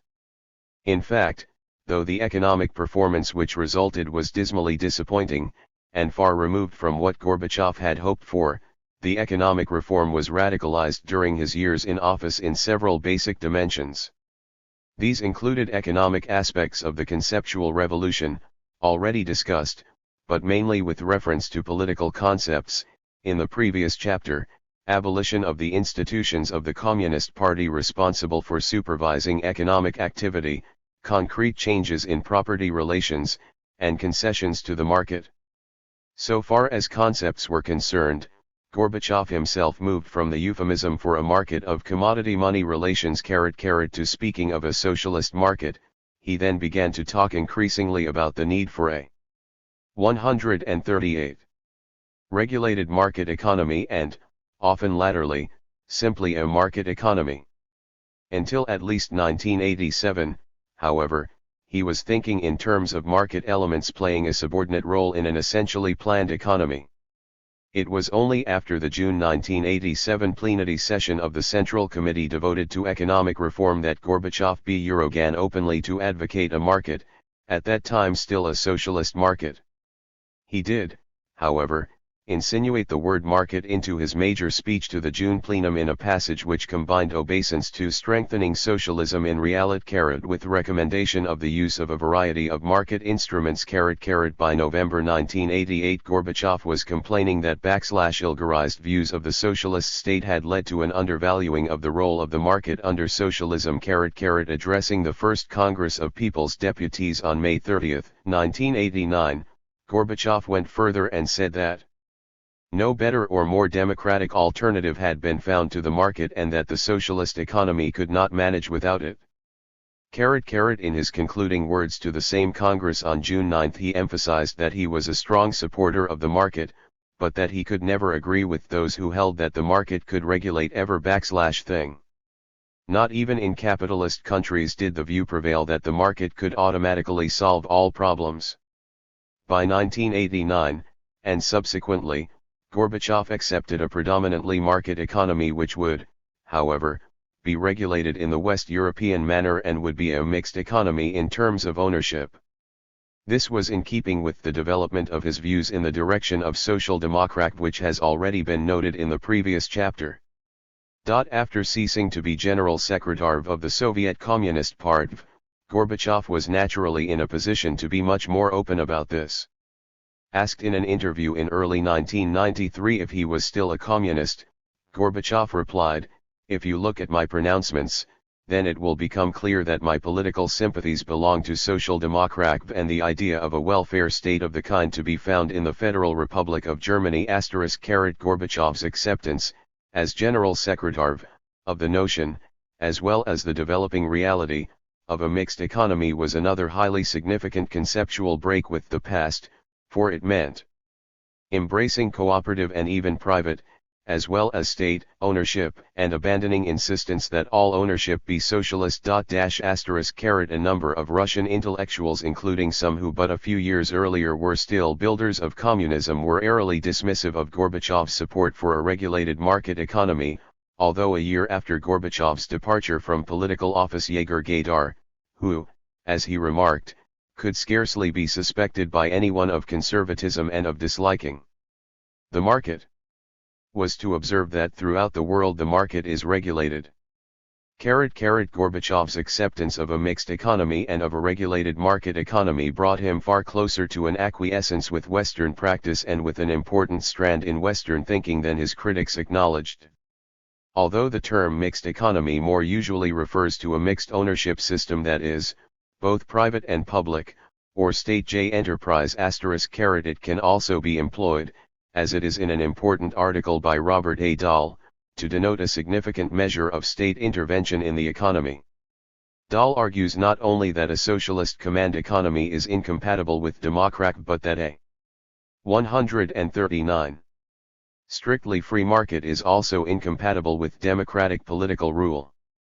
So far as the historical evidence is concerned, just as no country with a socialist command economy has ever been democratic, so, Dahl contends, no democracy has ever had a market economy whose workings were not altered in certain respects by state intervention. 47 Since one way or another the victims of free markets are likely to influence the government, to adopt interventionist policies intended to mitigate the harm done to them, a strictly free market could only be created or maintained by resort to guardianship or elite rule, or to put it more bluntly, by an authoritarian dictatorship. In remarks fully consonant with those of America's leading democratic theorist, Gorbachev told the Socialist International Congress, the annual gathering of West European-style social democratic parties, in Berlin in September 1992, the market economy should not be perceived as an end in itself, but rather as a means of achieving certain goals. And the market is not identical with democracy, or liberty with the market economy. Happy face. When Gorbachev succeeded Chernenko, the issue of curbing the excesses of the market economy was far from his mind. What he was seeking was a very partial marketization of the Soviet economy, and the main emphasis was on uskorini, acceleration, meaning a qualitative improvement in economic growth. By late 1989, however, when he invited the well-known marketeer Nikolai Petrakov to become his aide and economic advisor, Gorbachev's views had evolved to the point of acceptance that the market should be the major, but not sole, economic regulator. From the outset of his general secretaryship there is no doubt that he was the member of the Politburo most committed to far-reaching economic reform. His allies at that time, Rizhkov, and especially Ligachev, had more limited aims in view, and every other member of the Politburo until the elevation of Shevardnadze in the summer of 1985 was an opponent of even the most limited marketizing reform. Ligachev staked out his position clearly. As early as the summer of 1986 he dismissed the idea of movement towards the market on the grounds that a market economy always and everywhere led to injustice and inequality. Even such a harsh Western critic of the later Gorbachev as Anders Eslund quite aptly entitled his careful study of the first 3.5 years of perestroika Gorbachev's struggle for economic reform. The title is a useful reminder that the push for economic reform came from Gorbachev himself and that it was always an uphill struggle against skeptical or more conservative colleagues and against deeply entrenched vested interests.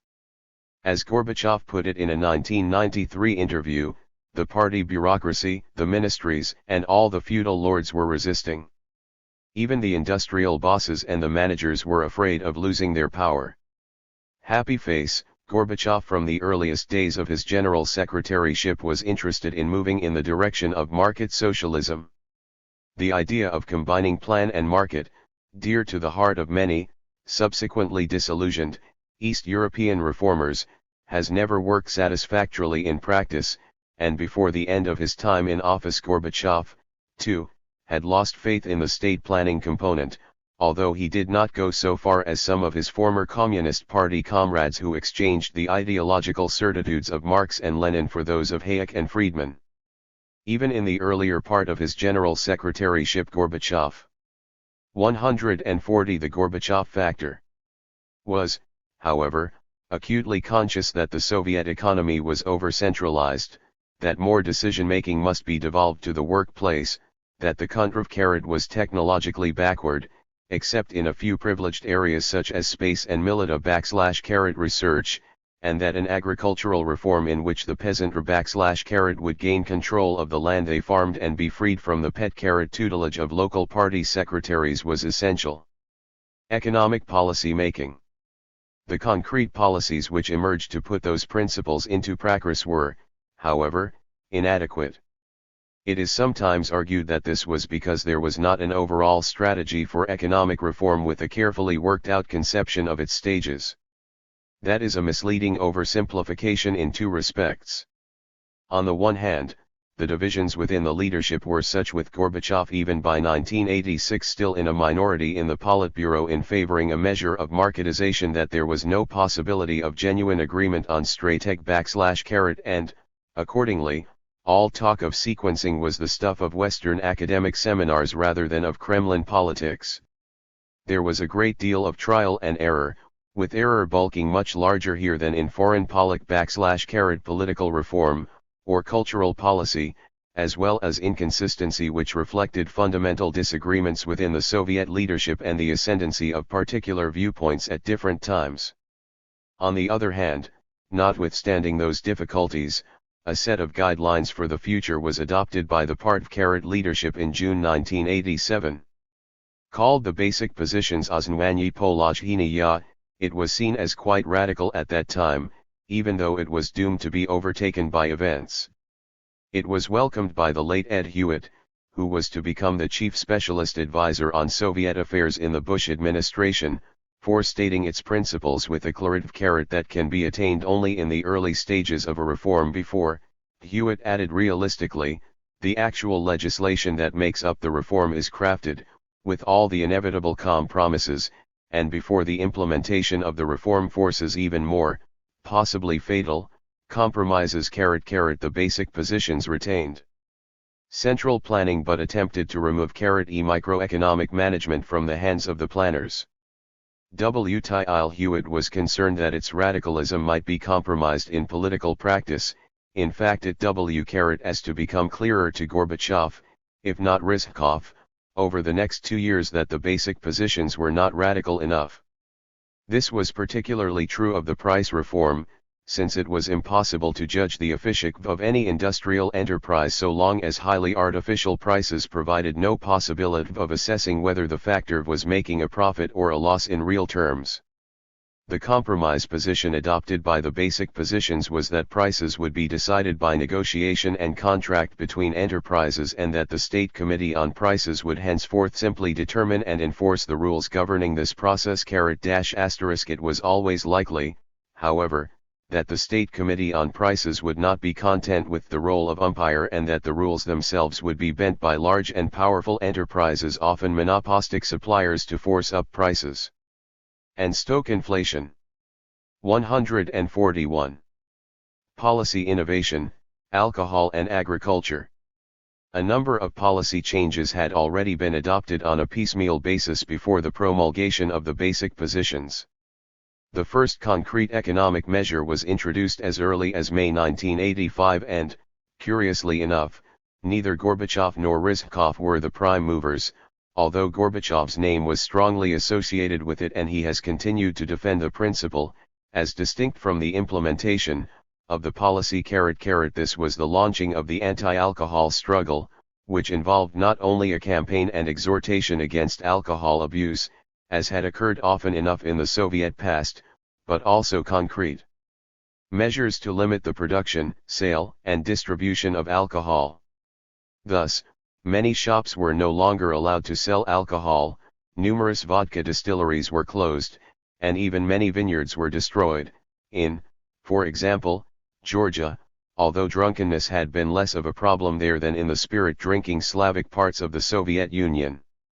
The new rules forbade the serving of alcohol in restaurants before 2 o'clock in the afternoon, and even official Soviet receptions, from those graced by the party leadership to those held in Soviet embassies abroad, became alcohol-free, or, in the first stage of relaxation of the stipulations, at least vodka-free. The setting of such an example was a break with the past, although one which was not appreciated by all of the hosts, not to speak of their guests. Among Gorbachev's Politburo colleagues and close associates, there was a clear perception that the principal protagonists of the anti-alcohol measures were Yegor Ligachev and the chairman of the Committee of Party Control and Politburo member, Mikhail Solomontsev. Rizhkov notes that the form the campaign took was determined by Ligachev and Solomontsev, but that Gorbachev strongly supported it, for he was concerned to improve the moral atmosphere. The Slavic parts of the Soviet Union had among the highest rates of alcohol consumption in the world, and the situation had got worse during the Brezhnev years. Indeed, notwithstanding periodic propaganda efforts to warn of the dangers of excessive drinking, it would scarcely be going too far to say that for Brezhnev alcohol was a convenient painkiller for the ills of Soviet society, a substitute for reform, and a vital contributor to the Soviet exchequer. Since the state had a monopoly over the manufacture of alcoholic drinks and could fix a price which included, in effect, a very large element of taxation, it made an enormous contribution to the Soviet budget. In fact, the revenue from this source was greater than the total the Soviet state received in income tax. Gorbachev recognized the problem of alcoholism and drunkenness to be a major one, and as an extremely moderate drinker himself, at receptions and dinners even before and after the clampdown on alcohol consumption he would take a maximum of 2 glasses of wine. He could not be accused of hypocrisy. His inclination to do battle with alcohol may also have been reinforced by his wife. Raisa Gorbachev's passionate opposition to excessive drinking arose from distress over the chronic alcoholism of her brother, to whom in childhood she had been particularly close. With Gorbachev's endorsement of the anti-alcohol policy, even Shevardnadze, from wine-drinking Georgia, and attending the crucial Politburo meeting at that time still as a candidate member, did not, against his better judgment, speak up against the measures. Gorbachev put his 142 full weight behind the Polit. In public, in speeches and meetings that were more widely publicized than those of any of his Politburo colleagues, and accordingly the General Secretary became firmly associated in the public mind with the excesses of the anti-drinking measures. He was jocularly referred to as the Minerovnyy Secretar, mineral water drinking secretary, rather than Generovnyy Secretar, General Secretary. Initially approved of in principle by a majority of Russians, especially by women, the anti-alcohol struggle was to become increasingly unpopular. It can be argued, and has been, that the policy was not a total failure. Spite of the huge increase in illicit disrilling, there is some reason to believe that this did not wholly fill the gap left by the drastic cutback in state production and that consequently total alcohol consumption was reduced. It is even suggested that the long decline in SO/1 male life expectancy, which many analysts had associated with increasingly heavy drinking, was temporarily reversed between 1985 and 1988. Certainly the official figures indicate this to have been the case, and they show also a reduction in the number of new inpatients suffering from severe alcoholism as well as substantial reductions in the rates of accidents at work and of death on the roads. While it would be unwise to place total faith in the SO/IAT statistics even of the perestroika era, it is likely that some improvement in these respects did occur, if only because it had become so much more difficult and inconvenient for the average person to purchase alcohol. Some of the hardest drinkers, however, turned to substances more dangerous than vodka, and that was not the only unintended consequence of the policy. The Soviet economic reformer Nikolai Shmylev argued that our semi-prohibition will have the same effects as American prohibition, by which he meant both the large-scale production of samagon, moonshine, and the stimulus to organized crime. The greatest setback for Gorbachev, however, was the enormous hole in the Soviet state budget left by this loss of revenue, since no tax was paid on the homemade brews to which so many drinkers turned. It was not only Russian alcoholics but the Ministry of Finance which faced a liquidity crisis. As Shmylev observed in early 1988, by giving away its revenue to the bootlegger, the government in the last TWO years has sharply increased its budgetary imbalance and incurred a deficit which is today being covered in a most dangerous and unhealthy by the printing press. Happy face, the rigors of the anti-alcohol policy were gradually pared from 1988 onwards, mainly as a result of the damage done to the state budget but in part also because the central authorities no longer had the same power to dictate to a revitalized society and to determine policy for the entire Soviet Union as was still possible in 1985. An area in which Gorbachev, not surprisingly, was the initiator of early policy innovation was agriculture. Although still by no means entirely a free agent, he was less constrained than hitherto. Gorbachev was an admirer of the Hungarian agricultural reform, which combined some of the advantages of large-scale agricultural production with the granting of a great deal of autonomy to cooperatives to buy equipment and sell their produce relatively freely, while granting individual members of the cooperative the possibility to diversify into other production in seasons when they had time on their hands. The overall result had been a sub. 143.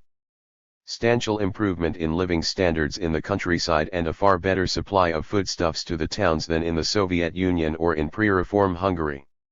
Some time before he became General Secretary, Gorbachev had in the course of an extended visit to Hungary in his capacity as Secretary of the Central Committee supervising agriculture expressed considerable enthusiasm for what he saw on Hungarian farms.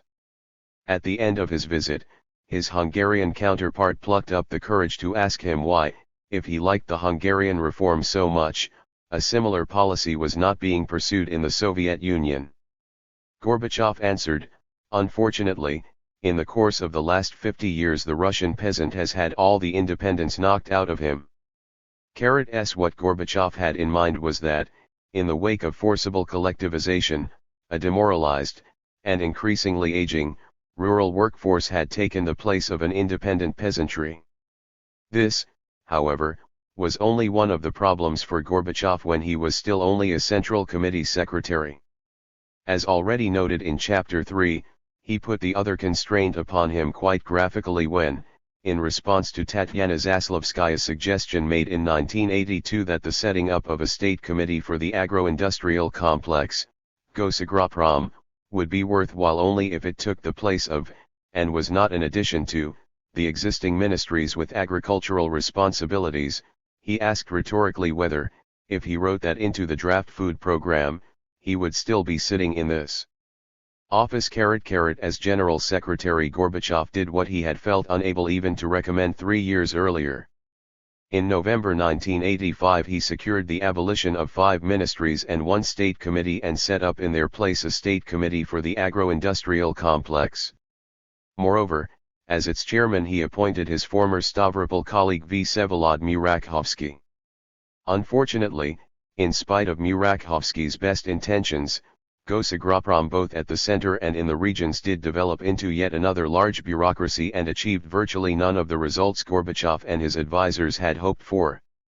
This may have been partly because, in Moscow's corridors of power, the new secretary of the Central Committee with responsibility for agriculture, Viktor Nikanov, who had been Minister of Agriculture for the Russian Republic from 1983 to 1985, counted for more than the Ukrainian Murakhovsky, freshly arrived from Stavropol and whose first post in Moscow this was.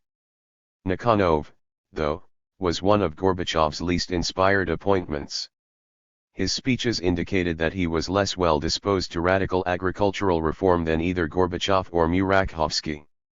70 It becomes a puzzle why Gorbachev should have appointed that Nikanov to such a key position.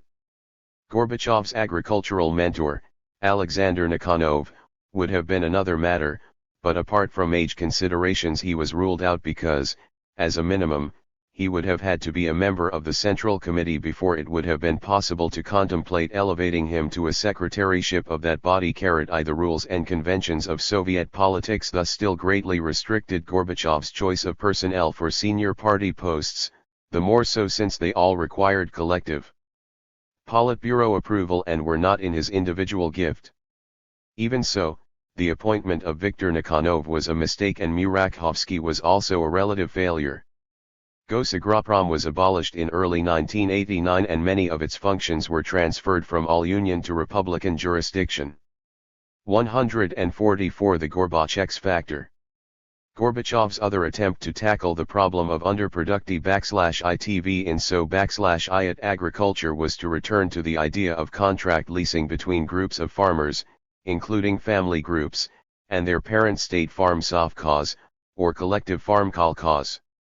He had first, as already noted in Chapter 3, won the support of Andropov to air this idea in March 1983, but now he was in a position to take it up when far more levers of power were at his disposal and to insert it into as authoritative a document, in the conditions then prevailing, as the Central Committee's political report to the 20th/7th Congress of the CPSU. Hwick ±I Gorbachev delivered on 25 February/1986. In that major speech he expressed approval for the /Vidi diffusion of the contract and accord system at the level of the brigade, link, and family and said that those involved should be pro-IDed for the contracted period with the means of production, including land.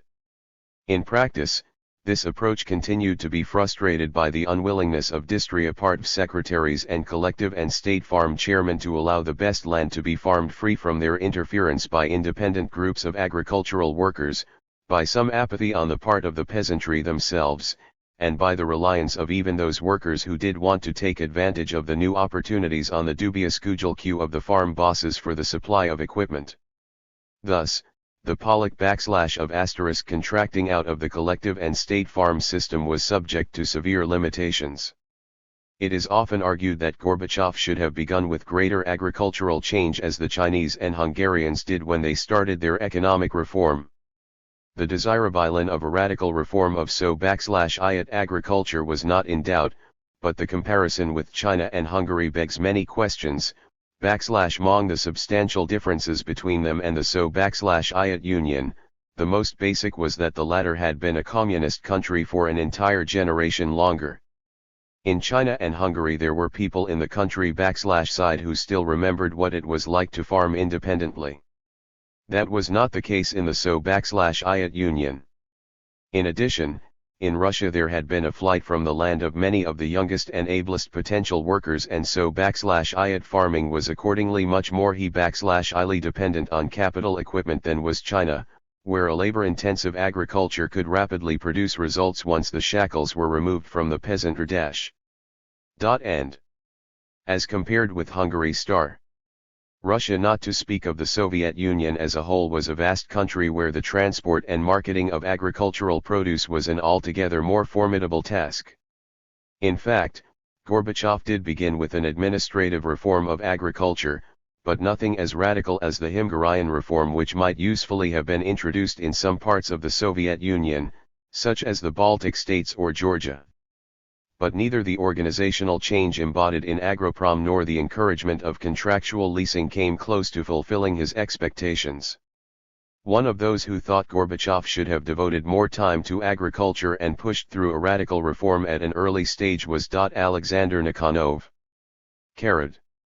He accepted that this would still have been extremely difficult because of the vested interests involved and on account of Rizhkov's approach, which was that of a technocrat who saw everything through the prism of a factory manager ***. However, in Nikonov's view, because Gorbachev's top priorities were to begin political reform, to weaken his conservative enemies, and to end 145. The Cold War, he did not or could not devote enough time to agriculture when he still had the power to bring changes about ***. By the later 1980s there was a growing demand from the most radical reformers for fully fledged private farming and the sale of land, although other reformers resisted this on the grounds that the only people who would be able to afford to buy land would be the mafia, corrupt officials, and foreigners. Even late in the Gorbachev era only a minority of the population as a whole, 21%, favored the private buying and selling of agricultural land ***. Gorbachev on this question was with the majority rather than the radical minority. As late as November 1990 he spoke against the private ownership of the land, although leasing of land even for 100 years he was happy to accept. At the same time he proposed that each Soviet republic should take its own decision, preferably by referendum, on whether or not the people wished to return to private land ownership. Most Russians made, and have continued to make, a distinction between large-scale and small-scale private ownership of land. By 1991 over 80% of the population were ready to accept private ownership of small plots of land, but less than 40% supported private ownership of large plots. That, moreover, was a higher percentage than in any previous year of the Gorbachev era and higher also than in the post-Soviet period. Support for private ownership of large tracts of land declined from 1991 to 1992 and by 1993 it was down further, only 24% of the population approving. Economic legislation. Private economic activity, whether by individuals or under the guise of cooperatives, was, however, supported by Gorbachev. In 1986 a struggle was going on between those who wished to stigmatize all forms of private economic activity as speculation, as, judging from his speeches, Ligachev did, and those who wished to legalize it. An early interim measure was the Law on Individual Labor Activity of November 1986, which legalized both family-based and individual enterprise of the kind which was already being undertaken on the black or gray market. It included such activities as car and television repairs, private tuition, and taxi services. This was still, however, a very limited measure. Those engaged in it were supposed to do it only part-time and, although that stipulation soon fell by the wayside, by 1989 the people involved still numbered just 300,000.7. A much more far-reaching, marketizing piece of legislation was the Law on Cooperatives adopted in May 1988. Registered cooperative could henceforth be set up entirely independently. It required a minimum of 3 members but there was no maximum.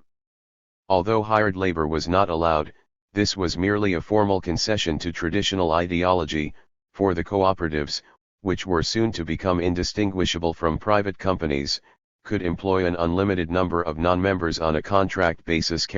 Non-state economic activity and leaseholds were given a further boost by the Law on Leaseholds of 1989 and the Law on Land passed in 1990.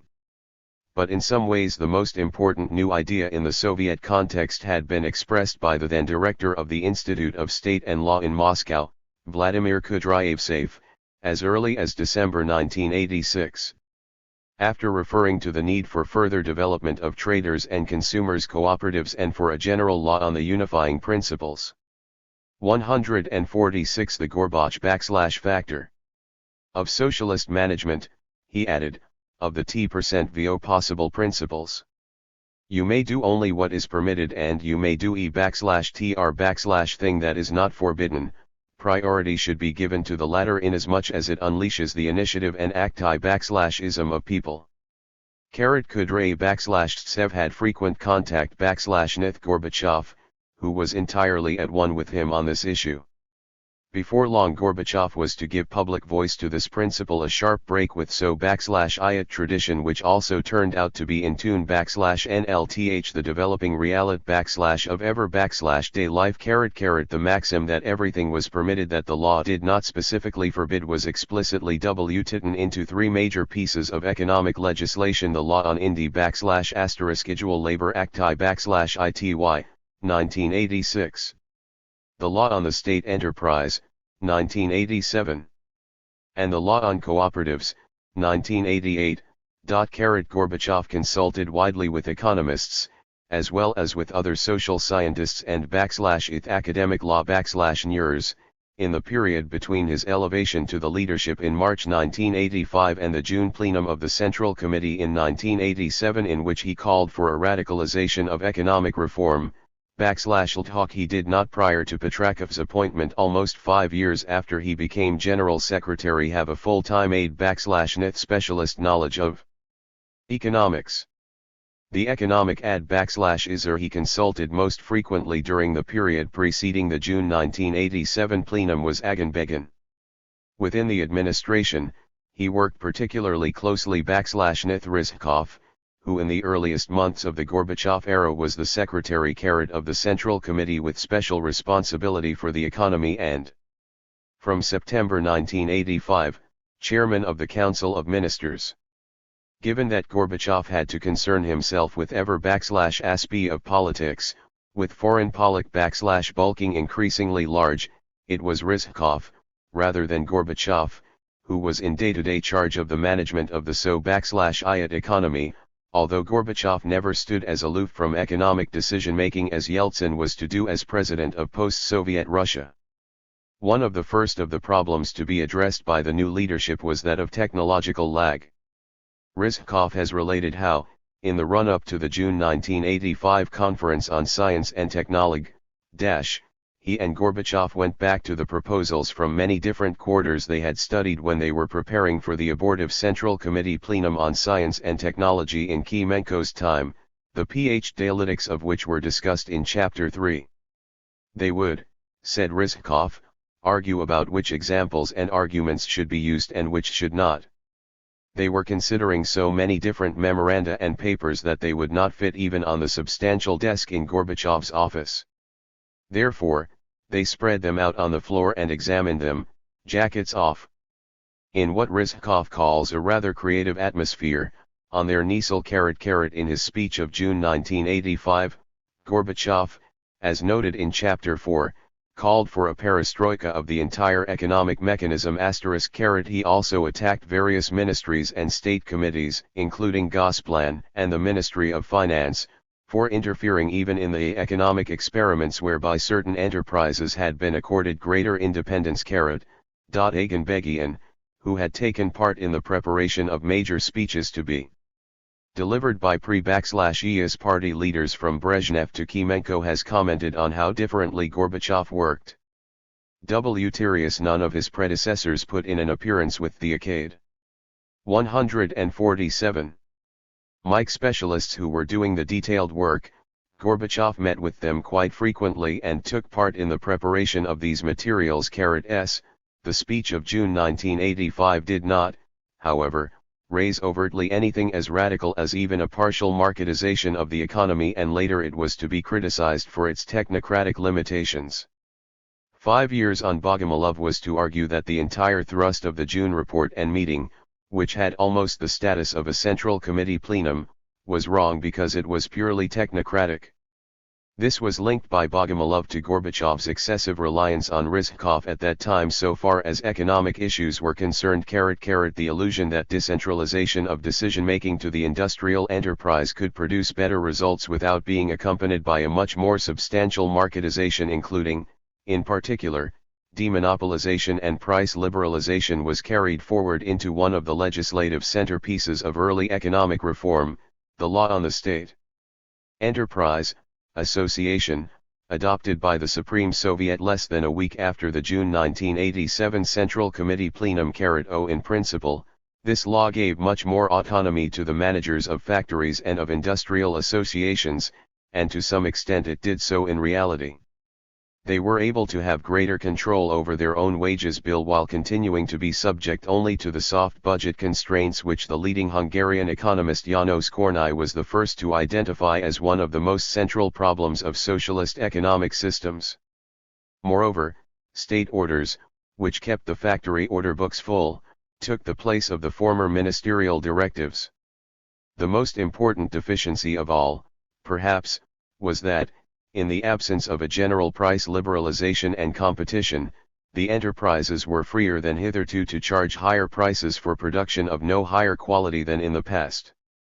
In general, the enterprise law fueled inflation, promoted inter-enterprise debt and failure to pay taxes to the central budget, and did much more harm than good. The radicalization of reform. Soviet economic policy in the first few years of Gorbachev's leadership, while moving cautiously towards a greater acceptance of the market and non-state forms of ownership, reflected the fundamental disagreements within the leadership, in which Gorbachev's own views did not necessarily prevail. When a new 5-year plan, to commence in 1986, was being considered in the Politburo, a first version was rejected and a revised plan prepared. But most of the work on both versions had been done under the aegis of the chairman of the Council of Ministers, Nikolai Tikhonov, and the chairman of Gosplan, Nikolai Bybakov, both of whom had only recently in the autumn of 1985 been removed from office on Gorbachev's initiative. Gorbachev sought the opinion of Aganbajian on the revised document, and Aganbajian told him that the figures were too conservative and did not reflect the social strategy which had been enunciated at the April 1985 Central Committee plenum and the June Conference on Science and Technology.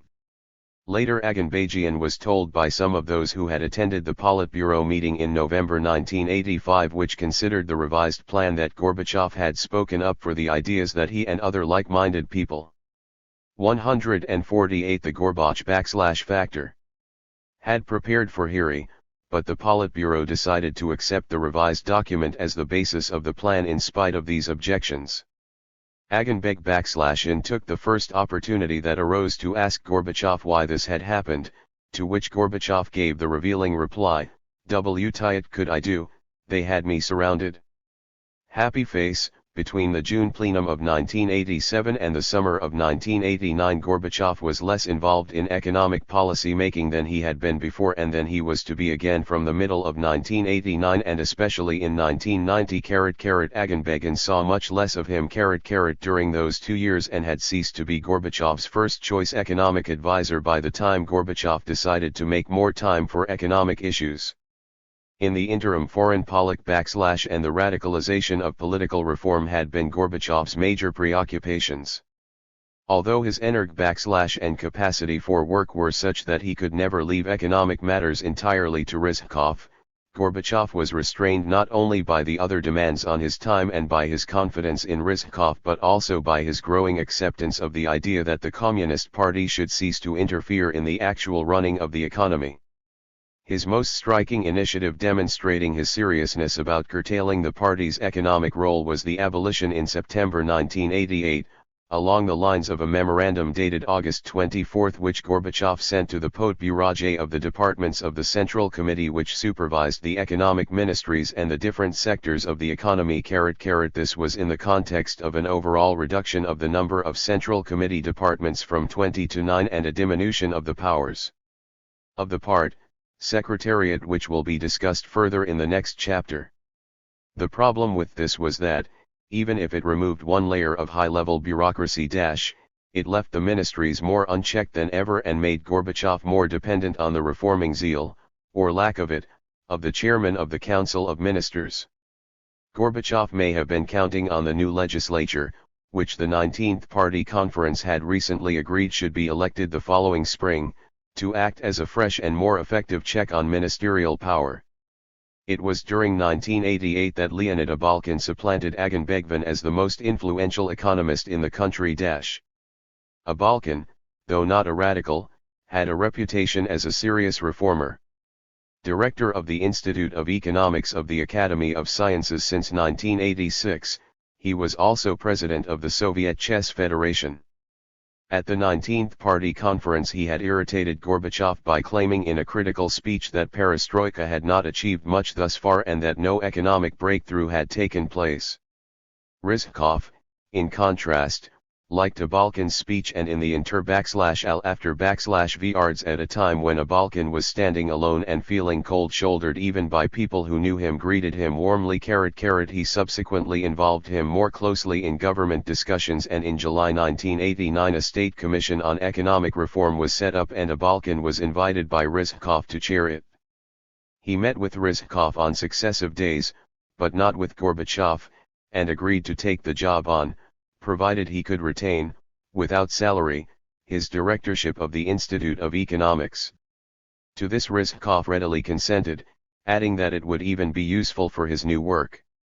Rizhkov underlined the seriousness of the assignment by giving Abalkin at the same time the rank of Deputy Prime Minister. 149.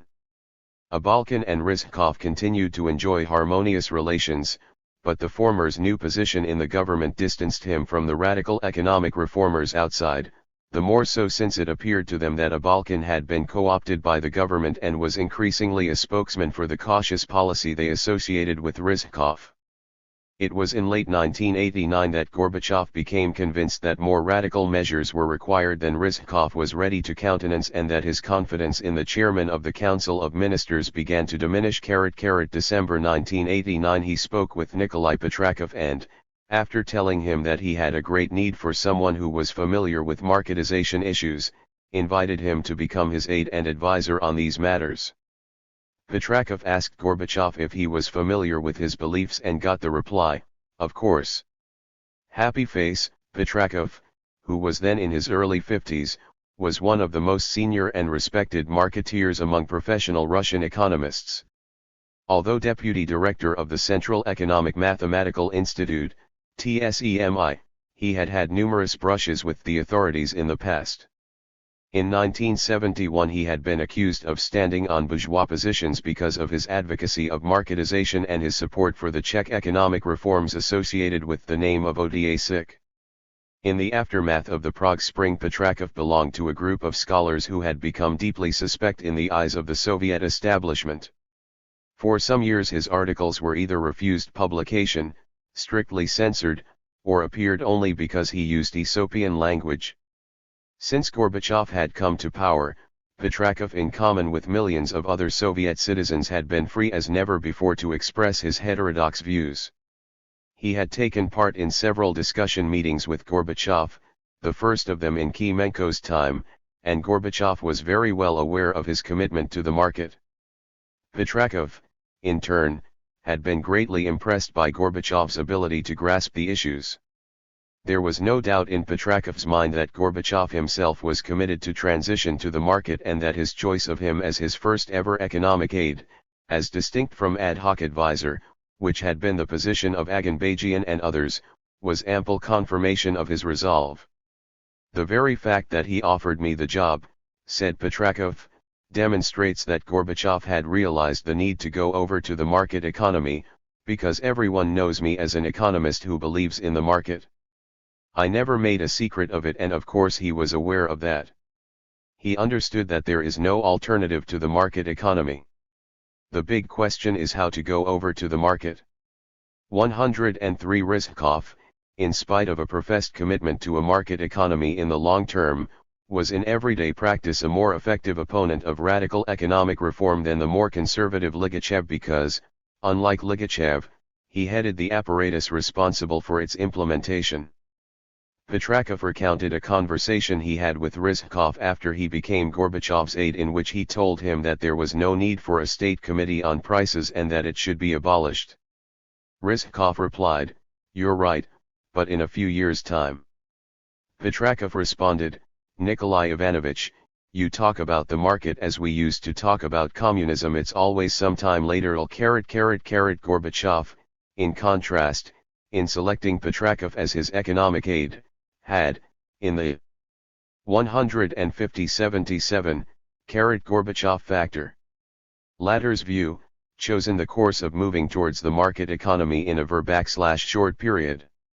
During 1990 Gorbachev had innumerable discussions with Petrakov, and his knowledge of economic issues increased substantially. Although his actual experience of a market economy was limited to brief /1 sits abroad, economists who worked especially closely with him above all, Petrakov do not subscribe to the simplistic /1 EU to be found in some Western circles that it was Gorbachev's lack of grasp of economics which was the cause of the /1 ET Union's economic problems. Gorbachev was always in the position of having to weigh what might be economically desirable against what was politically feasible. As Vadim Bakatin, one of the ablest politicians to work with Gorbachev, for a Ryman exprianally liberal Minister of Interior, and, after the failed August coup of 1991, the person who was charged with cutting the KGB down to size put it, speaking about the Perestroika project as a whole, we did not have a well thought out plan. Nor could we ever have one. Sometimes these were half measures. Sometimes concessions had to be made to one set of forces or another. Gorbachev could never ignore the real existence of certain forces in society. Even so, Gorbachev took great risks at times, not least over the 500 Days program, discussed later in this chapter and in Chapter 8. The Soviet Union's deteriorating economic plight by 1990 owed much to the fact that, without the fear and coercion the old order had installed, which under Brezhnev were already in decline and which virtually disappeared under Gorbachev, the traditional instruments of economic power were working worse than ever. The system was somehow in limbo, neither a functioning command economy nor yet a market economy. Concrete economic outcomes were the result of the struggle for power and resources among the major economic interests, and the entire battleground was supervised by a ministerial system with no interest in facilitating a move to a market economy and by a chairman of the Council of Ministers in principle committed to such a transition but who wished to take his time about getting there. By 1990 the part and governmental apparatus were in widespread covert and often open revolt against Gorbachev. As Petrakov observed /ed, it was highly unusual that in a year of a good har/est, as there had been in 1990, there should have been a bread shortage. This he attributed to lack of cooperation by the government and local officials, with the local party officials in particular having not the slightest desire to help Gorbachev. The 500 Days program, Advance and Retreat, the most dramatic episode in the history of attempted economic reform of the Gorbachev era, occurred in the late summer and early autumn of 1990. Since this involved, first, an apparent total break with the existing system on Gorbachev's part and, then, a temporary accommodation with its most powerful territorial interests, it is a crucial period in the politics of transition, one which in the end damaged Gorbachev greatly and as such is dealt with also in later chapters. In May 1990 Boris Yeltsin had been elected chairman of the Supreme Soviet of the Russian Republic, and the struggle between Russian Insti. 151. Tushins and the Central, All-Union, authorities was beginning to add a wholly new dimension to the Center Republican discord which had hitherto been confined mainly to the Baltic and Caucasian republics. The All-Union legislature had instructed the government to prepare a new version of their economic program by September, and the Russian legislature had called for a program of economic reform specifically for Russia also by September. The young economist Grigory Yavlinsky, who had been given primary responsibility for the elaboration of the Russian program, reached the conclusion that it did not make sense to do so in isolation from the rest of the Union because of the closeness of inter-republican ties. He spoke with Petrakov and they agreed that it would be absurd to have different programs for transition to a market economy for the Soviet Union as a whole, for Russia, for Ukraine, and for each of the other republics. Petrakov invited Yavlinsky to prepare a paper which he would show to Gorbachev, who became very excited when he read it and asked to see Yavlinsky immediately. Gorbachev was attracted not only by the idea of a single and radical program for transition to a market economy but by the fact that a representative of the Russian team had recognized the need for cooperation with the all-Union authorities. He saw an opportunity for a renewal of cooperative relations with Yeltsin, who in May 1990 had overtaken Gorbachev as the most popular politician in the country, ND for putting together a coalition strong enough to win the battle for marketization. Gorbachev telephoned Yeltsin to urge him to make the team of radical economists a joint, Soviet Union-Russian Republic, one, and, after taking several hours to think about it, Yeltsin signed the document setting up the group which Yavlinsky brought to him getting the additional signature of the chairman of the Council of Ministers of the Russian Republic, Ivan Silayev, was then a formality. The most difficult task for Gorbachev was to get the signature of his chairman of the Council of Ministers, Rizhkov, who was being asked to approve the setting up of a rival team to the government, one led by a Balkan. Rizhkov had no desire to be presented with a program more radical than his own and no faith in the prospects for harmony between Yeltsin, whom he had known since they had both worked in Sverdlovsk and from whom he had become increasingly alienated, and Gorbachev. Rizhkov has explained that he signed most reluctantly and mainly because he was persuaded by his deputies that he would be blamed as the one person preventing an accord between the leader of the entire country and the leader of its largest republic if he did not. The working team became known as the Stalin-Yavlinsky Group, or sometimes the Shat-Alin Group after the more senior of the two economists. Everyone on it was a convinced marketeer, although half the nominees came from Gorbachev and half from Yeltsin. From the Gorbachev side, the most formidable figures were Petrakov and Shat-Alin. Yeltsin's nominees included Yegor Gaidar and Boris Fedorov, later to become important politicians in the post-Soviet Russian government, as well as Yavlinsky. But because these were essentially like-minded radicals, they did not divide along Gorbachev-Yeltsin lines. Whereas Yeltsin adopted a hands-off approach, Gorbachev took an intense interest in the work of the team as it proceeded in a dacha near Moscow throughout August 152. Several times a day, although on holiday, he would telephone both Petrakov and Shat-Alin to ask detailed questions about how things were going. After intense work, the group produced what became unofficially known as the 500 Days Program. Originally, before Yavlinsky joined forces with Petrakov, it was to have been 400 days, and which had the official title Transition to the Market, Conception and Program. This main report was a 238-page document which did not once mention socialism and made no concessions to traditional Soviet ideology. It incorporated the ideas of large-scale privatization, a great devolution of power to the republics, and the speedy construction of market institutions. An accompanying volume contained draft legislation for the legal acts which the authors believed would be necessary during the transition period. Gorbachev initially approved the documents both privately and publicly, and in the course of long discussion made some amendments of his own to them. They spelled the end of state socialism and were utterly inconsistent with the idea that Gorbachev was still a communist in any meaningful sense of the term, even though he was still General Secretary of the Communist Party of the Soviet Union. In fact, one of the more striking features of this episode is that he had entirely bypassed the party. The joint Union-Russian team had been set up without as much as a glance in the direction of the Politburo. In March 1990, Gorbachev had become president of the Soviet Union and he was making the most of that presidential power. The political backlash, together with second thoughts on Gorbachev's part, was still to come and is one of the themes of Chapter 8.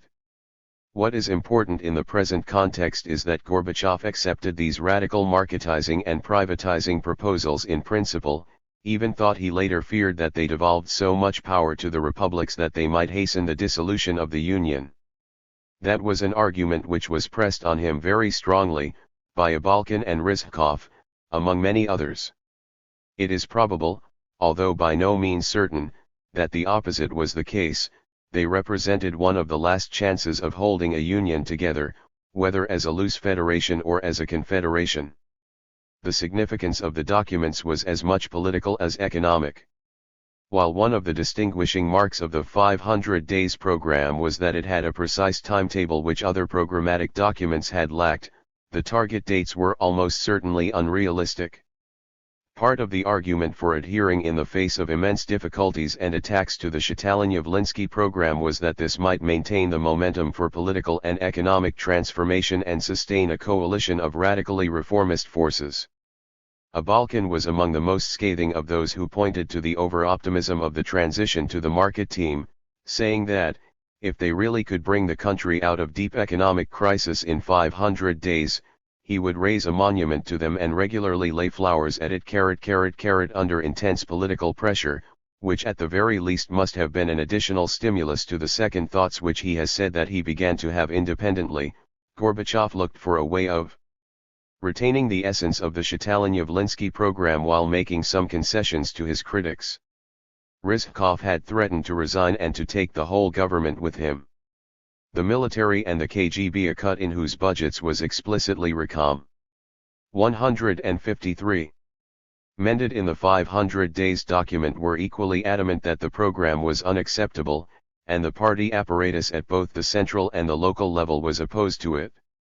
Gorbachev turned once again to Aganbajian and asked him to draft a compromise program which incorporated something of the Rizhkov government view while retaining the essence of Shatalin's. This went through more than one variant and was approved by the Supreme Soviet of the USSR in October. Although Aganbajian had succeeded in maintaining the pro-Shatalin bias of what was now known as the President's program while removing the firm deadlines, restoring some of the revenue-gathering powers that had been removed from the Union authorities, and incorporating some figures from Rizhkov's program, the compromise was unsatisfactory.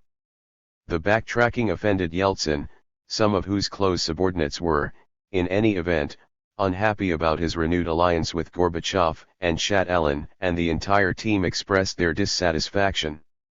As more concessions were made to conservative forces in the winter of 1990-1, Petrakov resigned in late December as Gorbachev's economic aide and was replaced by the less radical Oleg Ozhyrylev. Gorbachev finally, but in the opinion of Petrakov and others belatedly, decided to replace Rizhkov. As he was on the point of doing so, Rizhkov suffered a serious but non-fatal heart attack, which, however, made his departure the more certain. As his successor, with the new title of Prime Minister, Gorbachev, after widespread consultations, chose the Minister of Finance, Valentin Pavlov. P-JFJQJ being an improvement on Rizhkov, however, Pavlov turned out to be a disastrous appointment. During 1991, Gorbachev attempted to keep in place several economic options, while his major concentration was on the political task of securing a new Union treaty as a basis for holding the Soviet state together. He was guilty both of some indecision and of attempting to conduct three different, and conflicting, strategies simultaneously. First, he gave ostensible support to the policy of his Prime Minister, Pavlov, although by February 1991 he had realized that his appointment had been an error. Second, he gave his blessing to a trip to the United States made by Grigory Yavlinsky, who as one of the main authors of the 500 Days program was pursuing a quite different policy and was seeking to win the financial and political support of the United States administration for a rapid transition to the market in the Soviet Union. In a third different approach, Gorbachev was conducting discussions with leaders of the other republics, and in particular Yeltsin and Nazarbayev, about radical changes in the Soviet government which would include the removal of Pavlov and his replacement as prime minister by, preferably, Nazarbayev. Between the appointment of Pavlov at the beginning of the year and the August coup of 1991, Soviet economic policy was poised uneasily between Gorbachev's desire to move more quickly to a market economy and to secure Western aid to ease the process and the reluctance of the Soviet government to give up any more of its levers of power. The growing strength of Yeltsin and of the institutions of the Russian presidency and legislature tied Gorbachev's hands further.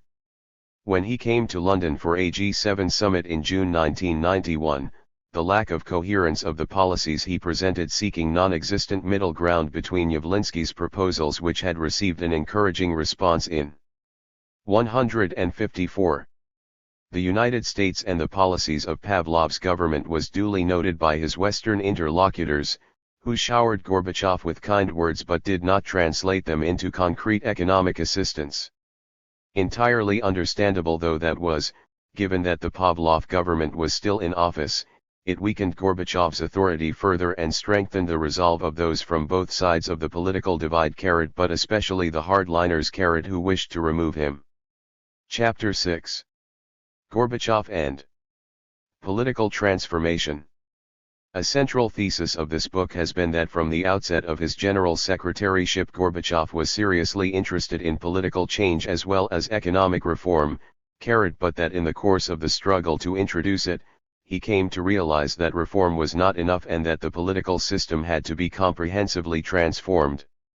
Reform within the limits of the communist system was, it became increasingly clear, an unstable stopping point. 2. It provoked so much resistance that a reformist leader was always likely to be faced, as Gorbachev was, with a choice between abandoning the attempt or accepting that the initial reforms could only be a stepping stone on the way to something more fundamental.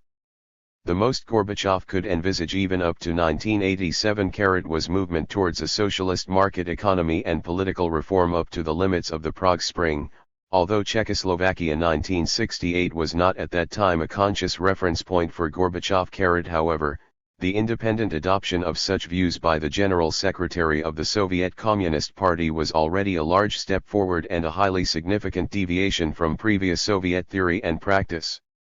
What is meant here by the Czech analogy is that the Communist Party would allow more debate within its own ranks and in the broader society and a fuller flow of information, together with a certain amount of interest group activity, but would ultimately retain institutional control over the levers of power. Although Gorbachev used the term demokratizatsiya, democratization, even in his major speech of December 1984, at that time it did not have the same denotation as it had for him by the late 1980s. In the earliest years of his general secretaryship it signified a desire to breathe new life into existing institutions and to remove the formalism of intra-party life and in the activity of Soviets. It meant that professional party or state functionaries should no longer be able simply to usurp the rights of discussion and deliberation which nominally belonged to party committees and Soviets at the various levels of the party-state hierarchy. Although Gorbachev called this democratization, in reality what he was working for at that time was a liberalization. It was a stage of redefining and extending rights which already existed on paper, whether in the Soviet Constitution of 1977 or in the rules of the Communist Party of the Soviet Union, but which had been ignored in practice. The elections that took place in the Soviet Union as a whole in 1989 and in the Union republics in 1990 and 1991 went beyond liberalization and were a crucial part of the breakthrough to 155. 156. Demoatization. These elections in the great majority of constituencies even in 1989 were multi-candidate, genuinely contested, and by secret ballot, and were preceded by vigorous debate. So far as Russia is concerned, they attracted far higher public interest and voter participation than any elections held in the post-Soviet period. The very fact that Gorbachev stressed the need for demokratizatsiya was a stimulus to the democratization process. For those who wished to move in that direction could quote the General Secretary in support, although the system was such that initiatives from the top were still the main motor of change in the first 4 years of perestroika. What Gorbachev meant by democratization changed over time and by 1988-9 signified movement towards pluralist democracy even before that was stated in so many words. Since Gorbachev sometimes took one step back for tactical reasons before moving 2 steps forward and occasionally even 2 steps back, most notoriously and ill-advisedly in the winter of 1991, it is easy to find quotations from quite late in his general secretaryship which supposedly demonstrate that his thinking had not changed significantly from his earlier years in office. Outside observers have to be as sensitive as Gorbachev's colleagues were to the fact that some speeches reflected his aspirations and developing political views more than others. Of course, a speech in which obeisance was paid to traditional Communist Party norms followed by no change of behavior to the patterns of the past could only very temporarily appease party conservatives, while lip service from time to time to the concepts of an earlier era, such as democratic centralism, diminished his authority in the eyes of radical Democrats. Yet there was no point at which it would have been safe for Gorbachev, even after he had become intellectually convinced that political systems of a West European type had major advantages over communist systems, to take a resolute and entirely consistent line in favor of pluralist democracy. That is not to say, however, that he should have refused to take the risk, although risk it would have been, of breaking openly with the hardliners and splitting the Communist Party at the 28th Party Congress in 1990, especially since, with the benefit of hindsight, it is all the clearer that seeking a temporary accommodation with the forces of conservatism in the autumn of that year did not work. While deploring Gorbachev's zigzags and political maneuvering, some of his conservative communist opponents understood what Gorbachev was doing better than did his critics in the ranks of the radical Democrats, most of whom were neither particularly radical nor noticeably democratic until Gorbachev had taken the danger out of public criticism. Thus, Ligachev observes in his memoirs, "I remember a wonderful speech Gorbachev gave in Kiev about the party, one that could have become the foundation for the energetic party activity to renew itself and cleanse its ranks. The General Secretary, however, never again mentioned this speech. He spoke, signed off, and forgot. When I reminded him of his Kiev speech and of the fact that its theses should be implemented, Gorbachev changed the subject. There were many such occasions. I got the feeling that this was not inadvertent but rather an element of political." 157. Tactics to voice some thesis to placate various social strata and political tendencies, but to carry on a different line indeed in comparison with all the transitions to political pluralism and greater or lesser degrees of democracy which have taken place in the world over the past 2 decades or more, the Soviet Union represented a quite exceptionally daunting challenge. Even the overt dissidents between the mid-1960s and mid-1980s had, on the whole, advocated liberalization rather than democratization. Their aims were generally rather modest by the standard of the later 1980s, such as, for example, the demand that the political authorities obey their own Soviet laws and constitution.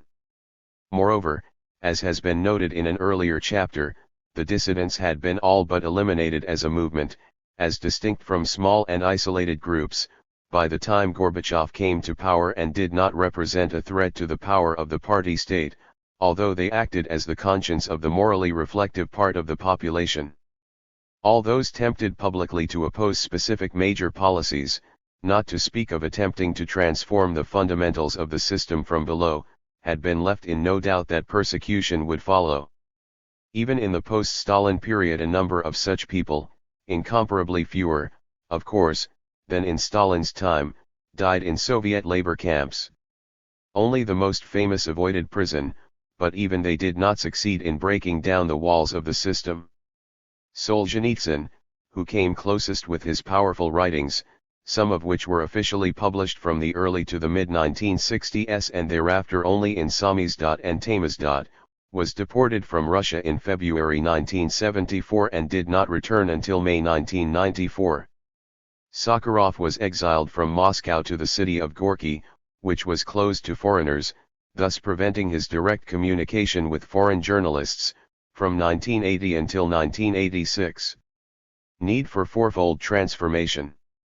The problem for any Russian reformer was that the Soviet Union required a fourfold transformation. And no other country in the world which has embarked on the course of transition to democracy has had such a complicated, quadruple task.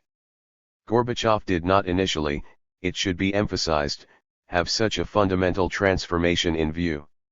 While in due course he came to admire the Spanish transition to democracy, that was not his reference point when he was elected General Secretary. His reformist project changed gradually and not all of the elements to be discussed were part of it from the outset. He was, however, aware from the beginning of his leadership of the need for significant, albeit, initially, not system-transforming change in 3 of the 4 areas outlined below. The apparent exception was the third, where, in company not only with the rest of the party leadership but also with most Russian reformers in the mid-1980s, He seemed insufficiently aware of the potentially explosive strength of national sentiment and of the need to develop special institutional arrangements if all or most of the Soviet Union were to be held together on the basis of consent rather than coercion.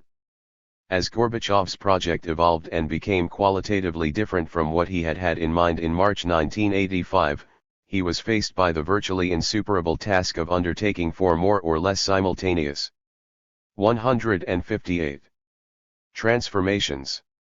The dilemma was the greater inasmuch as any three of these basic changes were likely to be undermined by the absence of a fourth, yet, as each was implemented, its side effects produced complications in the other spheres. The first transformation in terms of importance, and the one to which Gorbachev at least as early as the beginning of 1987 gave priority, was that of the political system. This element did not so fundamentally distinguish the Soviet Union from what was required of authoritarian regimes of the right. They, too, required basic change in their political systems, but generally only that, for market institutions were already in place. However, even if the term totalitarian as a description of the Soviet Union is reserved for the atomized society and massive repressions of Stalin's time, there was a difference between the post-totalitarian authoritarianism of a communist state and an authoritarian regime in which the party and political police had never permeated so thoroughly all walks of life. Yet if the political system were to be transformed into one of pluralist democracy, this would involve competitive elections, freedom of group organization, the establishment of representative assemblies in which critical voices could be heard, subordination of the most powerful institutions to a rule of law, and real diversity in the mass media, prerequisites so radical that they were not seen as realistic goals by even the boldest reformers in the Soviet Union of 1985. The second necessary transformation involved the need to move from a command economy with virtually 100% state ownership of the means of production to a market economy with a substantial private sector.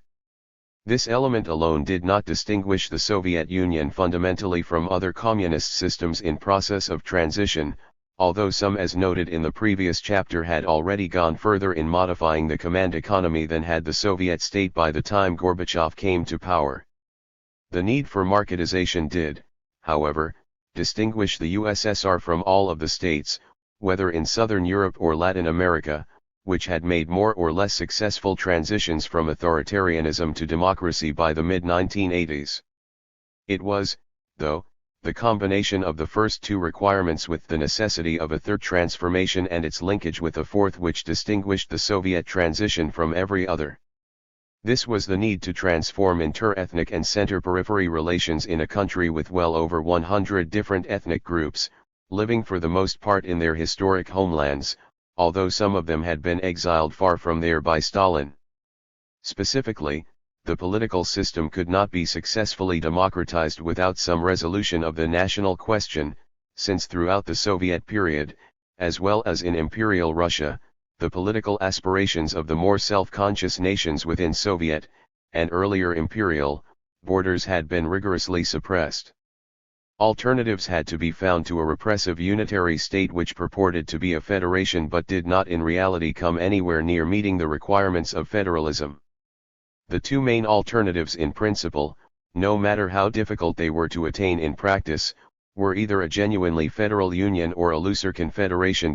But there was a fourth transformation required which, in some respects, was essential if the other three were to work but which, like each of the others, was 159.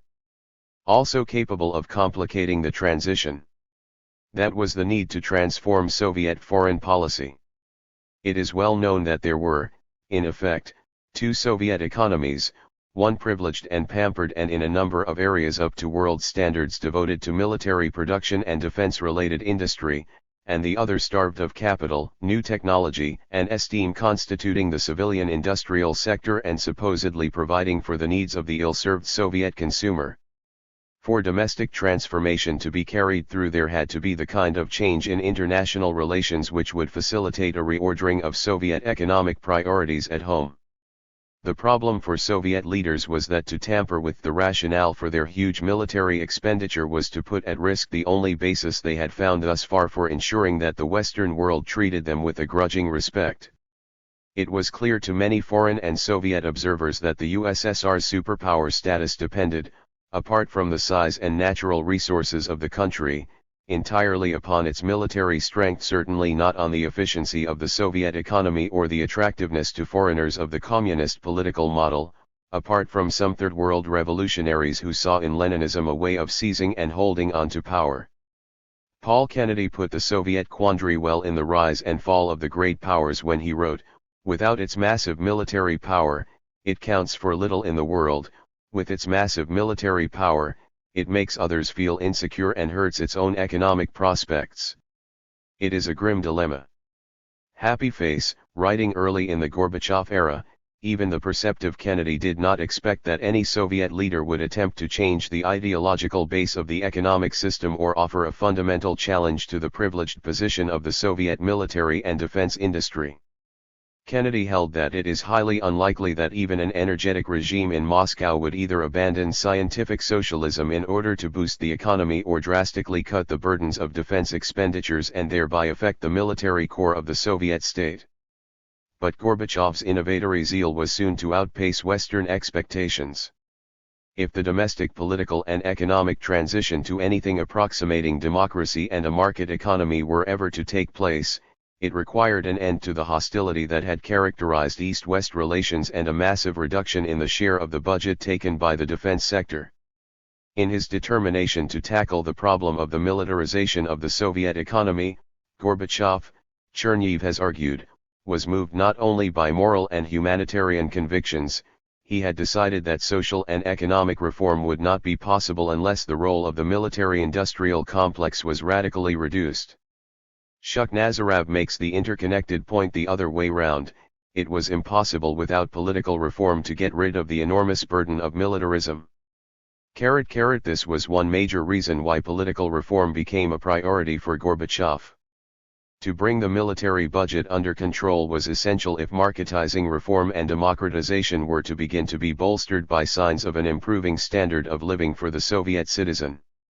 That material improvement was, to say the least, inadequately realized, even though it became, if anything, the more desirable once Gorbachev's political reforms had actually been introduced and people acquired a new political currency in the form of votes in elections whose results, unlike those in the unreformed Soviet system, were not 160 predetermined. It was also important, certainly for Gorbachev himself and the radically reformist minority within the Soviet leadership, that the Soviet Union be integrated as a partner into both the international community and the international economy as a way of reducing the likelihood of a return to the unreconstructed communist past with its combination of political oligarchy and economic autarky.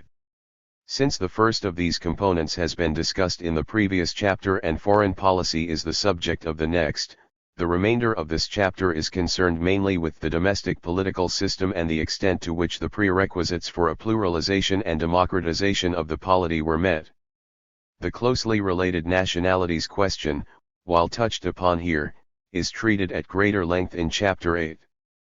However, one illustration of just how interlinked all four elements of a comprehensive transformation of the Soviet system were in reality was the change in foreign policy which led to acceptance of the independence of the East European states and fundamental changes in their political and economic systems and relations with the West and the Soviet Union.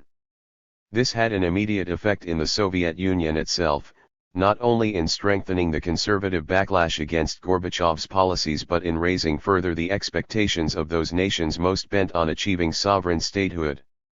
Thus, in the Baltic states a widespread reaction was that what had been possible for Poland, Hungary, and, the then, Czechoslovakia should apply no less to Estonia, Latvia, and Lithuania.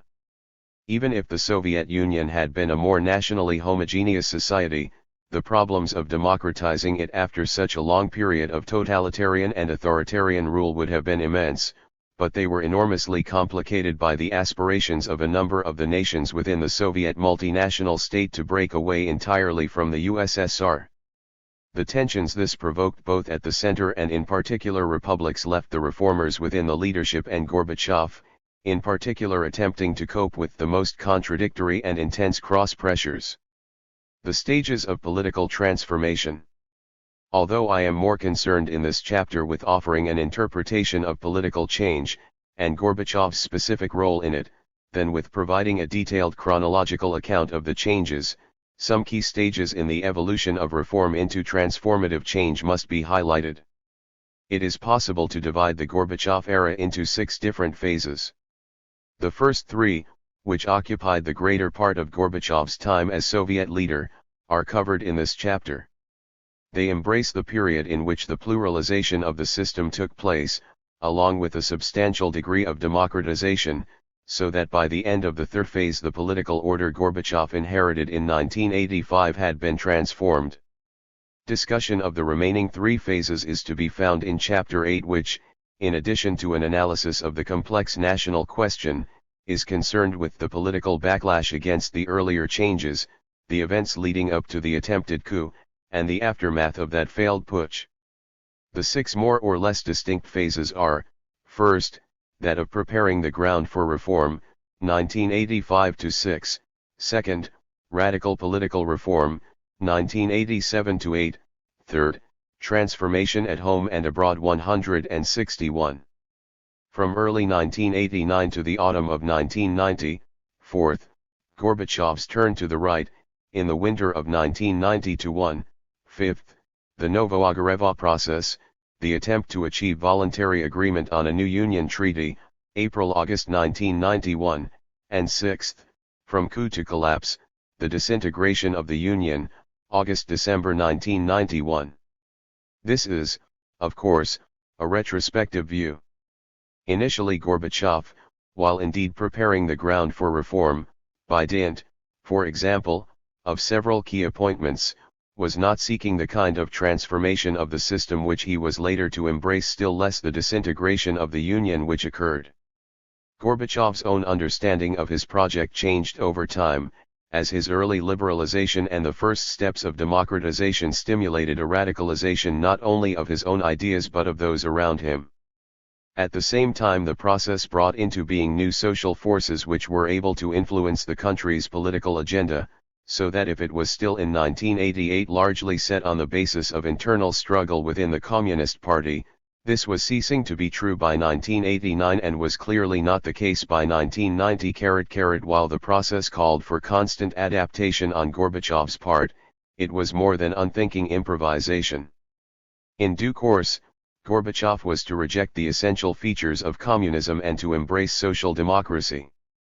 So long as he held office as General Secretary of the Soviet Communist Party, a necessity, in Gorbachev's view, if control of the party apparatus was to be kept out of the hands of those who would use it to turn back the political clock, he could not say so publicly.